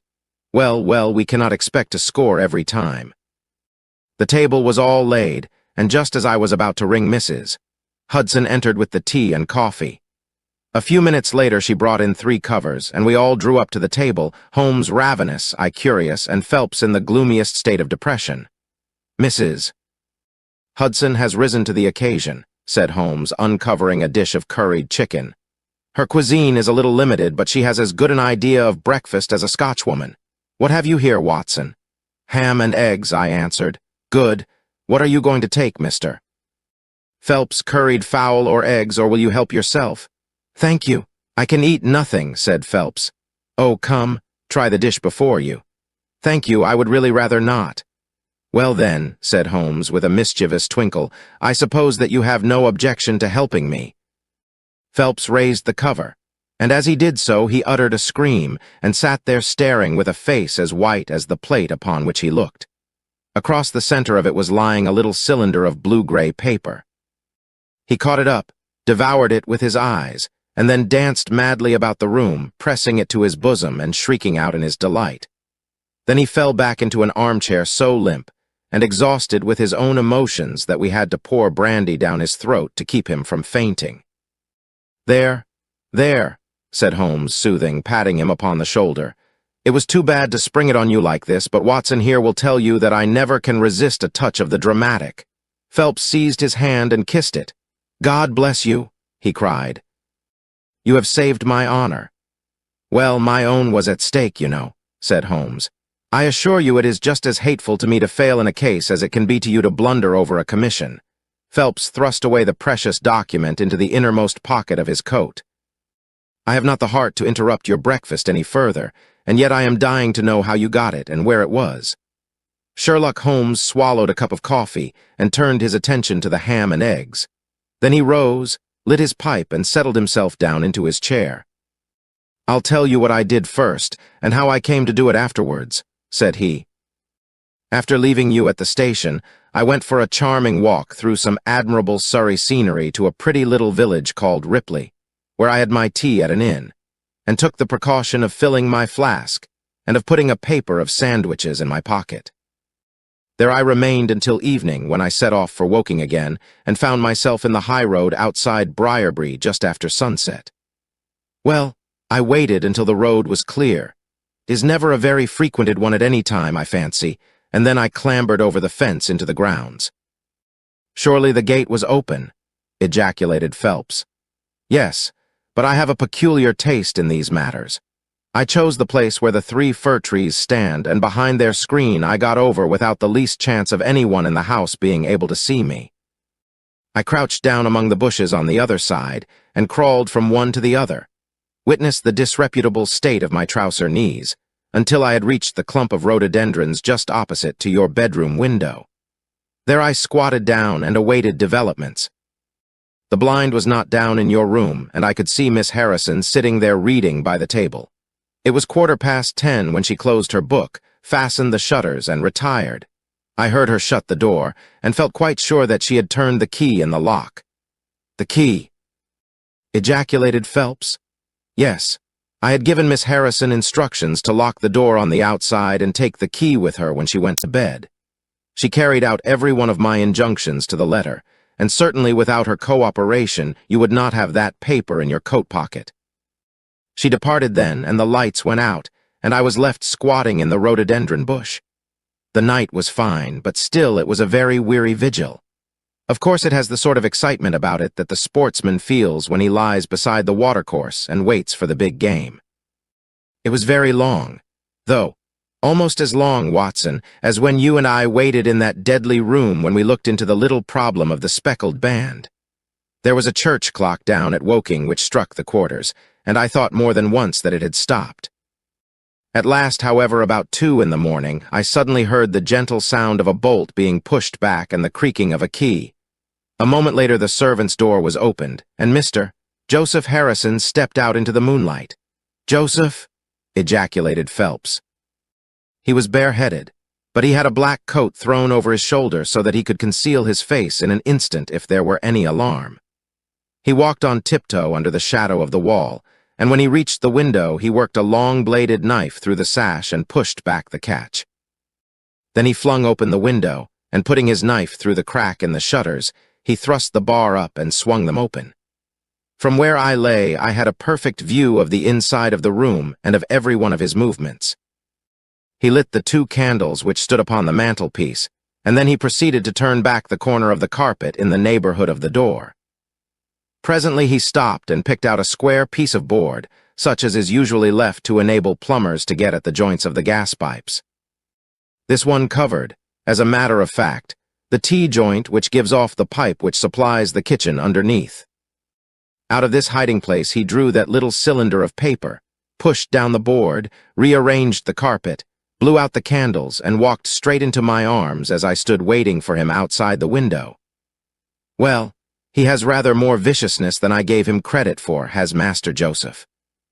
He flew at me with his knife, and I had to grasp him twice, and got a cut over the knuckles before I had the upper hand of him. He looked murder out of the only eye he could see with when we had finished, but he listened to reason and gave up the papers.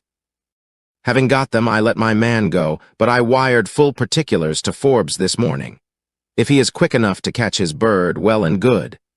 But if, as I shrewdly suspect, he finds the nest empty before he gets there, why, all the better for the government. I fancy that Lord Holdhurst for one, and Mr. Percy Phelps for another, would very much rather that the affair never got as far as a police court. My God, gasped our client.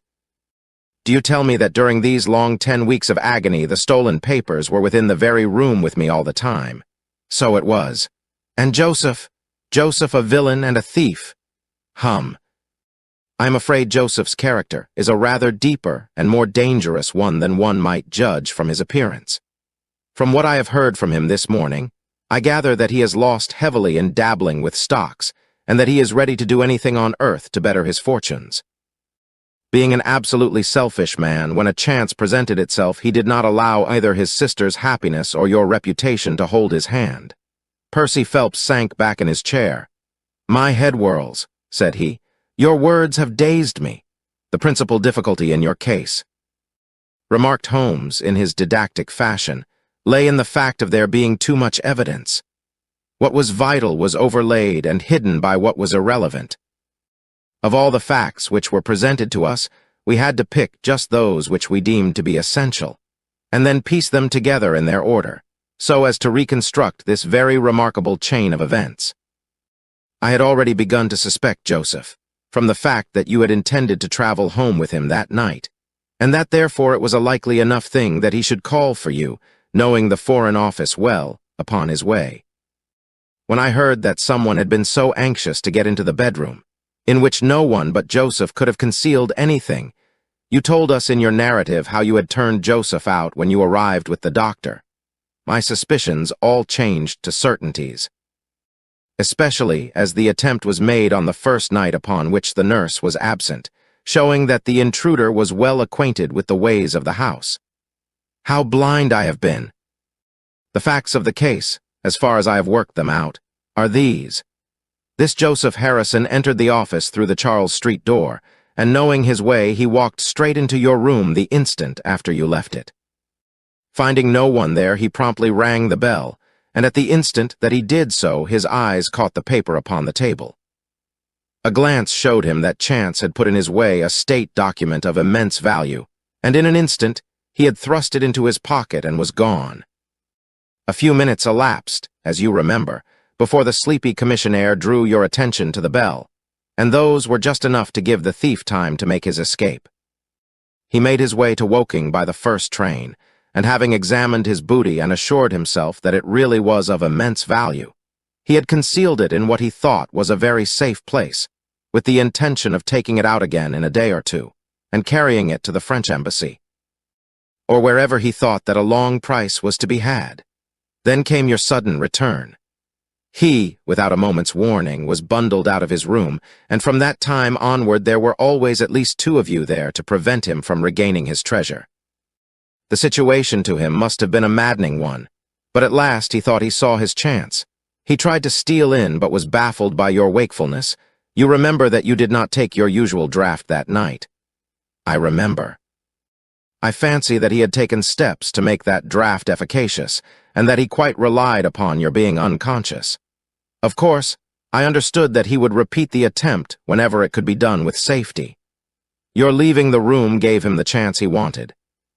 I kept Miss Harrison in it all day so that he might not anticipate us. Then, having given him the idea that the coast was clear, I kept guard as I have described. I already knew that the papers were probably in the room, but I had no desire to rip up all the planking and skirting in search of them. I let him take them, therefore, from the hiding place, and so saved myself an infinity of trouble. Is there any other point which I can make clear? Why did he try the window on the first occasion, I asked, when he might have entered by the door? In reaching the door, he would have to pass 7 bedrooms. On the other hand, he could get out onto the lawn with ease. Anything else? You do not think, asked Phelps, that he had any murderous intention? The knife was only meant as a tool. It may be so, answered Holmes, shrugging his shoulders. I can only say for certain that Mr. Joseph Harrison is a gentleman to whose mercy I should be extremely unwilling to trust. Chapter 12. The final problem. It is with a heavy heart that I take up my pen to write these the last words in which I shall ever record the singular gifts by which my friend Mr. Sherlock Holmes was distinguished. In an incoherent, and as I deeply feel, an entirely inadequate fashion, I have endeavored to give some account of my strange experiences in his company from the chance which first brought us together at the period of the study in scarlet, up to the time of his interference in the matter of the naval treaty, an interference which had the unquestionable effect of preventing a serious international complication. It was my intention to have stopped there, and to have said nothing of that event which has created a void in my life which the lapse of 2 years has done little to fill. My hand has been forced, however, by the recent letters in which Colonel James Moriarty defends the memory of his brother. and I have no choice but to lay the facts before the public exactly as they occurred. I alone know the absolute truth of the matter, and I am satisfied that the time has come when no good purpose is to be served by its suppression. As far as I know, there have been only 3 accounts in the public press. That in the Journal de Genève on May 6, 1891, the Reuters dispatch in the English papers on May 7th, and finally the recent letter to which I have alluded. Of these, the first and second were extremely condensed, while the last is, as I shall now show, an absolute perversion of the facts. It lies with me to tell for the first time what really took place between Professor Moriarty and Mr. Sherlock Holmes. It may be remembered that after my marriage, and my subsequent start in private practice, the very intimate relations which had existed between Holmes and myself became to some extent modified. He still came to me from time to time when he desired a companion in his investigation, but these occasions grew more and more seldom, until I find that in the year 1890 there were only 3 cases of which I retain any record. During the winter of that year and the early spring of 1891, I saw in the papers that he had been engaged by the French government upon a matter of supreme importance, and I received 2 notes from Holmes, dated from Narbonne and from Nimes, from which I gathered that his stay in France was likely to be a long one. It was with some surprise, therefore, that I saw him walk into my consulting room upon the evening of the 24th of April. It struck me that he was looking even paler and thinner than usual. "Yes, I have been using myself up rather too freely," he remarked, in answer to my look rather than to my words. "I have been a little pressed of late. Have you any objection to my closing your shutters?" The only light in the room came from the lamp upon the table at which I had been reading. Holmes edged his way round the wall, and flinging the shutters together, he bolted them securely. "You are afraid of something?" I asked. "Well, I am. Of what?" "Of air guns. My dear Holmes, what do you mean?" "I think that you know me well enough, Watson, to understand that I am by no means a nervous man. At the same time, it is stupidity rather than courage to refuse to recognize danger when it is close upon you. Might I trouble you for a match?"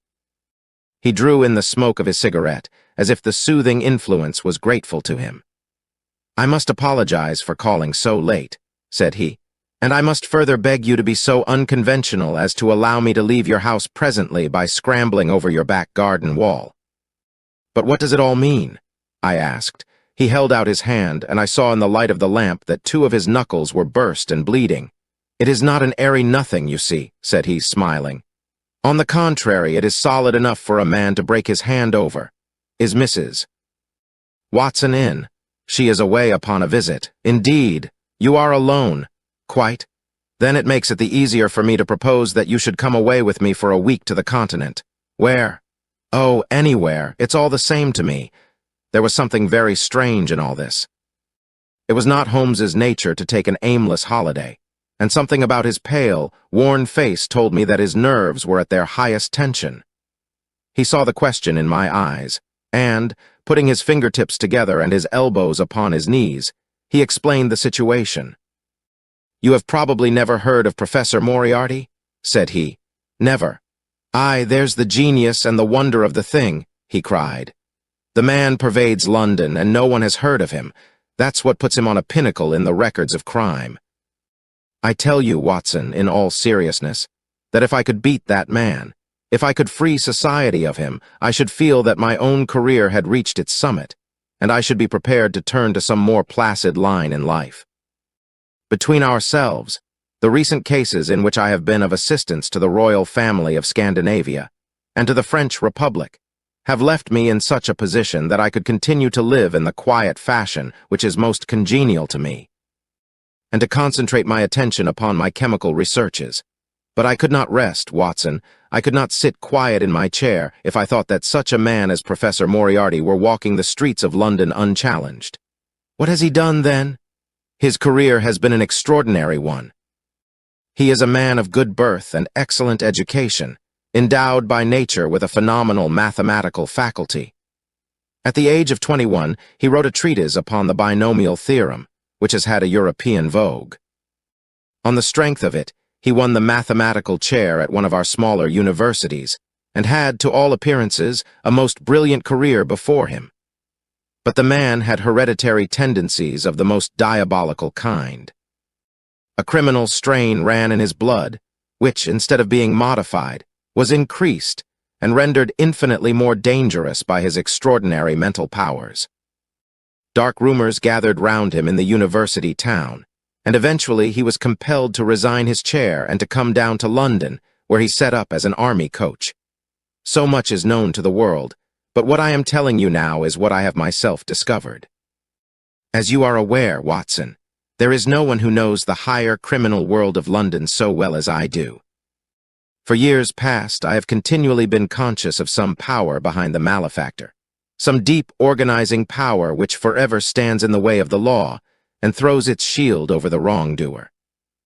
Again and again, in cases of the most varying sorts, forgery cases, robberies, murders, I have felt the presence of this force, and I have deduced its action in many of those undiscovered crimes in which I have not been personally consulted. For years, I have endeavored to break through the veil which shrouded it, and at last the time came when I seized my thread and followed it, until it led me, after 1,000 cunning windings, to ex-Professor Moriarty of mathematical celebrity. He is the Napoleon of crime, Watson.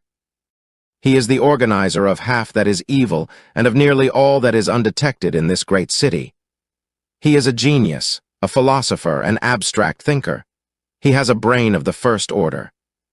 He sits motionless, like a spider in the center of its web, but that web has 1,000 radiations, and he knows well every quiver of each of them.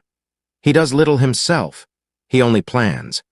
But his agents are numerous and splendidly organized. Is there a crime to be done, a paper to be abstracted, we will say, a house to be rifled, a man to be removed? The word is passed to the professor, the matter is organized and carried out.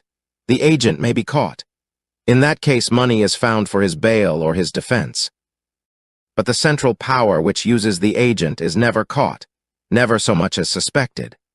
This was the organization which I deduced, Watson, and which I devoted my whole energy to exposing and breaking up. But the professor was fenced round with safeguards so cunningly devised that, do what I would, it seemed impossible to get evidence which would convict in a court of law. You know my powers, my dear Watson, and yet at the end of 3 months I was forced to confess that I had at last met an antagonist who was my intellectual equal. My horror at his crimes was lost in my admiration at his skill.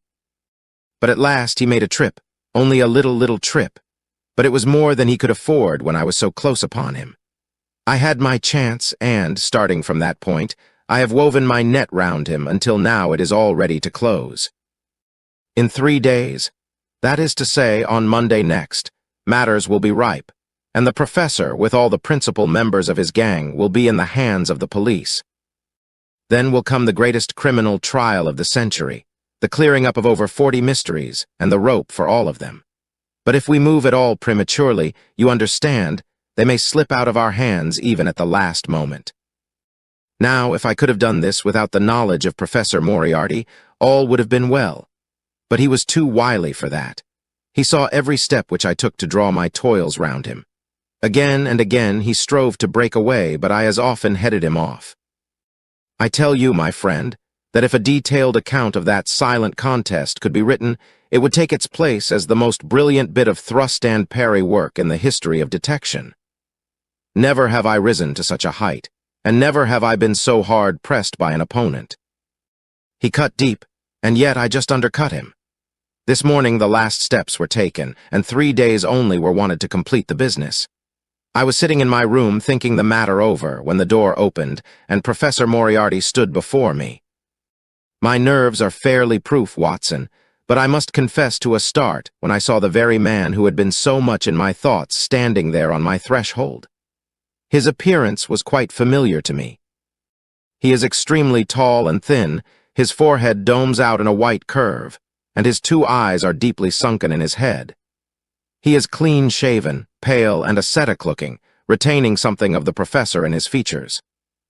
His shoulders are rounded from much study, and his face protrudes forward, and is forever slowly oscillating from side to side in a curiously reptilian fashion.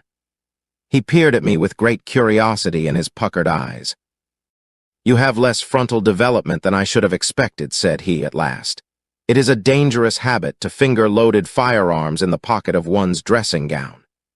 The fact is that upon his entrance I had instantly recognized the extreme personal danger in which I lay. The only conceivable escape for him lay in silencing my tongue. In an instant, I had slipped the revolver from the drawer into my pocket and was covering him through the cloth. At his remark, I drew the weapon out and laid it cocked upon the table. He still smiled and blinked, but there was something about his eyes which made me feel very glad that I had it there. "You evidently don't know me," said he. "On the contrary," I answered, "I think it is fairly evident that I do. Pray take a chair." "I can spare you 5 minutes if you have anything to say." "All that I have to say has already crossed your mind," said he. "Then possibly my answer has crossed yours," I replied. "You stand fast?" "Absolutely." He clapped his hand into his pocket, and I raised the pistol from the table. But he merely drew out a memorandum book in which he had scribbled some dates. "You crossed my path on the 4th of January," said he. "On the 23rd, you incommoded me. By the middle of February, I was seriously inconvenienced by you. At the end of March, I was absolutely hampered in my plans. And now, at the close of April, I find myself placed in such a position through your continual persecution that I am in positive danger of losing my liberty. The situation is becoming an impossible one. Have you any suggestion to make?" I asked. "You must drop it, Mr. Holmes," said he, swaying his face about. "You really must, you know." "After Monday," said I. "Tut, tut," said he. "I am quite sure that a man of your intelligence will see that there can be but one outcome to this affair. It is necessary that you should withdraw. You have worked things in such a fashion that we have only one resource left.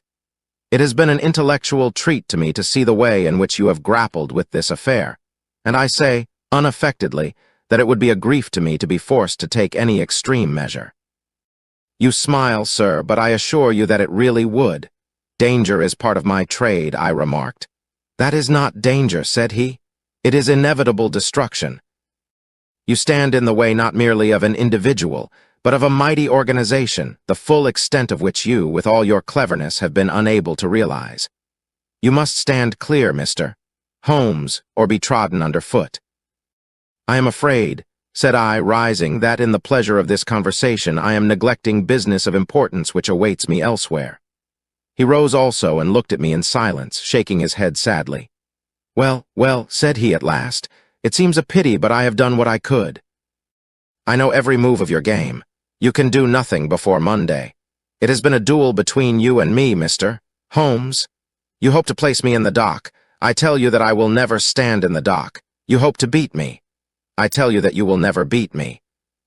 If you are clever enough to bring destruction upon me, rest assured that I shall do as much to you."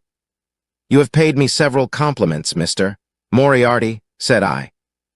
"Let me pay you one in return when I say that if I were assured of the former eventuality, I would, in the interests of the public, cheerfully accept the latter.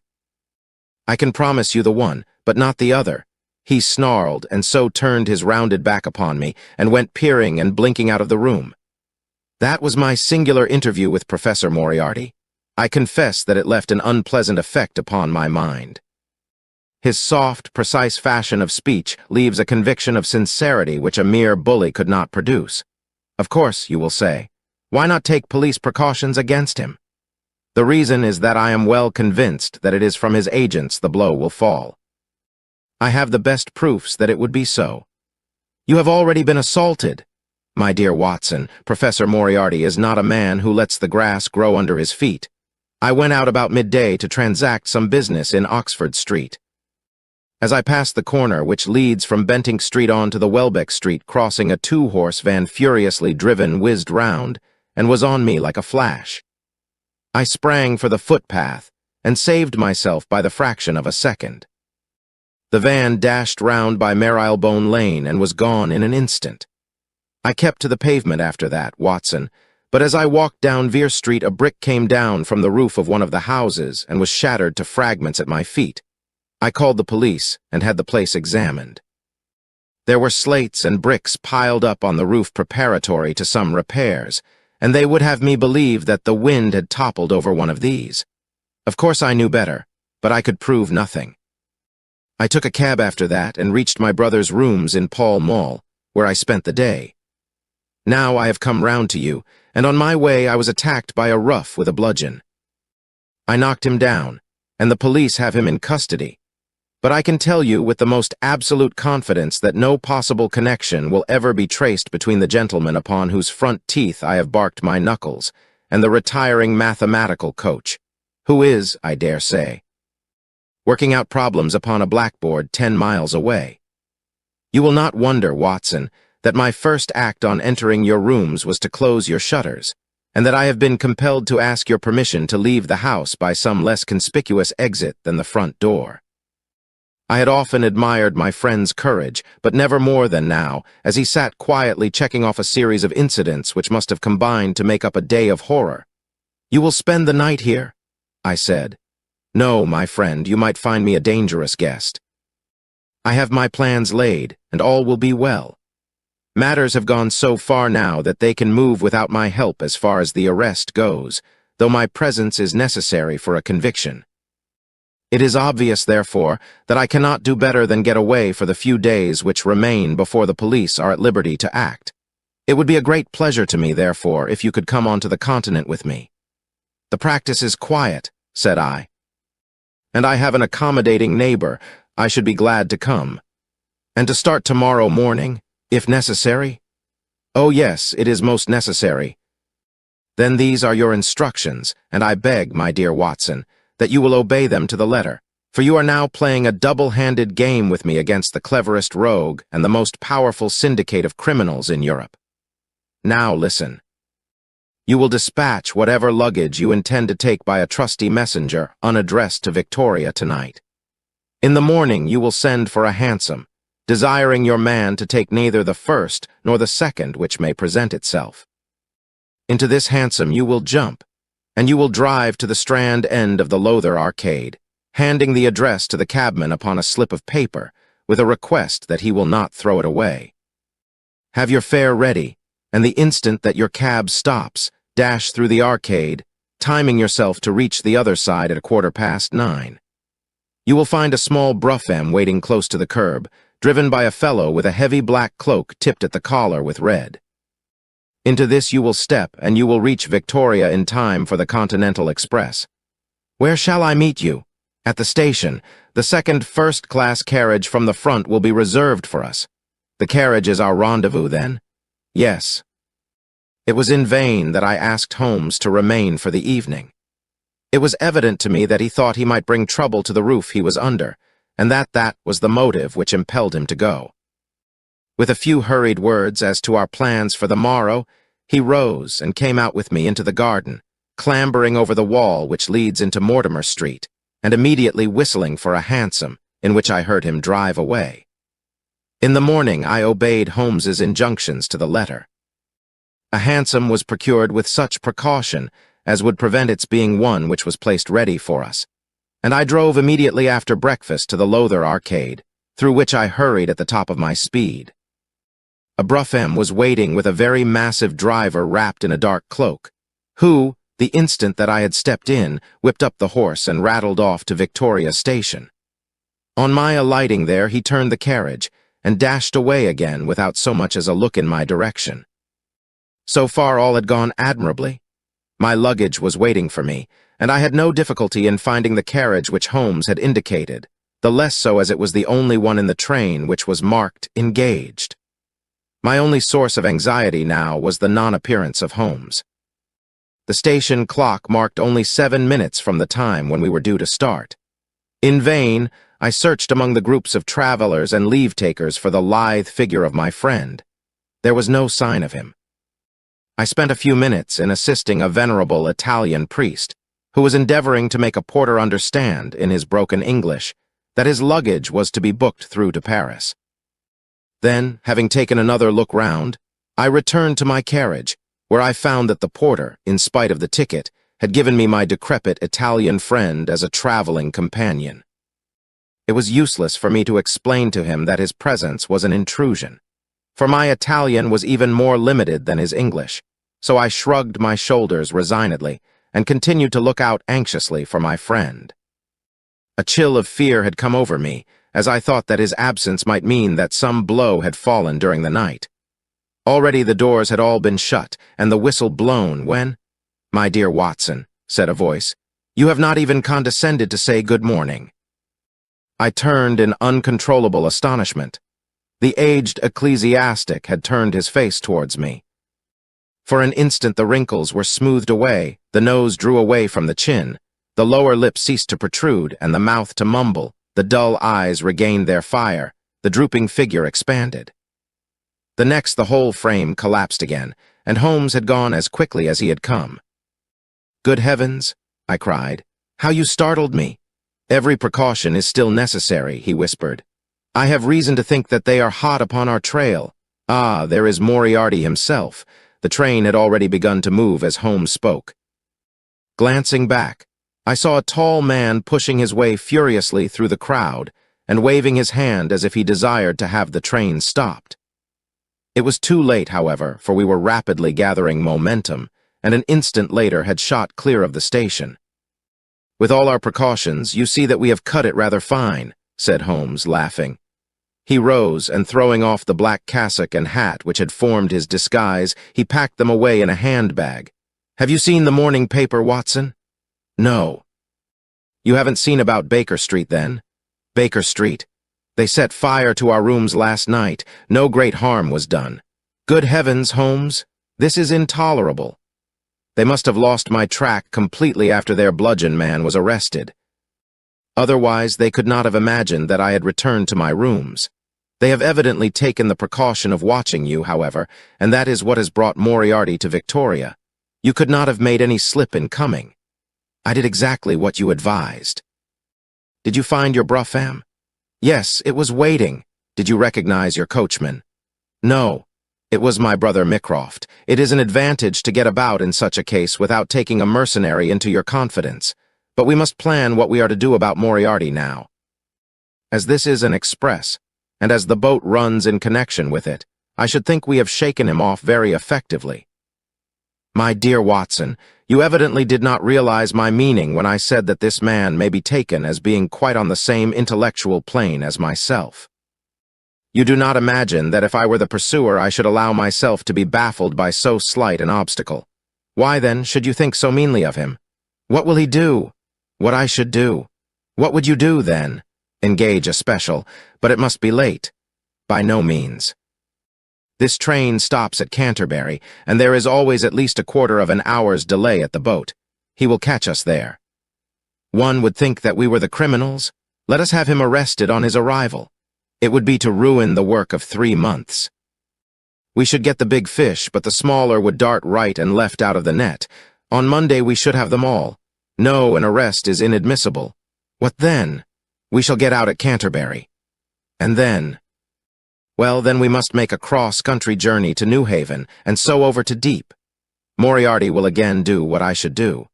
He will get on to Paris, mark down our luggage, and wait for 2 days at the depot.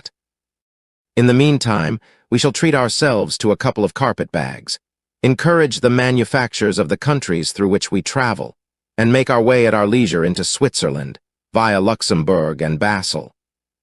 At Canterbury, therefore, we alighted, only to find that we should have to wait an hour before we could get a train to Newhaven.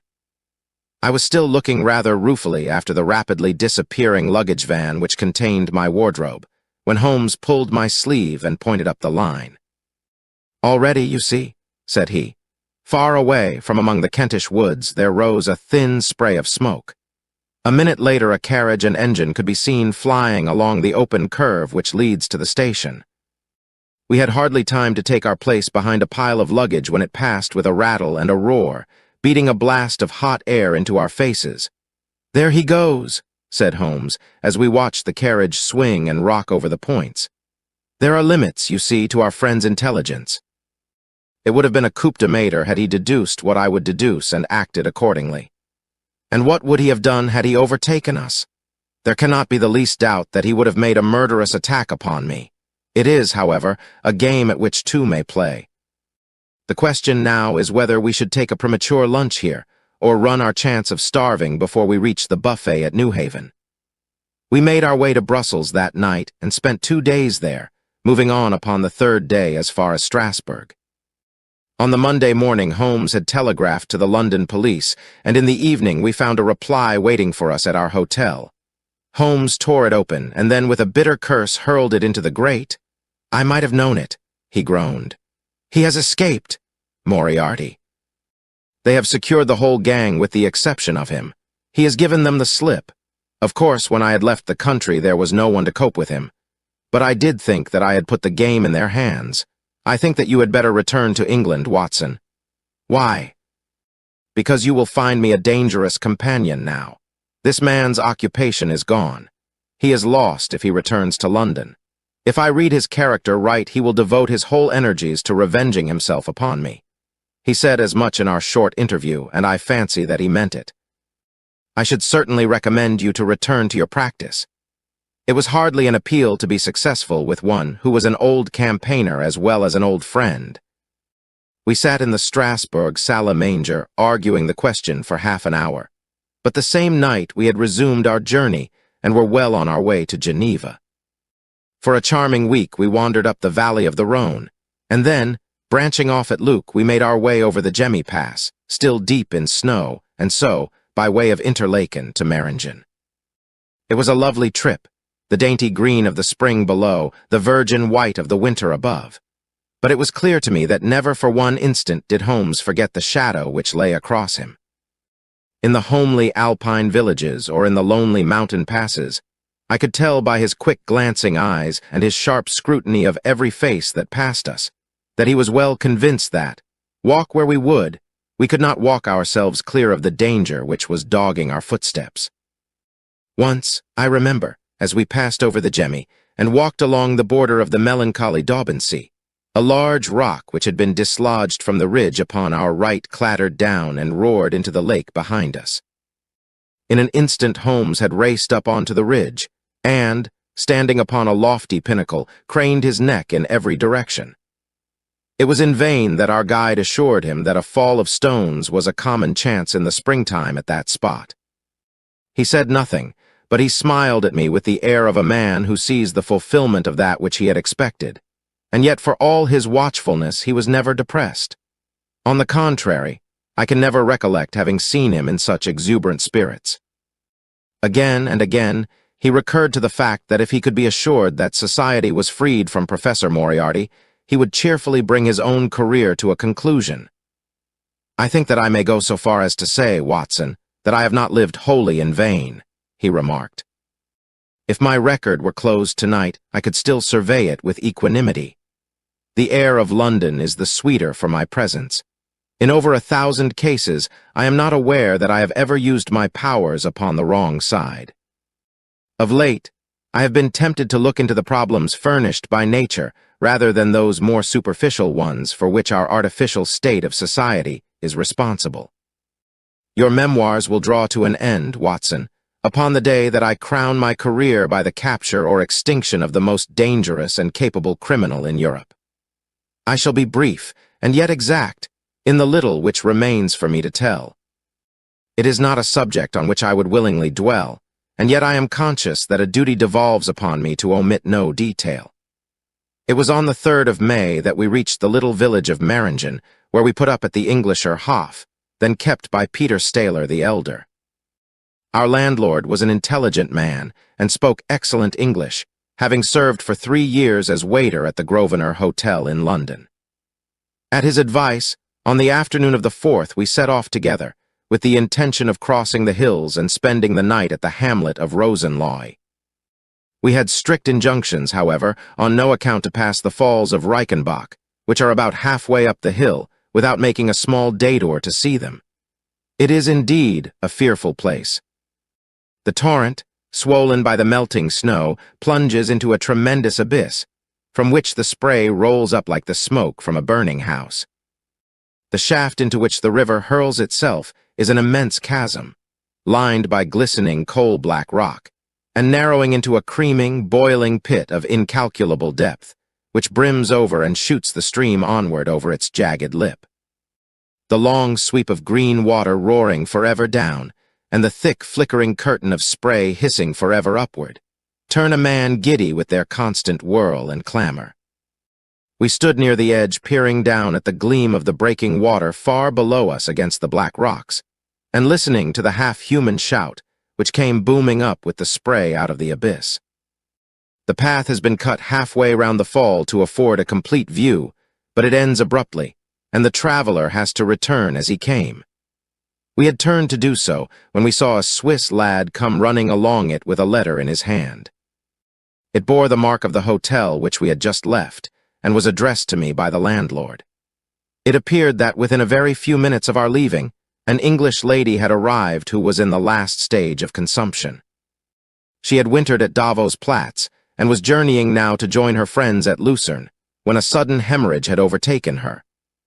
It was thought that she could hardly live a few hours, but it would be a great consolation to her to see an English doctor, and, if I would only return, etc.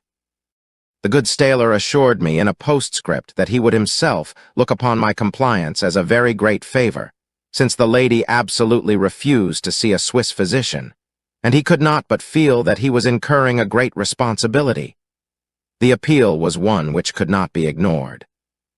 It was impossible to refuse the request of a fellow countrywoman dying in a strange land. Yet I had my scruples about leaving Holmes. It was finally agreed, however, that he should retain the young Swiss messenger with him as guide and companion while I returned to Meiringen. My friend would stay some little time at the fall, he said, and would then walk slowly over the hill to Rosenloy, where I was to rejoin him in the evening. As I turned away, I saw Holmes, with his back against a rock and his arms folded, gazing down at the rush of the waters.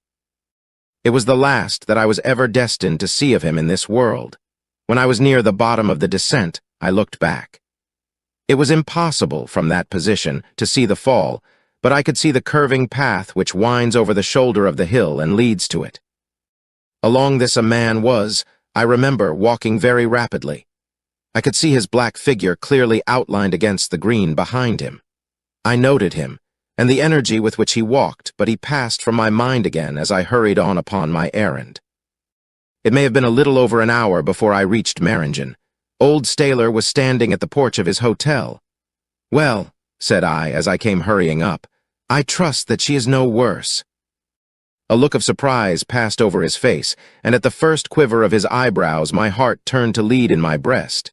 "You did not write this," I said, pulling the letter from my pocket. "There is no sick Englishwoman in the hotel?" "Certainly not," he cried. "But it has the hotel mark upon it?"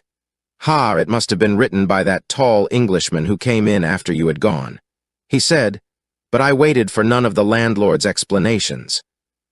In a tingle of fear, I was already running down the village street and making for the path which I had so lately descended. It had taken me an hour to come down. For all my efforts, 2 more had passed before I found myself at the fall of Reichenbach once more. There was Holmes's alpine-stock still leaning against the rock by which I had left him. But there was no sign of him, and it was in vain that I shouted. My only answer was my own voice reverberating in a rolling echo from the cliffs around me.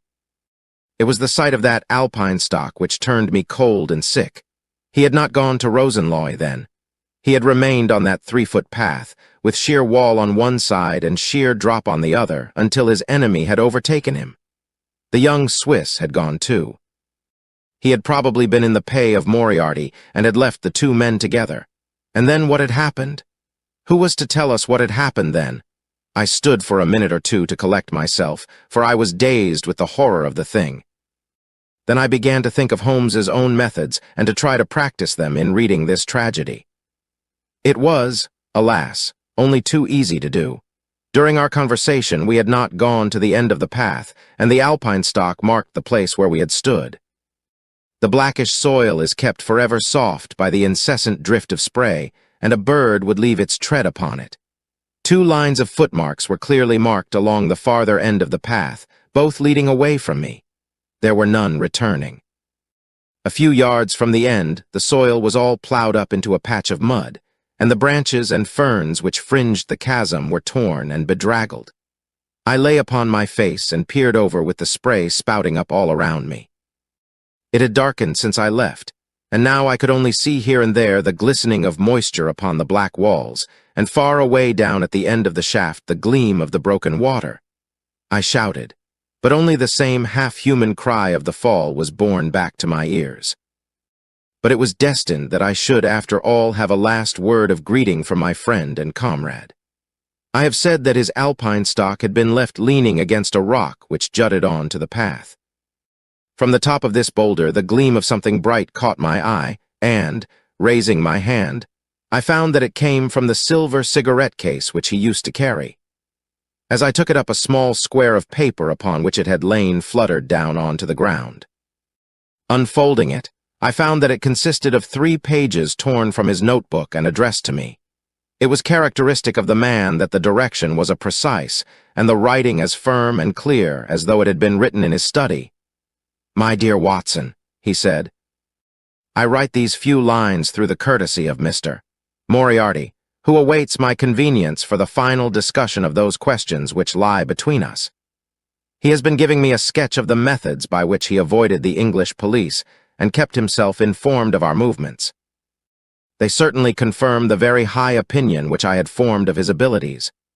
I am pleased to think that I shall be able to free society from any further effects of his presence, though I fear that it is at a cost which will give pain to my friends, and especially, my dear Watson, to you. I have already explained to you, however, that my career had in any case reached its crisis, and that no possible conclusion to it could be more congenial to me than this. Indeed, if I may make a full confession to you, I was quite convinced that the letter from Meringen was a hoax, and I allowed you to depart on that errand under the persuasion that some development of this sort would follow. Tell Inspector Patterson that the papers which he needs to convict the gang are in Pigeonhole M, done up in a blue envelope and inscribed Moriarty. I made every disposition of my property before leaving England and handed it to my brother Mycroft. Pray give my greetings to Mrs. Watson, and believe me to be, my dear fellow, very sincerely yours, Sherlock Holmes. A few words may suffice to tell the little that remains.